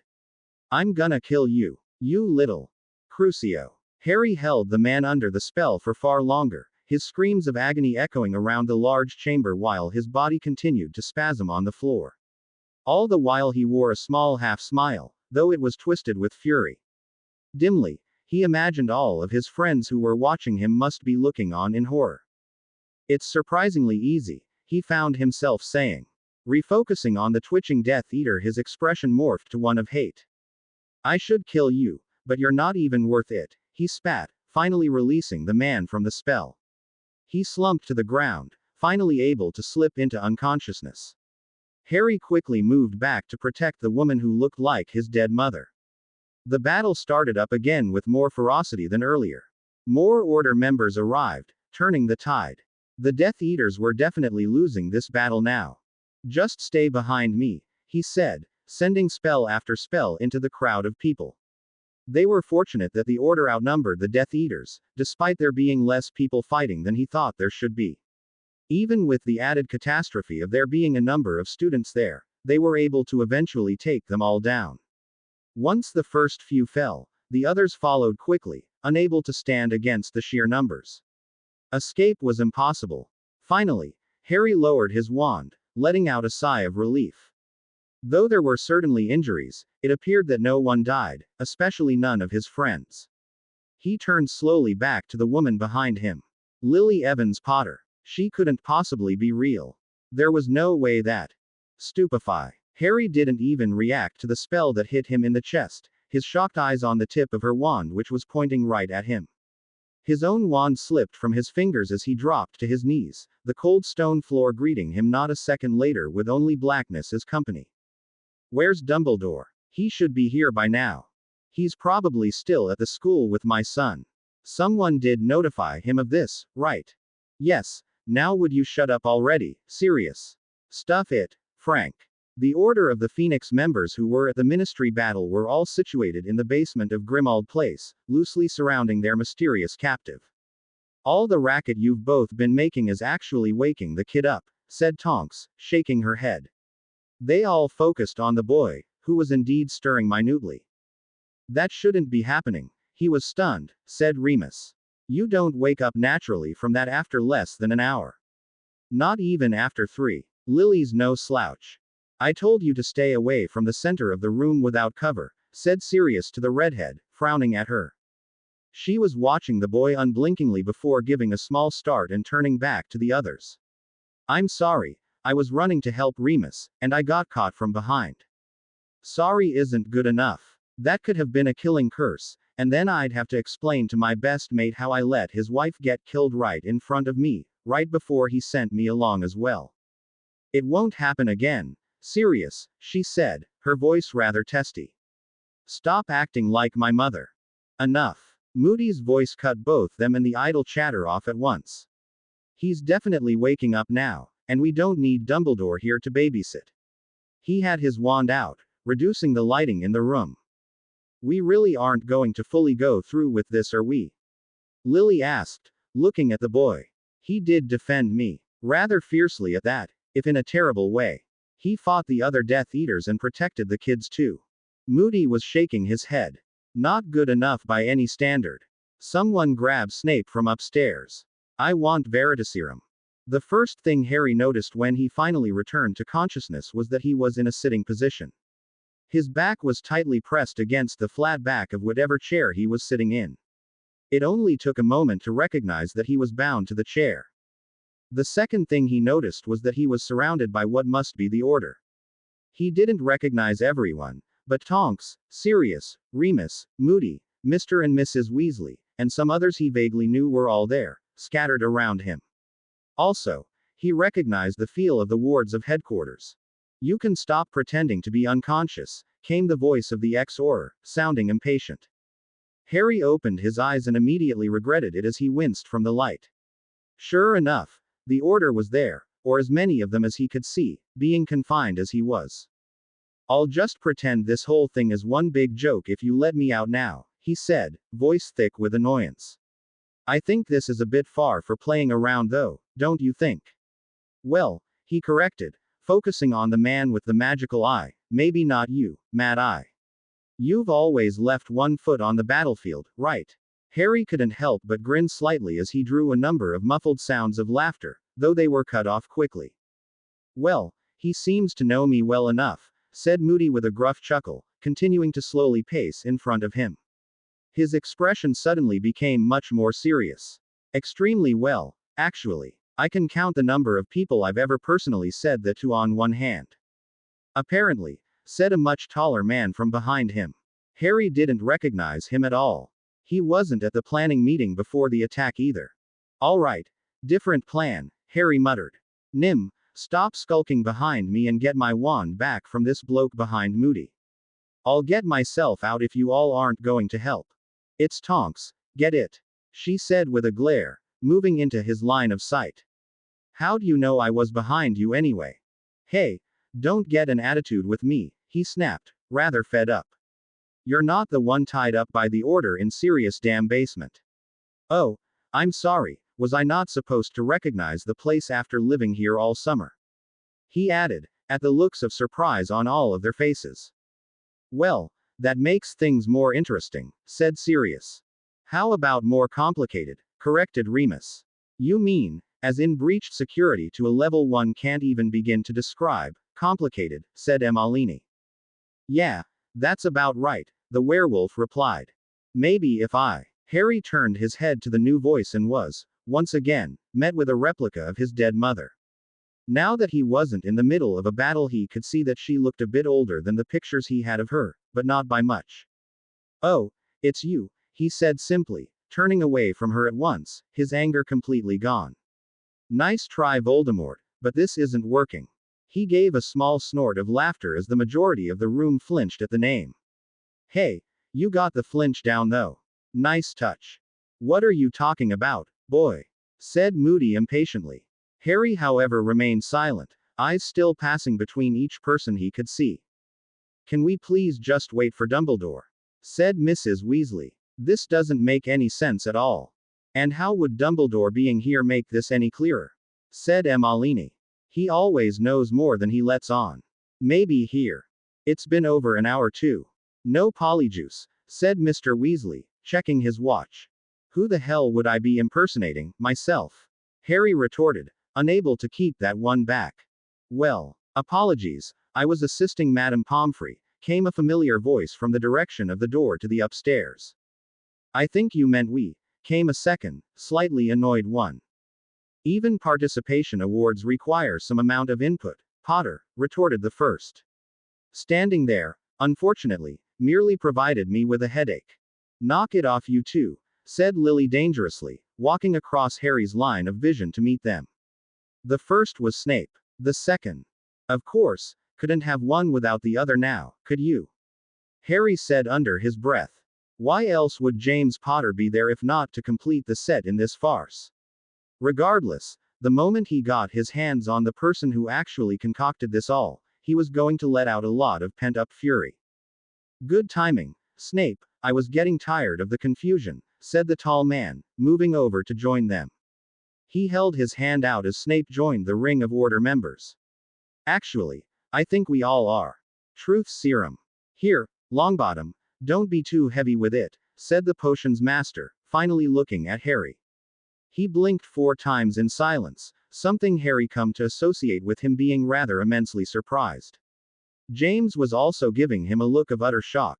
Merlin's beard. What? I see. Snape's voice easily overrode James's, though the latter wasn't doing much to stop him to begin with. That explains why you need it. Polyjuice. Not possible, it's been too long. Hold him. By now, Harry was sufficiently panicked. If there was one thing he never ever wanted to be dosed with, it was Veritaserum. He would willingly do some serious harm to a number of people to stay out of it as well, but now there was nothing he could do.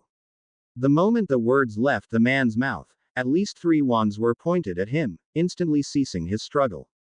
There was little he could do but ask them nicely not to. Which he did. What the bloody hell do you want to know from me anyway? He said angrily. Well, kind of. Your name would be a good place to start, said Tonks sarcastically. Are you all stupid? Harry Potter. Who else would I be? Harry's head was forced back and his mouth opened, allowing the now identified relative of Neville's to spill a few drops of the small vial onto his tongue. The potion felt like ice as it slid down his throat. The name would work a bit better if it weren't already taken, you know. He said, stepping back and waiting as the potion took effect. The feeling reminded him somewhat of the Imperious Curse, only this one was impossible to fight. Finally, said Sirius, shaking his head. Why did we let that go on for so long? Someone could have just stunned him again. It isn't right for us to use such harsh methods on a child, came Mrs. Weasley's disapproving voice. We've already tied him up against his will. A child he might look like Molly, but looks can be deceiving, said Moody, stepping forwards. Even if he isn't using Polyjuice. Now let's get some answers, shall we? What is your name and age? Harry felt the answer easily come to his mind and straight out of his mouth. Harry James Potter. 15. This produced a collective intake of breath from around him. That's impossible, said Sirius at once. Who are your parents? Continued a frowning Moody. James Potter and Lily Evans Potter, Harry answered blankly. The man just rubbed his forehead for a few seconds before trying again. Do you know what the Order of the Phoenix is? Yes. Are you an enemy of the Order of the Phoenix? Continued Moody. No. Are you an enemy of Voldemort and his Death Eaters? Yes. Moody let out a ragged sigh. Are you kidding me? He muttered to the room at large. No, said Harry obediently, having heard him. Moody glared at him for a second before exchanging looks with Frank and jerking his head at Harry. Well, now what? Mad Eye, is it really so wise to speak like that in front of someone we're interrogating, even if he's apparently not our enemy? Asked Mr. Weasley, moving into Harry's view. At this point, I'm not really certain that we even need to keep doing this. Makes no difference, grunted Moody, magical eye swiveling to the redhead. And not quite, Arthur. In my experience, just because someone doesn't think they're your enemy doesn't mean that they for certain aren't. Veritaserum does have its flaws, as minor as they are. Besides, we've already got him on it, so why waste an opportunity? Unless you know who he is and why he was in that battle. Sometimes I wonder if you've been an Auror for too long, Mad Eye, said Remus. At this, the man just smirked. Frank, you're up. The now named Frank Longbottom moved up to take Moody's place. Behind the blank drugged state, Harry was dimly aware that the man before him was, according to what he heard, currently supposed to be non-responsive in the permanent spell damage ward in St. Mungo's. Yet another thing wrong with reality that he could add to the already stupidly long list he'd been compiling. So, said Neville's father, assuming that you did not show up with the Death Eaters, nor did you arrive with the children, how did you come to be in the middle of that battle? I was already in the Department of Mysteries before it happened, explained Harry, his mind doing its utmost to answer the specific question he'd been posed. It was interesting what came out of his mouth compared to what he might have said otherwise, even if he had the same motive. I walked in on it. So you got to the ministry how? Night bus. Frank raised a questioning eyebrow at another member who was shaking his head. They didn't make any drop-offs or pickups around the ministry last night. We've kept a close eye on them. Frank exchanged looks with a few other people before shrugging. Clearly, they were just as stumped as he was as to what was going on. Right, tell me, why did you not want us to give you Veritaserum? Asked Frank, now more curious than accusing. Frank, said Mrs. Weasley sharply, but he ignored her. Many of the others in the room were looking uncomfortable as well. The use of Veritaserum was under a number of very strict laws, a number of which were based in morality. It was a line which Frank was currently towing heavily. Because there are things I know that I don't want anyone to know about, said Harry. Is there anything there that pertains to the Order of the Phoenix? Frank continued, knowing to phrase his questions carefully at this point. Not really. Frank blinked for a second before turning back to Snape. That wasn't one of yours, was it? It's wearing off already. Impossible, it's barely been 2 minutes, said the potion's master, looking at the vial closely. There is nothing wrong with it. Then it's the boy. Why are you so good at resisting magic? Asked Tonks, curious at what he'd say. He'd shaken off the stunner pretty early as well. Not entirely sure, said Harry, his blank eyes turning towards her. Or at least they appeared to be blank. Behind them was a whirl of activity. I've always been fairly resistant to just about everything I've ever encountered. Particularly compulsion magics. Like what? The metamorph continued. Apart from resisting regular compulsion spells, the Imperious Curse is ineffective on me. From my experience, he added as an afterthought. He supposed it was possible that he just didn't run into the person who would make it work on him yet, unlikely as that was. Ineffective. Wait, you've actually had the Imperious Curse used on you? Said Tonks in shock. Who would use such a spell on a kid? The rest of the Order watched on in interest, many of them sharing Tonks' feelings. Yes. 3 times. By who? Barty Crouch Jr., Voldemort, and Bellatrix Lestrange. All right, I quit, said Tonks, conjuring a chair and sitting in it with a huff. Harry here makes no bleeding sense. I think we've gotten away from the issue here, said Mrs. Weasley, quickly moving to the front of the group. It's pretty clear that this boy isn't a danger to us, which is what we were trying to ascertain in the first place. Speak for yourself, Molly, said Emalini, shaking her head. I get it, he's not part of their camp, but you didn't see him use the freakin' Cruciatus curse on a Death Eater like he'd been doing it his whole life. Twice. You know what it takes to do a spell like that, and he was grinning. You did, said Mrs. Weasley, aghast, now looking at Harry. I did. But why? Harry scowled. He deserved it. I see. Mrs. Weasley was exchanging looks with Lily, who was still giving him the occasional confused glance. James was just watching him in silence. Well, then I guess the real question is, if I let you free, will you attempt to harm us in any way? We won't give you your wand or other things back, mind you. No, I'll play along for now, said Harry. No need to bend the truth here. He'd never escape this farce otherwise. There you have it, Alistair. You know he's still telling the truth, partial as it may be, said Mrs. Weasley. All right already, ease up, would you? He said, clearly disgruntled at her interruption. Though it wasn't like he had any idea how to proceed either. You're going to be kept under strict watch. In the meantime, someone get Dumbledore here. Now. It was a very strange scene that Albus Dumbledore found himself facing when he entered the kitchen of number 12 Grimmauld Place. The edge of the large room was dotted with a good number of the Order, who all had their wands out loosely. Seated at the table were a handful more, which included Remus, Lily, and James. Sirius and Tonks were both leaning against the table nearby. Everyone was looking at the boy sitting opposite them, who was none other than Harry Potter. Harry, in the meantime, was doing his best not to look at any of them, though his eyes frequently flickered back to his parents before darting away again. The awkwardness was palpable. "Albus, about time," said Frank softly, coming over to him. "We've got a bit of a problem." "A curiosity, for sure," he said after a moment, eyes on Harry. He was still watching the boy in mild surprise. "Though I think we should wait before deeming it a problem. I've just come from checking on the children," he added in clarification. "And my son." Dumbledore broke his gaze and turned to the worried man before him. He did not react well to the news about him, but is better for it now that the affair is all over. Mainly, though, he's relieved that no one was killed. I left him with the others upstairs. Poppy should be down after checking him over. "Thank you. I'll go see him after this. Do you want me to?" "I believe I will manage fine, thank you." Albus walked forwards, finally drawing the attention of the others in the room. Surprisingly, it was Harry that spoke first.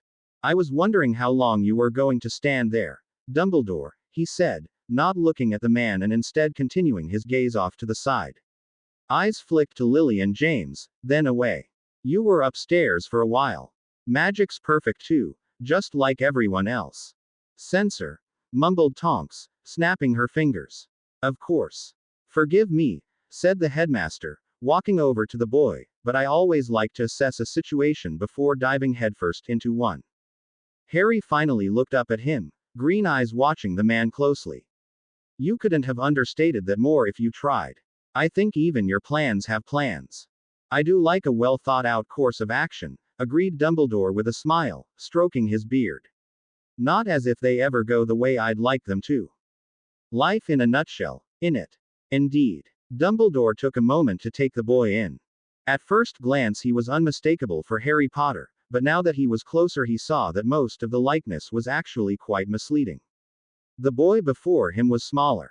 His eyes were colder, more calculating than anything. The way he held himself was also peculiar for a student. Relaxed, but ready to spring into action. Albus could feel the whisper from what was likely a magically concealed wand holster strapped to his forearm. The boy before him was a fighter. "So, anything you want to say to me to convince me this is all real?" Harry asked, motioning around the room with a free hand. "I've already gotten it from all of them. I'll admit I'm starting to get worried this isn't some trick. I still don't think I've lost it yet though, so I don't know." Dumbledore frowned in thought for a moment, seemingly unconcerned by the troubled boy before him. "Well, you mentioned that my magic was perfect. I believe I know what you are talking about, but I would like an explanation from you if it isn't too much trouble." "I'm a censor," Harry explained. "Nim calls me a bloodhound at times." "I've never said anything of the sort," said Tonks at once, before Harry could say anything further.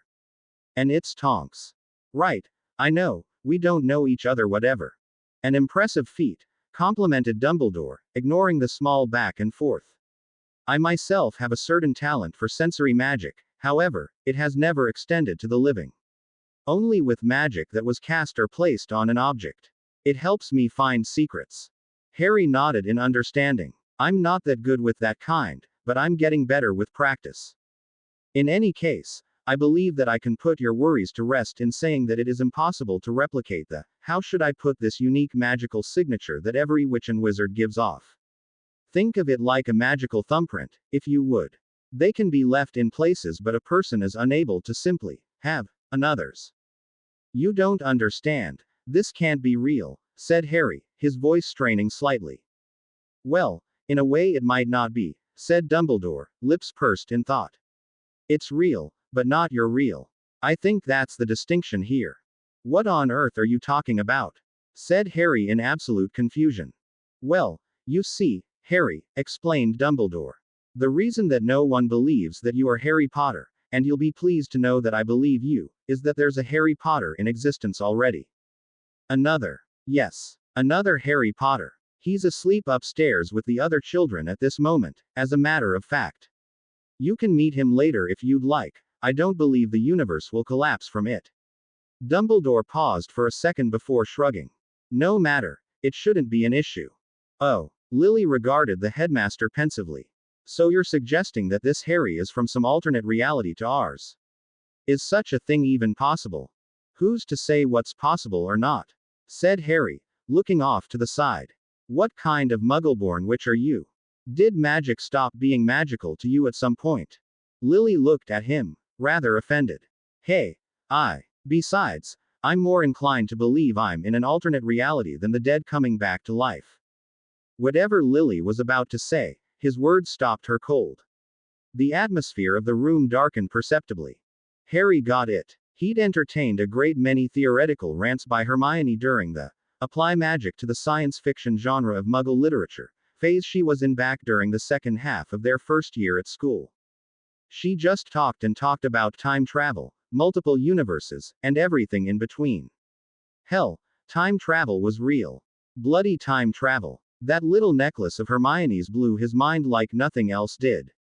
So who could say what was happening now wasn't possible?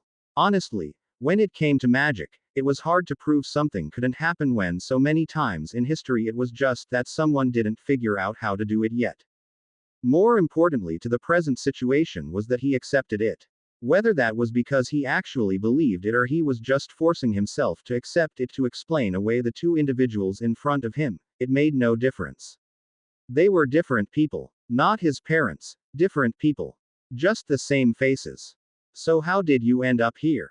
Asked Frank after a minute, moving to join them at the table. Harry looked over at him with a small frown. I'll say it's nice to see that you're not a vegetable in Saint Mungo's. You're Neville's dad, right? I am, confirmed the man, seemingly unfazed by what Harry said to him. Harry couldn't help but smile a bit. That's great. Neville's a good bloke. Where's Alice? My wife has been dead for a long time. Harry blinked in surprise before lowering his gaze automatically. Oh, I'm sorry. I didn't mean to ask like that. It's all right, said Frank. Actually, the fact that you didn't know about my wife makes me believe a lot more in the fact that you aren't from around here. Why's that? Asked Harry. Everyone knows about what happened to Alice, he said simply, as if that should explain everything. Indeed, many of the others were nodding in agreement. I see. It's not important, said Frank, brushing it aside. I asked how you ended up here. I honestly don't know. I was running from Death Eaters and then found myself in your fight. About that, he added, now looking around in agitation. What in the bloody hell were they doing there? He said, jabbing his thumb at the place where his friends were resting above them. It's a miracle no one died with them running around trying to help. He ended it with air quotes. You're telling us, said Remus, letting out a ragged sigh. I was sure we'd lose someone, the way things were going. We might have had the numbers in the end, but fighting on a scale like that becomes so much harder when you're trying to protect people too. Your, interruption helped us a lot on that front, actually. What were they doing there in the first place? Harry asked. Frank gave Dumbledore a quick look and got a nod in return. Neville was lured there with a vision. He and his friends tried to rescue me from being tortured by Voldemort in the Department of Mysteries. With no immediate way to confirm it was true, they just rushed off. Neville. It took Harry a few confused seconds before a thought occurred to him. Hang on. Neville's the boy who lived. Yes, that's right, said Frank with a nod. His mother sacrificed herself to save him. I didn't get there in time. I see. Harry just shook his head. This place was wildly mixed around. Neville of all people. What happened to Wormtail? Said Harry, now addressing Sirius. Sent to Azkaban, at least until he escaped recently, said Sirius, scowling at once. He abandoned his friends to join Voldemort. Traitorous coward, he added. Wild, said Harry, finally looking at Lily and James. It was hard, but he held his emotions in a grip like iron. So if we were indisposed, who brought up Neville on your side? Asked Frank in curiosity. Your mum. Frank just put a hand to his face. Damn, poor boy. Well, it's not the worst. I made it through her after all. He came out of it all right, said Harry with a nod. He's a good friend. Anyway, you were saying. Right, well, the kids ended up finding the prophecy that we've been guarding all year and picking it up. Speaking of the prophecy though, he reached into a pocket and pulled out a small glass orb that was immediately recognizable. Everyone but Harry and Dumbledore let out sounds of shock, though the latter certainly was regarding the thing intently behind his half-moon spectacles. I wanted to wait until you arrived before I brought this out, Headmaster. What? But I thought it broke, said Tonks quickly, looking at the orb. The other members of the order moved in for a better look as well. It did break, confirmed Dumbledore, taking the thing from Frank and looking at it in interest. Neville told me that he dropped it, and it smashed on the stone steps, though no one noticed it in the commotion. I'd appreciate it if you were careful with that. I don't know if I'll be able to make another quite so well, said Harry. He looked over at Frank. Do you have the rest of my stuff as well? What do you mean you made it? Asked James in confusion. You made a prophecy. No, I don't make prophecies, said Harry, rolling his eyes. That's something for crazy divination professors to do in their spare time. Now, Harry, Professor Trelawney does not deserve such a thing said about her, Dumbledore admonished, though he was smiling slightly. Why don't you give us the full story, and explain this? He held up the glass orb, when you get there. All right. Yesterday, Voldemort contacted me and directly told me to go fetch him the prophecy, but he didn't know that I'd already known about it for months. Did I tell you? Asked Dumbledore in surprise. Harry just shook his head. No, I found out about it myself over the winter break. He let out a long breath and looked at his hands. That was a really bad vacation, Headmaster. A really, really bad one. If you would be willing to share how. Over the winter holidays I went to the Department of Mysteries to see if I could figure out what top secret thing Voldemort was after. Took the invisibility cloak and sneaked right in. Once I got to the Hall of Prophecy, I met the keeper and he ended up taking me to see it. I hope he's all right. Sven asked James suddenly. Yeah, how did you know? I go to the Department of Mysteries occasionally for work, he said, though Harry knew there was likely more to it than that. Right, well, the old man took me to it, and I heard it. I smashed it right there a minute later. Pissed doesn't even begin to describe it. I recently revealed its contents to Neville, said Dumbledore, with a nod. Suffice it to say my office has never been so thoroughly trashed without magic. Finding it difficult to picture Neville trashing Dumbledore's office, he continued, anyway, I conjured this one in its place.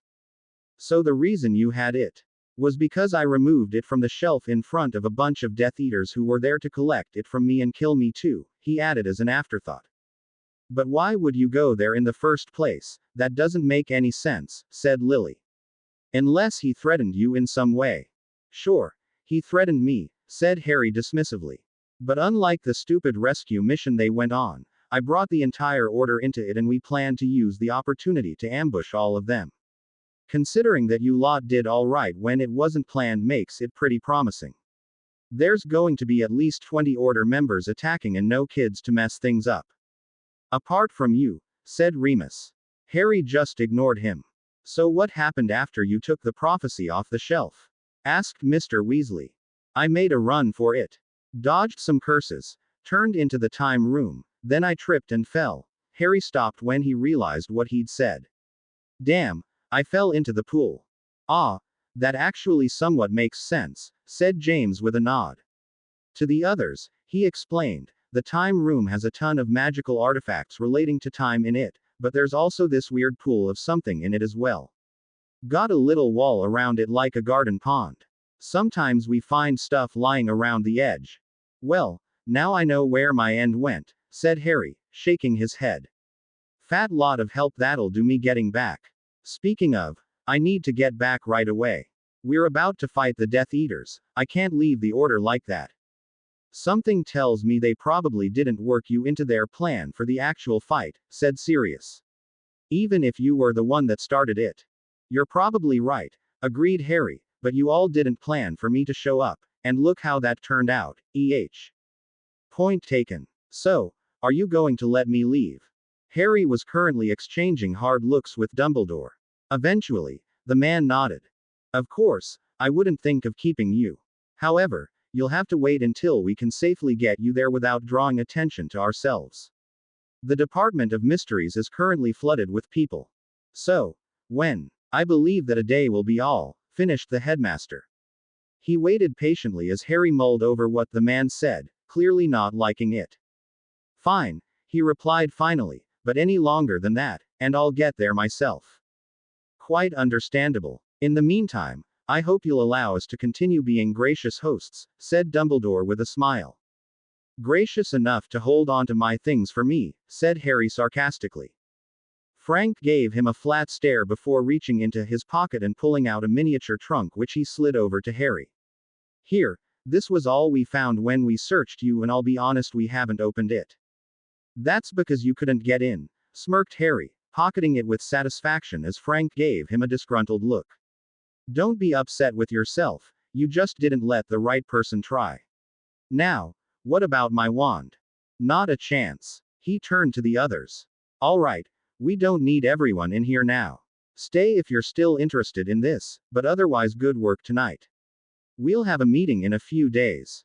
The majority of the Order members, the ones that Harry didn't know well or at all, left the kitchen at once.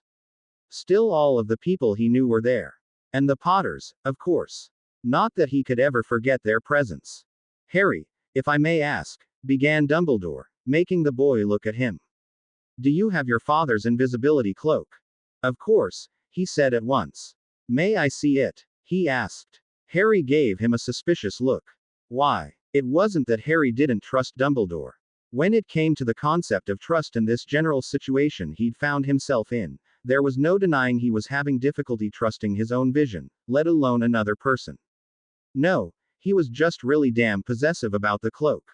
It will help me further solidify my idea of you being from some alternate version of our reality, said Dumbledore simply, smiling at him. Harry couldn't help but chuckle. The man was clearly excited. All right, 1 second. Harry pulled out his trunk and resized it, opening it with a whispered word that no one, not even Remus with his enhanced hearing, picked up. Here you go, just be careful with it. What the? That's my cloak, said James in astonishment, looking at the thing in amazement. Is it really that similar? Asked Tonks, who ain't seen it much.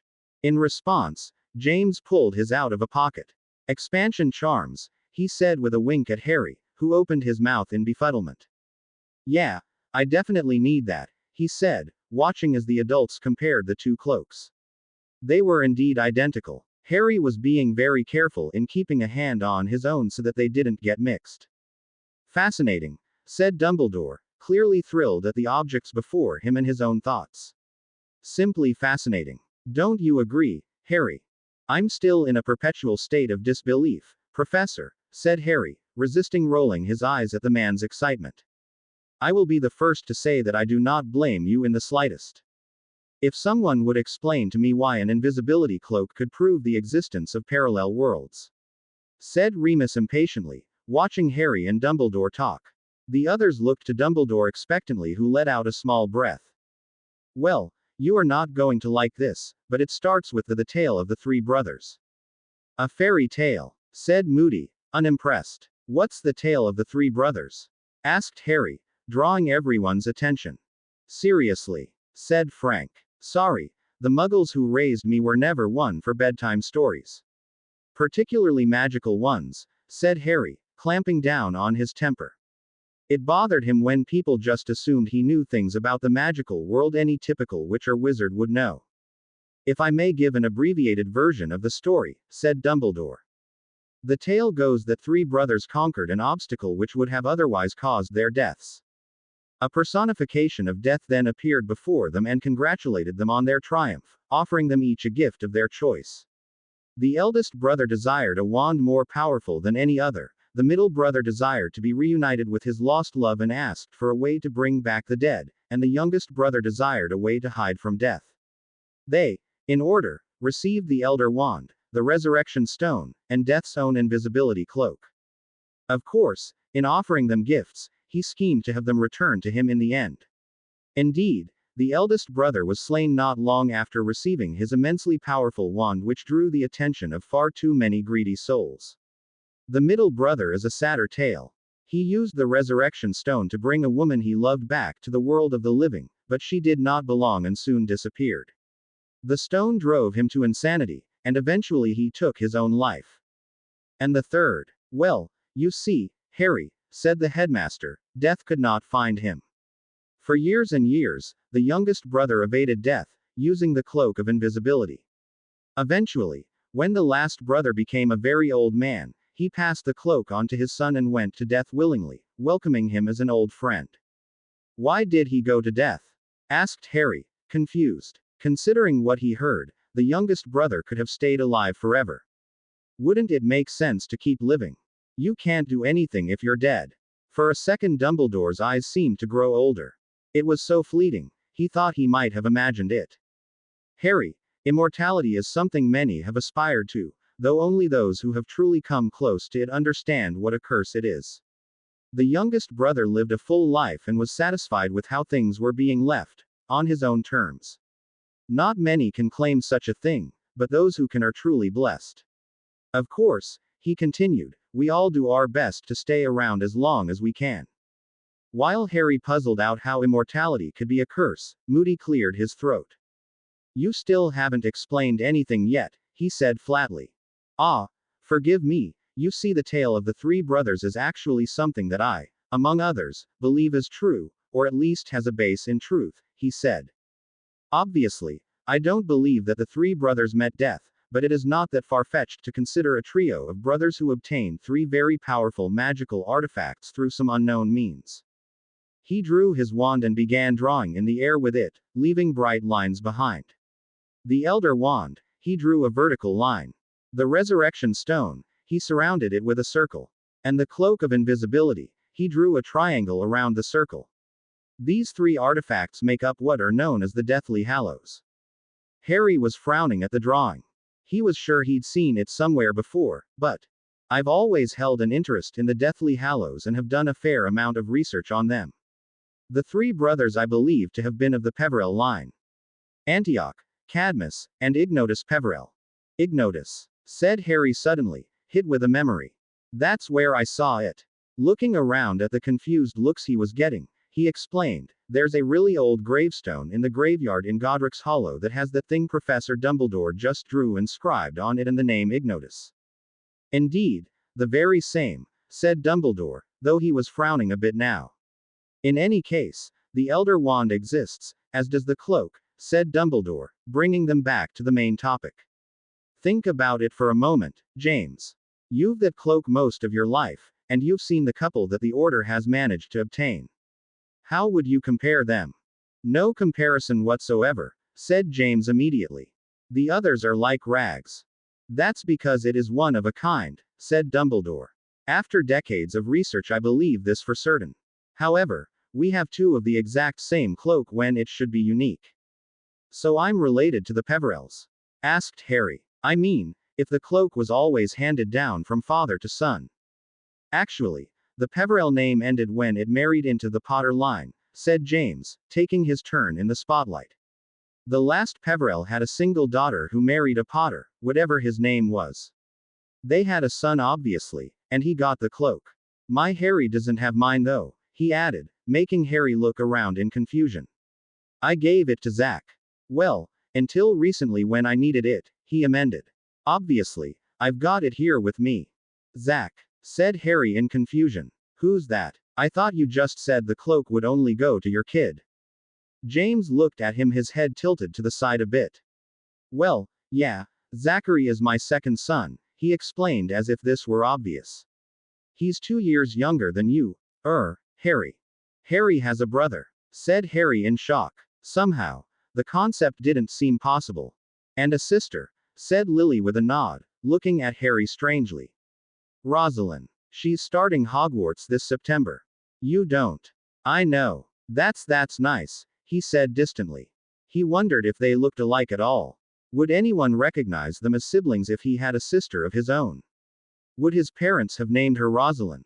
He looked at Lily intently, trying to imagine a younger version of her, going off to Hogwarts. Did Zack look more like his father? All right. This was definitely something he didn't need to be thinking about. Casting about for something else to talk about, he remembered something that'd been sitting in the back of his mind since finding out he wasn't the boy who lived in this reality. Neville isn't a Parselmouth, is he? A parcel? Of course not, said Frank, affronted at the thought. It looked as though, for the most part, everyone else in the room shared his sentiments. All but one anyway, who was looking slightly uncomfortable, shifting in her seat. Harry just turned to her, leaning on a hand in apparent boredom. They just don't understand, do they? You're a Parselmouth. Harry's a Parselmouth. Harry just shook his head, somewhat surprised by the reactions. So there are some secrets you wouldn't even tell him. It's not like that, she mumbled, avoiding his eyes. Lily, it's nothing, James. He's talking to you. I don't think that's nothing, said James, frowning at his wife. Knowing that there really wasn't much of a way out of this, Lily just turned back to Harry with an unhappy expression. How did you know? Lils. James's mouth was hanging open, as were those of the people who went to school with her all those years ago.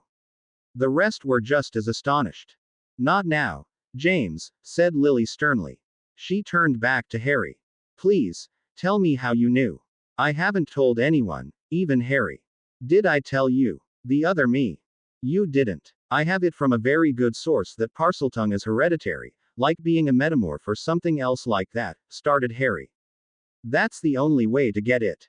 I'm a Parselmouth, and it definitely didn't come from the Potter side. So it had to be you. That still doesn't mean anything, Lily countered. After all, Tonks' parents aren't metamorphs.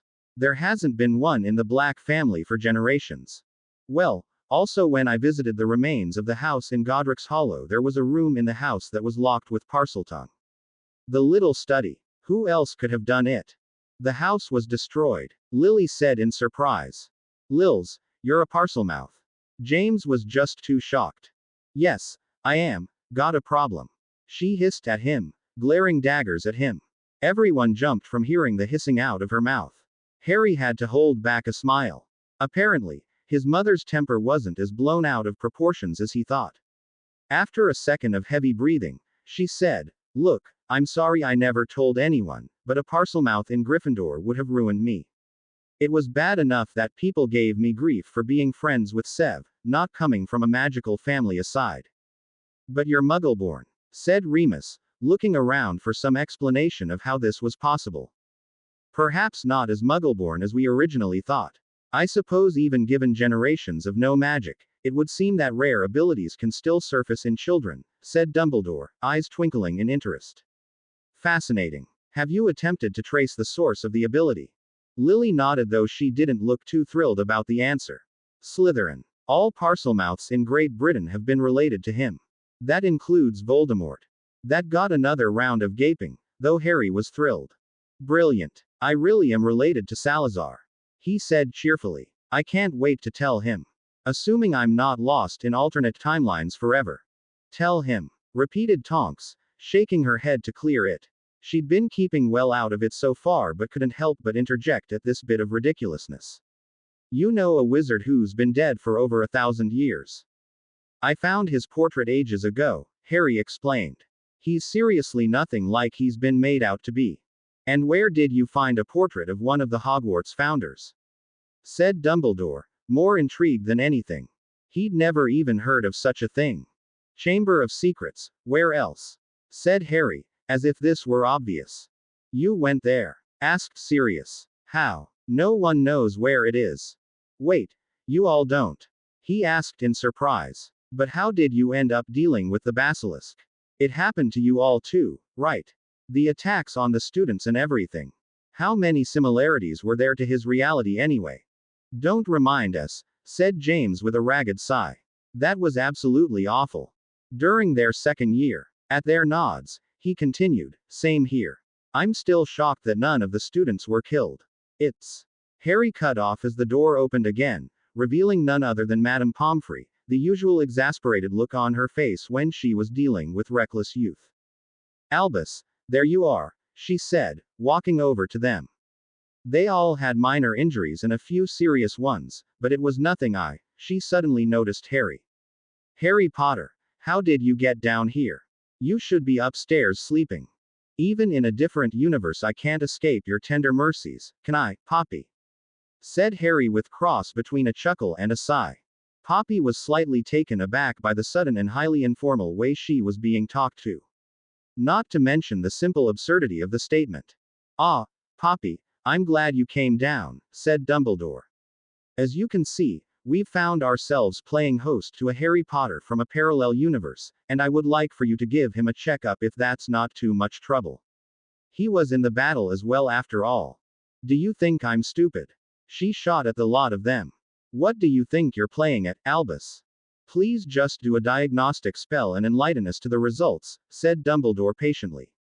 I'm sure I'm not the only one who is curious what may come up. Still eyeing them all in irritation, she walked over to Harry and immediately began waving her wand over him in a very practiced fashion. Harry just sat there feeling a little uncomfortable.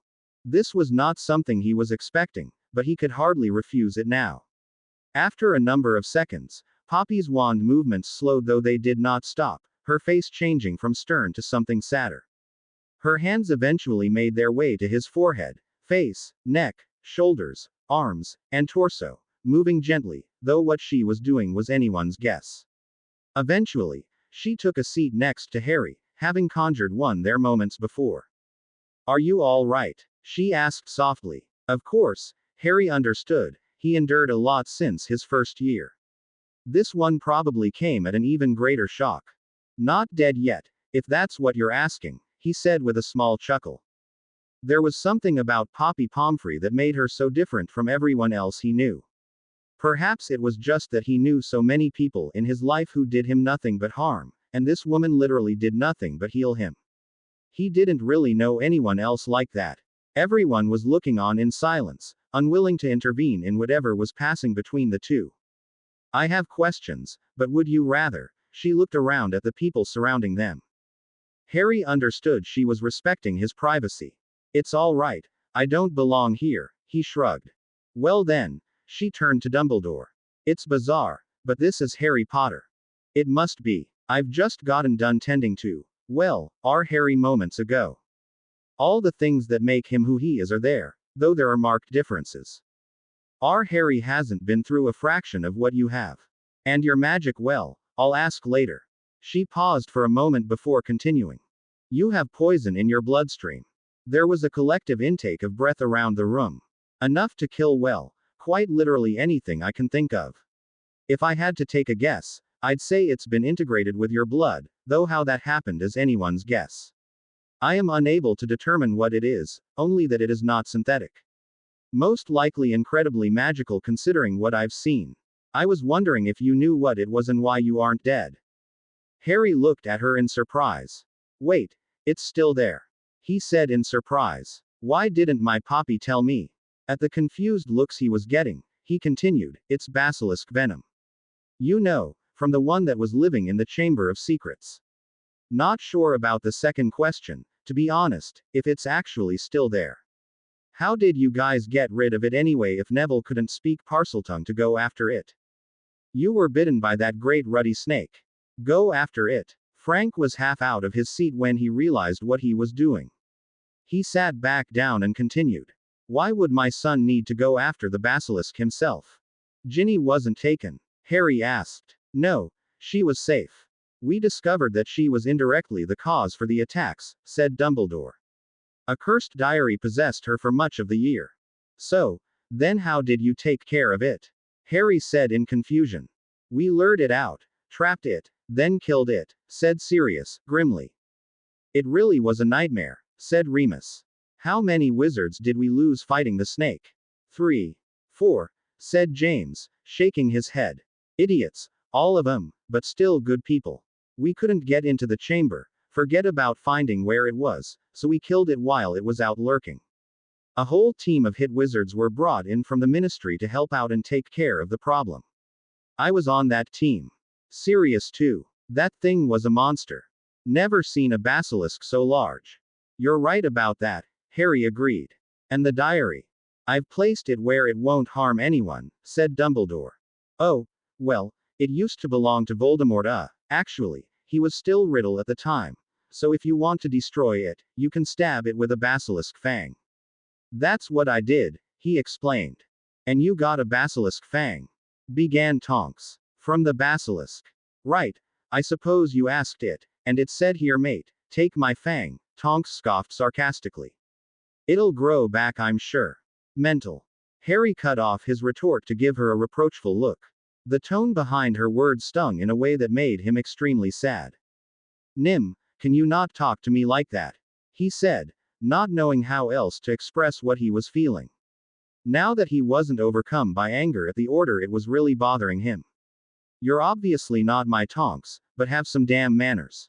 What's it to you? She returned, eyebrows raised. And are you funny in the head? I'm telling you flat out to call me Tonks. Are we supposed to be friends where you're from? Ask me how I know about that heart-shaped beauty mark on your ass, why don't you? Tonks went crimson. Literally. Harry James Potter. Harry flinched instinctively at the scolding tone of his alternate mother's words. Weren't we talking about a basilisk? Frank said dryly. You were bit and somehow survived. Fox cried on the wound, Harry explained, ignoring the death glares that Tonks was throwing him. I'd always assumed that it got rid of the poison, but I guess it just made it so it wouldn't kill me. Phoenix tears are pretty strange. They heal wounds better than anything, but there's always a weird catch. Indeed, Dumbledore agreed. I see. How fortunate of you, she said dimly. Other than that, you've just got a very long history of injuries and apparent exposure to some fairly repulsive magic that spans most of your life. Is that accurate? Sounds about right, said Harry, ignoring the looks he was getting. Not many people who've lived through all three unforgivables, I'm guessing. The cruciatus is the absolute worst. Hurts like a bitch. Didn't stop you from using it on McNair, said Frank with a frown. Twice. My heavens, exclaimed Poppy, completely taken aback. He earned every second of it, Harry said coldly, fist clenching on the table in front of him. Dumbledore was watching him with a mixed expression. Harry caught it and stared back unflinchingly. Was it really necessary, Harry? He said finally, his voice rather tired sounding. No, he replied. He was torturing her and I snapped. I don't regret what I've done. Dumbledore held his gaze for a few seconds longer before letting out a small sigh. Of course, I disapprove of anyone using such magic, especially one so young as yourself, but I will forego the usual conversation on account of you not being my responsibility. That would fall to myself. That is, the other me. How confusing this is becoming. Additionally, we have more pressing things to be discussing. Yeah, said Harry, totally not expecting that to happen. Well, Poppy paused, clearing her throat. In any case, your magic. What's the problem? He asked, slightly exasperated at this point. Even when he was perfectly healthy, she always could find something to poke at him about. Don't take that tone with me, Harry, she said warningly. As I was saying, it's somewhat unstable, and I've no idea what could be causing it. All things considered, you're perfectly healthy, Harry. Sorry. Cherishing the moment, he said, eliciting a few chuckles from James and Sirius, who knew better than most how the healer could be. I had an encounter with a Dementor about a year ago that made my magic a bit wonky, but it went back to normal after a while. I don't feel any problems with it. Poppy just frowned at his rather unhelpful description. Do you have your wand on you? We've got it, said Frank. For security. You give it back to him this instant, she snapped, shutting the man up at once. Harry's body is producing magical energy that it otherwise shouldn't be, considering that he isn't needing it to do any magic right now. Normally, that isn't an issue, but it's a bit more than I would consider safe. His wand will help balance that until it stops. I had no idea it was doing that, said Harry truthfully, gratefully accepting his wand back from a grudgingly compliant Frank. You haven't noticed an increase in the amount of energy in your life lately? Asked Poppy, a little surprised. Your spell's coming stronger than normal. Operating on less sleep without much trouble. Nothing like that. It's something you would recognize fairly easily. Maybe. Most of what I cast is pretty heavy to begin with. I guess I can cast for a pretty long time, but I've been training all year, so who knows. I'm just really active. Is it dangerous? Dangerous, repeated Poppy in thought. Well, perhaps over a long period of time or in incredibly huge quantities, though I don't know of a case where the like has happened to a person. Magic is a wondrous force, but too much of any good thing can become the opposite, usually. Usually. I can never get enough peace and quiet, said the healer, eliciting a number of chuckles from those around her. That is all I wanted to ask you about. I would ask that you check in with my other self, I suppose, after a few weeks to make sure that your condition has abated. Receiving a nod from Harry, Poppy stood up, brushing off her shirt. Now, if that is all, Headmaster, I will be returning to the castle. No doubt someone is in need of medical assistance in my short absence. Though, before I go, she turned back to Harry, a curious look on her face. You're from an alternate universe where there's another me, yes? Harry nodded. Have I been caring for you properly? Harry grinned broadly. Yes. I have nothing but the utmost fondness for you. Poppy gave him a thankful smile, turning back to Dumbledore.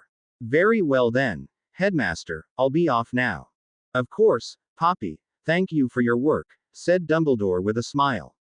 Turning to the others he continued, I as well must return to the castle, though I will be back around noon. We will speak more then, Harry.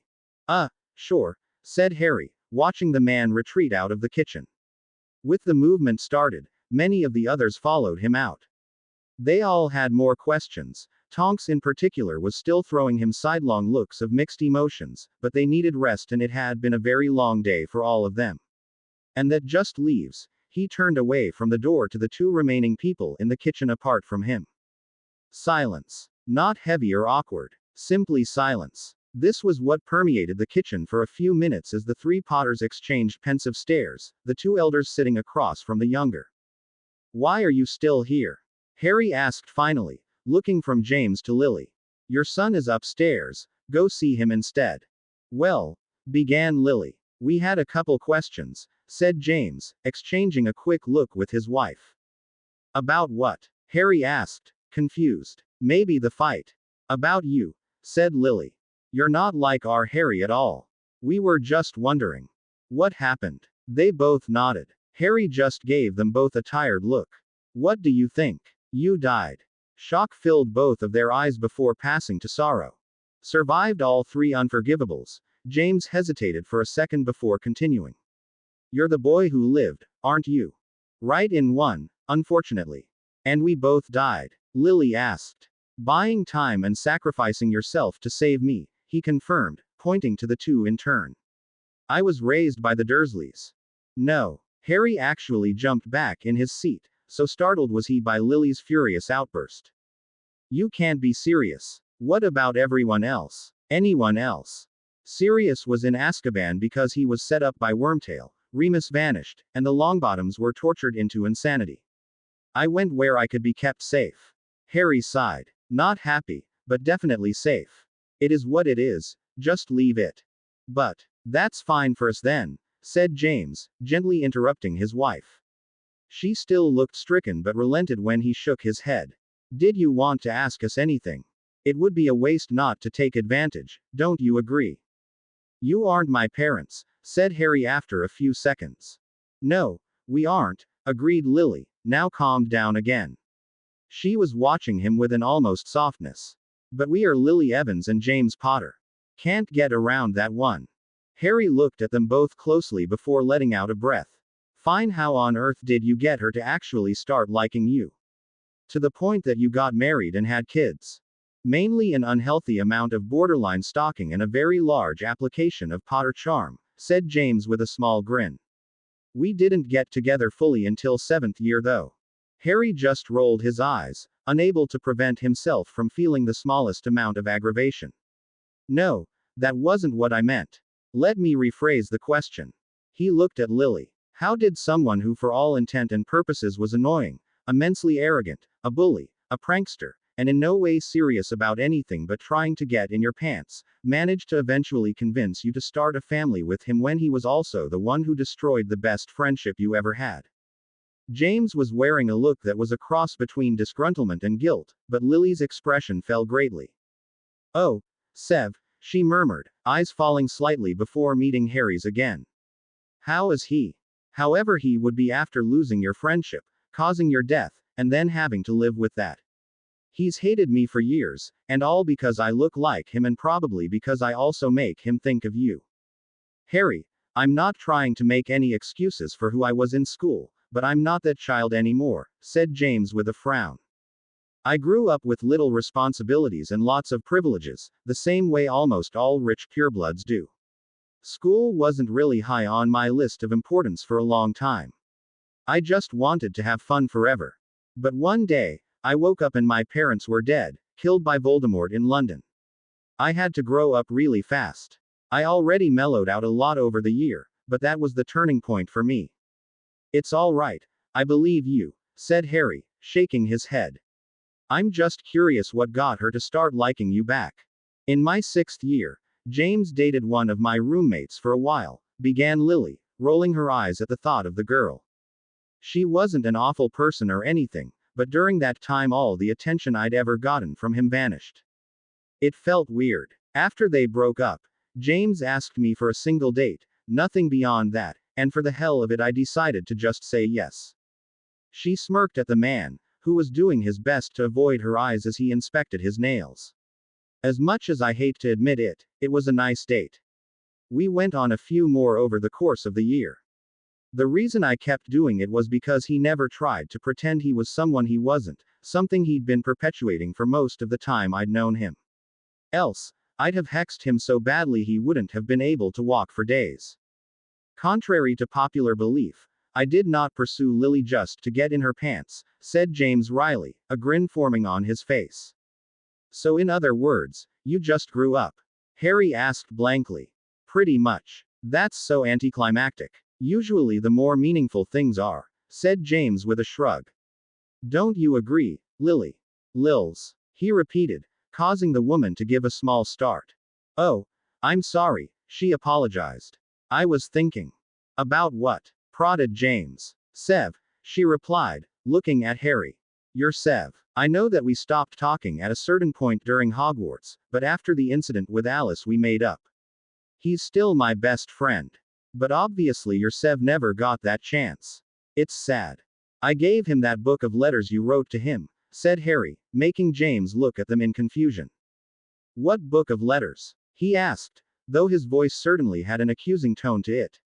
Lily, however, wasn't even paying attention to him. Oh, you didn't, she said, half amused, half embarrassed. That turned into my diary. I ended up binning it when Sev and I made up. At the time, I thought he deserved to have it, said Harry, looking at his hands. But now, I honestly don't know what to think about the guy. Earlier today, I found out he told Voldemort about the prophecy. When I saw him right after I felt furious. I just don't know what to do about it, he said after a pause. We used to hate one another, though I didn't ever know why, but since the winter break I think we've come to respect each other a lot. And now this. You should forgive him. Harry looked at him in shock. If there was anyone he'd least expect anything of the sort from, it was James Potter. We did, he continued simply. Snape is a lot of things, but he's not cruel. I more than deserved his eternal loathing for what I put him through in school, but he'd never wish death on Lily. He'd sooner kill someone for threatening her at all. Why do you think he changed sides so quickly? Of course you can forgive him, you're all alive, snapped Harry. You've even got three children. He wanted to rage more, but his mouth snapped shut, unable to trust himself to keep it steady. Harry, do you want to hate him? To return things to how they were before? Asked Lily softly after a few seconds of silence. Of course I don't, he said loudly, getting to his feet and beginning to pace out of frustration. I'm tired of hating things, I'm tired of people hating me.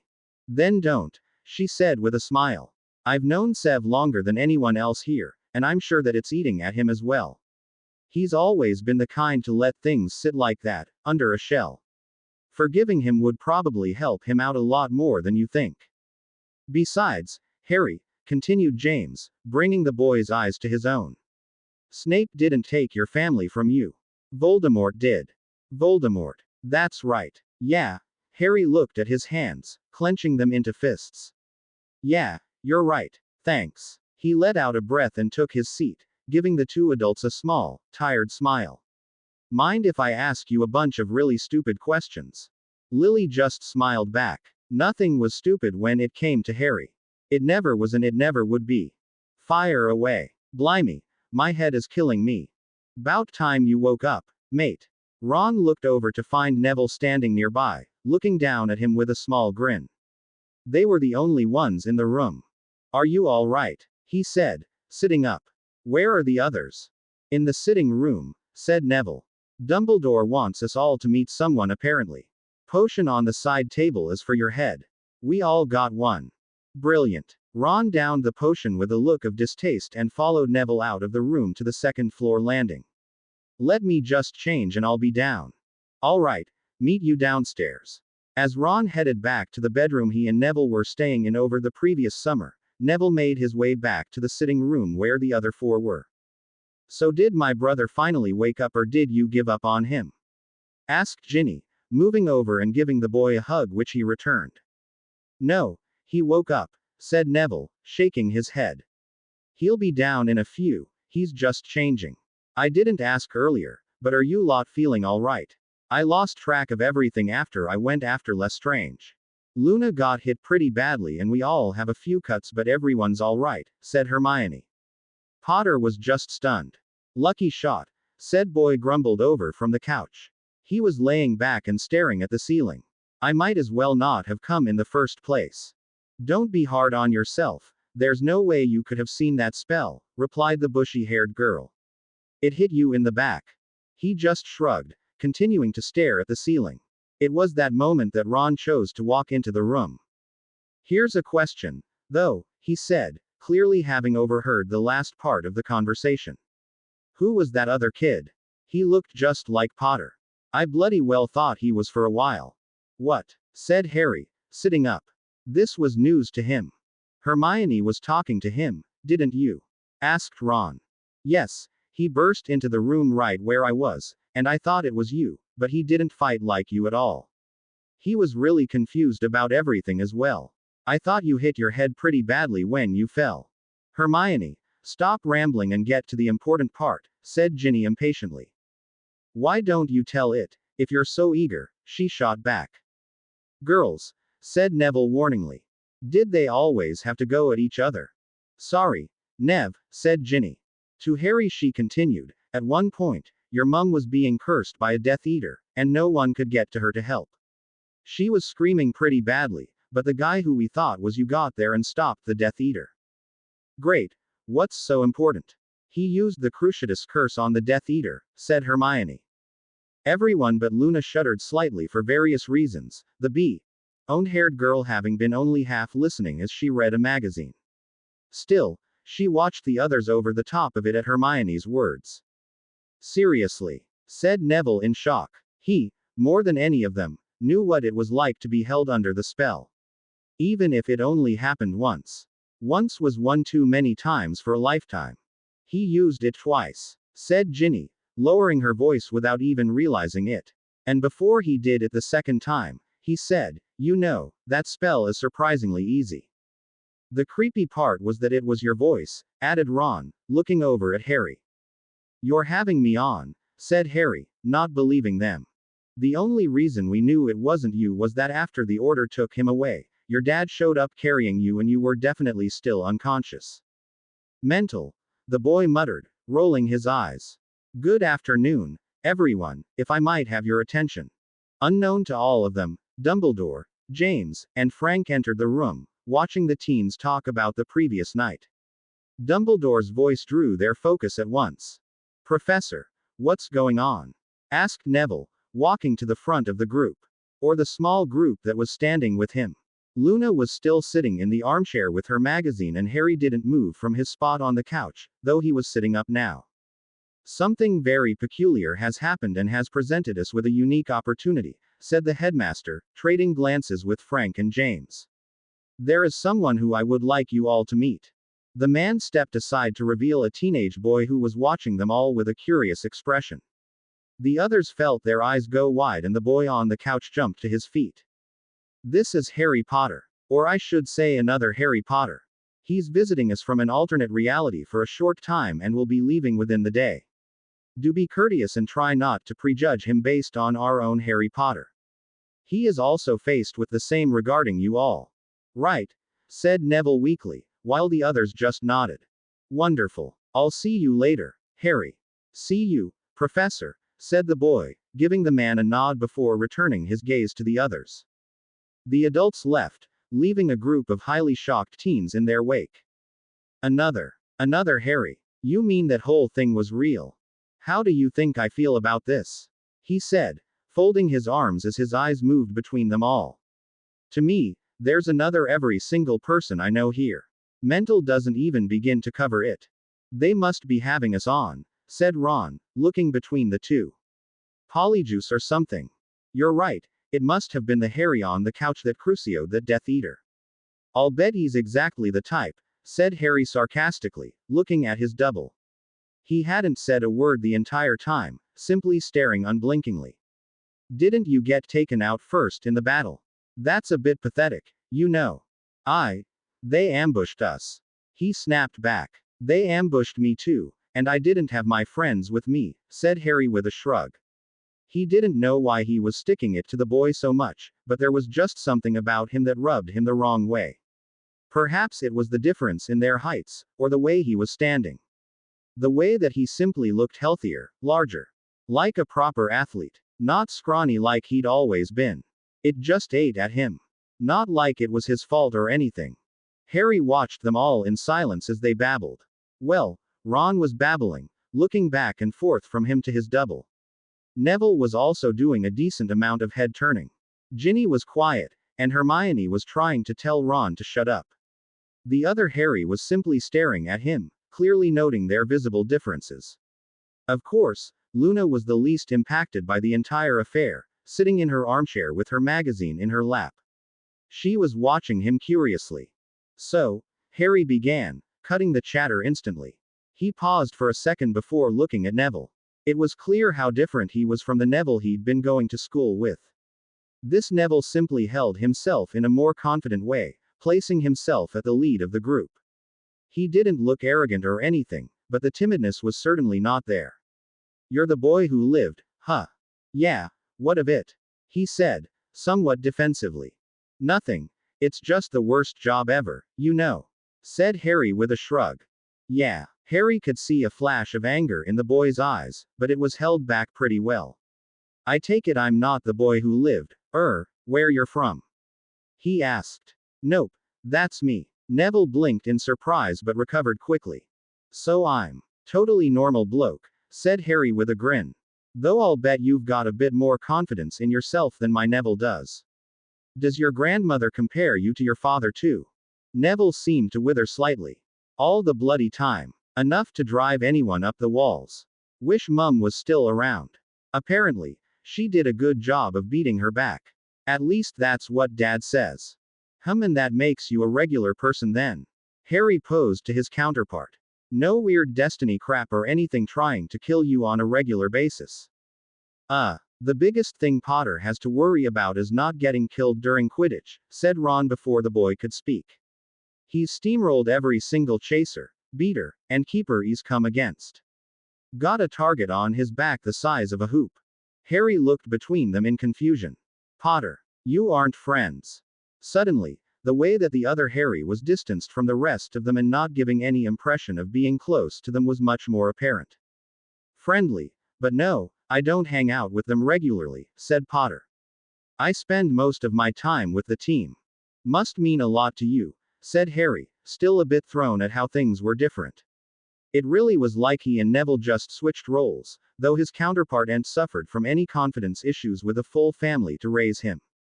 You play chaser then? Used to, at any rate. Umbridge gave me a lifetime ban. She's butchered the team. What about you? Used to be seeker, replied Harry, unable to keep a grin off his face. Bitch gave me a lifetime ban as well. What did you do? Potter was now grinning as well. Broke Malfoy's face with the twins. I got banned because she just doesn't like me. Got kicked out of her class too. Bloody waste of time, that. You were kicked out, said Hermione in shock. Harry couldn't help but smile at her. Somehow, it felt even better to be seeing this reaction again.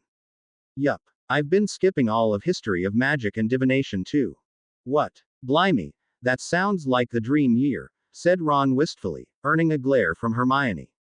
We've been to all of them. Think of all the free time. I don't get much time to myself. I'm usually doing some kind of training or studying, said Harry, making Hermione calm down some. Hermione, you need to relax a bit. If you're even half as good as mine is, then you'll still get O's on all of your owls. Nothing she can do about it now, said Ron with a grin, putting his hands behind his head. We had our last owl before running off to the ministry. What? You've had your owls already? He said in shock. You haven't? Asked Ginny in confusion. No, it's only the beginning of May for me. Apparently, he'd jumped ahead a month as well. Hopefully, he'd be put back where he left, otherwise there would be a huge issue. Wild, said Ron. This whole thing is mental, you realize that, right? He added, looking once more between the two Harrys. I think it's rather interesting, said Luna, still looking at Harry with curious eyes. Harry walked over to the girl and tilted his head to the side, giving her a smile. I'm glad I entertain you, no matter which reality it is. How have you been, Luna? Very well, thank you, she said politely. You weren't hurt during the fight, were you? He asked, now looking her up and down for injuries. She appeared unharmed, but I've got a really big bandage wrapped around my chest, but it'd probably be improper of me to take off my shirt to show you, she said breezily, making him chuckle and the others shake their heads. Are you friends with the other me? Yes, we're pretty close actually. Really? Having been around her so much, Harry was able to pick up her surprise.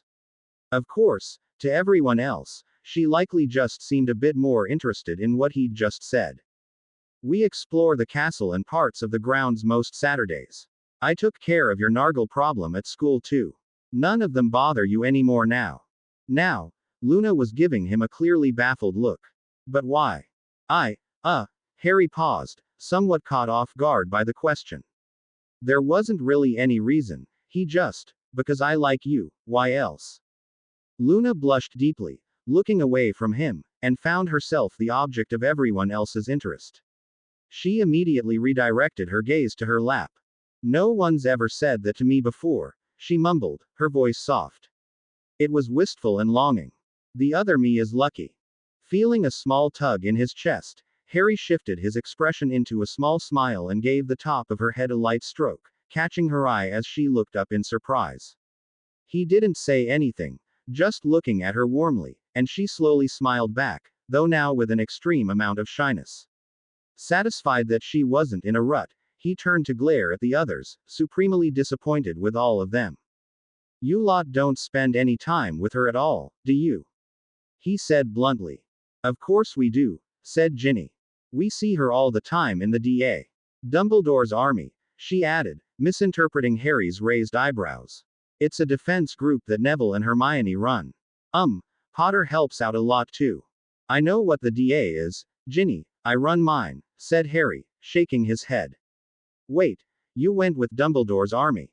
Are you all mental? What if you'd been found out? Dumbledore would be out the door that night. Everyone reddened slightly at this. We were, and he was, said Hermione after a second. Harry resisted the urge to palm his face. What is this, the bad decisions universe? What I'm getting at is someone who you clearly don't spend time with outside of a study group actually risked her life to help you out when you really needed it.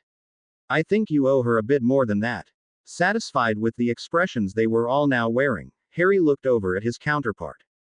Harry there too for that matter, I suppose.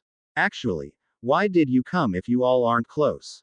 In all honesty, I thought they'd get killed if I didn't, he said truthfully. Seemed like assisted murder otherwise. Neville and I are good, but to be fair, Harry is the best in the DA by far, said Hermione, motioning to the boy. He does a lot of the teaching.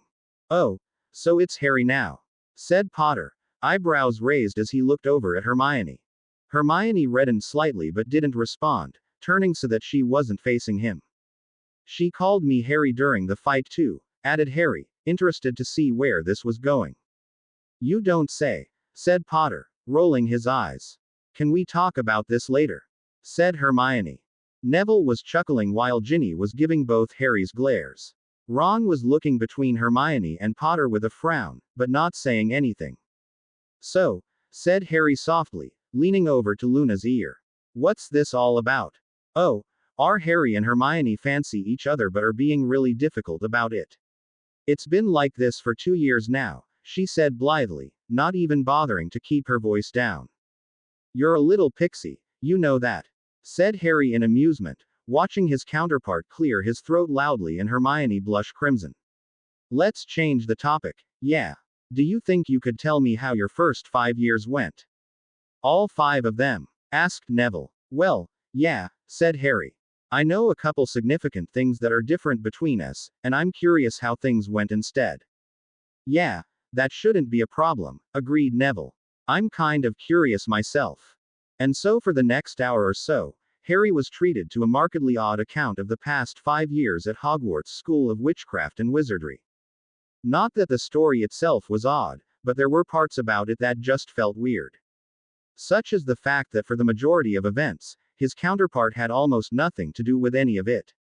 The Harry Potter of this reality was more or less the unofficial third Weasley twin.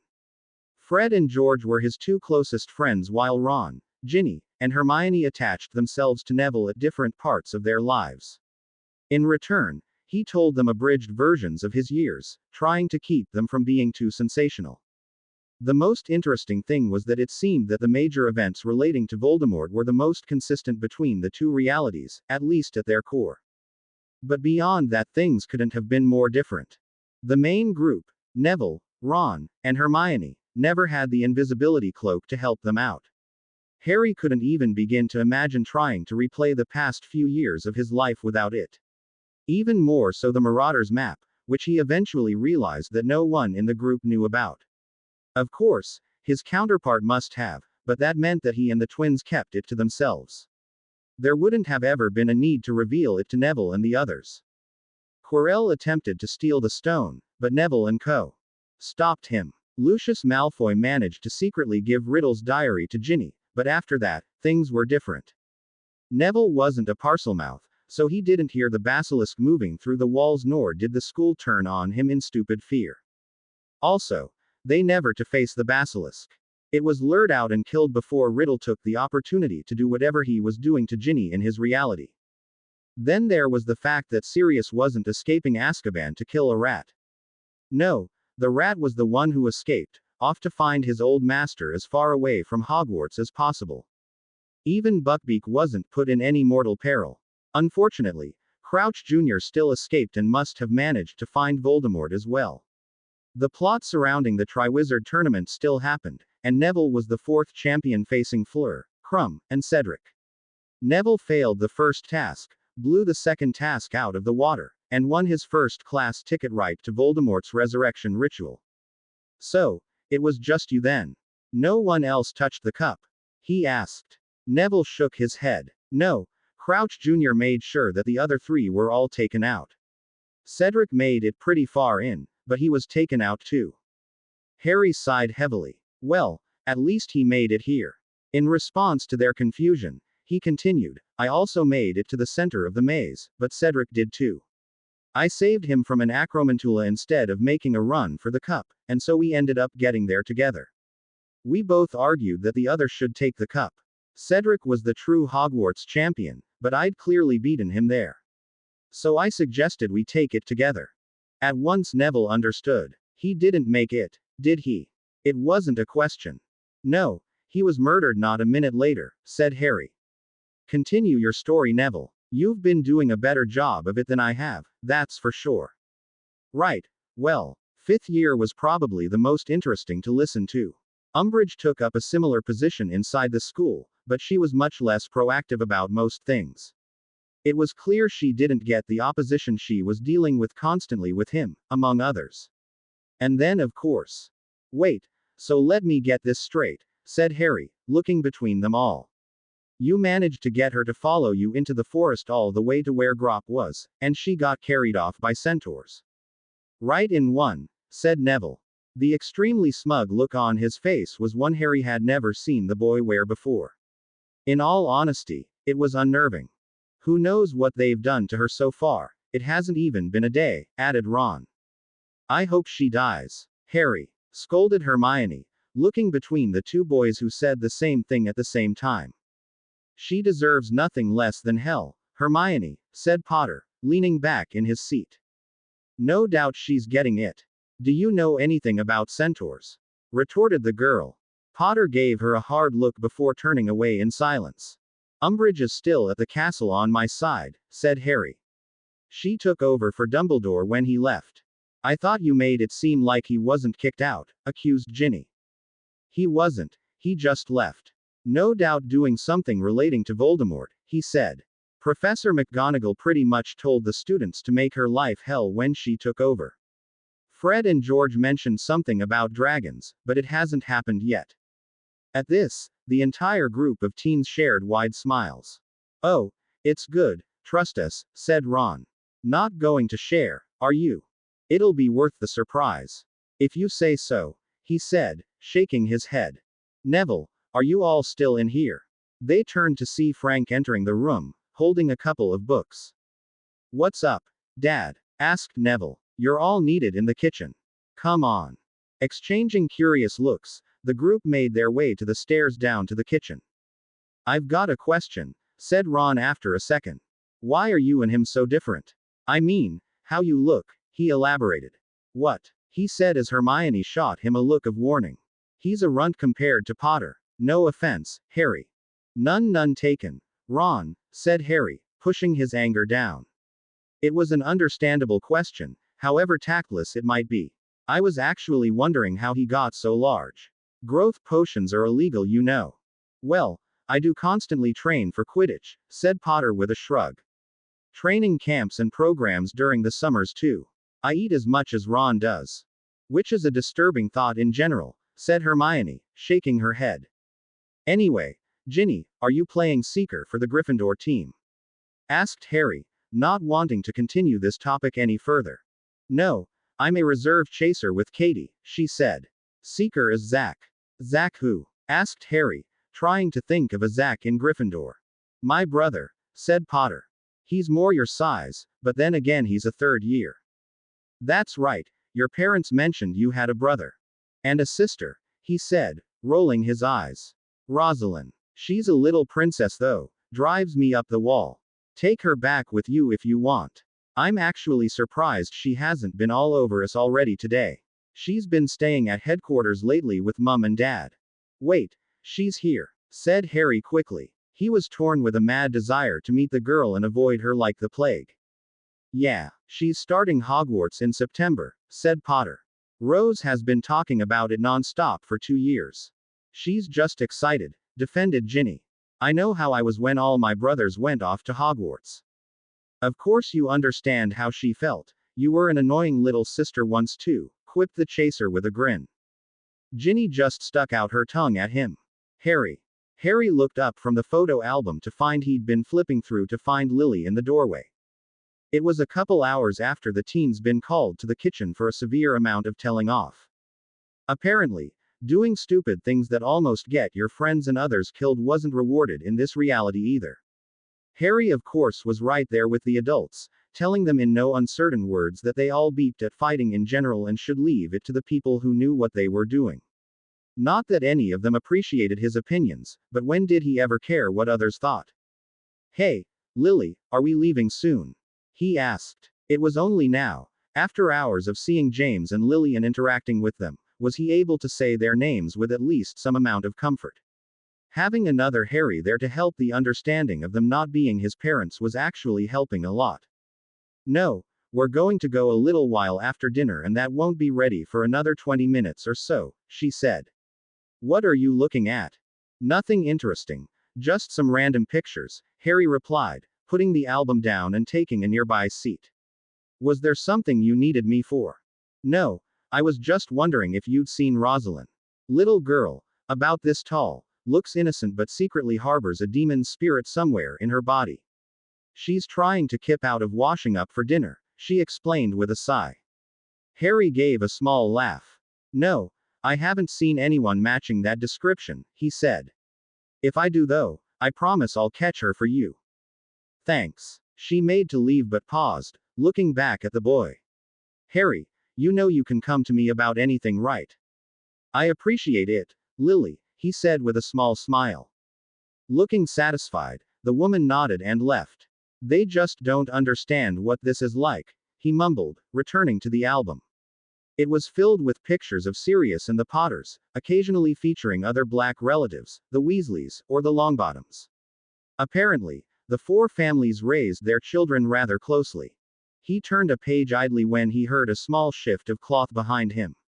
He didn't need to look to know that there was someone there behind him, watching his back. The mystery person been there for nearly 10 minutes now, just watching in silence.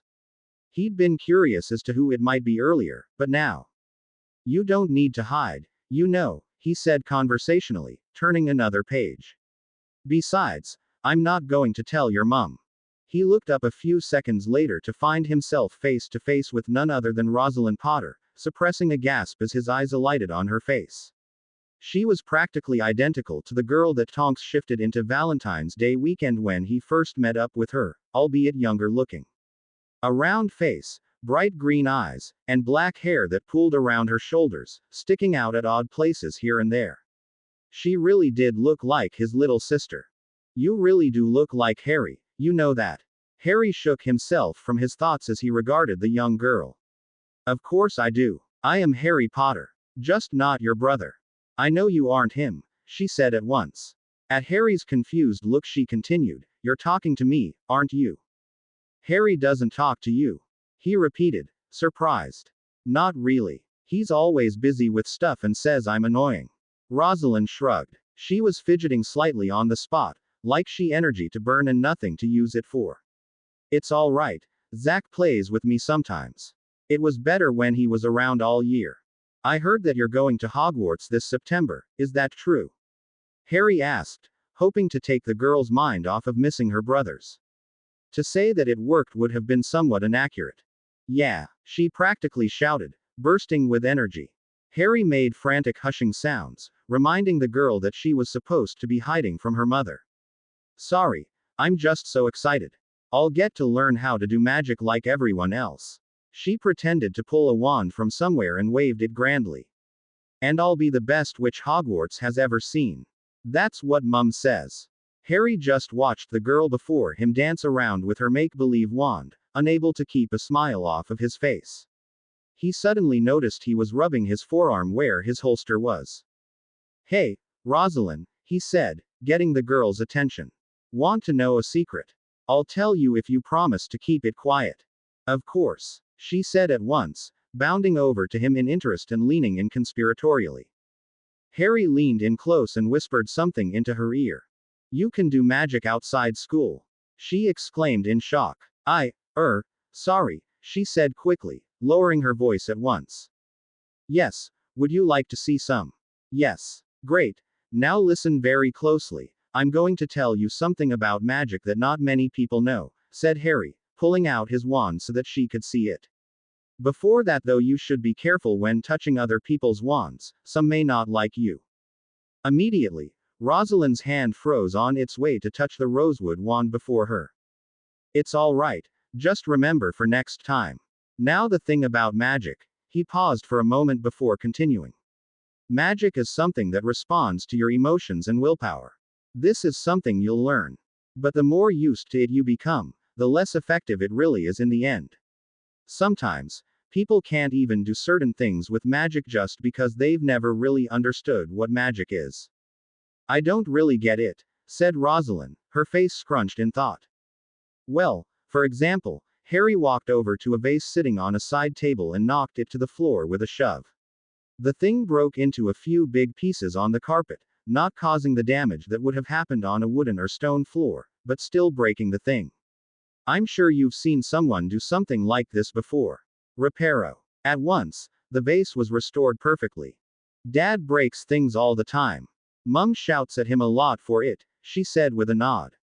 Harry waved his wand again, conjuring a fairly simple but elegant looking silver circlet, which he placed it on the girl's head. Her hands went to it straight away. It's impressive, sure, but it's not magical, said Harry. Not to you. This is magical. Harry waved his wand above his head in a great arc, letting a wave of multicolored sparks flow from its tip and form a multitude of butterflies and fairies that flitted about the room and Rosalind. It wasn't a spell really, just sparks and imagination. Some creativity, magical control, and the desire to make a young girl smile. The room looked more like a fairyland than anything now. A great number of blue ones settled on Rosalind's arms, making her giggle in delight. This is brilliant, she said excitedly, looking at them all. I don't know if you're aware, began Harry, walking over to the girl. But you're floating. He couldn't help but chuckle as the girl began to wave her arms frantically, making the spark creatures flit away and circle around the room with the others, landing on other objects that were also beginning to float lazily. Don't just stand there. Help me down, Rosalind whined, her body beginning to tilt backwards. Harry. But Harry was openly laughing now, having just pushed the girl lightly across the room. I guess the blue ones make things float if enough of them touch you, he said in interest, pretending to ignore the increasingly incensed girl that he was now pulling about by a foot. At least until her other foot connected with the side of his head, knocking him sideways and sending a buzz of magic through his system. Well, said Harry, scratching his chin. Looks like I'm in the air now too. Be it intentional or unintentional, Rosalind freed his tie to gravity and he was currently upside down, slowly turning right side up. You've got a fierce kick, you know. I'm sorry, she said in panic, not meaning to hurt him at all. But Harry was laughing again at the entire situation and after a few seconds so was she, the pair of them floating listlessly in the air through a crowd of spark creatures. It was a wonder no one came to investigate yet. He's a sweet boy, said Lily, watching the two children from her spot just beyond the opening to the next room. It's too bad he can't stay longer. Rosalind's never opened up to a stranger like this before. I don't know if I'd call him a stranger, said James, his voice equally soft. Rosalind doesn't get to connect to her older brothers much these days, and Harry's obviously never had a sibling before. It seems like he's the nicest boy you'll ever meet, but it's strange. What do you mean? Lily sighed. You don't understand. I get why he fought to keep me safe, but at the same time, I got hurt and his first reaction was a Cruciatus curse. To have grown up like that. I dueled him. Lily looked at her husband in astonishment. What? After we put the kids through the ringer for running off to the ministry, I pulled him to the side and said I wanted to see what he could do. I didn't see him fight earlier in the battle, and he talked like he was better than a bunch of the order members to begin with, not to mention the fact that he used an unforgivable. So either he was good or he just talked like he was. Regardless, I figured he needed to be knocked down a few pegs. Lily waited for him to continue, but he didn't. Well, she prompted. He's raw, but he's good. He actually is better than some order members. He's got talent, drive, and he's not afraid to work for what he wants. He's even more than proficient at Abverto. Amazing reflexes. Leagues ahead of where I was at that age. James let out a long sigh. He's training to be a soldier, and to be honest, he's doing a really good job. I just hope he'll be able to hold on to the other parts of his life at the same time. I feel terrible, James. Lily closed her eyes, leaning against the wall. We're sending him back to a world where he doesn't have any of this. No one takes care of him. I feel like I'm condemning him to being alone. You know that isn't true, Lils. I hate it too, but it still doesn't change the fact that he doesn't belong here. He isn't our son. Lily just regarded her husband sadly. You're right, James. He isn't our son. He never got the chance. Ah, there you are, Harry. Harry glanced back over his shoulder to find Dumbledore looking at him in curiosity. Well, he couldn't blame him. Harry was standing just beyond the doorway to the main floor dining room that was off the parlor, stealthily looking in on the large group of people having an early dinner. The room was originally for the blacks to eat at while the kitchen was used for servants. Times changed of course, but the dining room certainly was very nice, especially considering that this house wasn't the darkest of dark like in his world. Just watching, he replied quietly, eyes moving back to the chatting diners. Well, why not go join them? asked Dumbledore with a smile. I believe we have gotten past the issues of having two Harrys about. Well, mostly, he amended, looking into the room. Besides, aren't you hungry? Not really. Harry pulled himself away from the doorway and walked past the headmaster, eyes averted from the man's gaze. Is it so hard to be around them? He asked, causing Harry to come to a stop. Of course, Dumbledore pieced everything together. I thought the opportunity was something you were rather grateful for. Harry turned back slightly, watching the headmaster over his shoulder. You know, despite everything I've gone through in the last day, a part of me still thinks this is all a dream, he said. I mean, it's just like the mirror of Arised, only I can actually touch it. Still, I can't be a part of it. How do you think that makes me feel? Dumbledore frowned. My apologies, Harry. I did not mean to upset you. I know you didn't. You aren't the kind of person to do something like that. Dumbledore responded with a small smile. I appreciate that you think such of me. Alas, I was not always so. You used to try to hurt people. Harry was looking at Dumbledore in surprise. You can't possibly be serious. What I was trying to say, Harry, was that it took a long time for me to become the man I am today. We all must start somewhere, changing and growing with experiences. Dumbledore stroked his beard a few times before continuing. I was quite spirited in my youth. Idealistic and filled with the passion to change the world. It is always a volatile combination, for better or for worse. Harry couldn't help but smile briefly, picturing a younger Dumbledore. Admittedly, it just ended up being a younger-looking version of the man with a long white beard. But his thoughts quickly returned to where they were earlier. It was difficult to rid himself of such heavy things. I was wondering what this Harry would see in the mirror if he looked into it. Who can really tell? Said Dumbledore. They arrived in the sitting room, which was deserted. Our desires can be as ever-changing as the weather at times. Additionally, our Harry has experienced none of the loss you have. I asked you, Harry began, looking out of a window at the street beyond, when you'd confronted me about becoming reliant on the mirror, what you saw. I realized later that it was a pretty personal thing to ask. I never actually apologized for my rudeness, now that I think on it. I highly doubt I held a grudge over it, said Dumbledore in amusement. Yes, well, you answered by saying that you saw yourself holding a pair of socks. Harry turned back to the headmaster. I honestly wouldn't be surprised if that was true, but it wasn't. One can never have enough socks, mused Dumbledore. But you are right, Harry. The heart will always yearn for what it does not have, and what it has lost. Kendra and Ariana. The headmaster visibly paled at this, looking at Harry in shock. How do you know those names? He asked. They are buried in the same graveyard as my parents, he explained quickly. Dumbledore's reaction was not what he'd been expecting. I went to visit the place where it all happened and ended up looking to see if their graves were there. I came across the two Dumbledores first though. They were your family, right? Dumbledore sighed heavily. Yes, my mother and sister respectively. I loved them both very much.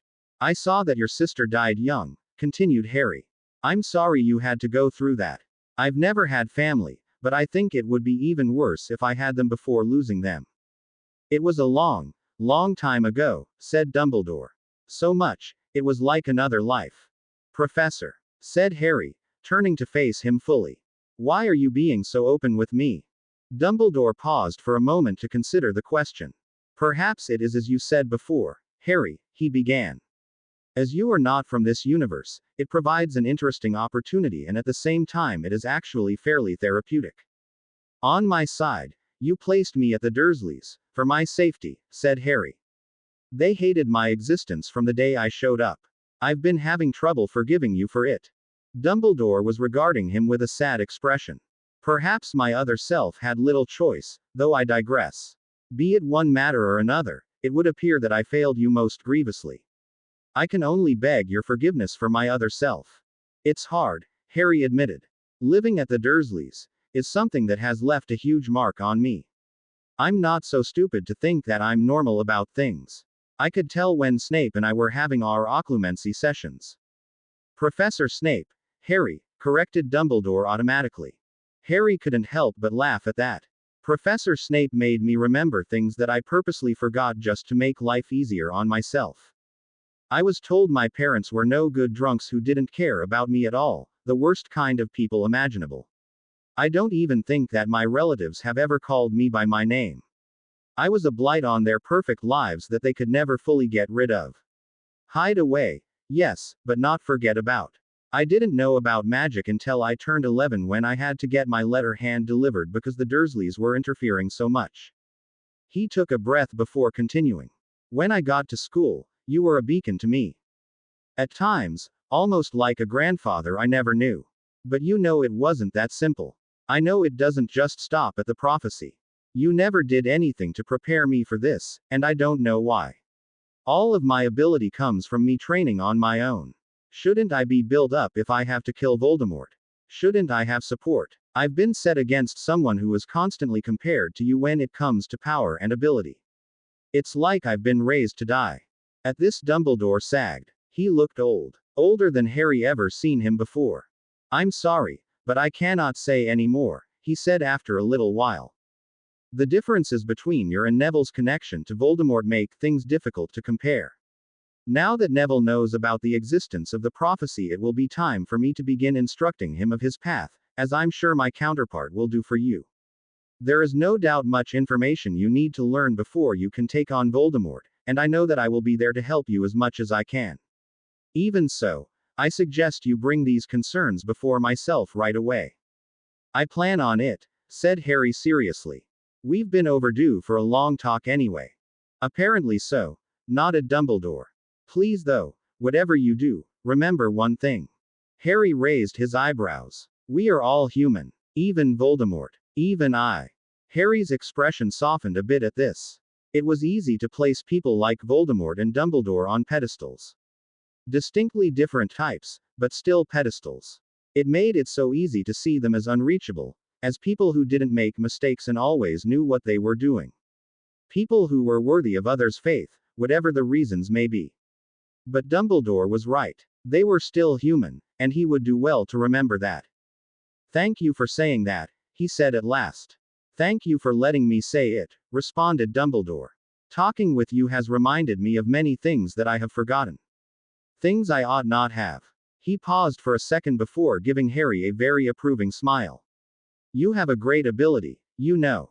What do you mean? Asked Harry, thrown off by the sudden change in topic. The ability to make people reflect upon themselves and grow is very valuable in an individual, and especially a leader. I only wish we had our conversation sooner. Thanks, said Harry, pleased at the compliment, though he still didn't really see what Dumbledore was talking about. Now, you should get some food in you, said Dumbledore, motioning back to the dining room. You will be heading back shortly and, if I'm right, it will be almost exactly when you left. You've got a difficult fight ahead of you and you will need your strength. I will, said Harry. He looked back towards the dining room before heading off to the kitchen. I think I'll grab something downstairs though. Dumbledore nodded and moved to walk beside him. Please, allow me to join you.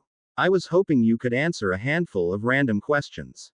For curiosity's sake, nothing more, he explained at the look Harry was giving him. For instance, now that you've met two Albus Dumbledores, I can't help but want to know which one has the better beard.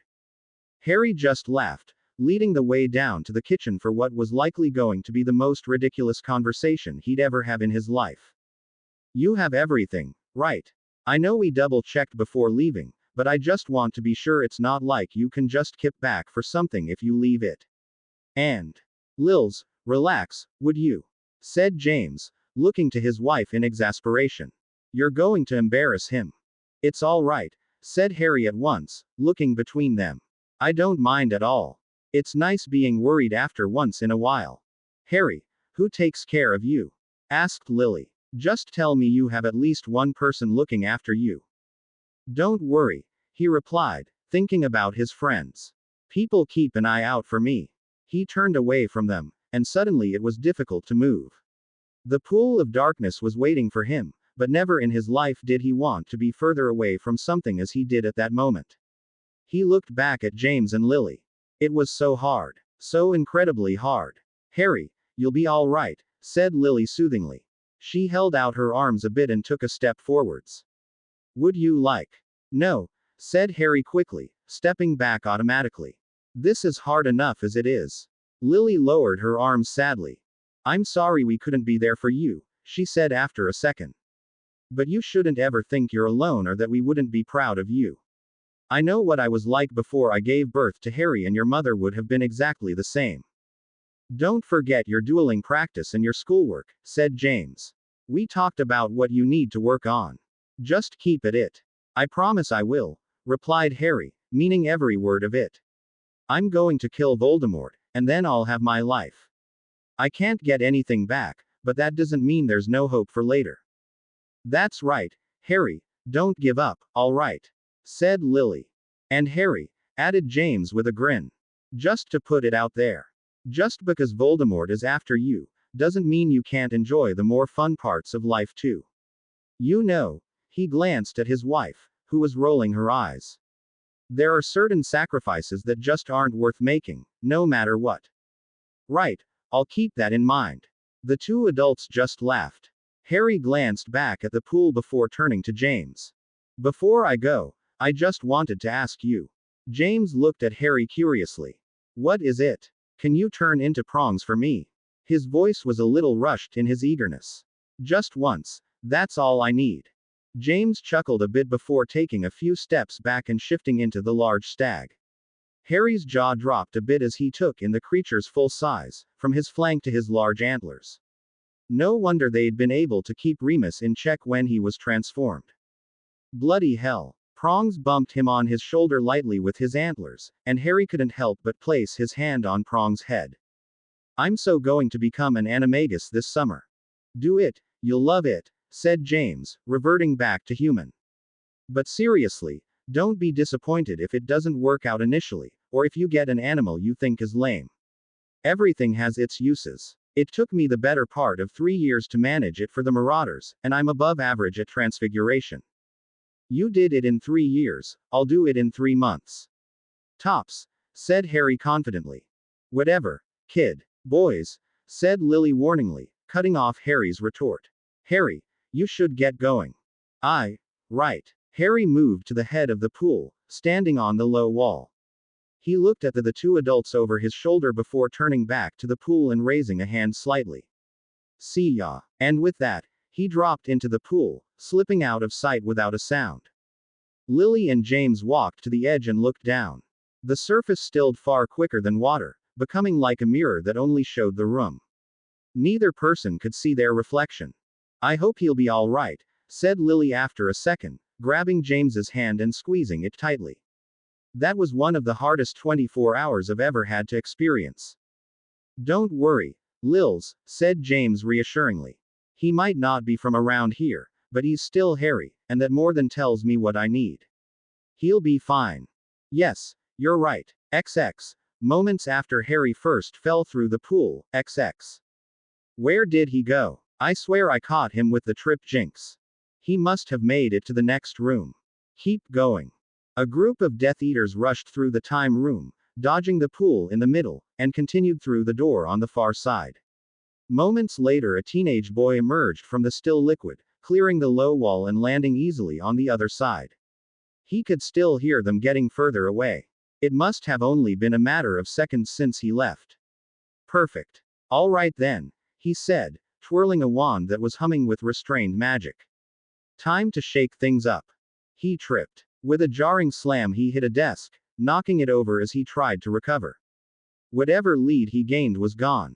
If only he had a few more seconds, he could have easily led them back to where he needed. Now he'd fight for his life in a tiny room with Voldemort's most feared lieutenant leading the charge. He could hear her laughter so closely. A glint of gold from a nearby shelf caught his eye, and he impulsively surged forward, closing his hand around a small hourglass on a long thin chain.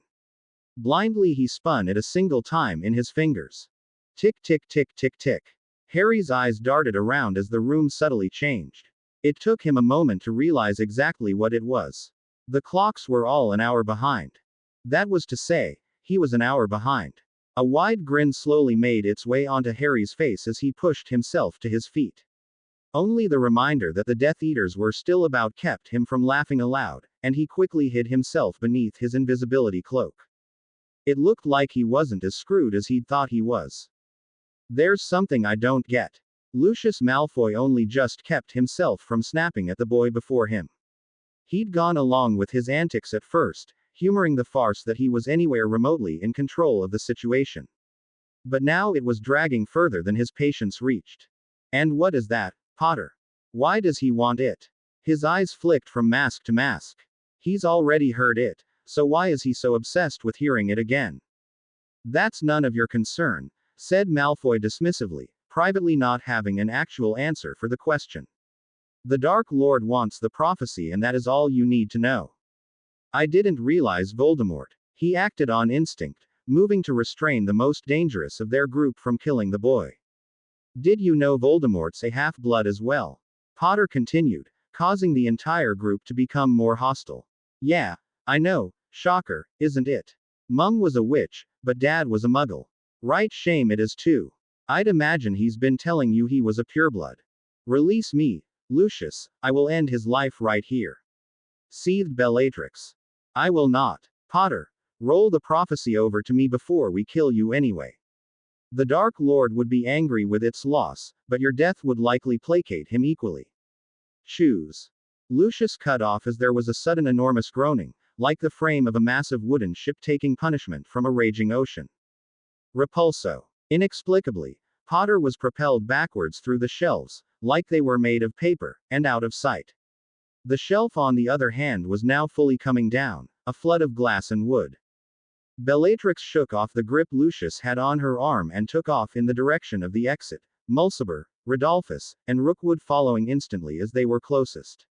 He himself was protecting the group from the debris with his wand, moving it aside so that they could also follow. But, stupefy. Red spells landed down the row from the opposite end, striking McNair and Avery before they even knew what was happening. The remainder of the group turned as one and returned fire only for the spells to crash into a shield. Harry Potter was standing there, a taunting grin on his face as he shook the object they sought lightly in his hand. How did he? Don't let him escape. Lucius' command was shouted as he began to run, waking the two stunned Death Eaters, as he passed. This way. There's another way out. The group turned the corner as they saw Potter duck through a door 6 rows over. Faster. We can't let him escape. The room they found themselves in was a large, dark sphere, lit by what could only be countless stars on the walls around him. Planets orbited around the center of the room where a glowing orange and yellow orb radiated heat and light. Avada Kedavra. Potter ducked the killing curse as he wove about the fast orbiting bodies. There was another door on the far side of the room. Run as much as you want, but you cannot escape us. A grin lit the man's face. With Bellatrix and the others already near the exit, there truly was no way out for the boy. They could run faster than him. It was only a matter of time. He was trapped like a rat. Ignoring the sharp pain in his side, Harry pushed through another door. One more gamble. Please, let it finally be. Stone steps and an ominous archway. He made it. Harry stopped in the center of the room before resting, breathing heavily. Whispers from beyond the veil pulled at his thoughts, but he shook them off. He dug into a pocket for a small vial that he quickly uncorked and downed, feeling energy rush through him as steam came from his ears. Now. The door slammed open and 8 Death Eaters rushed in, spreading out so they all had a clear shot of him. Now he just needed to survive until the order saved him. End of the line, Potter, Malfoy said, taking a few steps forward. I'll give you one final chance. Leave the prophecy on the ground and kindly walk through that arch. Harry raised his wand to the ready, and couldn't help but give his most challenging smile. After you. The first spell came for his chest. He sidestepped it and noted 2 more from wide angles. He ducked one and shielded the other simultaneously, writing once more to a series of flashes. The rosewood wand danced from spell to spell, deflecting with minimal movement as each attack was parried aside. 6 spells met their fate in quick succession, and Harry let out a steady breath, seeing everything and nothing at the same time. He made no move to return fire. Wah! The bloody hell, he's just a kid. The muttered shock betrayed the masked terrorist's surprise. Harry, on the other hand, was almost giddy. An energy was flowing through him that had nothing to do with the potion he'd just downed. This was the first real duel he'd entered into. One where his life was won legitimately on the line.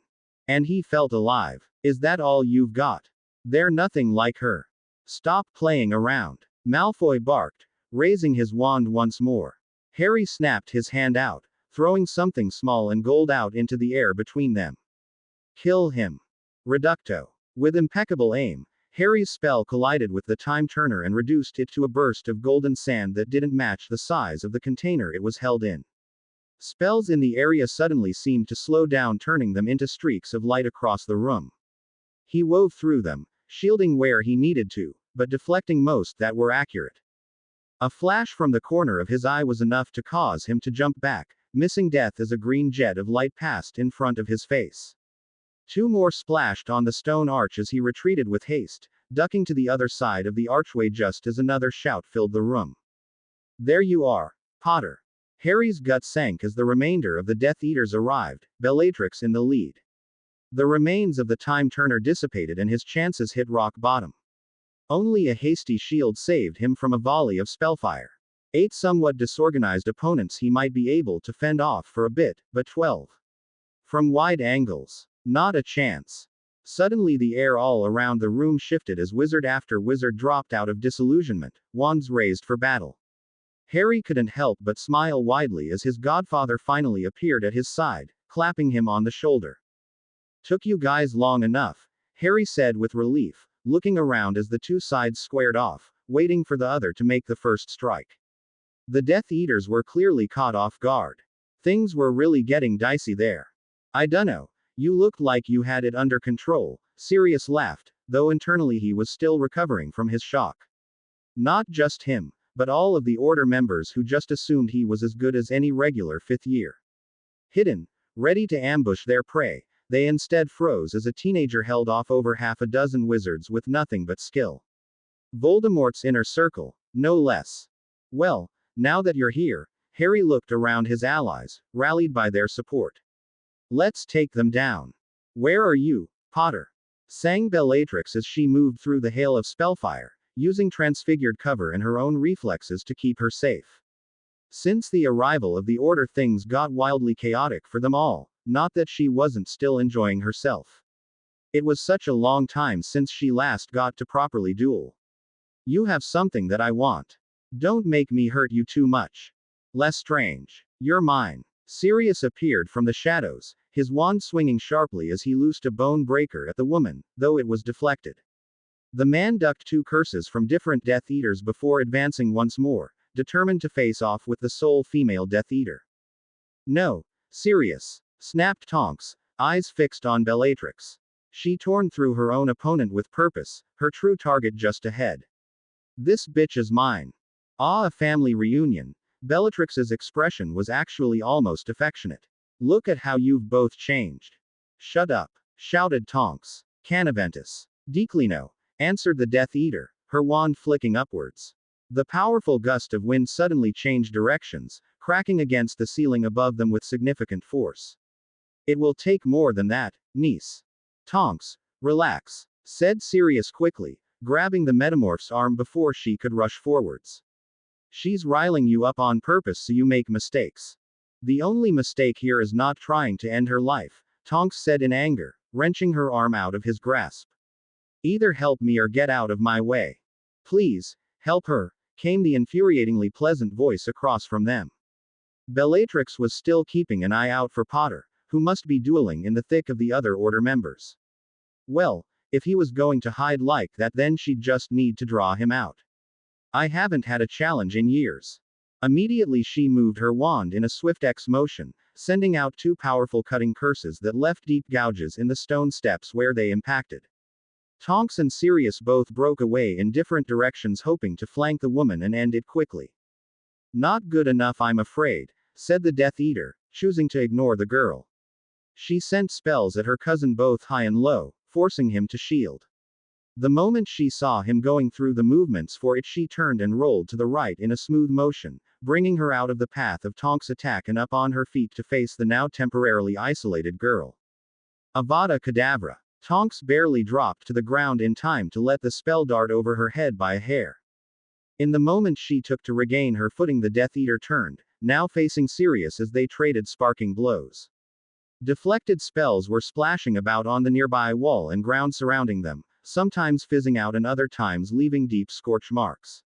Bellatrix suddenly feinted to the side, smoothly dodging another bone breaker, before managing to clip the man with a yellow spell in his leg.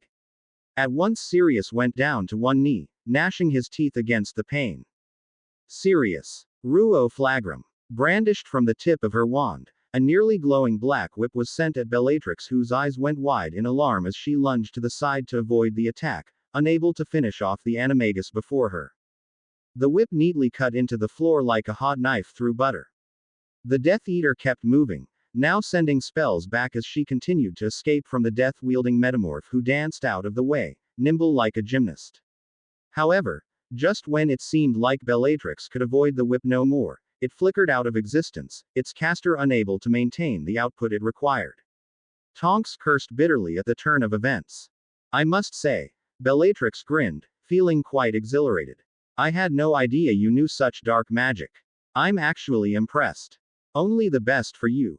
Tonks scowled, her wand up defensively though she wasn't casting anything. She'd held the whip for far too long. It was only meant for lashing strikes, not prolonged use of any kind. Don't forget about me, shouted Sirius. Nice knowing you, Bells. Deflagratio. Tonks shielded her eyes as best she could as the literal bomb of a spell lit up the entire area that Bellatrix was standing in, sending out a wave of heat and flaring light. It was not a spell for group fighting, but the woman was separated from the others, so he took the chance with a big finisher. He couldn't cast one of those again without exhausting himself. Is she dead? Asked Tonks as the smoke lingered, still watching the area with apprehension. At the same time she moved to position herself so that she was now fully facing the battle from afar. They were fortunate that there were so many Order members keeping the other Death Eaters occupied, else the duel would have likely been invaded with them being overtaken. Even in short amounts Bellatrix Lestrange had a terrifying presence. She barely did much to hurt them either. Hang on, said Sirius, moving to Tonks' side, though clearly with a limp. A wave of his wand provided a gust to clear the area, revealing burning ground. There was no sign of the woman. Where did she go? Tonks immediately jumped to place her back to Sirius, but neither could see her. That is, until Sirius spotted something that made his stomach drop. She played us. Harry was, all in all, having the time of his life. True, he was in the middle of a huge battle surrounded by Order members and Death Eaters, but he was holding his own pretty well and giving as good as he got.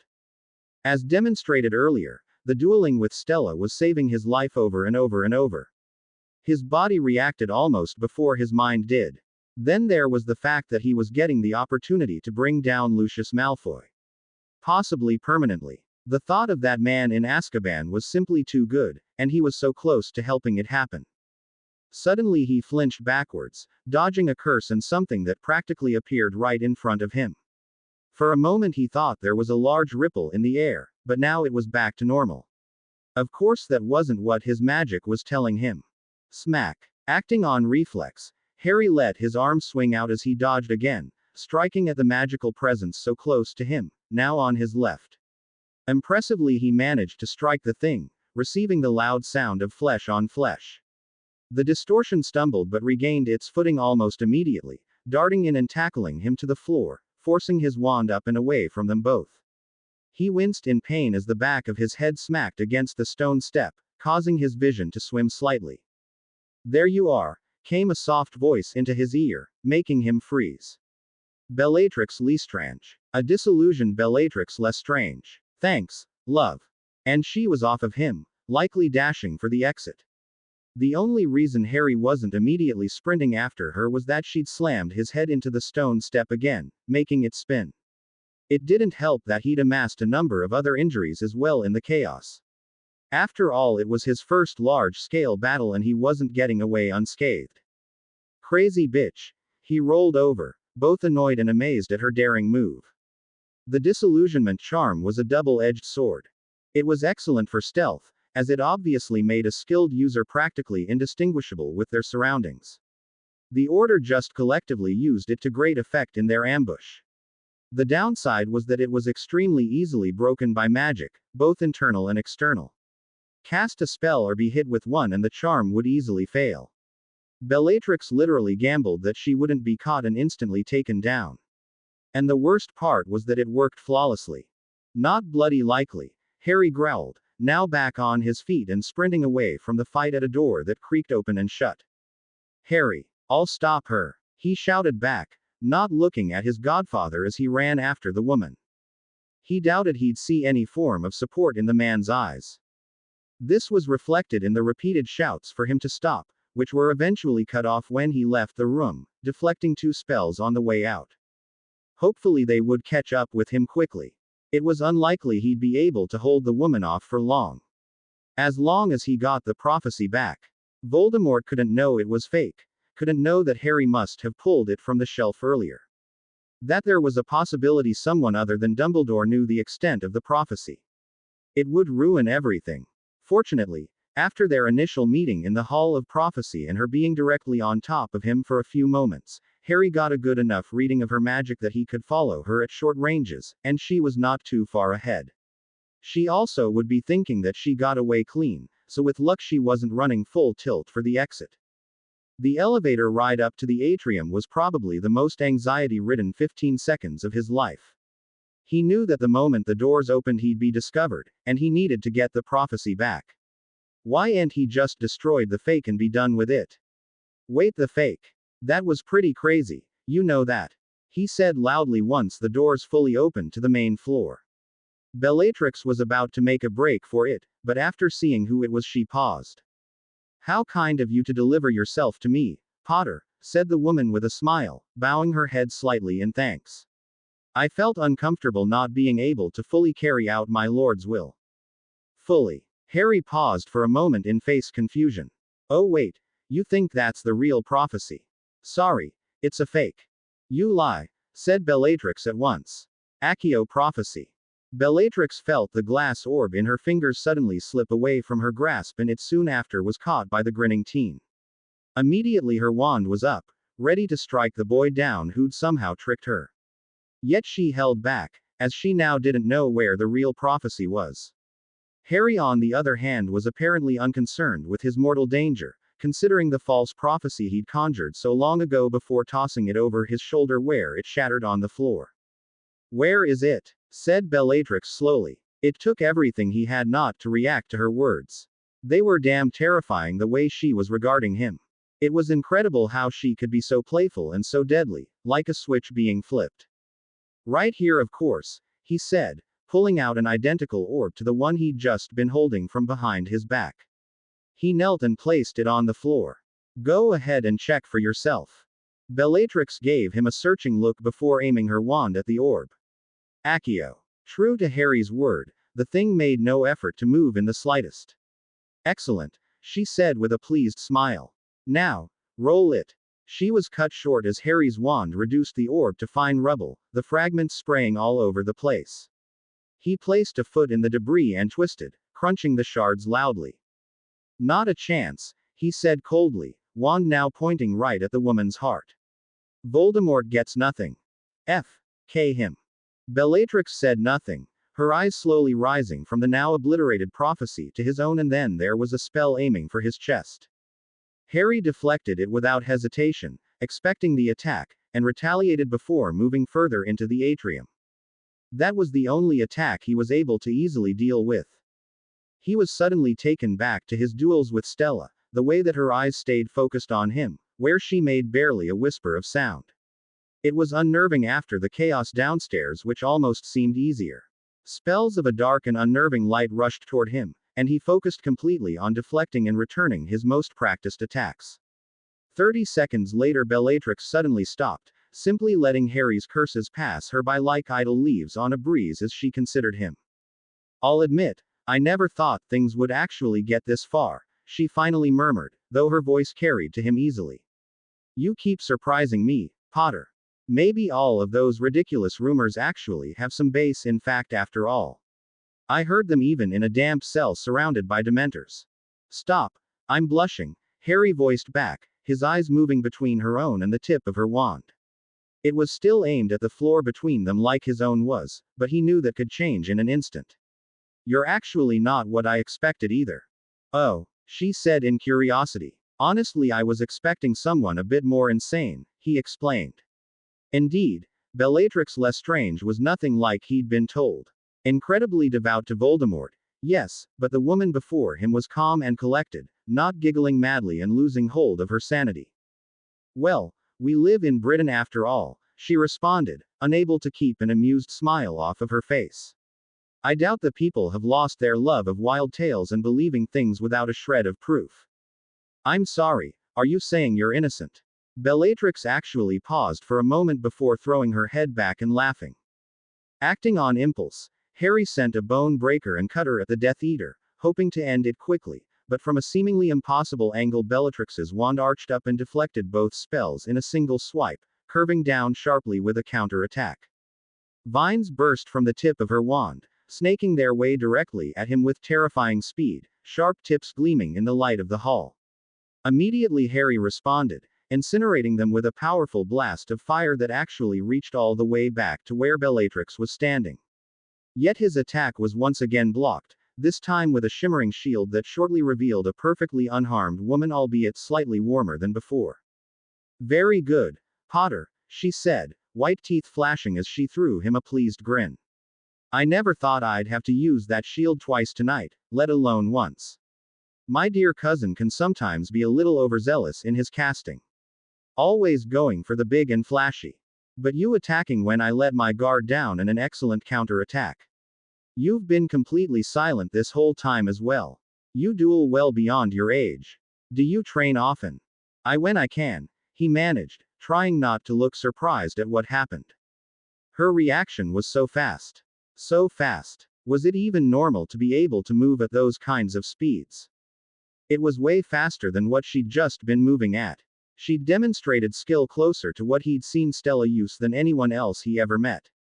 Hell, it wasn't even the first time he'd found himself comparing her to the castle spirit. Originally he'd thought he could last a minute or two, maybe 3 if he pulled out the really dangerous stuff he'd been working on. All until help arrived. But now, after that, there was just no denying it. He was horribly outclassed here. She actually seemed to be humoring the duel more than trying to win it at times. Maybe she was just a little unstable after all. Oh, he had a chance. Everyone had a chance to beat anyone, it was just a matter of how big that chance was. But in all honesty, he wasn't looking so great at the moment. He was already injured from earlier and the rapid movement from all the dueling would eventually cause him to crash. That's good, Bellatrix continued, unaware of Harry's inner dilemma. It wouldn't be fun if this ended too quickly. You've destroyed my lord's prophecy, and I know he will be angered to not have it, but your corpse would more than make up for it. You sure he won't take flowers instead? He quipped. Harry was saved from getting an answer by having to respond to a flurry of curses sent at him with pinpoint precision, no longer dueling for enjoyment, but for the end result. He was forced to throw up a wide shield as he dodged to the side, making a blitz for the only piece of cover he could use, the fountain. He barely made it behind the thigh-high wall before a chunk of it was destroyed, causing water to spill out endlessly onto the floor. A number of seconds later the rush ebbed to just the small amount that was being magically produced by the statues themselves, and the water on the floor slowed its spread. Now in a 20-meter radius, a perfect reflection of everything above it on the floor. It was highly disorienting. Come out, Potter, Bellatrix taunted, moving closer to the fountain with her wand lazily in her hand. The fact that Harry could attack her suddenly from a number of places spoke to her confidence, as she didn't hesitate in the slightest. Hiding is for the weak and talentless, not people like us. Crucio. Harry quickly ducked out of sight as the house elf's head went spinning off down the hall. He moved to the opposite side, conjuring a familiar palm-sized object as he was struck with a risky idea. Above you, he shouted, his voice echoing in the large room. Catch. Harry let the glass orb he'd just conjured fly in a large arc over his shoulder as he spun out from behind cover, sending a piercing curse at the woman's chest. For a moment, he'd thought he won. The shot was a quick spell, his aim was true, and just like every other human caught momentarily off guard, Bellatrix was unable to resist sparing a second-long look at the soaring prophecy, before her face registered the fact that she'd been tricked. Yet it wasn't to be. To Harry's utter astonishment, Bellatrix shifted to the side almost automatically, causing the curse to hit her in her non-wand arm instead of her chest. Just like he'd intended, the spell punched an inch-wide hole straight through to the other side, causing her to scream in pain and stumble back from the force of the hit, blood immediately spattering around her. However, this still didn't prevent her from retaliating with superb aim, catching the momentarily stunned Harry in the left shoulder with an equally pain-inducing spell. The force spun him to the wet ground with a crash, a yelp of pain escaping his lips before he forced himself to scramble back to the safety of cover. His action saved him from another 2 spells which left deep gouges in the floor from their impacts. Damn trick, Harry heard the Death Eater mutter, followed by a spell he recognized as one that Poppy used on critical injuries. A careful glance at the woman from behind his cover told him that she was indeed closing up her wound so that she could deal with it later. Healing. No fair at all, you know how difficult that is, he said roughly, trying to keep his voice from sounding any weaker than it did. For all he knew, his shoulder was broken. Sure felt like it. A temporary numbing spell let him breathe a sigh of relief, though he'd need to get it checked out later if there was a later. You're quite the trickster, Bellatrix growled, pulling herself to her feet and brandishing her wand at the statues. Harry could hear her feet splashing in the water as she moved closer. I'm honestly disappointed in myself for that one. But I won't be falling for something like that again. She began blasting pieces of the fountain away in earnest, turning swaths of marble into rubble as she swung her arm side to side. His cover began to shrink dangerously quickly. Don't die on me yet, Potter. We've only just gotten started. Bellatrix. At once the bombardment ceased. Harry froze, still hiding behind the remaining figures as the water lazily washed particles of dust away from the floor. He knew that voice. My lord. If Harry looked beyond his cover, he'd have seen Bellatrix immediately dropping to one knee, back to her enemy, her head bowed in submission. Approaching the 2 combatants from further down the hall was none other than the Dark Lord himself, Lord Voldemort. All at once Harry was aware of the new magical presence that was approaching them. He must have mixed it up with the other unfamiliar signatures around them, but now that he could feel it, there was something almost familiar about it that he felt he should know. Voldemort's magic was oppressive, and he wore it like a cloak. It felt dangerous. It was astounding he'd spent even a moment in his presence before and not been aware of it. Regardless, there was no way he'd forget that feeling anytime soon. For a few moments there was silence. Harry was now peeking out to see the Dark Lord stop in front of Bellatrix, not even looking over at the fountain where he hid. The woman lifted her head after a number of seconds, looking up into the face of her master. Master. Crack. Bellatrix's face jerked to the side as the back of Voldemort's hand connected with her cheek. Harry could easily make out her shocked expression, though she said nothing, keeping her head bowed again as she resumed her steady gaze at the man's feet. I expected better from you, Bellatrix. Voldemort's voice was soft and cold, like a mist in the dead of winter. He is not even half your age and you struggle against him. Clearly the influence of Azkaban lingers. You will erase it. Yes, Master, she murmured, not looking up. And the prophecy. Harry swore he could see the woman shudder slightly as she knelt there. The prophecy was destroyed by Potter. I take full responsibility. Crucio. Harry watched, unable to tear his eyes away from the woman as she screamed in agony, her fingernails scraping at the floor as her back arched uncontrollably, and it was over. Bellatrix lying on her side with her eyes shut tight in pain, whimpering slightly as the aftershock of the spell hung over her. Harry could only shudder as he watched, knowing exactly what she was just put through. I'll be sure to give Lucius the same when I next see him. Voldemort stepped over her body and moved forwards, causing Harry to begin to draw back behind his cover once more. Now, let's have none of that, shall we? Said Voldemort with a smile, flicking his wand at the boy. Harry was caught by an unseen hand and tossed unceremoniously onto the wet floor in the middle of the atrium, where he rolled a few times before getting back to his feet, wand at the ready. From second in command to the man himself, this day was really not going his way. Whose stupid idea was this whole thing, anyway? Oh wait, It was his. There we are. Much better, don't you think? Not really, Harry answered, eyes darting around. Bellatrix was slowly pushing herself into a sitting position, and he himself had nothing to hide behind any longer. If he felt outclassed by Bellatrix, was there even a word to describe this gap? Finally his eyes returned to the man before him and he froze. Wah! But you looked different, finished Voldemort, a hand stroking his face briefly. Gone was the snake-like visage he sported for so many months. Now he looked much more like the adult Tom Riddle Jr. might have grown into. Pale but not deathly-looking skin, a full head of well-kept and styled hair, even a small amount of perfectly groomed facial hair. The only remnant of his old look was his red-tinted eyes, a sharp contrast against everything else. Indeed I did, Harry. That was all in the mind. I appeared to you as I wanted to. I wanted to surprise you. Do you like it?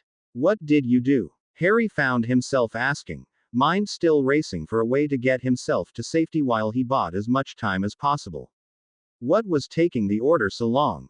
He'd initially assumed someone would follow him right off the bat.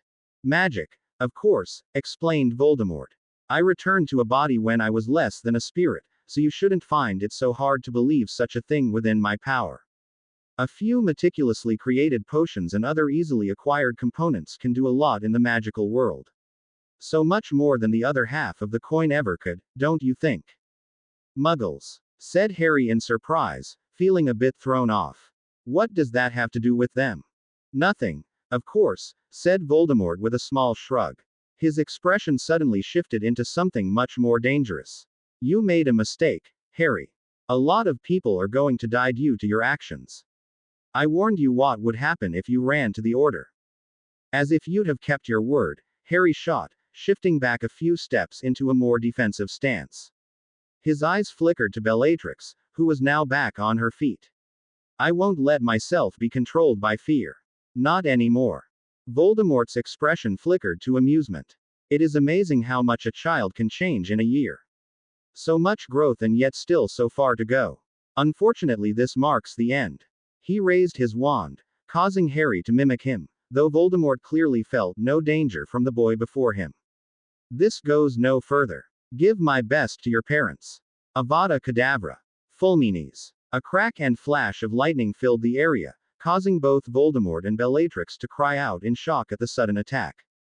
The untamed lightning left scorch marks all across the floor where it branched out, even electrifying the waterlogged floor, though it was too spread out to actually affect either adult. Unfortunately for Harry, neither Voldemort nor Bellatrix were badly harmed by the quick attack, the former shielding the latter. In the meantime, Harry was running full tilt in the opposite direction, aiming to put as much distance between himself and the two incredibly dangerous adversaries he was faced with. Potter! Voldemort roared, tearing off the burning sleeve of his wand arm which he'd thrown up in defense. His shield protected them, but Harry's lightning attack was extremely wild, which prevented him from blocking all of it completely. You dare attempt to use magic which you cannot fully understand. Allow me to show you what it means to master the elements. Fulmine Sar. Harry looked back over his shoulder in time to see what could only be described as a perfect blue bolt of lightning arcing straight for him. He'd been spending months on the most basic version of a spell like that, and Voldemort could do it cold. Totally unbelievable. The light was burned into his eyes as the zigzagging electrical energy connected him and Voldemort by what looked like a jagged, neon blue rope. Wait, that didn't sound right. How was he able to see it coming? Lightning wasn't slow. However much I would like to say something about heroes and arriving at the last possible moment, I believe that such a thing would be rather inappropriate, given the circumstances. You have no idea how glad I am you're here, Professor, said Harry weakly, backpedaling slightly away from the pole of metal that seemingly sprung up out of the floor in front of him. It took the lightning strike instead of him. Considering exactly what was happening right before I did so, I actually might, said Dumbledore, placing a hand on Harry's shoulder to help steady him. Through the blue streak in his vision, Harry could see that Voldemort was looking quite unhappy about the situation, Bellatrix at his side. Thank you for sending the letter, by the way, the man continued. Your owl truly is a marvelous bird. But how did you get here? The teen asked, glancing at the headmaster. He looked exactly as he last saw the man at Hogwarts, like he was reading a good long book in the library this whole time. The entrances are all behind those two, and there's an anti-apparition ward around this whole place. Even Voldemort came in the regular way, it looks like. Oh, I have my ways, said the wizard mysteriously, giving his signature eye sparkle. However, the sparkle quickly dissipated, leaving a gravely serious expression. Now, Harry, I need you to stand back and out of the way. Yes, Harry, said Voldemort, his voice cutting across them both. Stand back and let the fossil fight your battles. Tom, I would say it is good to see you again, but I would be most dishonest if I did so, sighed Dumbledore, his wand out and ready, though not pointing at anyone. Is there anything I can say to end this without us fighting? Trying to run from me, Dumbledore, spat Voldemort, his wand sparking as it picked up on its master's emotions. Every time we meet, you become more and more of a disappointment. And yet, every time we meet, I beat you in a duel, Dumbledore returned easily, his voice light. Hardly something for me to be ashamed of. You're quite talented after all. I think you'll find me a bit too much to handle this time around.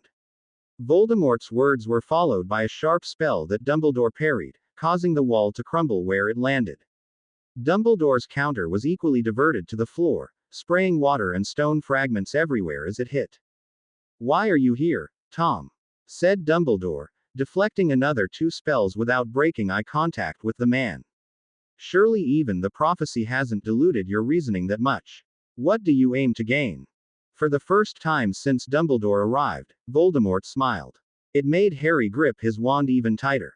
Britain has been without its lord for far too long, he said finally, settling himself into a more solid stance.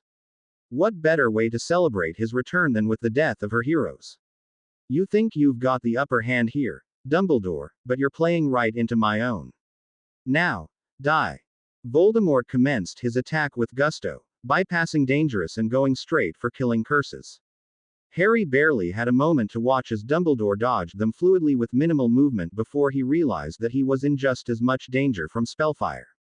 He did his best to stay out of the way as Dumbledore retaliated with a great flaming whip, lashing out at Voldemort and forcing the man to move to his right. A flick of his wrist, the whip suddenly transfigured into an enormous snake. Kill them, ordered Voldemort to the thing as he fired off another couple of killing curses.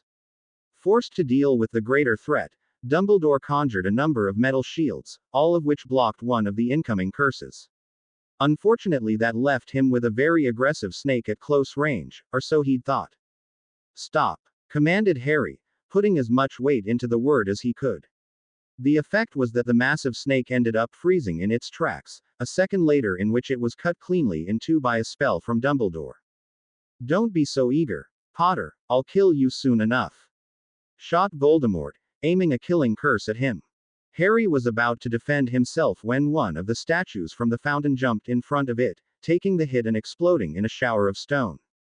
Dumbledore animated what remained from Bellatrix's onslaught, and they were currently advancing on both the woman and her master.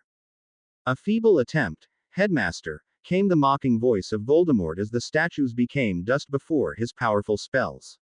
Yet effective. Harry, shield, Dumbledore barked, making Harry practically jump. Casting the strongest shield he knew in front of them, he watched as Dumbledore sent a small orange orb bulleting into the lingering dust cloud, which promptly exploded with the force of a small bomb. The force pushed both Harry and Dumbledore back several meters, but thanks to Harry's shield, that was all they felt. What the hell was that? Shouted Harry in alarm as the two retreated, unable to see with all the smoke. An impromptu dust explosion, said Dumbledore, his voice as level as ever. I transfigured the material of the statues before I animated them and ignited it. I'm sure Miss Granger would be happy to explain it to you when you next see her. Keep your wand at the ready, Harry, that will not be enough to stop either of them. But that was right in their faces. As if determined to prove Harry wrong, multicolored spellfire began shooting out of the smoke, forcing the two to go on the defensive, deflecting the spells they could and avoiding the unforgivables. Dumbledore watched Harry out of the corner of his eye before returning to his own share of the attacks. The smoke suddenly shifted from displacement as two tigers came charging through. Depulso, snapped Harry, sending one crashing back with an overpowered banisher. Dumbledore simply turned his into a teacup, after which he sent a burst of wind to get rid of the lingering smoke.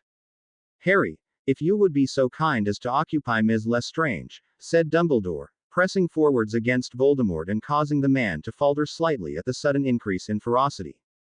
Harry was about to say something, but quickly leapt to the task to prevent the woman from cursing Dumbledore from the side, forcing her to shield against his spell instead. Come on, we never finished our fight, remember? He shouted, his voice sounding much more confident than he actually was. He doubted he'd be able to hold out against her for very long, but if he held back even a little, it could cost more than just his life. Miles away, Cornelius Fudge was rubbing his eyes in annoyance as a loud noise reverberated throughout his home. Someone clearly wanted to talk to him, and no doubt it was important, but that still didn't stop him from wanting to maim whoever it might be. Even if it were Lucius. Minister. The moment Fudge walked into the sitting room, he saw the floating head of Rufus Scrimgeour looking as mission critical as ever. You see what I'm wearing, Scrimgeour, this better be important. Death Eaters have broken into the ministry, the man said quickly. This was no time to beat around the bush. The Department of Mysteries specifically. Madam Bones has organized a response, but we've been unable to make it past the entrance due to unexpected difficulties. What? Yelped Fudge, having frozen in shock at the news. What's the hold up then? You'll have to see for yourself, sir. With that, Scrimgeour vanished from the fireplace, leaving Fudge alone in the now darkened room. Without a second of hesitation, he grabbed a pinch of flow powder and tossed it into the fireplace, not caring about his state of attire, which was nothing more than a bathrobe and slippers, his wand sticking out of one of the pockets. Ministry of Magic. Green flames dominated his vision for a moment before he found himself in the atrium of the ministry in a growing crowd of people. Fireplaces were bursting into green flame to his left and right, admitting more and more people. Minister, quickly, you have to see. Now what's this all about? Snapped Fudge, pushing through to the front of the group, none of which were making it easy as they all were fixated on something in front of them. If we've been invaded, then you all need to Merlin's beard. Before them all, a ferocious duel was taking place between probably the most sensational people in the country. Not that they were close enough to put anyone in significant danger, but Fudge suddenly understood why absolutely no one would take a step forward. On the right was none other than Albus Dumbledore and a boy he recognized immediately as Harry Potter. Across from them, Bellatrix Lestrange and a man whose eyes flashed red in the light of the hall. As that, he who must not be named, breathed one of the hit wizards close by, terrified. He looks like he did over 25 years ago. He hasn't aged a day. We shouldn't we help? Said another, though it was clear from his voice he wanted nothing but the opposite. Everyone stay where you are, came a commanding voice above them all. Amelia Bones stepped out to the front so that she could easily be seen, fully dressed and ready for action. We will maintain our distance so we don't endanger Dumbledore or Potter. A distraction could kill both of them. Still, she added, turning back to face the duel. They were moving closer. Be ready to move. I don't think I need to remind you of your duty. Yes, ma'am, chorused her subordinates, expressions hardening as they steeled themselves. Amelia moved back into the group to where the minister was standing. Normally I'd be more than happy to say I told you so, but in all honesty I'd give anything to not have the opportunity now. Fudge just grimaced. Already he knew he was seeing what was likely the last number of days as his time as minister. But presently he could barely focus on anything but what was happening before him. You and me both, Amelia. Crucio. Harry dodged to the side, planting his feet and sending a wave of fire once more at the witch. Bellatrix turned the blaze aside, controlling it with her wand, only to send it straight back at Harry. Only a quick flame freezing charm saved him from being roasted, though it was certainly hot as the fire washed over his body. It was a stroke of luck that the flames obscured him enough to prevent the woman from accurately downing him with a final spell. The duel was going on for the better part of 4 minutes now. It was a miracle that he'd been able to stay alive this long. The occasional save from Dumbledore might have helped as well. Don't lose focus, Potter, I've never felt so alive in years. Bellatrix shouted in glee, sidestepping another of Harry's curses now that the fire was gone and retaliating with one of her own. The Death Eater honestly couldn't be more pleased with what was happening. There was truly nothing like a life and death duel, and Harry Potter was actually using an assortment of very dangerous curses against her and her master, whenever the two duels crossed over. Deadly curses, if they hit the right spots. Her arm throbbed at the thought of the piercing curse that nearly put a hole in her chest. The other incredible thing was that despite having a number of injuries, far more than one she received from him, the boy was actually getting better. His movements were sharper, his spells more accurate, the collateral damage much higher when they missed. She found herself shielding more than before, still deflecting and dodging most, but those were only by a hair's breadth. A blast of bright light caused the woman to spare a glance at her master who was dueling to her left. The Hogwarts headmaster was pushing him back with a display of fierce and inventive spellwork. For an instant she wished it was her that was battling Dumbledore.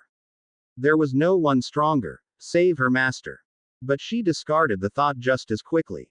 She knew that her master would push back even harder, show them all that he was the strongest. Dumbledore's last breaths were being drawn before her eyes. And that went for Potter as well.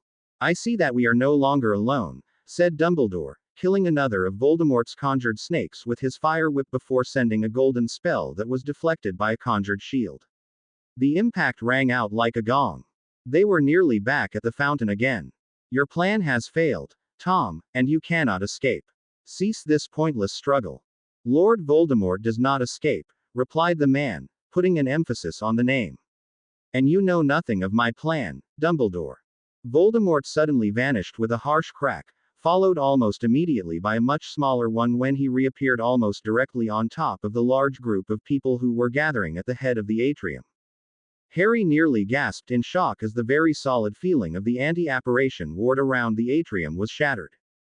Within 2 seconds Bellatrix and Dumbledore both relocated as well through apparition, Bellatrix at her master's side, Dumbledore standing between them and the ministry employees. Of course, this was all in addition to the wild shouting and wand drawing that occurred not moments later by practically everyone there. Many scrambled back as much as possible. Some even made a break for the outgoing fireplaces, not looking back once. "He tore through that ward like it was paper," muttered Harry, unable to keep the awe out of his voice. "Wonderful. I was hoping for a good audience," said Voldemort, watching the terrified witches and wizards before him. "What of Potter?" he asked the woman at his side. Frozen in his tracks, she replied, grinning. "Your display of power seems to have been a bit much for him. And nearly her as well." She knew her lord was unmatched, but to be able to cut through the wards on the ministry just through sheer force, "I will continue to duel him, master. He cannot stand against me with apparition. He is out of your reach, the Aurors will move to defend him." Whatever she might have said was silenced with a look. "Leave it. We have more important matters, Bellatrix.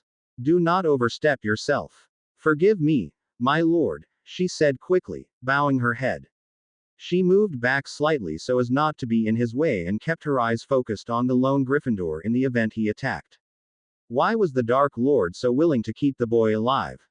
Even in a room of Aurors she could end his life in but moments given the element of surprise. "Enough of this." Dumbledore's voice swept over the area, bringing a swift calm to the fearful people behind him. Silence fell as wands steadied, all pointed at Voldemort, though none attacked. Dumbledore's presence brought confidence to all those behind him. "Even you are not foolish enough to attack such a large group with myself present. What is your aim?"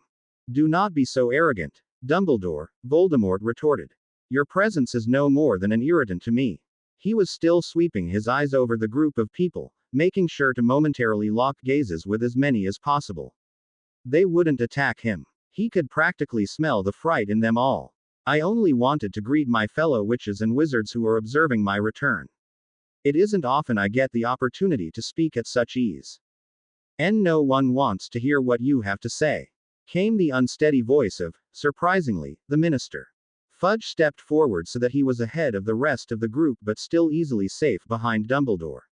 "You are a curse on this country. Be begone with you." His voice faded out as Voldemort turned his attention to the short man in his night clothing. "Minister, the Britain you have been watching over is no more. Wizarding kind is weakening, and will continue to do so, until someone who is willing to take necessary action steps up to the task. And you believe that person is you? Interjected Dumbledore, watching the man impassively. To lead us into the future with our hands stained in blood. It's not about what I believe, Dumbledore, it is about what needs to be done. No longer will the pure be overtaken by those who are nothing but imitators and thieves, by those creatures who have been and will always be beneath us. You know what I say is true, but you will not admit it. I will bring wizarding kind into a golden age, and woe be it to anyone who tries to stop me. And with that Voldemort was gone.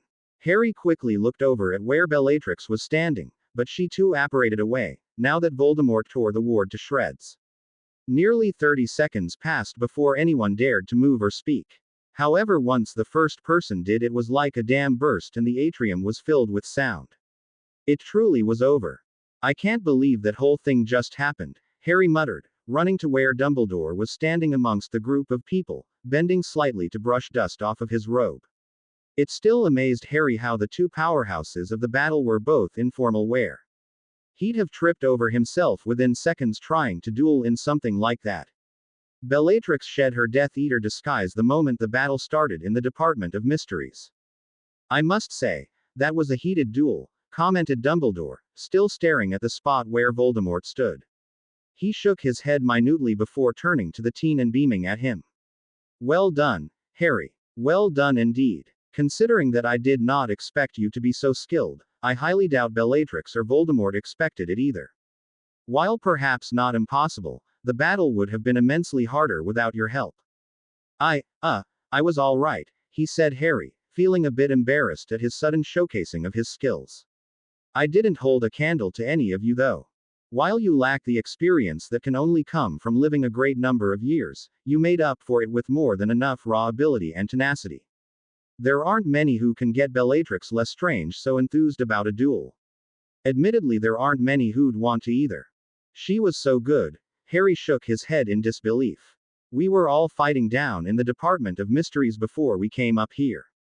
Voldemort hit her with a Crucio before you showed up, and I managed to put a hole in her arm by tricking her, but she still got me so many times. I barely made it. It was the truth. Now that the adrenaline was fading from his body, he was beginning to feel all of the wounds he'd accumulated over the course of the evening, and it did not feel pleasant. Yet you did make it, said Dumbledore, smiling at the two healers that finally rushed over to them and giving a suggestive look at Harry. They immediately began working on patching him up. I think that is what matters most. Yeah, I guess so, he replied tiredly. Mr. Potter, please take a seat, said one of the healers, conjuring a chair for him, which he sank into gratefully. That was one hell of a duel, kid, said the other, running his wand along his lower half with a diagnostic spell. You're incredible. And against those two, I thought you were going to end up as paste. Just don't tell Poppy. She'll kill me, Harry said raggedly, gasping a bit as the first healer removed the numbing charm on his shoulder. Yeah, some form of broken. McGonagall. He paused for a moment. Hermione. Actually, you know what? Don't tell anyone. Sorry. No can do, Harry dear, came a female voice that Harry knew quite well. Anything you'd like to say after that epic encounter? Of course you'd be here, Rita, said Harry dryly, looking over the healer's shoulder where none other than Rita Skeeter was standing in her prim green dress, looking like the cat that caught the canary. Hell of a canary, too. Couldn't you at least wait until I'm put back together?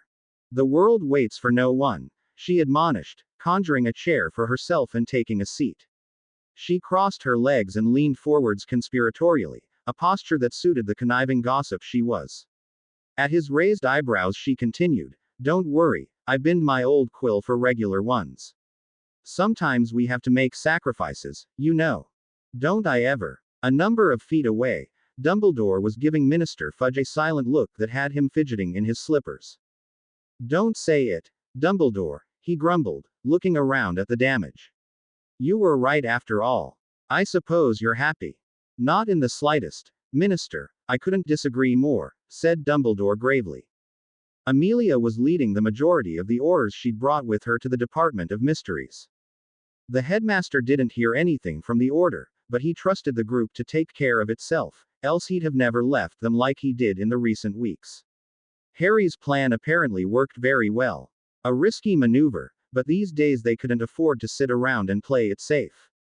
Now that Voldemort was back in the public eye, things would be different, and they'd need to act accordingly. Headmaster. Dumbledore turned to find the female healer that was working on Harry standing before him. We've patched Mr. Potter up. He only needs bed rest and maybe a potion to help with the pain. I don't remember seeing you get hurt, but are you in need of us as well? No, thank you, said Dumbledore with a twinkling smile. I need to return Harry to school. If that is all. The healer nodded and rejoined her partner, the two leaving Harry sitting next to the reporter. What was it like dueling Bellatrix Lestrange? She was asking, already on her second page of notes.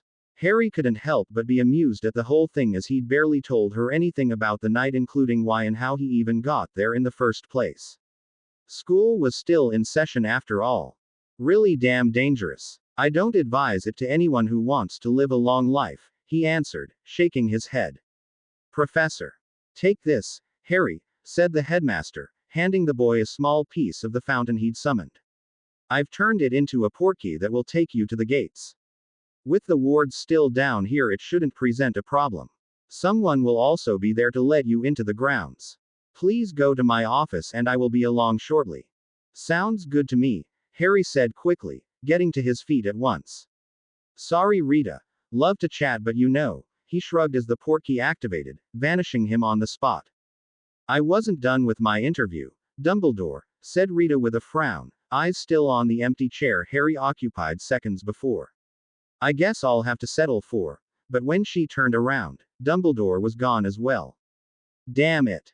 It was an hour later that Dumbledore found himself back in his office at Hogwarts, with Harry Potter taking the seat opposite the desk.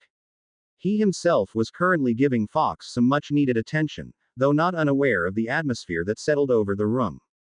If I had to take a guess, I'd say that you are patiently waiting for me to say something, said Dumbledore after a second of consideration. He frowned for a moment, considering what he'd just said, and nodded. Yes, that's it exactly. Do you agree? I'm giving you the chance to fully explain yourself, Headmaster, said Harry, arms still crossed expectantly. It wasn't lost on either of them that they'd just been in a deadly duel barely an hour past, but it couldn't compare to the importance of this conversation, and that was something they both understood. From beginning to end, I'll answer all of your questions, but you'll have to answer mine first. I think you owe me that at least. Indeed, you are right, Harry, Dumbledore sighed.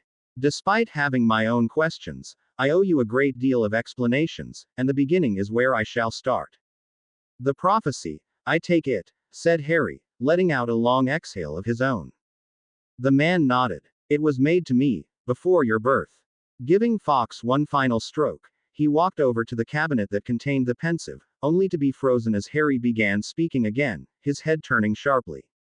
The one with the power to vanquish the Dark Lord approaches. Born to those who have thrice defied him, born as the seventh month dies, and the Dark Lord will mark him as his equal, but he will have power the Dark Lord knows not, and either must die at the hand of the other, for neither can live while the other survives. The one with the power to vanquish the Dark Lord will be born as the seventh month dies. Harry said the entire thing with a blank look, still looking across the desk at the shelves behind it. He blinked and shook his head, finally meeting the headmaster's eyes. Trelawney's always had a flair for dramatics, but this one really takes the cake, you know. Dumbledore's hand stopped a centimeter from the latch. I was under the impression that it was destroyed tonight by you, he said, fully turning to face the boy. I imagine you didn't have the opportunity to listen to it either. Also, how did you know who made it? You're right about both, confirmed Harry, leaning back in his seat a bit. And Trelawney's initials were on the shelf, along with yours. Anyway, I didn't learn about it today. I've known about it since Christmas. Christmas, you say? Dumbledore was tugging at his beard. There is no one but myself who could have told you the prophecy in full, and I most certainly didn't. He paused for a moment and looked at Harry again. Though it seems silly to ask, did I happen to tell you the prophecy this past Christmas? No, Headmaster, you weren't anywhere near me when it happened, replied Harry, unable to keep a small grin off his face. Well, I'm glad that my memory is still going strong at least, Dumbledore continued with a smile, making Harry chuckle. In that case, I can only conclude that you discovered it from the source. You were moving about independently for a couple of days before the 25th after all. Am I correct so far? Yep, said Harry with a nod. Dumbledore nodded as well, now pacing slightly. Would I also be right in assuming that you were enraged beyond usual levels at the time you heard it? That's putting it mildly. Harry's voice was rather tight, though he kept it in check. But you are not unintelligent, Dumbledore continued. No doubt you realize the prophecy was what Voldemort sought. He looked up, eyes twinkling. The prophecy so heatedly fought over tonight was a fake, wasn't it? Right in one, said Harry. Best thing I've ever conjured in my life. A marvelous accomplishment for a fifth year, said Dumbledore in approval. May I ask what you did with the original? I destroyed it. All the better, he said with a nod. And most understandable as well. There is no chance now that Voldemort will hear it in full. That is, unless either of us tell him, though I don't believe that is something we need be concerned about. He didn't know the whole thing. Suddenly, the almost stupid motive that Voldemort been working under for nearly a year made sense. No, unfortunately for him, the Death Eater that was eavesdropping was discovered and expelled in the middle of the prophecy. Voldemort did not hear anything about a power the Dark Lord knows not, or beyond that. And the Death Eater who overheard the prophecy? Asked Harry, wondering what Dumbledore would say. Is he still alive? Yes, and that is all I will say on the matter. All right, I won't press you for it, said Harry. It's not like I'm consumed with the desire to avenge my parents. I've actually. He paused, looking at the ceiling. I've made my peace, I guess. Dumbledore let out a small breath. I'm pleased to hear that, Harry, said Dumbledore after a few moments, his voice soft. As you know the prophecy, will you permit me to begin my story? Harry sat up in his seat, leaning forward slightly. Yes, please. I know that you have been researching the first war against Voldemort and his Death Eaters, began the headmaster, now taking the seat behind his desk. We were losing, yes, but it was far, far worse than most believed. There were so many factors that aided in Britain's certain doom. To begin with, Britain's magical community has always been made up of mainly conservative witches and wizards. That isn't to say they were as radical as the Death Eaters, but the ideas of isolationism, pureblood superiority, and altogether the dislike of anything non-magical and non-human were strong. They still are, if you look for it enough. Voldemort had a very firm grip over the country and its people. His incredible intellect, magical ability, unwavering drive, and lack of morality were all great assets that took him above and beyond what the ministry could reasonably handle, particularly with its decline in power from less than exemplary ministers. With Grindelwald's end due to my own actions, I was immediately turned to and relied upon to help assist the anti-Voldemort movement. He paused once more, a small sigh escaping his lips. I will not lie to you, Harry, when it comes to magical strength and ability, Voldemort will always be my better. Why, you can't be serious, said Harry in shock. You beat him tonight, didn't you? Besides, if that were true, then what's all this? The only one he ever feared, business.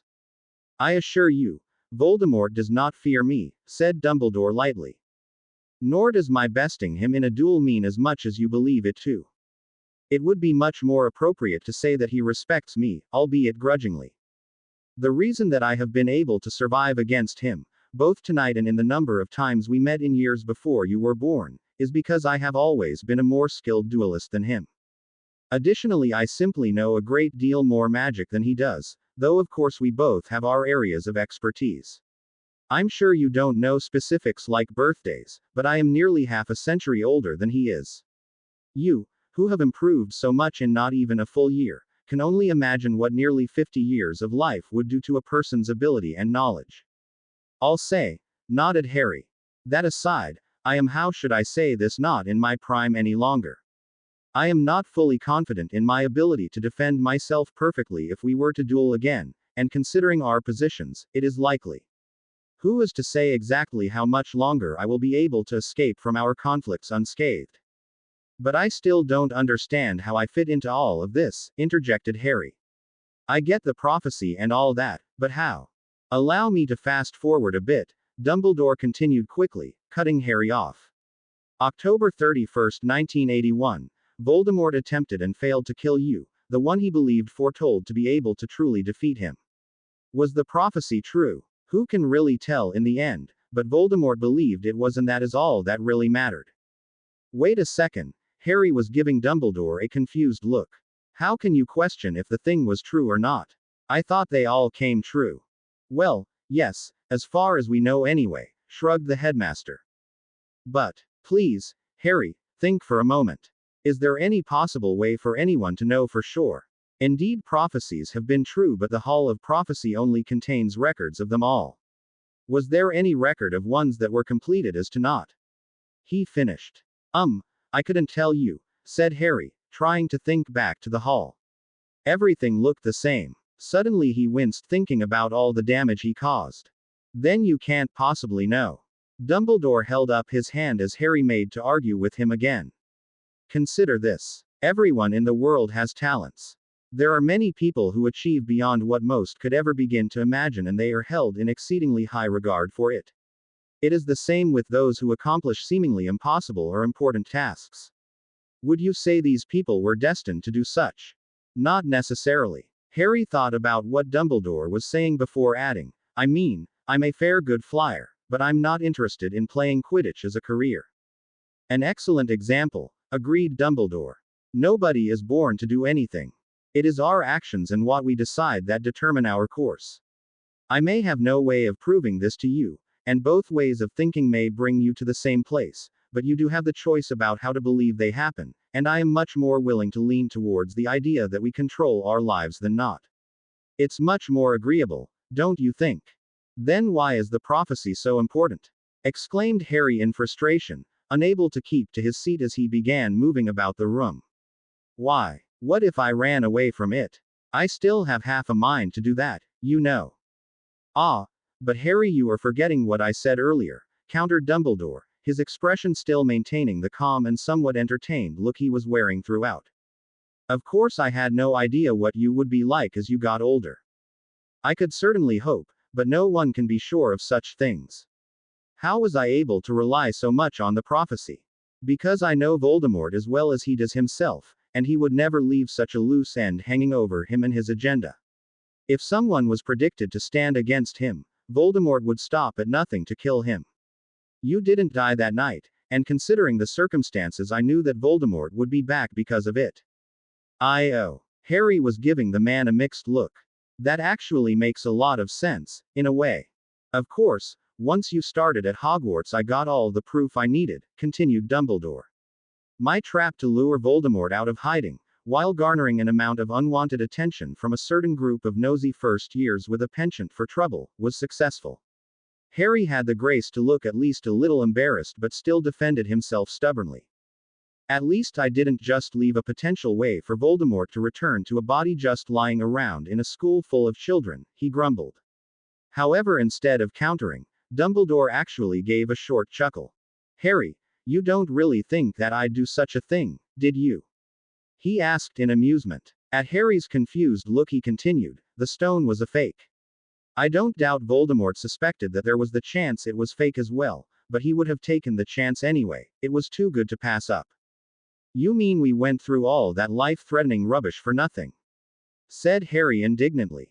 I wouldn't say for nothing, answered Dumbledore, though he wasn't quite meeting Harry's eyes, looking a little above his head and twiddling his thumbs.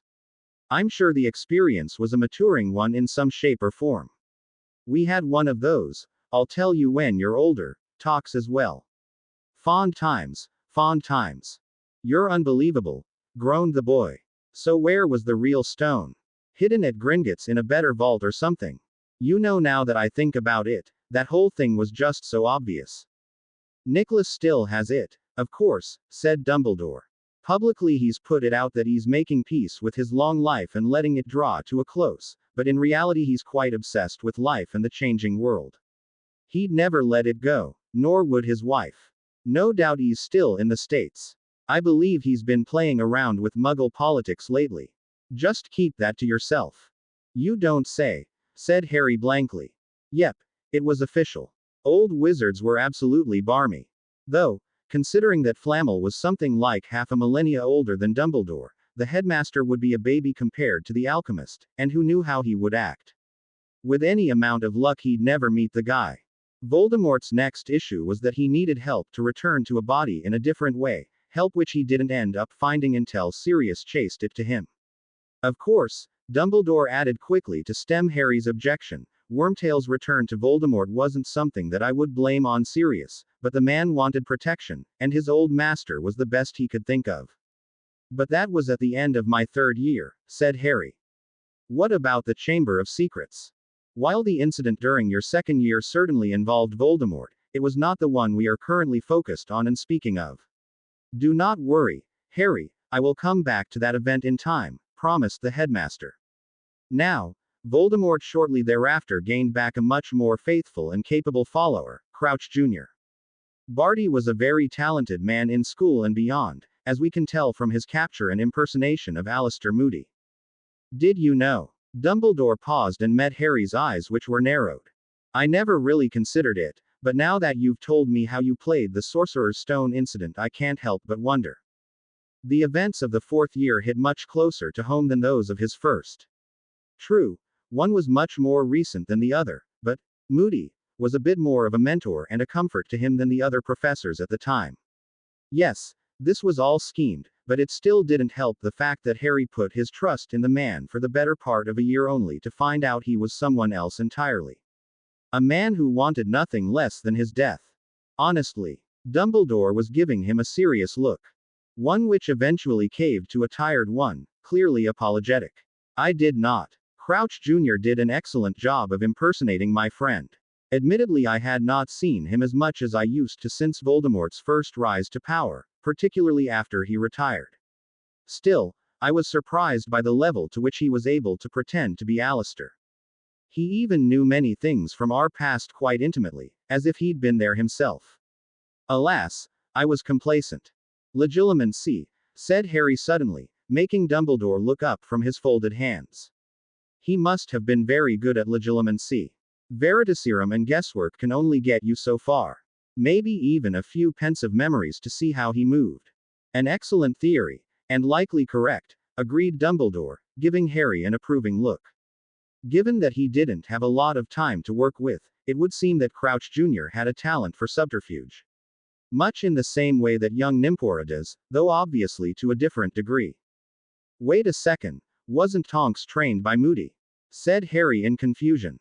Indeed she was, though that was the years prior to the Tri-Wizard tournament. It's too bad that she never visited during the event, no doubt she'd have noticed something was off. Dumbledore shook his head slightly. Unfortunately that didn't happen and Voldemort was able to return. Now at this point, he was still quite weak, however, you escaped once again. Your uncanny ability to foil him thus far despite the immense gaps between you made Voldemort think that maybe he was missing something. So while he recovered his strength, built up his foundation and prepared to come out in the open, he also hunted the prophecy, which he knew absolutely nothing about beyond the words he'd been told. This, along with his dislike of doing anything that hasn't already been well planned out, was what took him so long to make his move. But now he has, said Harry, frowning, and now it's real. Everything has changed. In a way yes and in a way no, said Dumbledore, holding out his arms. Voldemort can now start openly recruiting to the masses and other groups that would never have joined him without his showing his strength to the public. His lack of interest in killing us over his short but still lasting speech tells us much about his priorities in itself. However, on the other hand, his motives have never changed from the beginning, and through that we can easily plan for at least some of his coming acts. Specifically those regarding you. I've got one more question though, said Harry. Why hold all this back? Considering how much I'm involved, you could have said something. You are quite right, Harry, but you must understand that for a very long time I have been taking on the more complicated challenges of our society with a certain level of isolation from others, for whatever the reason. Keeping secrets from my allies and not telling the whole story are things I do without thought, simply for safety's sake. That isn't to say I feel I've done anything wrong. It is just that it has been a long time since I last worked with someone I could call a legitimate partner. I hope that you can find patience for an old man set in his ways. For a little while Harry just didn't know what to say. The man sitting before him was certainly not the one he'd been annoyed with nearly a year ago. I guess you don't have to be young to learn a lesson, do you? No, you do not, agreed Dumbledore, a wide smile on his face once more. All right then. Harry sat up in his seat, leaning forwards a bit. What's the plan? How do we move forward from here? Dumbledore gave him an appraising look before tilting his head slightly to the side. Well, I believe it is about time I took a greater hand in your education. Yes, Harry, that means what you think it does. Wait, really? He said in shock. You'll train me, personally. Unless you'd rather not. Are you kidding? When do we start? Harry said excitedly. Like he would ever pass up something like this. Don't get ahead of yourself, said Dumbledore, bringing Harry back to reality. Yes, we will have days for magic, but there is also a great deal about Voldemort I must teach you, both for your own benefit and in the event something happens to me as well. There is so much more to the entire situation that you simply do not know yet. Is that why you haven't done anything earlier? Harry was unable to keep the accusation out of his voice. Dumbledore gave him a sad look. You believe I have left you alone for far too long. Harry let his eyes wander over to where Fox was, watching the conversation in silence. It's not really that specifically. I just don't understand why you couldn't have told me something. That at least something was planned, instead of letting me sit and worry about everything as it got worse and worse. Would you have rather I took you under my wing the moment you got here? Asked the headmaster. To begin to prepare you for a battle even I was unsure about actually happening myself. Take you away from an entire world that you just became aware of. And your friends. He held up a hand to stop Harry from answering. You are right, I should have mentioned something earlier, though I still stand by what I've done. As you've made apparent, the home you grew up in left much to be desired. Being at Hogwarts was, I believed, the thing that you needed most. A fresh chance at friends and experiences far away from your relatives. And I believe that in the end it was for the better, don't you agree? You think that I wouldn't have made friends if you'd clued me in a little? Harry asked, clearly not really believing him. No, of course not, but it would have marred your thinking. I did not want you developing with that in the back of your mind. Also, it is sometimes better to come into something naturally over time than by being forced. Still getting a flat expression, Dumbledore sighed. I wanted you to enjoy as much of your school years as possible before Voldemort returned. That is the truth. As frustrated as he was, Harry couldn't help but smile a bit at the old man. His desire for people to be happy was overpowering to a fault. He eventually let out a sigh, letting his frustration go. The past was just that. The past. So, when do we start? 6th year. No, we will begin over summer holidays, said the headmaster. We cannot afford to wait, and you have more than proven yourself to have grown both as a wizard and a young man this year. You are ready to learn what you must. I only hope that I am equally ready to teach you. Don't worry, Professor, Harry assured him, giving the man a small grin. I've got nothing but faith in you. As do I, Harry. As do I. At long last the 5th years found themselves waking up on the first day of their owls. For some it was nerve-wracking, for others it was somewhat exciting, for Hermione. Harry, so help me, if you waste even a second of my last few hours I will end your life. Twice. For Harry, it was a bit of a nice return to normality. For the first time in weeks there was something more important going on in everyone's minds than talking about the Ministry and Voldemort. Or at least for most of them. The students who didn't have owls and newts were sitting their regular exams during the same week. It kept everyone focused on things that had nothing to do with him, and let him think about the coming summer in peace. His summer living arrangement was already completed. As he and the founders planned, Harry put in a special order at the trunk shop for a live-in trunk which he would pick up the day after returning to the Dursleys. Much like the tent that the Weasleys used during the Quidditch World Cup, but considerably more sturdy and portable. It was nothing spectacular, however much the owner of the shop attempted to convince him to spend more money, but it was certainly leagues better than what he was living in for the past number of years. His own bathroom, pure bliss. Especially considering that he didn't need to see his relatives once the whole summer if things worked out well enough. So why improve his lodgings at the Dursleys when he could probably easily live anywhere else for the summer, no doubt in better company? Well, there was just something about the small cramped room that felt secure. He had his privacy whenever he wanted it, and he didn't need to be constantly surrounded by Order members and the Weasleys. Not that he wasn't going to see any of them.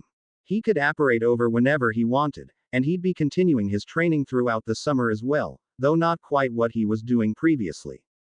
Besides, there were a number of things he wanted to research in the privacy of his home. One of which was Chapter 7, Animagus Transformations. So you've finally turned to the chapter on being an animagus, have you? I'm kidding, you and I both know you turned here the moment you opened this book. After all, being an animagus is one of the coolest things wizarding kind has going for it. Unless you end up a goldfish, I suppose. Anyway, there's a lot to consider here when we think about it, but it's supposed to be an informative book, so let's get down to it, shall we? An animagus is the term we use to describe a witch or wizard who has unlocked, and note I say the word unlocked, the ability to fully transform into a single, non-magical animal.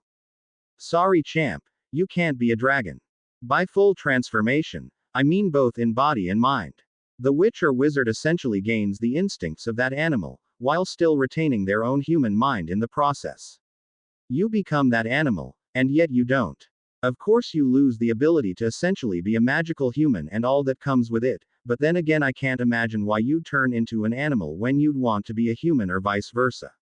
An amusing statistic is that there have been only 7 registered animagus in the past century. I say amusing, not because it is without a doubt 100% accurate, but because ironically the day that the ministry began requiring its citizens to register, the number of animagus in Britain dropped by an absolutely staggering amount. Numbers vary from source to source, but I'll be conservative and just say it dropped by about 50 times. So I wouldn't be surprised if there were at least a few hundred animagus scattered throughout the country over the past century. I'll even bet there's an unregistered animagus working in the department that would handle doling out that ridiculously large fine for breaking that law. Moral of the story: being an animagus isn't as obscure as people make it seem. It's just difficult and can take a really long time if you don't have help. But how does it work? There are so many curious aspects about it. Shall we start with the largest? What determines a person's animal? Is it fixed from birth, or does it change multiple times over the course of a person's life and then lock into place the first time said person does the transformation? Why is it stuck to animals and even a number of insects, uncommon as they are? How does the magic even know what animals are, or how many there are, or even what they all are? Is it limited to just animals that exist now, or can extinct ones come up too? Why is it only one animal? Is it possible to have more than one? And continuing that thought, is it possible to change your animal after already transforming into one? The answer to all of these: I've got no idea. No one does. A lot of people have made their life's work the study of animagus, and we're no closer now than we were then. One of the main problems with magic in general, as I've come to understand. There are theories, of course, plenty of those. And I think a lot of them are worth considering. It seems that animagus animals are somewhat related to the type of person who becomes one. The animal usually fits the personality fairly well. There are exceptions, but this has almost always been the case, and I'm more inclined to believe it than not. I'm a stag myself, and that's about as accurate as it gets. Joking aside, the most useful thing we know is that as a wandless magic, you can pretty easily determine if you can become an animagus simply by knowing if you can do even the faintest amount of wandless magic. Even then, you still never know, but it also appears that those who are more adept at wandless magic have an easier time achieving the transformation. So all in all, if you went off of nothing else, training wandless magic would help the most. Of course, you aren't going it alone here.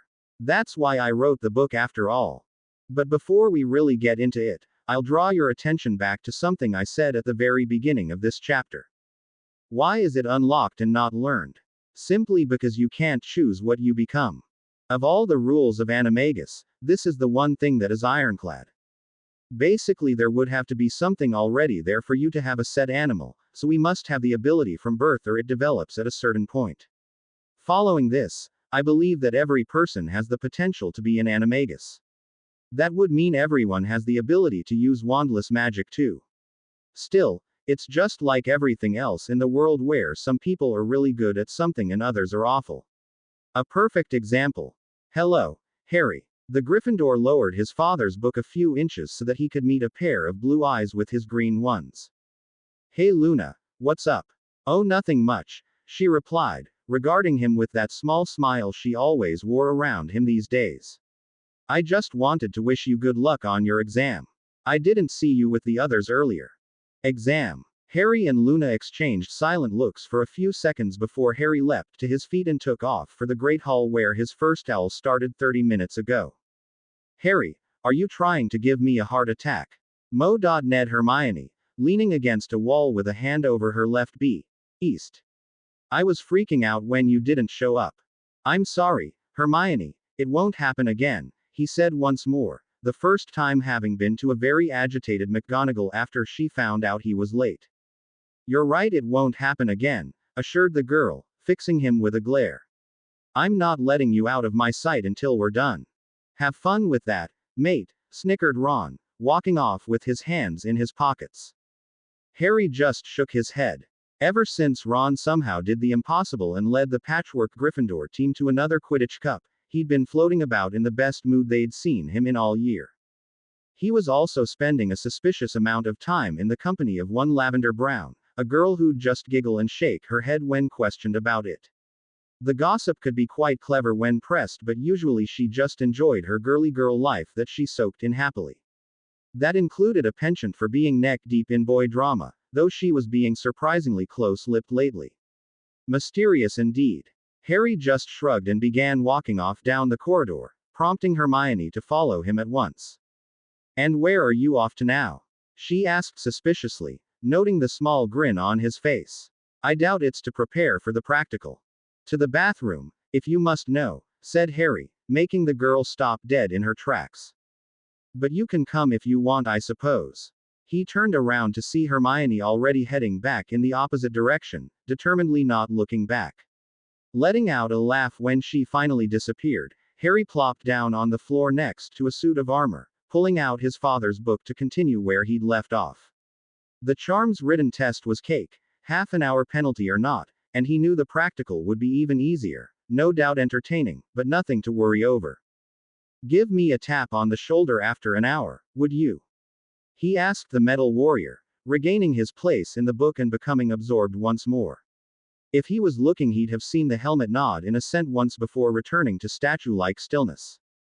I understand that we needed to relocate in order to have a private conversation, began Rowena, looking around with raised eyebrows, but was it necessary to take us all the way out here? Even as a portrait I recognize the enchanted forest. Forbidden Forest, Rowena, corrected Godric. We changed the name for a reason, remember. Though I do find myself wondering if our friend here knows. Harry, are you sure you are safe here? Asked Salazar, speaking before Rowena could retort. Harry just nodded. Safer than you'd think. We're currently surrounded by no less than a dozen snakes of various sizes. There are probably more even further out. Anything that decides to visit will be driven off or killed, he explained. I'm pretty well known by the snakes in the forest. Salazar gave him a very approving look. An excellent use of your ability. Thanks, said Harry, appreciating the compliment. He looked around at the three founders, all propped up on conjured surfaces so they could see one another. He himself was sitting on a stool. So, who wants to start? I would appreciate a little background on this woman, if it wouldn't be too much trouble, said Salazar. I understand she's been around for a number of months. Let me just start from the beginning then so that we're all on the same page, said Harry, looking between them. Receiving no objection, he took a breath and began. I've been using the room to train and relax for the entire school year.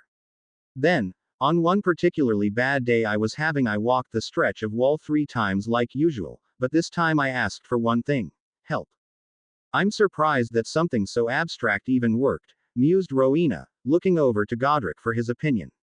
Indeed, it appears that the room of requirement has evolved to levels that we never even believed possible, he said, scratching his chin. To be honest, I think it makes a lot of sense, Harry said. I couldn't possibly put what I needed into words because I didn't know how to express it and what I really needed to begin with.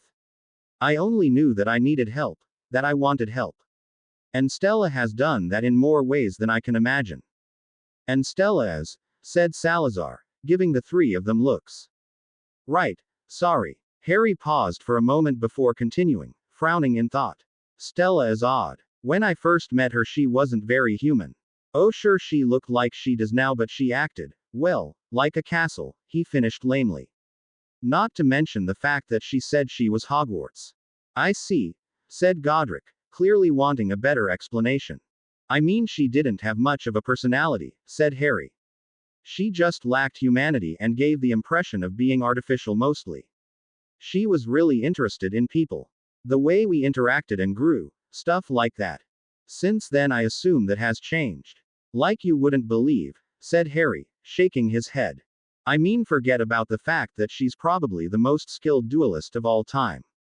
She's been soaked in magic and watching every single person to ever go through her walls for hundreds and hundreds of years. It's unreal to see her move. Yet as we've been interacting every day, she's been getting more and more human, even though the castle bit is still definitely there. I'd been wondering if it's just because she's been picking things up from being around me, but after a while I started to wonder something else. Harry paused for a moment before he continued, I know this is crazy, but what if she isn't learning but she's actually remembering? In other words, what if Stella isn't Hogwarts but an actual young woman? Said Godric. At Harry's nod he continued, well, Rowena and I are more inclined to agree with you than not, though as to how such a thing is possible is beyond us. You are. Harry was surprised. If there is one ultimate rule of magic, it is that magic cannot create true life, said Salazar, getting nods from his fellow founders. Be it from nothing or something that was previously living but is no more, magic will not work. There are many ways to give false life. Conjured animals are a prime example, but they are mere shadows of the real thing and require magic to give the impression of life to begin with. We ourselves as portraits also work in the same way. So how do you know that Stella isn't a false life, however perfect she is? Asked Harry, looking between the three of them. I mean, if anything had the magic to make it possible, then the castle would, don't you think? You've answered that question yourself, Harry, said Rowena. Having been around her so much, you can't help but feel she is real, and while Godric and I both believe that she is not, there is nothing suggesting otherwise. Of course, any of us could be wrong, but without a doubt there is something more to the situation than we are aware of. Which leads us to our problem, continued Godric. As portraits, we still retain a handful of useful powers in the castle, however, beyond that we are fairly stuck. So you want me to investigate something for you? Asked Harry, catching on quickly. Salazar, however, was giving the other two an apprehensive look. You wish him to go to the Keystone? He said, clearly not approving. What better way to investigate the mystery than by looking at the source? Said Rowena, returning Salazar's look with one of her own. If the girl claims to be our castle, then I have no doubt that something would have changed at its heart. That isn't what I'm saying, argued Salazar, losing his patience for the first time. You are talking about sending Harry to what could very well be his death. All right, time out, said Harry quickly, throwing out his hands in an effort to keep this from going any further. What do you mean, send me to my death? If we want to find out exactly what is going on with Hogwarts, what better way than to look at its heart? Posed Rowena, still seemingly unconcerned at the prospect of the matter being life-threatening. Your logic isn't lost on me, Rowena, said Harry dryly. It's the part about me getting killed that I'm trying to understand. Salazar. The castle takes an immense amount of magic to maintain itself, and the land willingly provides it. Still, we needed something to harness that magic. The result was the Keystone. It is in essence, the heart of Hogwarts. Or more appropriately, its magical heart. And it's dangerous? Asked Harry. Well, not inherently, but it is a mass of raw magic, said Salazar. If you actually interacted with it, you would probably be harmed in some way. There is even further danger from the amount of protections around it.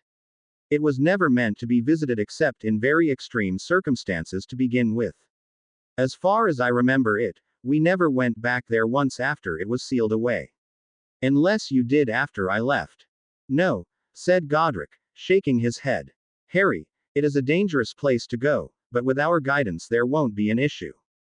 I'll be perfectly honest, I don't believe you at all when you say that, said Harry dryly. How do I get there anyway? At this the founders actually looked a bit resigned. Well, began Godric after a second, as a safeguard, we made it practically impossible for anyone to access the keystone without our knowledge. The only way to get there is to have the way unlocked by the four founders together. It's impossible otherwise.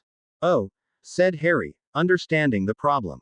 There were, after all, only 3 founders there. So I just need to find Hufflepuff then. Unfortunately, said Rowena with a small sigh. No doubt she's hidden herself somewhere in the vicinity of the kitchens. She always loved it down there. You make it sound like you don't want to see her, said Harry accusingly. I mean, it's literally been centuries. As much as I miss the woman, I know exactly what will happen the moment I see her, said Rowena, shaking her head. You'll see when it happens, put it out of your mind. Right, muttered Harry, clearly suspicious of the woman. I should be heading back now. I've got some review to do before tomorrow's exam and I shouldn't be out here too late anyway, regardless of how much protection I bring along. A wise decision, agreed Salazar. What will you be doing with us in the meantime? I'll drop you 3 in the room. It'll be way more comfortable than my pocket at any rate, replied the teen. That all right? Yes, that's acceptable, said Rowena. Time away from the castle will be interesting, if anything. Harry watched Godric mimic the woman in amusement before shrinking all 3 portraits and returning them to his pocket, vanishing the conjured furniture. No doubt about that, Rowena, he grinned, setting off for the castle at an easy pace, striking up a conversation with one of the many snakes that accompanied him for the trip. Parkinson, Poddle Padma, Poddle Parvati, Potter. Good luck, said Hermione with a smile. Being alphabetically higher than them, she finished her practical a while ago, however she stuck around to support her friends. We'll be fine, Hermione, said Harry. I wasn't talking to you, Mr. Duelist, she said in a mock-annoyed voice. Yeah, he grumbled, rolling his eyes as he walked off. Padma and Parvati both followed him giggling. Seriously though, you two, you'll do great. Learned from the best, they chorused, making him rub the back of his head in embarrassment. Potter, stop dawdling and get to your examiner, came the impatient voice of Professor McGonagall. As deputy headmistress she was overseeing the running of the Owls and Newts. Dumbledore, being the ever-responsible headmaster, was probably reading a book and drinking apple juice somewhere. You know, led by example and all that. Sorry, Professor, he apologized, getting a move on to where the ancient-looking woman was patiently waiting for him. However, McGonagall stopped him with a hand as he was passing her. This is the moment of truth, Potter, she said softly, the thin line her mouth set into curving slightly. Show us you deserve that golden embroidered outstanding you were bragging about before. Not a problem, Professor, he said easily, giving her a winning grin. This will only take a little while. That taken care of, Harry finished making his way over to the rightmost testing area for the defense against the dark arts practical. Unlike the other 2 wand practicals which were done while sitting at a table with the examiner in a sort of cubicle for privacy and to prevent cheating, the defense one was set up more like an archery range with targets at the far end. It made sense as a number of the spells they performed were destructive in nature. Also, it enabled them to be tested on performing basic shield spells as well, of which there was one in the curriculum. Altogether probably the most involved exam they'd ever. Mr. Potter, it's a pleasure to meet you, said Madame Marchbanks with a smile, one that Harry returned with a polite nod of his head. Harry noticed that the moment he walked into his range the sound from elsewhere cut out sharply. The piece was actually quite relaxing. Likewise, I hope you're ready to be impressed, he replied, spinning his wand. Of course, she affirmed, though it was in a way that told Harry she was probably just humoring him. No doubt she heard it 1,000 times and more. I will list a number of spells for you to perform and you may cast them at the targets. Accuracy is not scored, but please do your best regardless. All right. Harry took an easy stance, wand held loosely in his left hand. Let's start. Harry stretched as he walked out of the Great Hall 20 minutes later, a wide grin on his face. Professor McGonagall, who gave him a questioning look when he finished his test in nearly half the time as everyone else, was now watching Madame Marchbanks in amusement, the elderly woman herself still watching Harry leave with an expression of pure shock. "Oh yeah, he nailed it. So soon?" asked Hermione, unable to keep a slight amount of worry out of her voice. "Yeah, it's not like the curriculum is that large. I would have been done earlier if she didn't ask me if there was anything else appropriate that I'd like to demonstrate," he shrugged. A flat look from Hermione had Harry sighing. "All right, fine, it was a lot. But you could have done it just as quick if you weren't being so meticulous about every spell." Hermione just put her hands on her hips. "They needed to be perfect, Harry, you know that." I know. He looked around in search of his other close friend but to no avail. "Ron wasn't there earlier either. Any idea where Ron is?" "I think he's doing some last-minute practice in a classroom on the third floor," she answered. "Do you think you can go find him? I'm worried that he'll be too caught up and overdo it, to be honest." "Sure. Good luck you lot," he added to the students around him, to which he got scattered thanks. Once he was up the stairs and out of sight, he pulled out the Marauder's map. No reason checking every room on the third floor for the guy when he could just find out exactly where he was. As it happened, Ron was pretty close to the defense classroom. Harry could hear the sounds of spellwork as he got closer through the slightly open door. "Can't sit still?" he asked, leaning on the door frame. Ron gave a small start and lowered his wand. The opposite side of the room was filled with fairly well demolished furniture. "Hey, Harry," Ron said with a grin, sinking into a still intact chair. "Did you finish your practical?" "Piece of cake. Just do your best and it's an easy O," he replied with a nod. "Hermione sent me to collect you though. You're making her nervous not waiting with the others." "Figured as much." Ron eyed his wand for a second before pointing it over his shoulder. "Reparo." Broken wood and glass rebuilt itself noisily as the debris clattered about. A few seconds later it stopped and Ron turned to look at his handiwork. "Damn, still not there yet. It's tough casting a spell effectively on something you aren't looking at." "Sure, it makes it hard to properly conceptualize exactly what you want done," agreed Harry. "Of course, if you can manage it you end up looking really cool so." "My point exactly," grinned Ron, recasting the spell to properly fix everything. "All right, I'm going to head down." "Coming?" "Nah, I'm keeping clear, it's all nerves down there. Even though the majority of everyone has gone, it's a bit high-strung." "Right then, I'll see you later," said Ron, splitting with Harry at the entrance to the room and heading down the hall. "Luck, mate," Harry called after him before turning around and making his way in the opposite direction. "Potter." Harry pulled to a halt as his name was called. Suddenly he was regretting not going back to the entrance hall with Ron. "Yes." Harry turned to face none other than Dolores Umbridge. The defense professor barely came out of her office these days except to teach and have meals. Dumbledore's return was not something that she took well to, but there was nothing she could do about it, as her temporary spell as headmistress came to a sudden halt. Also, it seemed that Fudge was no longer in the mood to support her crazy agendas at the school. Admittedly, the man had more important things to deal with at the moment. Umbridge was giving him a cold look, though her tone was level. "Come to my office, I have something to discuss with you." "Right." Harry rolled his eyes as the woman disappeared back into her office, leaving the door ajar behind her. Honestly, what was there to discuss?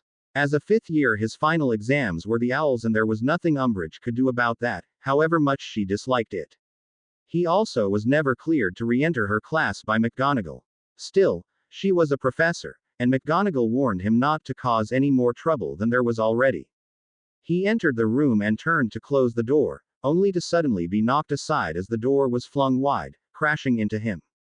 Cadabra. Rolling slightly into an upright position, Harry's heart froze as his ears caught the tail end of the curse that nearly ended his life. Instead of hitting him in the back, the green spell impacted the thing that threw the door wide, a suit of armor. Instantly it was knocked back into the corridor, falling to pieces as the chest plate crumpled. "The bitch seriously just tried to kill him. Reducto," he shouted in rage, wand in his hand, and pointed at the squat enemy before him. Umbridge ducked out of the way and behind her large ornate desk, though not before sealing the room with a flick of her wand. No way out now. Their next spells actually collided with one another, causing a strong amount of concussive force to knock them both back and turning the air in front of them into a bright light show. I won't let you leave here alive, snarled Umbridge, sending another 2 lethal spells at him, which he deflected with difficulty. It wasn't that Umbridge was particularly skilled. Compared to Bellatrix, her dueling was absolutely laughable and ugly. There was no discipline and even less form. However, the office was not by any means large, and it was the closest dueling he ever experienced. Not even Stella engaged him at this distance. Thank God she was looking out for him. Screw you, snapped Harry. Excandesco. His spell caused his wand tip to flare white, blinding Umbridge, who didn't manage to close her eyes in time. His next spell, however, was the real finish, as he banished the woman's desk directly at her with tough force, crushing her against the opposite wall. Her scream of anguish was short-lived as she suddenly dropped forwards onto the desk, wand falling from her limp fingers, like a marionette with its strings cut. There was no way she was conscious after that, but he hit her with a stunner, just to be sure. Harry sank to the floor, breathing heavily. The sudden rush of adrenaline left him as quickly as the fight began. What felt like a moment later, the door burst open, barely remaining on its hinges as Dumbledore swept in, wand held high. He immediately took in the state of the room and its occupants and lowered his wand with a small breath, moving over to the Gryffindor on the floor. "Are you all right, Harry?" asked Dumbledore, looking at the teen in worry. "Yeah." Harry took a few seconds to try and slow his rather rapid breathing. "Yeah, I'm all right." He looked over where the unconscious woman lay, still in the exact position she'd been struck down in. "She actually tried to kill me. Just damn." Dumbledore frowned, walking over to check on the downed woman. After a moment he turned back to Harry. "If I had to guess, and you know how much I dislike doing so, I would hazard that she might have been put under the Imperious curse." "The Imperious?" Harry frowned. "I don't know, she didn't seem like she was being controlled." No blank expression. Her eyes weren't empty. In all honesty, she seemed perfectly normal, well apart from the trying to kill me part. Even that's a bit of a stretch considering how much she hated me. Then if someone indeed did place the Imperious curse on her, the caster was very talented in its use, nodded Dumbledore, considering Harry's words. "Dolores has always been one to attempt to get the things she wants, but never at the price of outright murder. A number of werewolves have lost their lives directly due to her, but that was through law, as twisted as she tried to make it." Dumbledore turned back to the Gryffindor. "Additionally, she frequented the ministry often throughout the school year, where there would have been innumerable opportunities for her to be cursed by a Death Eater." Harry nodded, seeing the potential in his argument.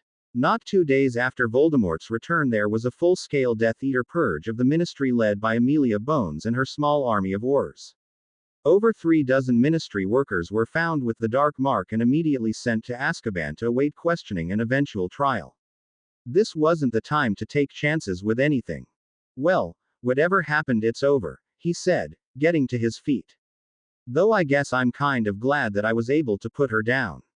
She seriously had it coming.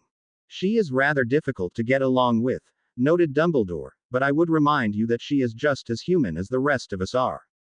Harry blinked for a few seconds before lowering his head, feeling a bit ashamed of himself. "What are we going to do with her? While I would normally like to keep such a thing quiet and just remove her from Hogwarts, she represents a certain agenda that would be better off losing support in the public eye." The man smiled pleasantly, tugging on his beard slightly. "Therefore, instead we will be making a very big deal out of it. We can dump her in the middle of the forest without a wand," suggested Harry, not liking the lack of torment the previous course of action had in it. At Dumbledore's raised eyebrows, Harry looked away innocently. "Just a suggestion. Putting aside the fact that you've no doubt severely broken both of her legs, Azkaban not enough for her, you think?" said the headmaster pointedly. Harry's shoulders slumped a bit. "Sorry. Never mind." True to Dumbledore's word, the ministry was contacted and a handful of DMLE officers came to arrest the woman. Having regained consciousness and given medical treatment, she made quite the spectacle out of leaving, screaming her head off at Harry and Dumbledore alike, who both saw her out of the castle with cheerful expressions. Dinner that night was one of the most energetic ones since Halloween. The owls and newts were finally finished, and to top it all off were the wild rumors that spread about Umbridge leaving, though no one knew exactly what happened. "If I may have your attention," called Dumbledore, not a few minutes after the plates filled to the brim with food. At once the hall fell silent. "Thank you. First I should congratulate those of you who have finished your OWLs and NEWTs. The year has certainly been a long one, but you should all be proud of what you've accomplished." There was a light applause from the high table as all of the professors clapped. Many of the students took it up with much more enthusiasm, particularly those who just been through the gauntlet of exams. "The other piece of news I have for all of you regards our now ex-Defense Against the Dark Arts professor. I am deeply saddened to say that the strains of her job caused her to attempt to kill a student earlier today." Almost as one, the entire hall turned to look at Harry, who just shrugged. "Fortunately," Dumbledore continued, "she was unsuccessful and apprehended. I'm sure you'll all be pleased to know that she will never return to the school again, least of all as a professor." At this there was a roar of approval from the students, one which was reflected on practically all of the professors' faces. Snape of course simply looked bored by the entire affair. "That is all. Please enjoy your dinner and the last few days before the holidays begin. Soon you will all be heading back home to your families with no doubt much to tell. Bon appetit." Dumbledore's words certainly kicked up the mood in the castle after that. In fact, not 10 minutes after dinner finished, Fred and George unveiled their grand masterpiece of a prank, but more in the form of a celebratory lap than anything. They were planning on unleashing the fireworks on an unsuspecting temporary headmistress Umbridge, but Dumbledore returning in May threw their plans off and they decided to wait for the right time. If that wasn't now, then when else would it be? It was to a burst of laughter and a cheer that Tracy finished climbing the winding wooden stairs of the Quidditch stand tower with the best view of the castle. Late as it was, there were still dozens of giant firework dragons and other creatures flying around the skies above Hogwarts, not to mention the occasional one that zoomed in or out of the open doors of the entrance hall. It took her a while to figure out the best place to watch in peace, but in the end she couldn't think of a better spot than the Quidditch pitch. The view of the castle was grand, and against the night sky it was beautiful. Still, she didn't want to sit near some random student who had the same idea as her. She made to leave silently when a voice stopped her. "Tracy, did you come up here to watch the fireworks too?" "Aye, Harry." A sudden explosion of light illuminated the entire area, allowing her to see the messy-haired Gryffindor before he became a shadowed figure once more. They hadn't really talked much since the night that Daphne shouted at him back in April, though that was mainly her fault for being embarrassed. Stupid Daphne for saying unnecessary things. And then he'd gone and fought Voldemort and his Death Eaters at the Ministry barely a month later. Suffice it to say she'd been upset. Incredibly so. The girl immediately walked over and lightly whacked him over the head. "Pratt, stop stalking me. Aren't you supposed to be in a place before me for that to work?" he asked, flashing her a grin that gave her a small tickling sense in her stomach. She was saved from answering by a loud blast above the castle that gave way to a number of multicolored sparks, causing Harry to give an exuberant whoop. Tracy just laughed at his excitement. "Like fireworks a bit, don't you?" she teased. "Like them. They're brilliant," he exclaimed. "The only reason I'm not getting closer is because I've already caught fire trying to." Twice. Her smile faltered slightly as he cheered again at a particularly loud blast. It looked like the fireworks were colliding and making new ones as a result. "You've never seen fireworks before, have you?" It was such a weird idea she'd been struck with, but for some reason she couldn't let it go. For the first time since she'd shown up, Harry fully pulled his attention away from the display. "Only once on a television," he admitted, turning back to the flashing lights. Suddenly he grinned, chuckling slightly. "But it was certainly worth the wait. I'll have to thank the twins later for this. No doubt they're being buried in orders for this stuff." "Of course, it would be them," said Tracy in amusement, wondering how she didn't think of that already. "Where did they get the stuff?" "They didn't get it anywhere," said Harry, making the girl look at him in confusion. "They made it. They made this," Tracy repeated in shock, wide-eyed. That's incredible. Fred and George are brilliant inventors. I haven't even seen a fraction of what they've put together and it's still wild. The boy nodded in agreement. I can't wait to see their shop when it opens. They're opening a shop. Harry knocked his knuckles on his forehead lightly. Yeah, just keep it to yourself until the place actually opens. A lot of people know the twins sell stuff they make, but it's a secret that they're getting a shop. They'll let everyone know about it when they want to. I don't want to take that from them.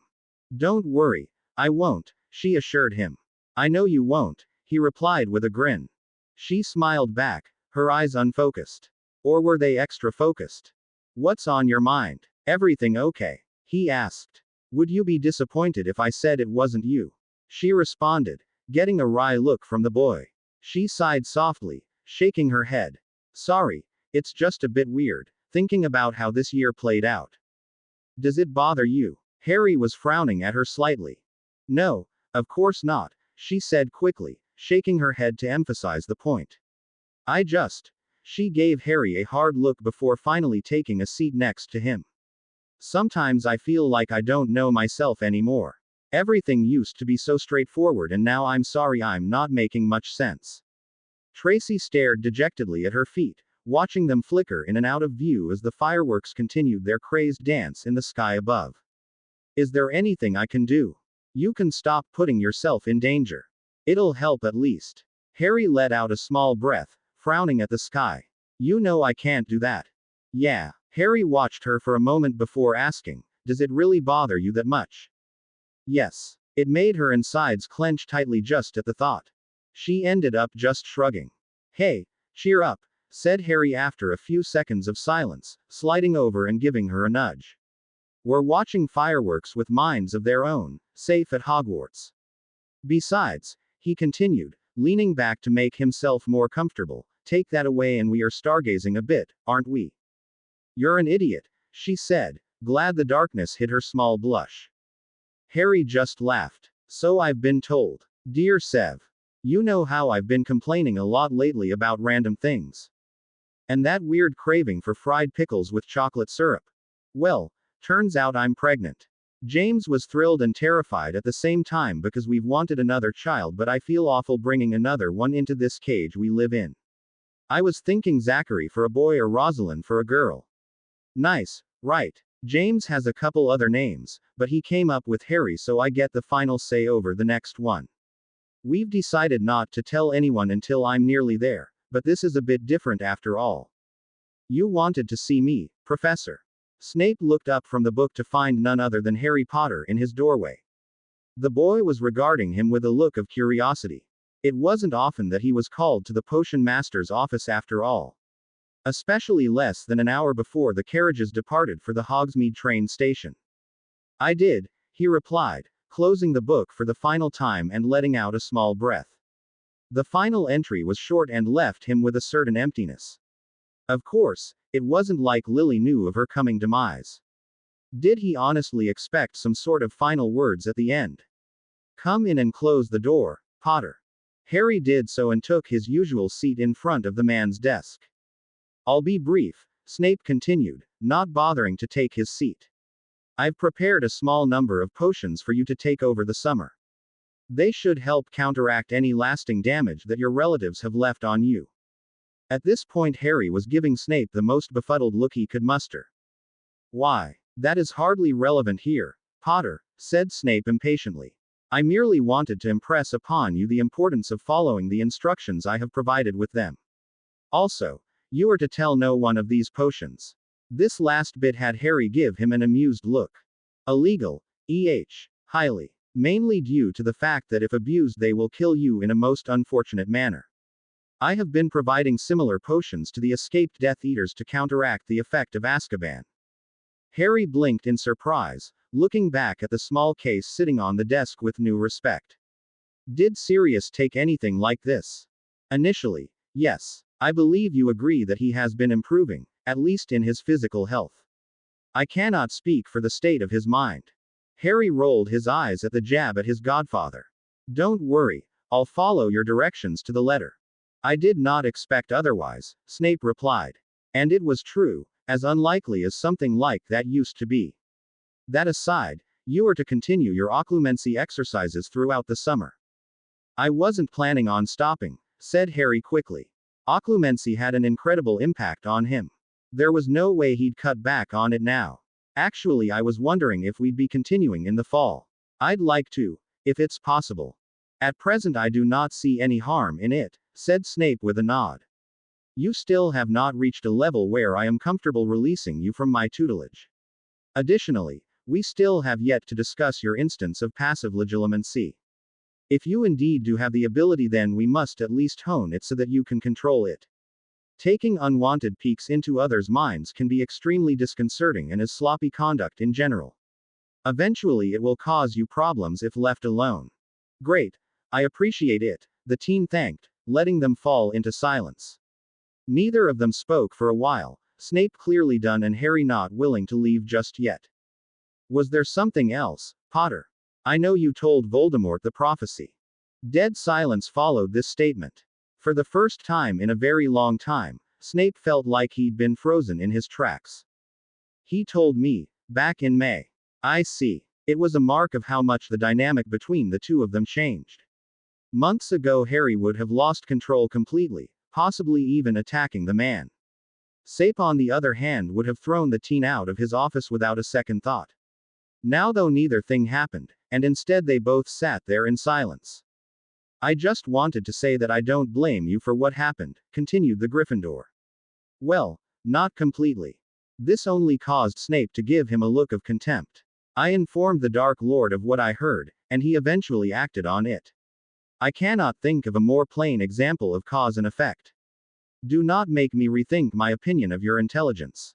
I'm not. Look, Harry began again, his frustration ebbing through slightly. I'm not saying I've forgiven what you've done. You purposely told Voldemort about a potential enemy of his so that he would eliminate him. You pretty much condemned someone right there, whoever it may have been. Harry took a breath and met Snape's eyes solidly. But you didn't mean anything to happen to my mother, and I don't blame you for her death. Not just hers. Snape looked down at the book of letters, a hand resting on it heavily. In the final entry, your mother admitted to being newly pregnant once again. One more innocent soul that I condemned to death, and one that didn't even see the light of day yet. The man looked up, smirking without an ounce of humor. Do you still not blame me? Despise me? Snape watched a whirl of emotions cross the boy's face, all in the span of a moment, yet he still kept his calm, speaking slowly and deliberately. When I first found out, I wanted to curse you into dust, he said, clenching his hand as if he were crushing something into powder. Make you suffer like I did all those years. But I thought it out, and I've made a decision.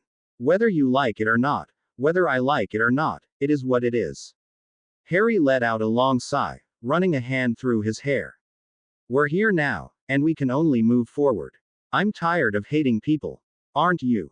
Snape gave him a long, hard look before letting out a long breath, placing the heel of his palm to his forehead.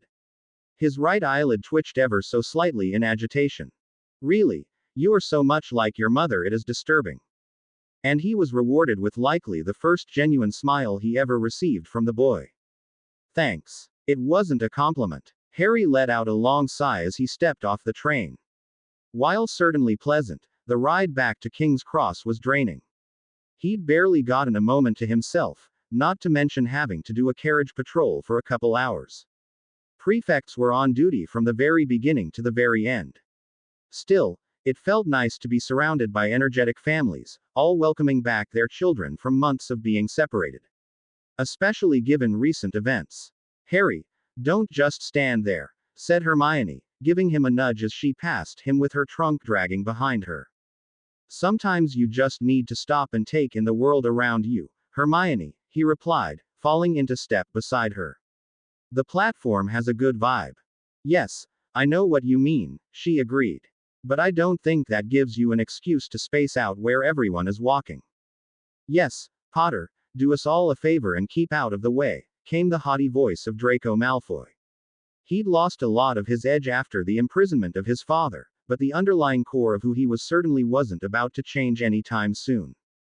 Piss off, ferret, said Harry, making shooing motions at the Slytherin. No doubt your mum is waiting for you somewhere to take you home.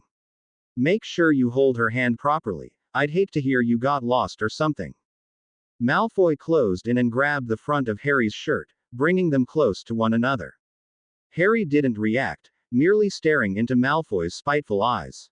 I don't need anyone to baby me, he said in a low tone that only he could hear over the noise around them. And I won't let you talk down to me. You're right. I beg you to forgive my rudeness, replied Harry, clearly not caring. Malfoy just sneered. Try not to die this summer, Scarhead, he said, pushing past him and towards the exit. I've still got a lot to pay you back for. Harry didn't bother responding, simply watching him disappear into the crowd. Harry, you need to be careful around him, said Hermione. She backed away slightly when Malfoy first spoke, as did many others, not wanting to get caught in the crossfire. I don't doubt he's connected to unsavory individuals. I'll be fine. Have you seen Ron? Harry diverted, looking around for the ginger. The Weasleys are all over the place, said Hermione with a shrug. Shall we head to the exit? We always all end up meeting in the same place anyway.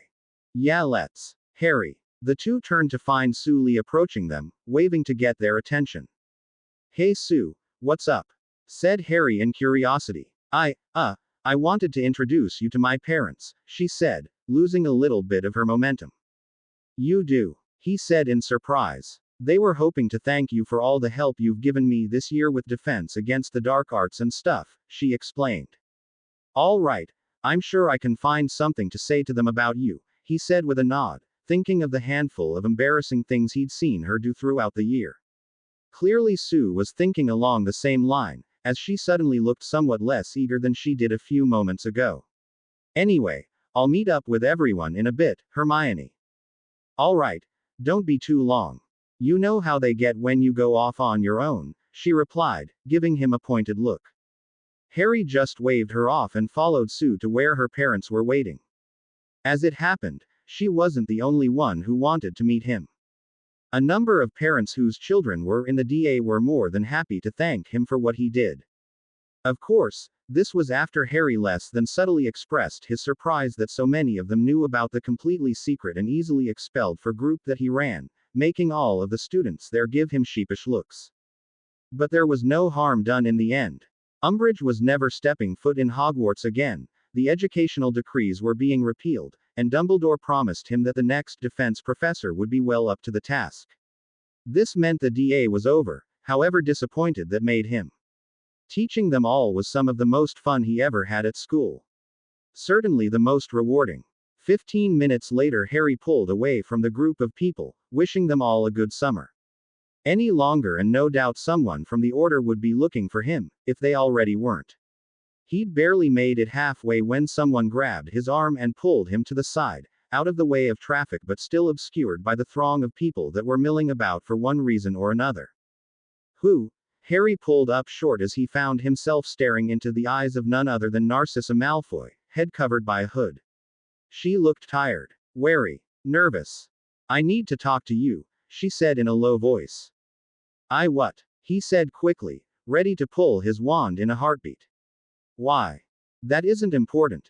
Just know that I do, in private, and it cannot wait, she replied, her voice also quick, eyes darting around every now and then. Your son left a while ago, if that's what this is about, he continued, unable to think of any other reason the woman would be talking to him, however unlikely it might be. If that were the case, why would she be hiding? This doesn't have anything to do with him, she snapped in impatience, but something flashed across her eyes and she let out a small breath.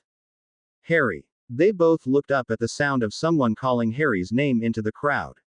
Harry instantly recognized Mr. Weasley's voice. Please, Potter, said the woman, her voice bordering on desperate. Why does this always happen to me? He muttered, rubbing his forehead. Fine. Meet me in the Three Broomsticks in 2 days at noon. I'll be in one of the rooms you can rent. Narcissa nodded curtly and made to leave, but was stopped when Harry grabbed her arm, pulling her uncomfortably close. Don't even think of trying to set me up. I'll know, and you'll regret it more than you can imagine, he said in a low but dangerous voice. The woman regarded him tightly and nodded, pulling herself from his grasp and vanishing into the throng. Harry. Over here, Mr. Weasley, called Harry, waving to get the man's attention. There you are. Molly was getting worried, he said with a look of relief. She's always worried, said Harry with a shrug. Very true, agreed the man. Though these days, one can never be too careful. In any case, everyone is waiting on the other side of the barrier. Your relatives are also here. I believe Emmeline and Moody were talking to them when I left them. Harry let out a small sigh. They meant well, but threatening the Dursleys would only serve to cause more problems in the long run. It always did. No matter though. For the first time ever, Harry was distinctly looking forward to the summer months. There was so much he wanted to do, and now he had every hour of the day for it. Of course, nothing was ever so simple. Voldemort wasn't sitting on his ass for the past month. With the majority of Voldemort's inner circle in Azkaban, he and the Order were almost even, though it wouldn't stay that way for long. The Dark Lord still had an entire deck of cards to play, ones that Britain would be feeling for years to come. Harry would weather it, as everyone else would be forced to do, and maybe, just maybe, he'd get to see the beaming sun and blue sky that was beyond that dark storm. After all, what did he have to lose? To be continue. I hope you enjoyed this story. Also remember to subscribe and like this video. See you in the next video.